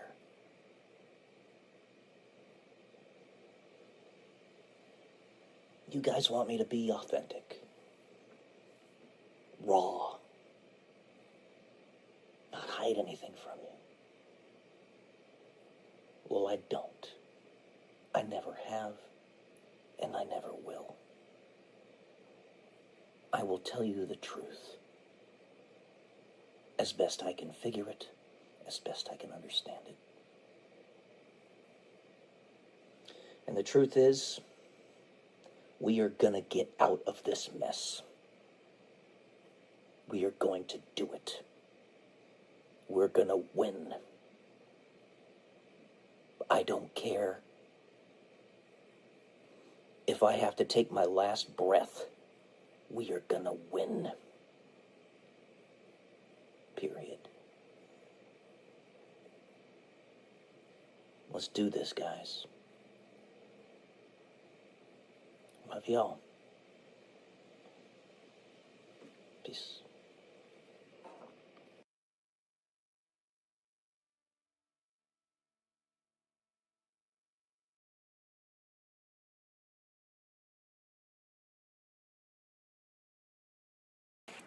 Hey guys, I wanted to show you a little bit of stuff going on around my house, specifically about my RV, because it's a little bit of a unfortunate bother right now. I made a video a little bit ago about whatchamacallit, RVs, right, and how you can turn them into Airbnbs if you do it properly, right? There's my dad, by the way. If you do it properly. And unfortunately, for my RV, which is about 30 years old, it was made in 96, what the guys did at the repair shop, they didn't seem to actually know what they were doing, and they screwed up my battery set. So this RV is a Fleetwood Storm, Southwind Storm. It has 3 batteries in the front. I'll show you. This is the RV right here. It's a little messy because I haven't done anything with it in a little bit. I've only taken it out 3 times. But if you look right here, there's the cabin battery. Sorry, a little out of focus. And then there's the 2 starter batteries right there. They screwed up how it's connected. So, yeah. The battery is always dead. To start the RV, that is. I have it connected up to wall power over here. And that keeps everything in the back end powered, thankfully. But, yeah. It's just a frustration. Because I do want to take this out without having to worry about anything, right? With my family. It cost me $10,000, you know? Luckily, I had that to spend at the time, but that doesn't make it okay for me not to be able to drive it around. So this is it. This is the RV, you know? It's nothing super fancy or anything. It's just a 1996 RV. I put that TV in myself. And there's another flat screen right there. And hey guys, there's me right there. How you doing? But it's actually it's a nice RV. It really is. I try to keep it well maintained. It's just that I'm not using it right now, you know? So, anyway. This is the bed. It's a full, right? And there's the bathroom right there. I'll show you real quick. These types of RVs are not designed for you to take them out, or pardon me, to be living in them for longer than, say, a week. You can, but you're not supposed to. You know, they're meant just to do like a weekend excursion type of thing with your family and have a good time. But either way, there's TV and stuff in there. I got a PS4. It's all decked out, ready to go. Anytime we want to go do some traveling and have some fun. And my brother Alan did want to do a West Coast or Pacific Coast Trail trip in the next few days. But unfortunately, because the batteries aren't working properly in the front, I'm a little concerned about that, you know? And I've taken my doggos with me in this RV. As you can see, it's parked on the side of the house. It's a pretty tight parking job, but I did that. Ha! That's right. I know how to drive. It's a pretty tight parking job, but it fits. And if it fits, I sits. So, it would be nice if I didn't have to worry about the power. But I do. You know? Oh, so much dog poop back here. In case you guys didn't already know, we've got 8 dogs. And that means a lot of poop. Probably didn't want to hear that, but it is what it is. So yeah, you know, I love the RV. It's fun to drive, and it really is fit to what I need it to do. It's just that the battery is not working right. So yeah, it's a frustration, you know. Normally I do philosophical, like, discussion videos, but why not show you a little bit about my RV and just what I usually do when I get up in the morning. I don't come out here and necessarily go take a look at my RV or anything, but decided to do so today. The backyard's a mess, and I'm sure you saw it, but the pool is green. We're gonna actually have some cleaners come out here in the next couple days and do green to clean on it. It's just, we've all been so inundated with things to do that we haven't really had a chance to maintain it ourselves. It's a lot of work. Usually my mom is the one doing it, and she's going to be 63 this year. So, you know, it's not the wisest move in the world to have her cleaning the pool all by herself. And because I have trouble walking, I'm doing okay right now, but because I have trouble walking, I can't help her as easily as I would like. I try to help her, though. Yeah. Yeah, there you go. Everybody's still asleep right now. So, how you doing, Dad? Doing fine. What are you doing? I'm making a video. I know. Bonnie's getting ready for work. Fred's hanging out. And Loretta's right over there, just still sleeping. Still early, so, you know.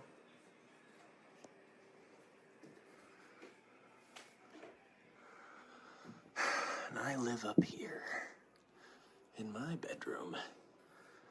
Maybe you guys want to see. I don't know. I'll show you real quick. You know, crazy stuff happening in the world. So because of that, you kind of want to batten down the hatches. There's my doggos and my bed. Relax, guys, relax.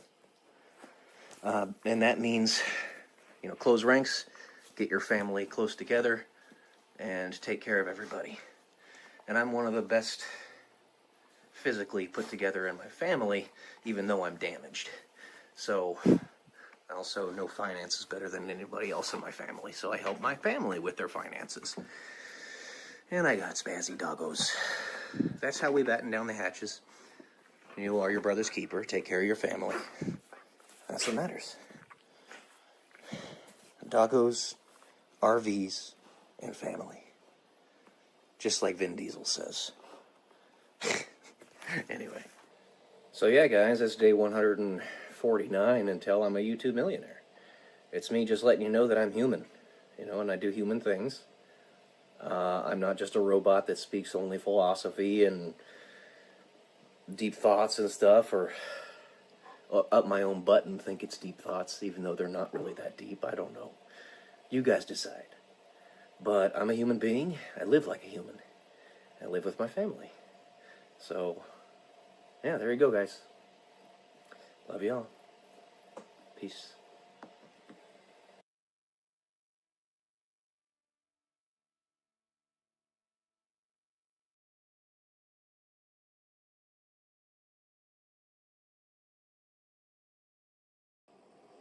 Good morning, guys. Welcome to day 151 until I'm a YouTube millionaire. For this one, excuse me, I'm going to read another essay that I have updated that I wrote back in 2018.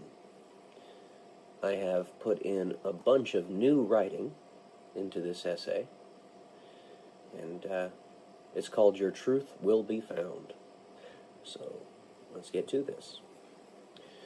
To remove false idols and take back your own power is what happens when all ideas are proposed, regardless of their reasonableness or morality, defined within their own tight constraints of discourse.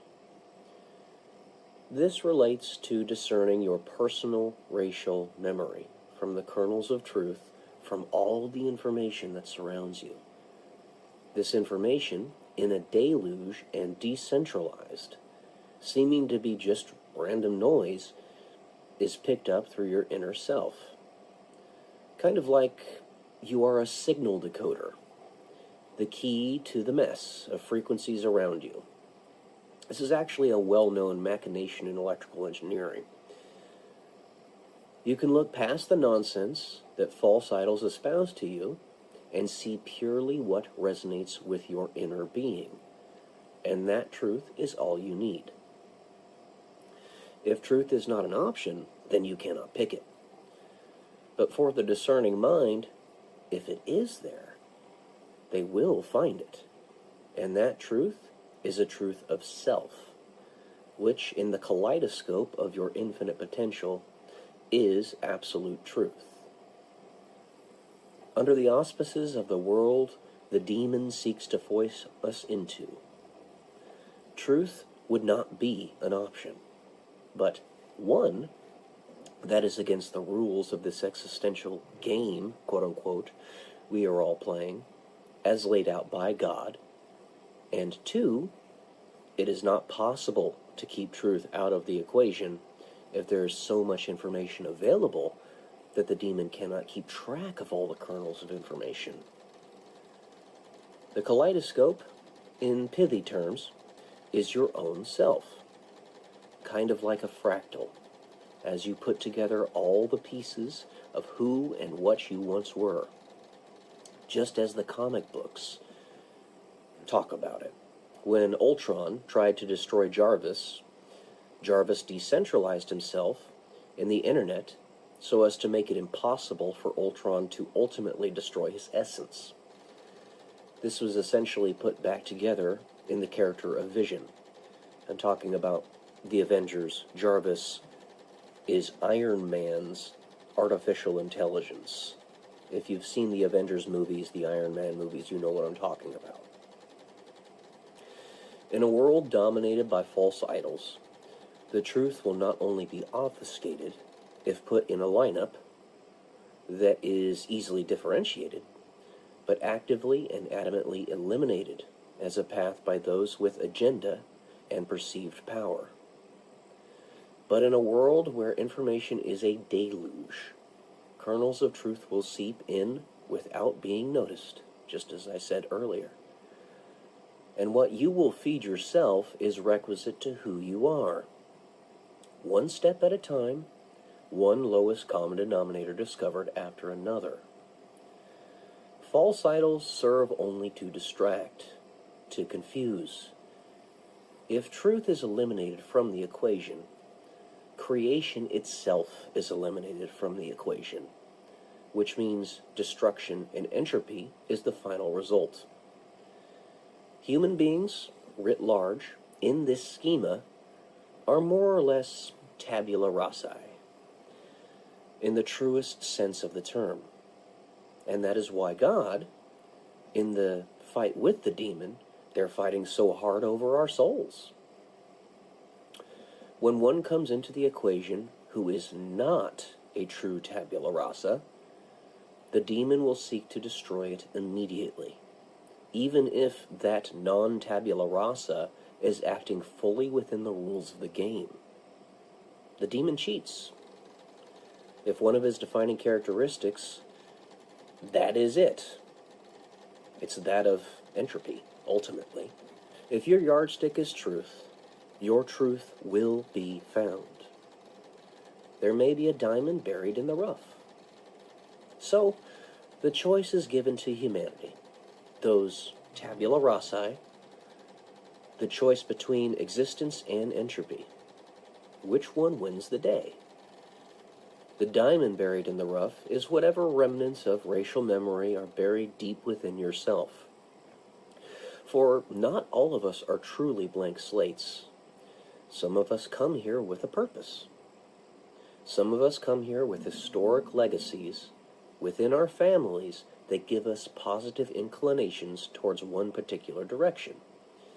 For example, Billy Graham, the great preacher of the 20th century.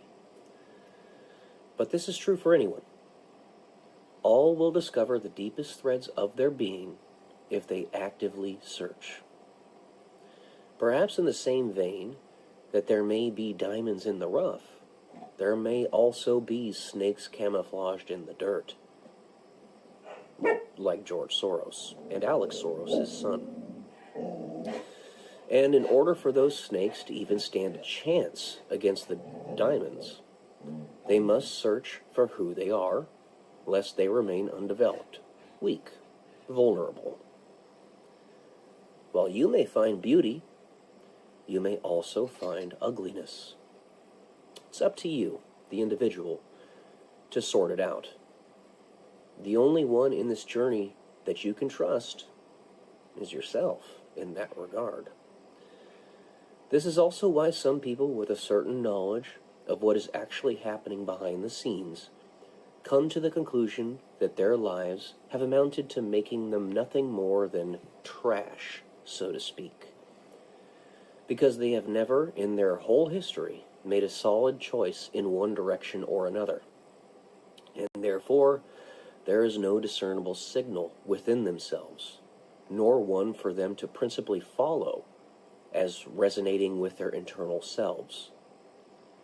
They have put themselves back into the position of tabula rasa, as if their past experiences never happened. Alright guys, that's it for today. All the sound started happening, as it usually does, right when I started the video, but that's okay. Hope you enjoyed it. Love y'all. Peace.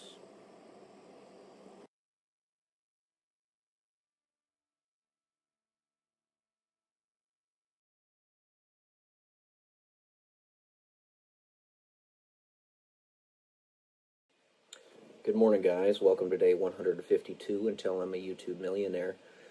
And I gave you guys a second video last night, because I just needed to talk about that, and I bring it up periodically because part of the reason, it's not the only reason we did it, don't get me wrong, and I've listed this many a time, but it bears repeating. Part of the reason we decided to start that Slots YouTube channel was to make some money on the side. Had the channel actually been getting the views that it was supposed to, but YouTube moved the goalpost on us, then that channel, with its respective size, should have been getting about 2,000 to 10,000 views per video, and making about $2,000 to $5,000 a month at this point. But because YouTube pulled the carpet out from under us, or moved the goalposts, whatever you want to say, the phrases mean essentially the same thing. Not quite, but essentially. We are not making any money off of the channel. It was a struggle to get monetized. And then once we did, we were making no more than like $100 a month. It's pitiful how little money the channel's making. I get the impression that, assuming that YouTube isn't specifically just trying to screw us over, my family, to put us in a state of starvation, a state of barely above subsistence, which is my impression. I'm pretty sure that's what it actually is, so that I constantly have to have in the back of my mind these feelings of worrying about money. I just want to stop having to worry about it, because once I can stop worrying about money or where I'm going to find the funds to pay for something, then I can start pursuing other things that I want to pursue. And my assumption is whoever's pulling the levers behind the scenes, because this happened essentially right when we decided to start this channel. Our first handful of videos, one of them, this is back when we had like 100 subs on the channel, had 8,000 views on it as a long-form slot video. And then after that, it just plummeted. Nothing happened after that. And I get the impression that either they're directly attacking us and trying to make it look like they're not by making a bunch of people get attacked as well. It's clever diversion stuff that they do. They're bad people. They're bad people that I'm talking about.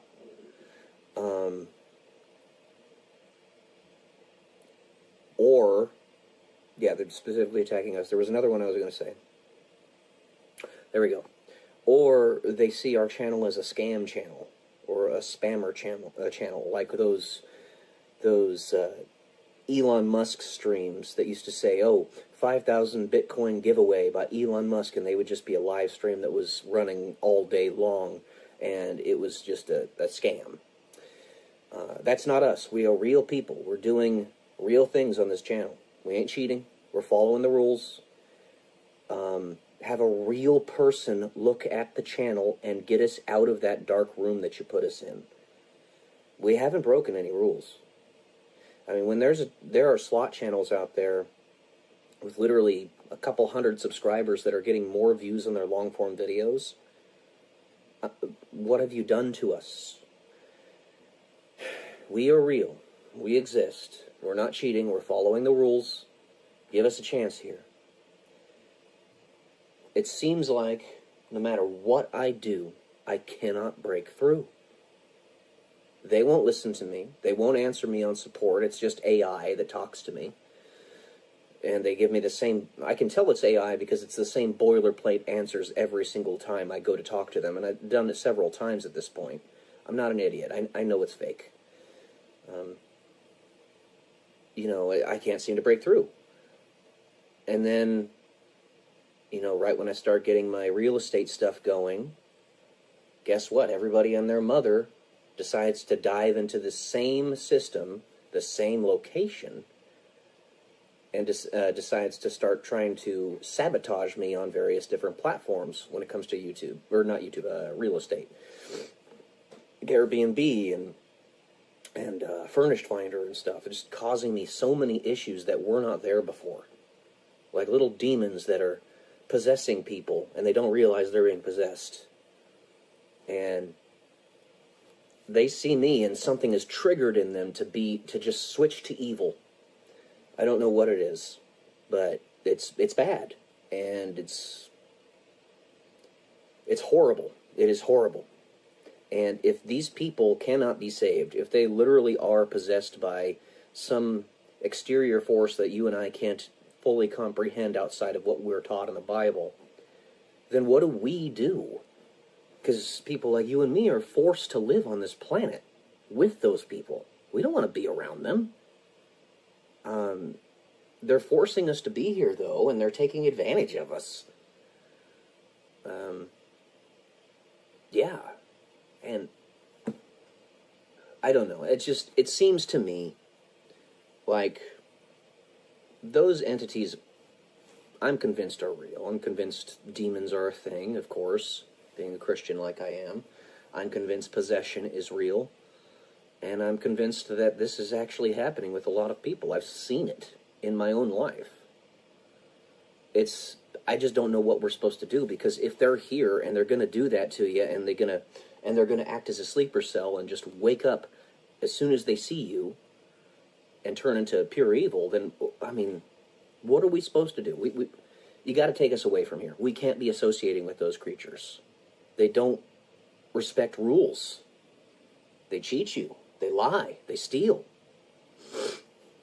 And I'm not saying that everybody in the YouTube company, all 7,200 or 7,000 employees, are evil. I'm just saying that there's a sizable portion of them that are. And when they see somebody like me watch a video or whatnot, they get this impression in their mind like, I'm gonna fuck this guy over. Suddenly their minds just click into a different direction. I've seen it happen. Maybe not with YouTube support people and whatnot, but I've seen it happen with people. I am not kidding about that. There's this woman named Renee when I was in Omaha, Nebraska. She was a perfect example of it. She met me for the first time in a Unitarian Universalist church and gained 150 pounds and turned into a social justice warrior idiot immediately afterwards. Possession's a real thing. And every single time I try to break through, I am blockaded. And the whole legacy of my past up to, or with everything I was doing in the military, the fact that I was blockaded right when I was about to crest the hill. Right, I'm Sisyphus pushing the boulder up the hill. Right when I was about to crest it, they knocked my knees out from under me, and the rock ran me over, and I fell back down the hill. That's when they disqualified me as a pilot and tried to get me a dishonorable discharge. There's a long story behind that, but I'm telling you, these people are pure fucking evil. Pardon my language, but they are. They're not good people. And we still have to associate with them, so I don't know what we're supposed to do. And then I go through the rigmarole of publishing my first book, and this company just will not give me my sales numbers. I know I've sold more books than they're saying I have, just by looking at Amazon's constant restocking. I know I've sold more than what they're saying. And a bunch of other metrics that I've been keeping track of. I know that I'm selling more than what they're telling me. I can't seem to break through. I know this is a good book. This is the book I'm talking about, guys, in case you haven't already heard about it. Black and White, The Odyssey of Eden. Time Travel and the Apocalypse. You can find it anywhere you can buy books, including Amazon and audiobooks and Kindle and all that stuff. Many more to come after this one. I say that a lot, and it's true. I can't seem to break through. It's just, it is highly unfair. Highly unfair.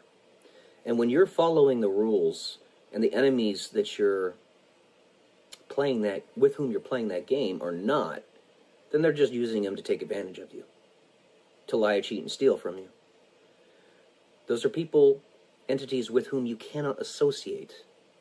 So I don't know what we're supposed to do. We can't be in the same world as people like that. So, is the case for eviction being made?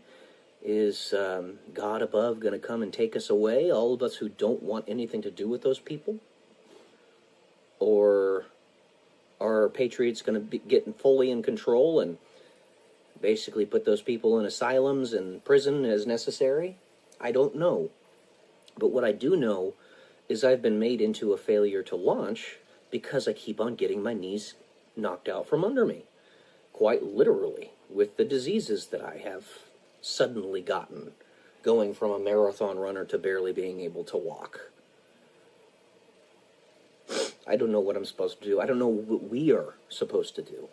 Because I know there's a bunch of you out there watching this video, because the audience is starting to grow a little bit, who understand what I'm talking about, and who are genuinely, earnestly trying to be good people. A lot of you. I know that.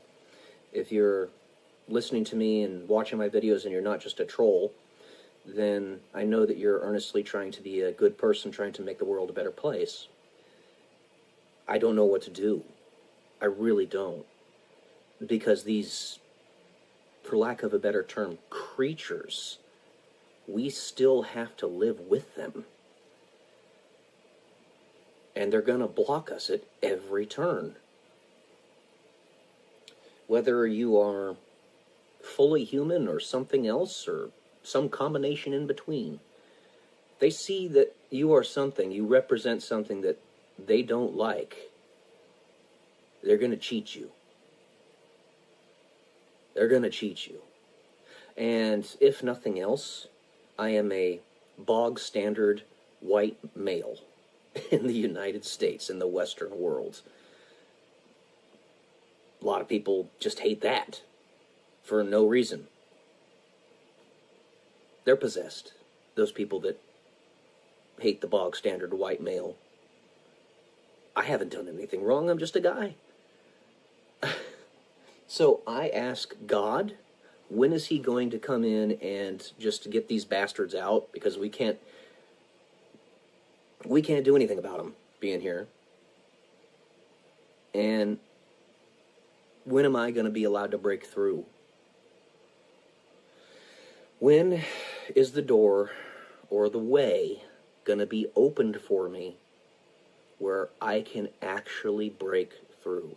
Because right now I'm just on survival mode. I'm living off of disability, and I make a little pittance off of my real estate, and I don't even make that because it goes towards expenses. You know I'm capable.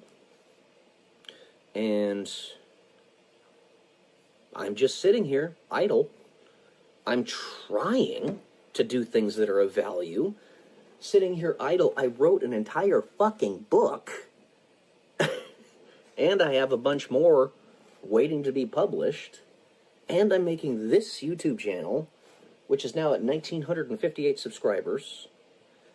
And I helped my mom build her channel, which is almost to 27,000. I'm trying to do things that are worthwhile. Not just sit on my ass and do nothing. I'm helping my family get healthier. There's a lot of things that are good.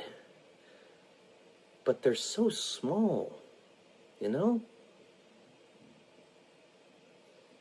They're so small. And I'm happy that I have even that opportunity.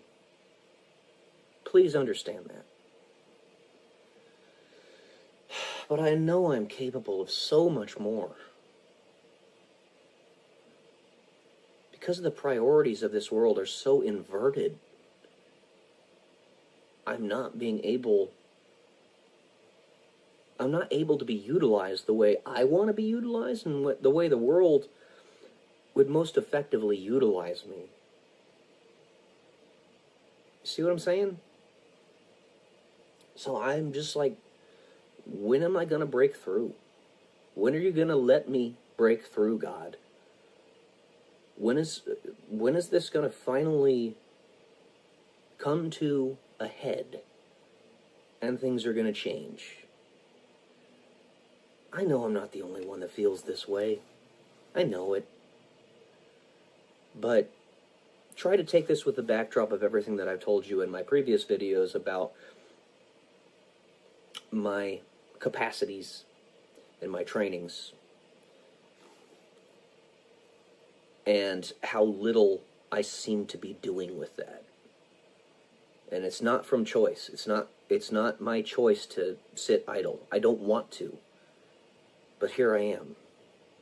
I feel like Harry Potter, when he's just sort of putzing around trying to figure out how to find and destroy the Horcruxes of Voldemort. He felt completely useless. And it says something similar in the books, if you've read them. For the millennials out there, Harry Potter is a very popular thing. It's a good series of books. J.K. Rowling is a good author. It's not terribly complicated to read, not terribly complicated to understand, so it's very attainable for people. But I feel like Harry Potter, I'm not some boy who lived, but I am being wasted, and I can empathize with what he felt. I just want to be used, man. I want to be utilized. And I want to no longer have to worry about money. Because the expenses keep on popping up right when I get the money. Just like it's trying to keep me at a certain amount of money in my bank accounts. Not let me get past a certain amount. It's like, get off my back. Get off my back. Let me win. Let me win. The only way I'm not winning right now is because you're cheating. Wow. So honorable. But of course, demons aren't honorable. They have no desire to be honorable either. Demons are real, guys. Alright. Rant done. Love y'all. Peace.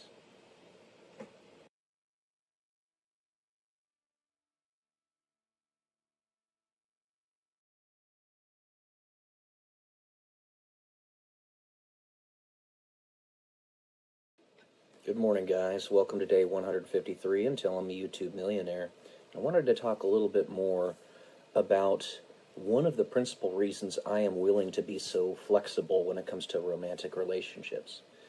One, not just the desperate times call for desperate measures, and I'm 35 years old going on 36, and I've burned a lot of my personal lifetime and really can't wait, and I need to be a little bit more flexible in that regard. But two, because the millennial generation has seen its birth rate positively collapse. The birth rate in the United States is 1.3 children per couple. In order to have a stable population, one that is neither growing nor shrinking, you need a birth rate of about 2.1 per couple.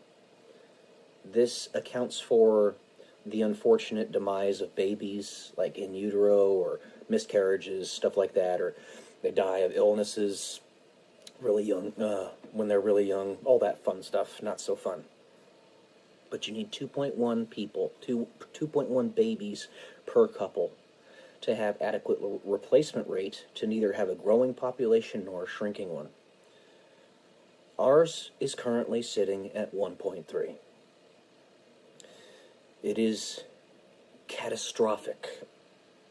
The only way, because we're not having babies, that such a situation is being mitigated in the United States is by uncontrolled immigration. But it's not really remedying the problem. The population of the Earth is still not going to be going up very soon. Just writ large, the entire planet is going to have a birth rate that's less than 2.1 pretty soon. But in doing that, you dilute the culture and the history of your country. Not only do you lose those traditions, those things that make the United States what the United States is, but genetically speaking, the 72% of the population in the United States that is Caucasian will continue to decay and degrade and go down. That in and of itself is not necessarily bad, but it's when somebody or some group of individuals is actively seeking to destroy that Caucasian population that there's a problem. The world over, the Caucasian population makes up about 12% of all human beings. It's not that much. There aren't that many of us. So we're seen as exotic in many places around the world, in particular places like the Orient, or places like sub-Saharan Africa, for example. There's not many of us. However, there's a disproportionate number of advancements that have come from people like myself, Caucasians. Isaac Newton invented calculus. Aristotle, Socrates, Plato, basically modern philosophy. Seneca, Einstein, you name it. And then, of course, in the modern day, you have people like Elon Musk, who's from South Africa, who's trying to literally get us to Mars. And he'll succeed. We're going to get there. But there's a group of people out there that are actively seeking to destroy the Caucasian population. just out of pure animus, pure resentment. We didn't do anything wrong. We're just trying to help other people. We're trying to make the world a better place. And by virtue of that alone, this darker element of the human family, not really much of a family anymore, and those people are, is trying to erase us. This is not acceptable. But it's even more poignant that catastrophic birth rate is even more poignant in places like South Korea and Japan. And it's utterly heartbreaking to me. Not only are South Korean people, the Japanese people, a beautiful people. They're both beautiful people. Physically, they're very attractive, in my opinion. But they have a rich, beautiful culture, background, history, a clean society. It's spotless there, if you've ever seen videos of it or you've ever been there yourself, in South Korea and Japan, China as well, the nicer parts of China. Spotless, beautiful, utterly beautiful. Their population replacement, or their birth rate, is even more catastrophically low than it is in the United States and Europe. I believe South Korea is at 1/3 the replacement rate is how many children they're having. It's like 0.7 kids per couple. And at that rate, in 3 generations, their country will be at 4% of its current population.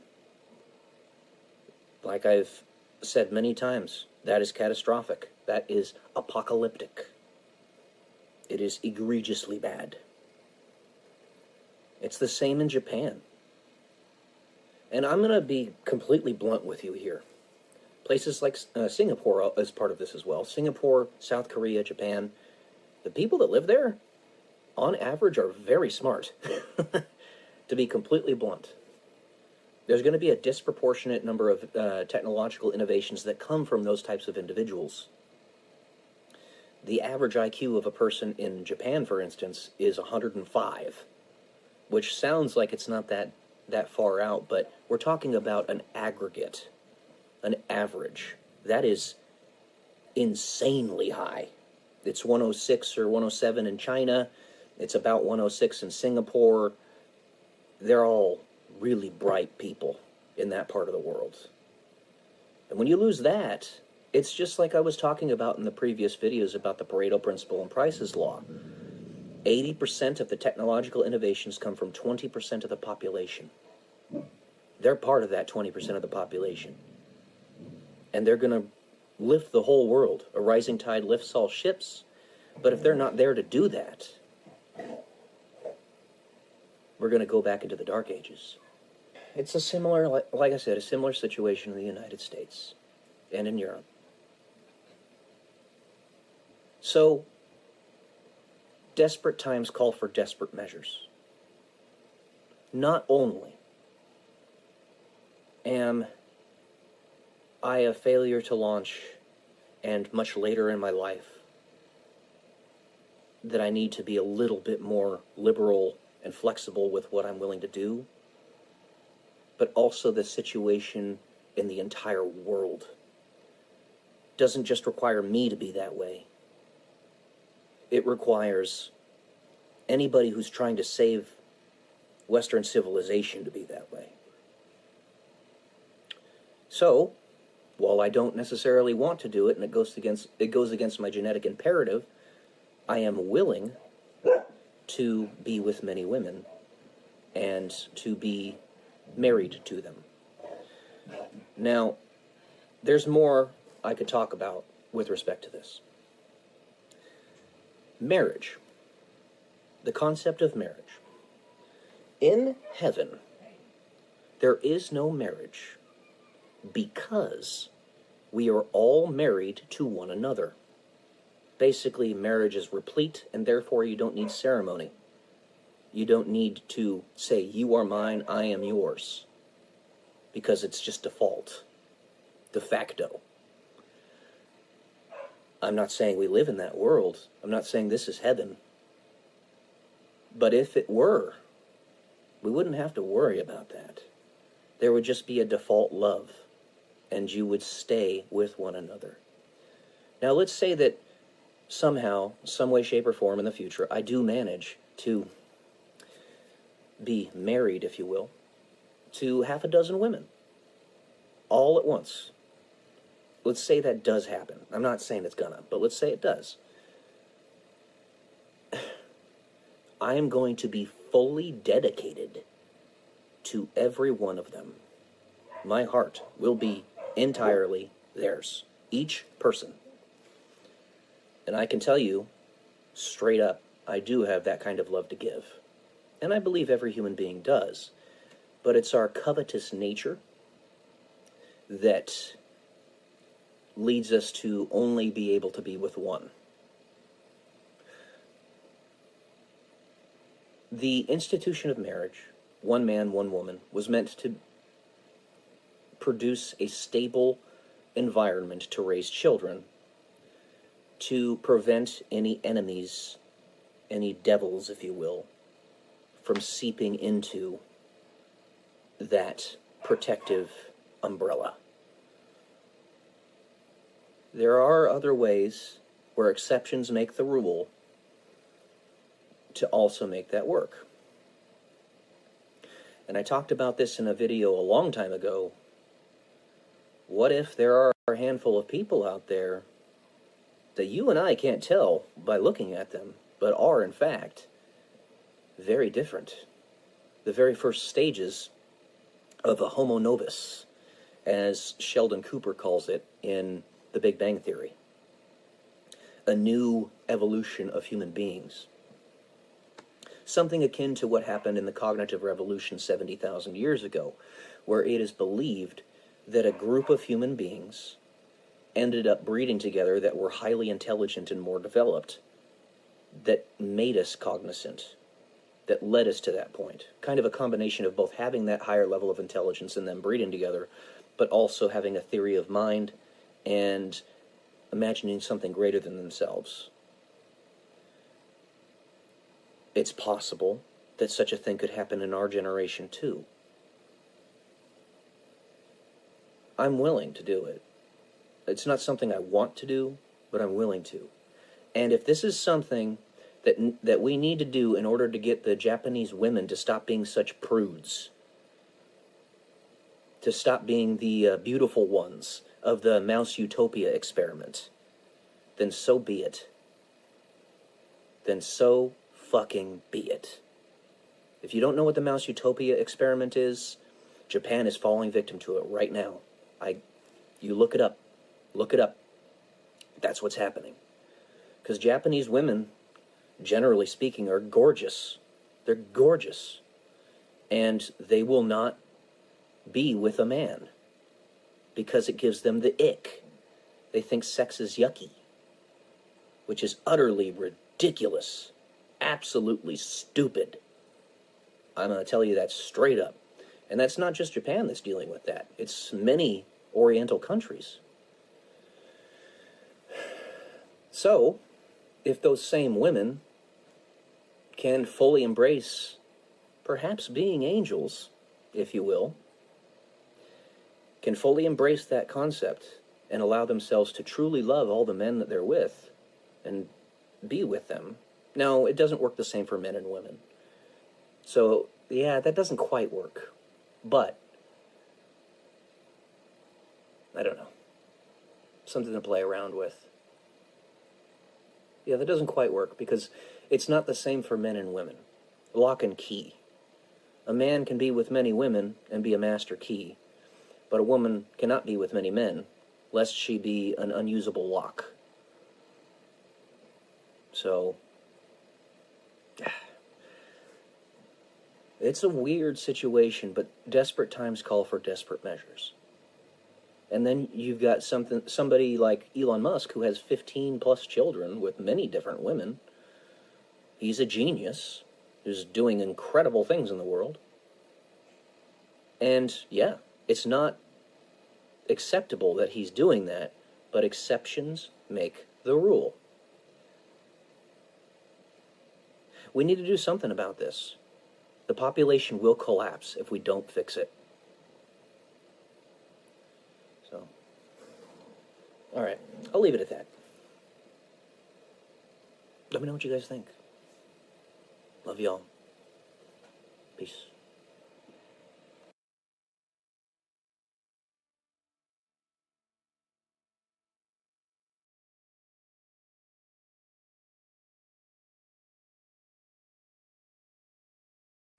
Morning, guys. Welcome to day 154 until I'm a YouTube millionaire.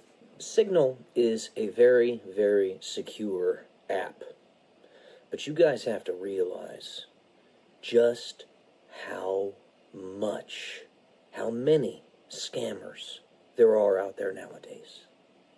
They're all over the place.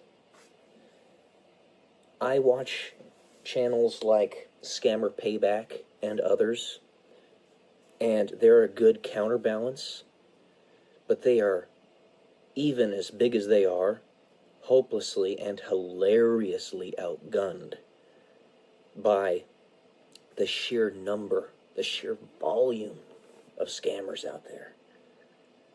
I literally just got texted on Signal by some person that goes by H. I have no idea who they are.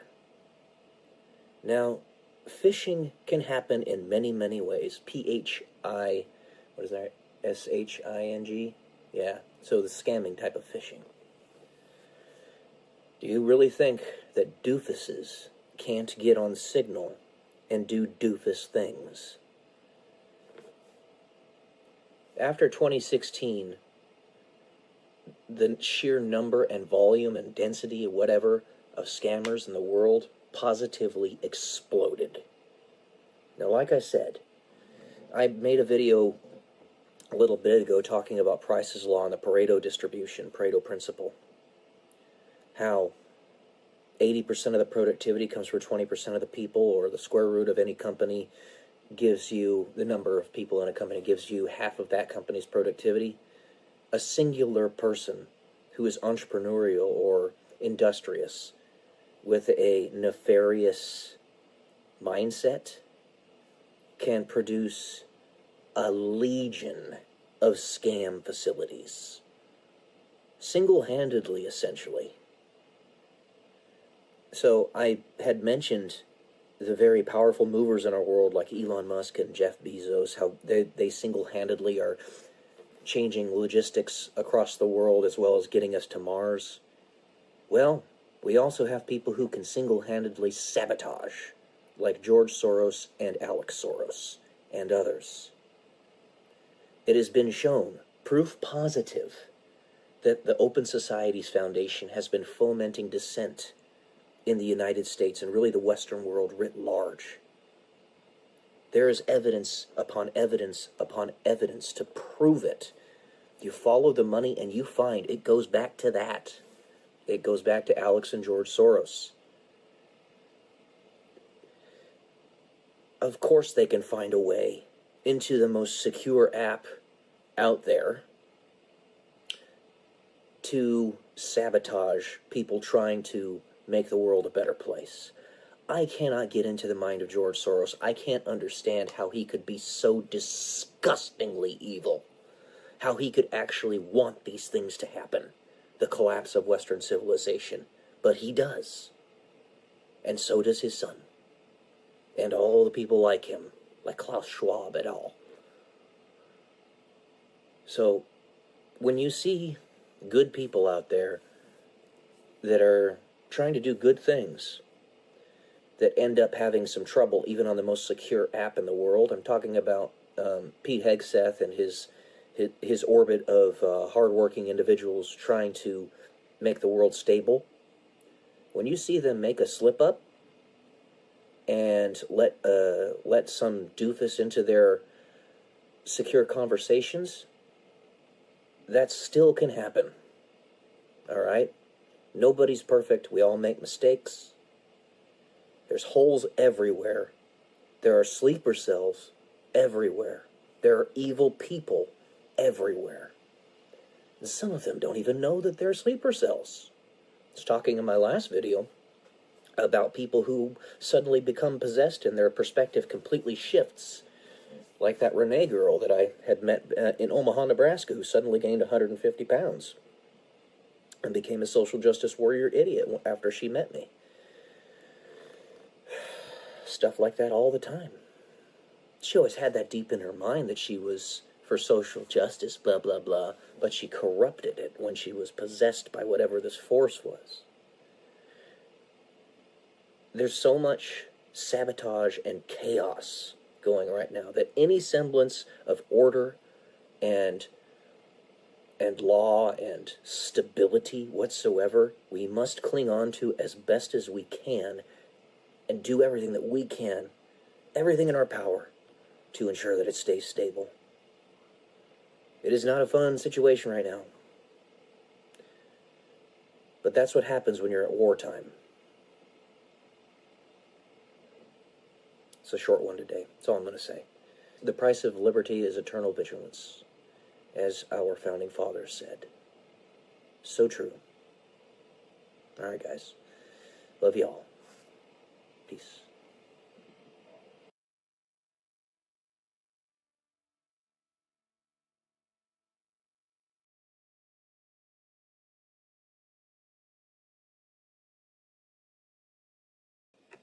Good morning, guys. Welcome to day 155 and Telling Me YouTube Millionaire. And what I was talking about in my most recent videos about YouTube not pushing certain channels and whatnot, it bears repeating because YouTube really has screwed us out of tens of thousands of dollars. It is extremely frustrating, and it is yet another example of all of the things that I've done in the last 4 or 5 years that have been blockaded. I didn't even mention half the things that I had tried to do prior to my exit stage left in the military to try to make ends meet, to make a better life for myself. And I was relegated to simply being a leech. It's very frustrating. So I tried the real estate thing. I tried more than one multi-level marketing system. I did Amway for a bit. I did Transamerica for a bit. And I had some success in Transamerica at first, but didn't make any money because I built myself a group of agents, and they just immediately left, and nobody would buy product from me. So it was kind of worthless. I had applied to all sorts of jobs.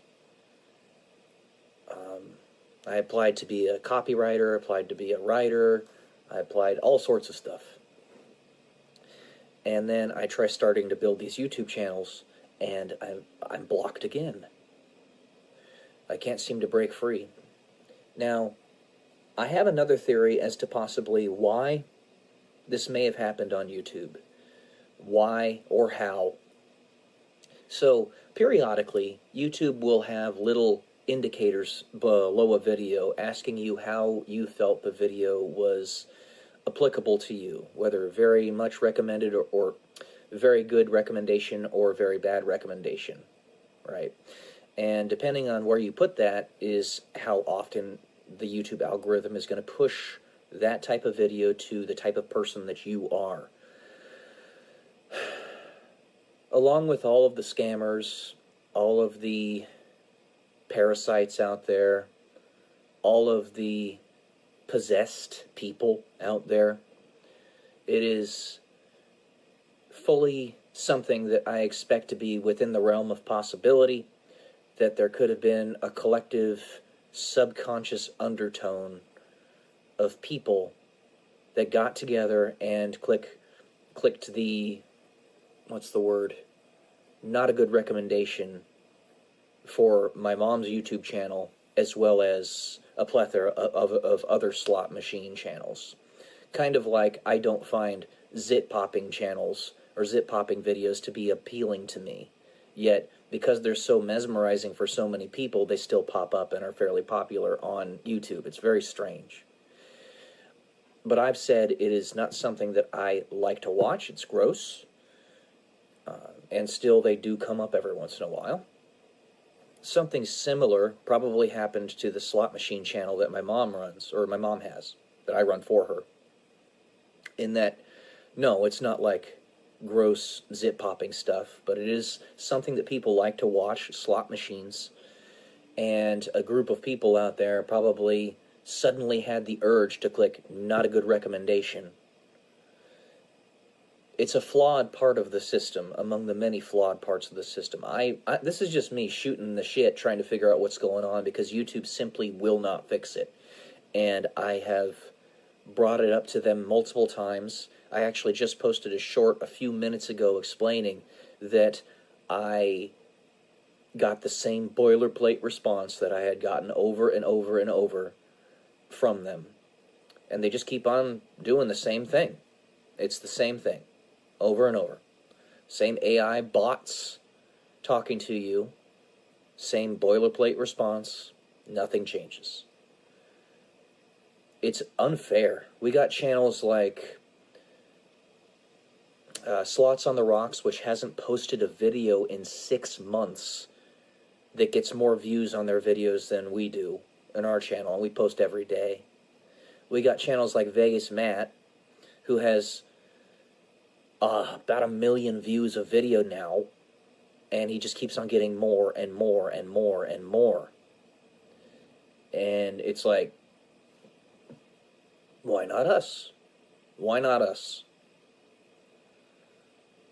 When the entire system is constructed against you, it is always going to keep you down. Always. The only way this can change is if a concerted effort is put in to both disassociate with those parasites and take their power away from them.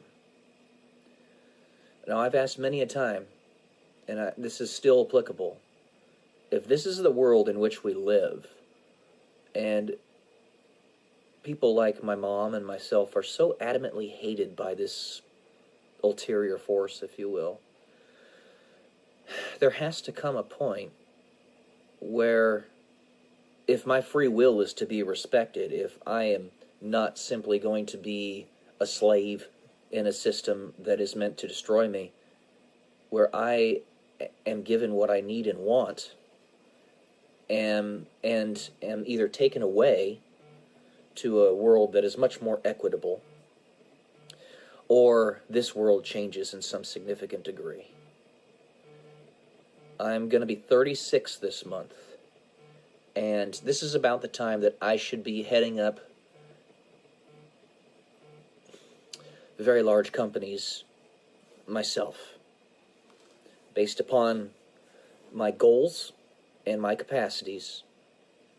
I would give myself that kind of credit to say that I could be somebody running an entire multi-billion-dollar company if I weren't blocked at every turn. So, what are we supposed to do here? What are we supposed to do here? Again, you guys haven't lived my life, so you haven't seen the things that I've seen. And it's hard to explain them. But essentially, it's enough to cause a man to unalive himself a half a dozen times over at least. But there's a subconscious understanding that I have,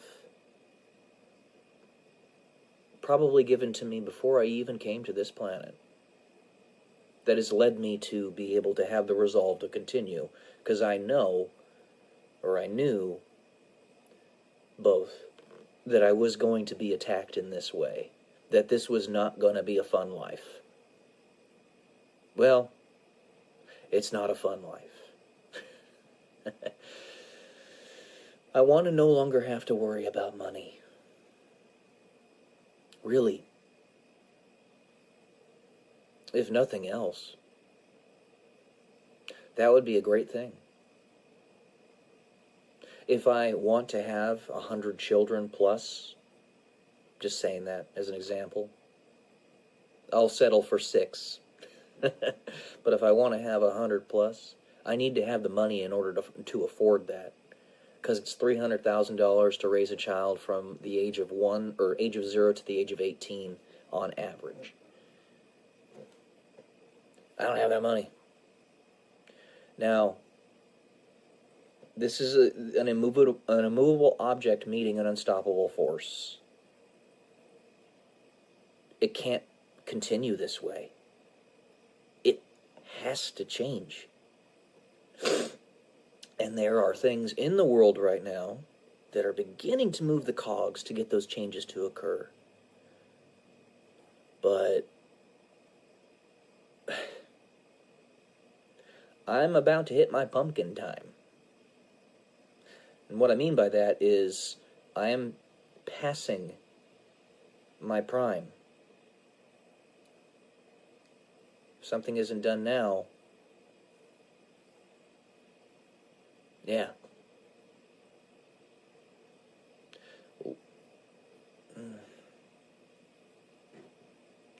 I don't know.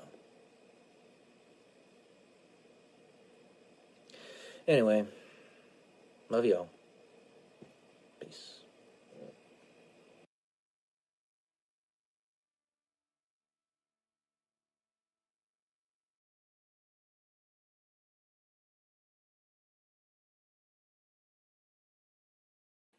Hey, so what do you guys think? My brother Brandon got this for me. The moment I start talking, Atlas jumps on me. This shirt for me for Christmas. Diablo II is my favorite game. And Deckard Cain, this is like his phrase. Stay a while and listen. Anyways. Yeah. Just thought I'd ask you guys. There's my tacos. Spazzing as they always are. Yeah. So, I'm going to go ride my scooter because it's a beautiful day outside. Come along with me. Voila, my scooter. I've had this for like 4 years or something. The seat is aftermarket. Yeah, I have to ride the scooter instead of walk around because I have this crucifixion disease. So, it's a nice scooter though. It's fun. I get to go a little bit farther in distance. I was riding a bike beforehand because I can still do that even with my disability. But the tires are popped. So, we're going to get to this. Let's ride the scooter. Beautiful day outside.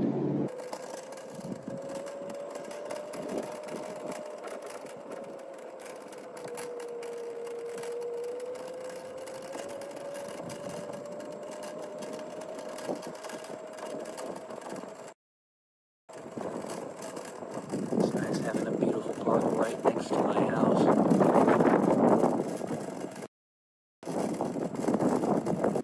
You see that right there? That's a little drainage area for when it rains heavily around here. But most of the time it's just clear and empty like that. I want to use that for my paramotor as a takeoff area, like a little runway. But because my legs, I haven't been able to use my paramotor for about 4 years. It's a great little spot though. I'll show you guys my paramotor soon. I got it back in like 2021. It's an amazing little piece of technology. I just wish I could use it. The wetland reserve right next to Wood Creek High School. Wood Creek High School is the school I used to go to back in the day. Back in the day, as they say. Back in my day. But yeah, it's down there. This is the wetland reserve. It's really just an excuse for them to keep it undeveloped and to let the power lines go through it, I guess. But it's nice. I can't take this scooter through there though because it's too bouncy. Great high school. Looks like they're having a track meet or something. It's a soccer.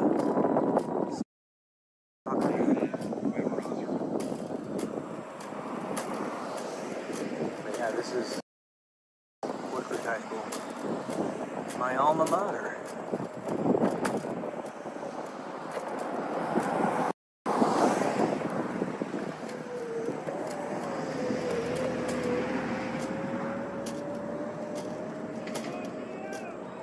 This is pretty much the only part that I can safely ride my scooter in the wetland reserve, because it's got a bike path, as you can see, right next to the aquatic center.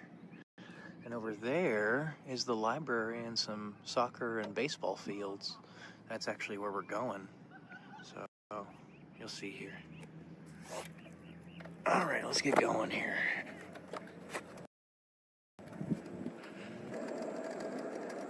Why not, right? This is like my circuit that I take whenever I ride my scooter. Vary it a little bit every once in a while, but this is the circuit basically. Hello. That's the wetland over there. Well, we're in the wetland, but that's the rest of it. Right down here. Try to enjoy the beautiful day. And it is indeed a beautiful day. Nice, cool breeze. Partly cloudy. Sun's breaking through nicely. You can see there's a little bridge over here, actually. That's where we're going. I gotta be careful here, though, because I'm steering with one hand. A little dangerous.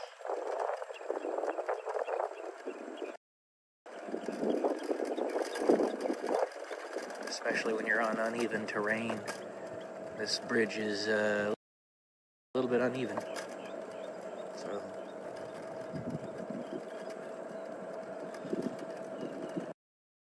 here we go.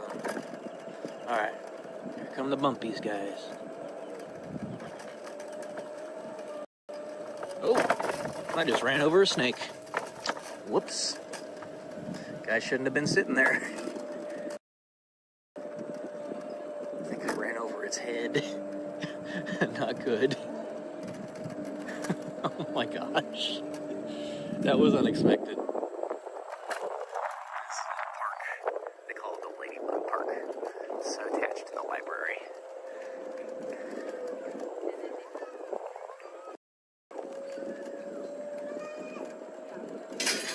Alright. There's the dog park. You need to have your dog registered in Roseville in order to take it in there, so I haven't done that. Never been able to take my dog into that park right there, but nevertheless, it's a nifty little park. That fence over there is new. Black one. That wasn't there before.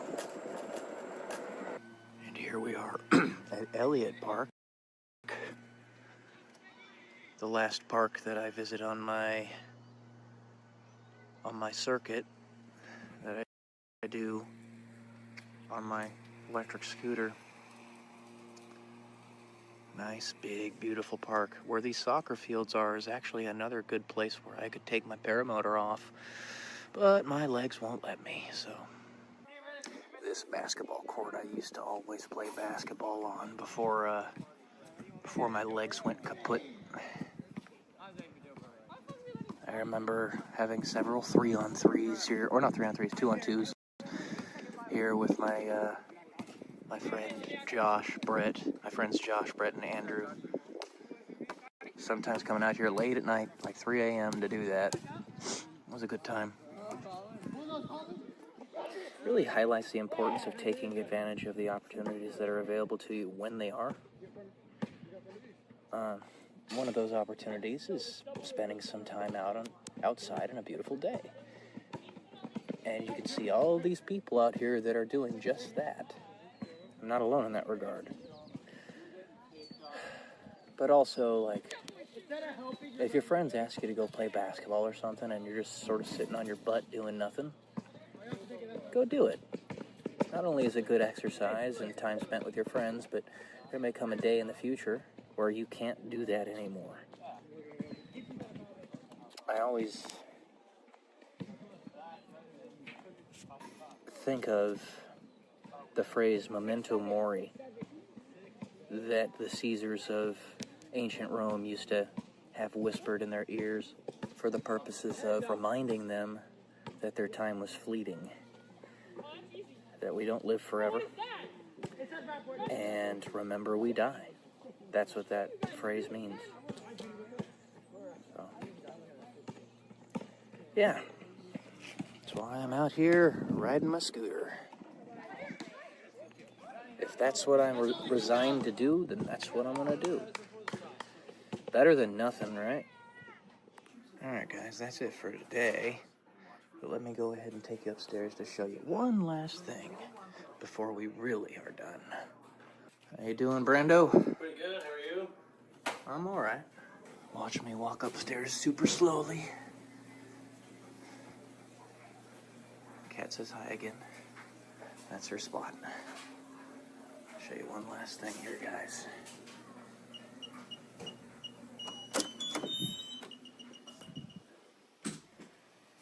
See all these things on the wall? All these medals? Get down, Atlas. These are medals from all the marathons that I ran, as well as a few half marathons and a couple ultras in there. Before what happened to my legs happened to my legs.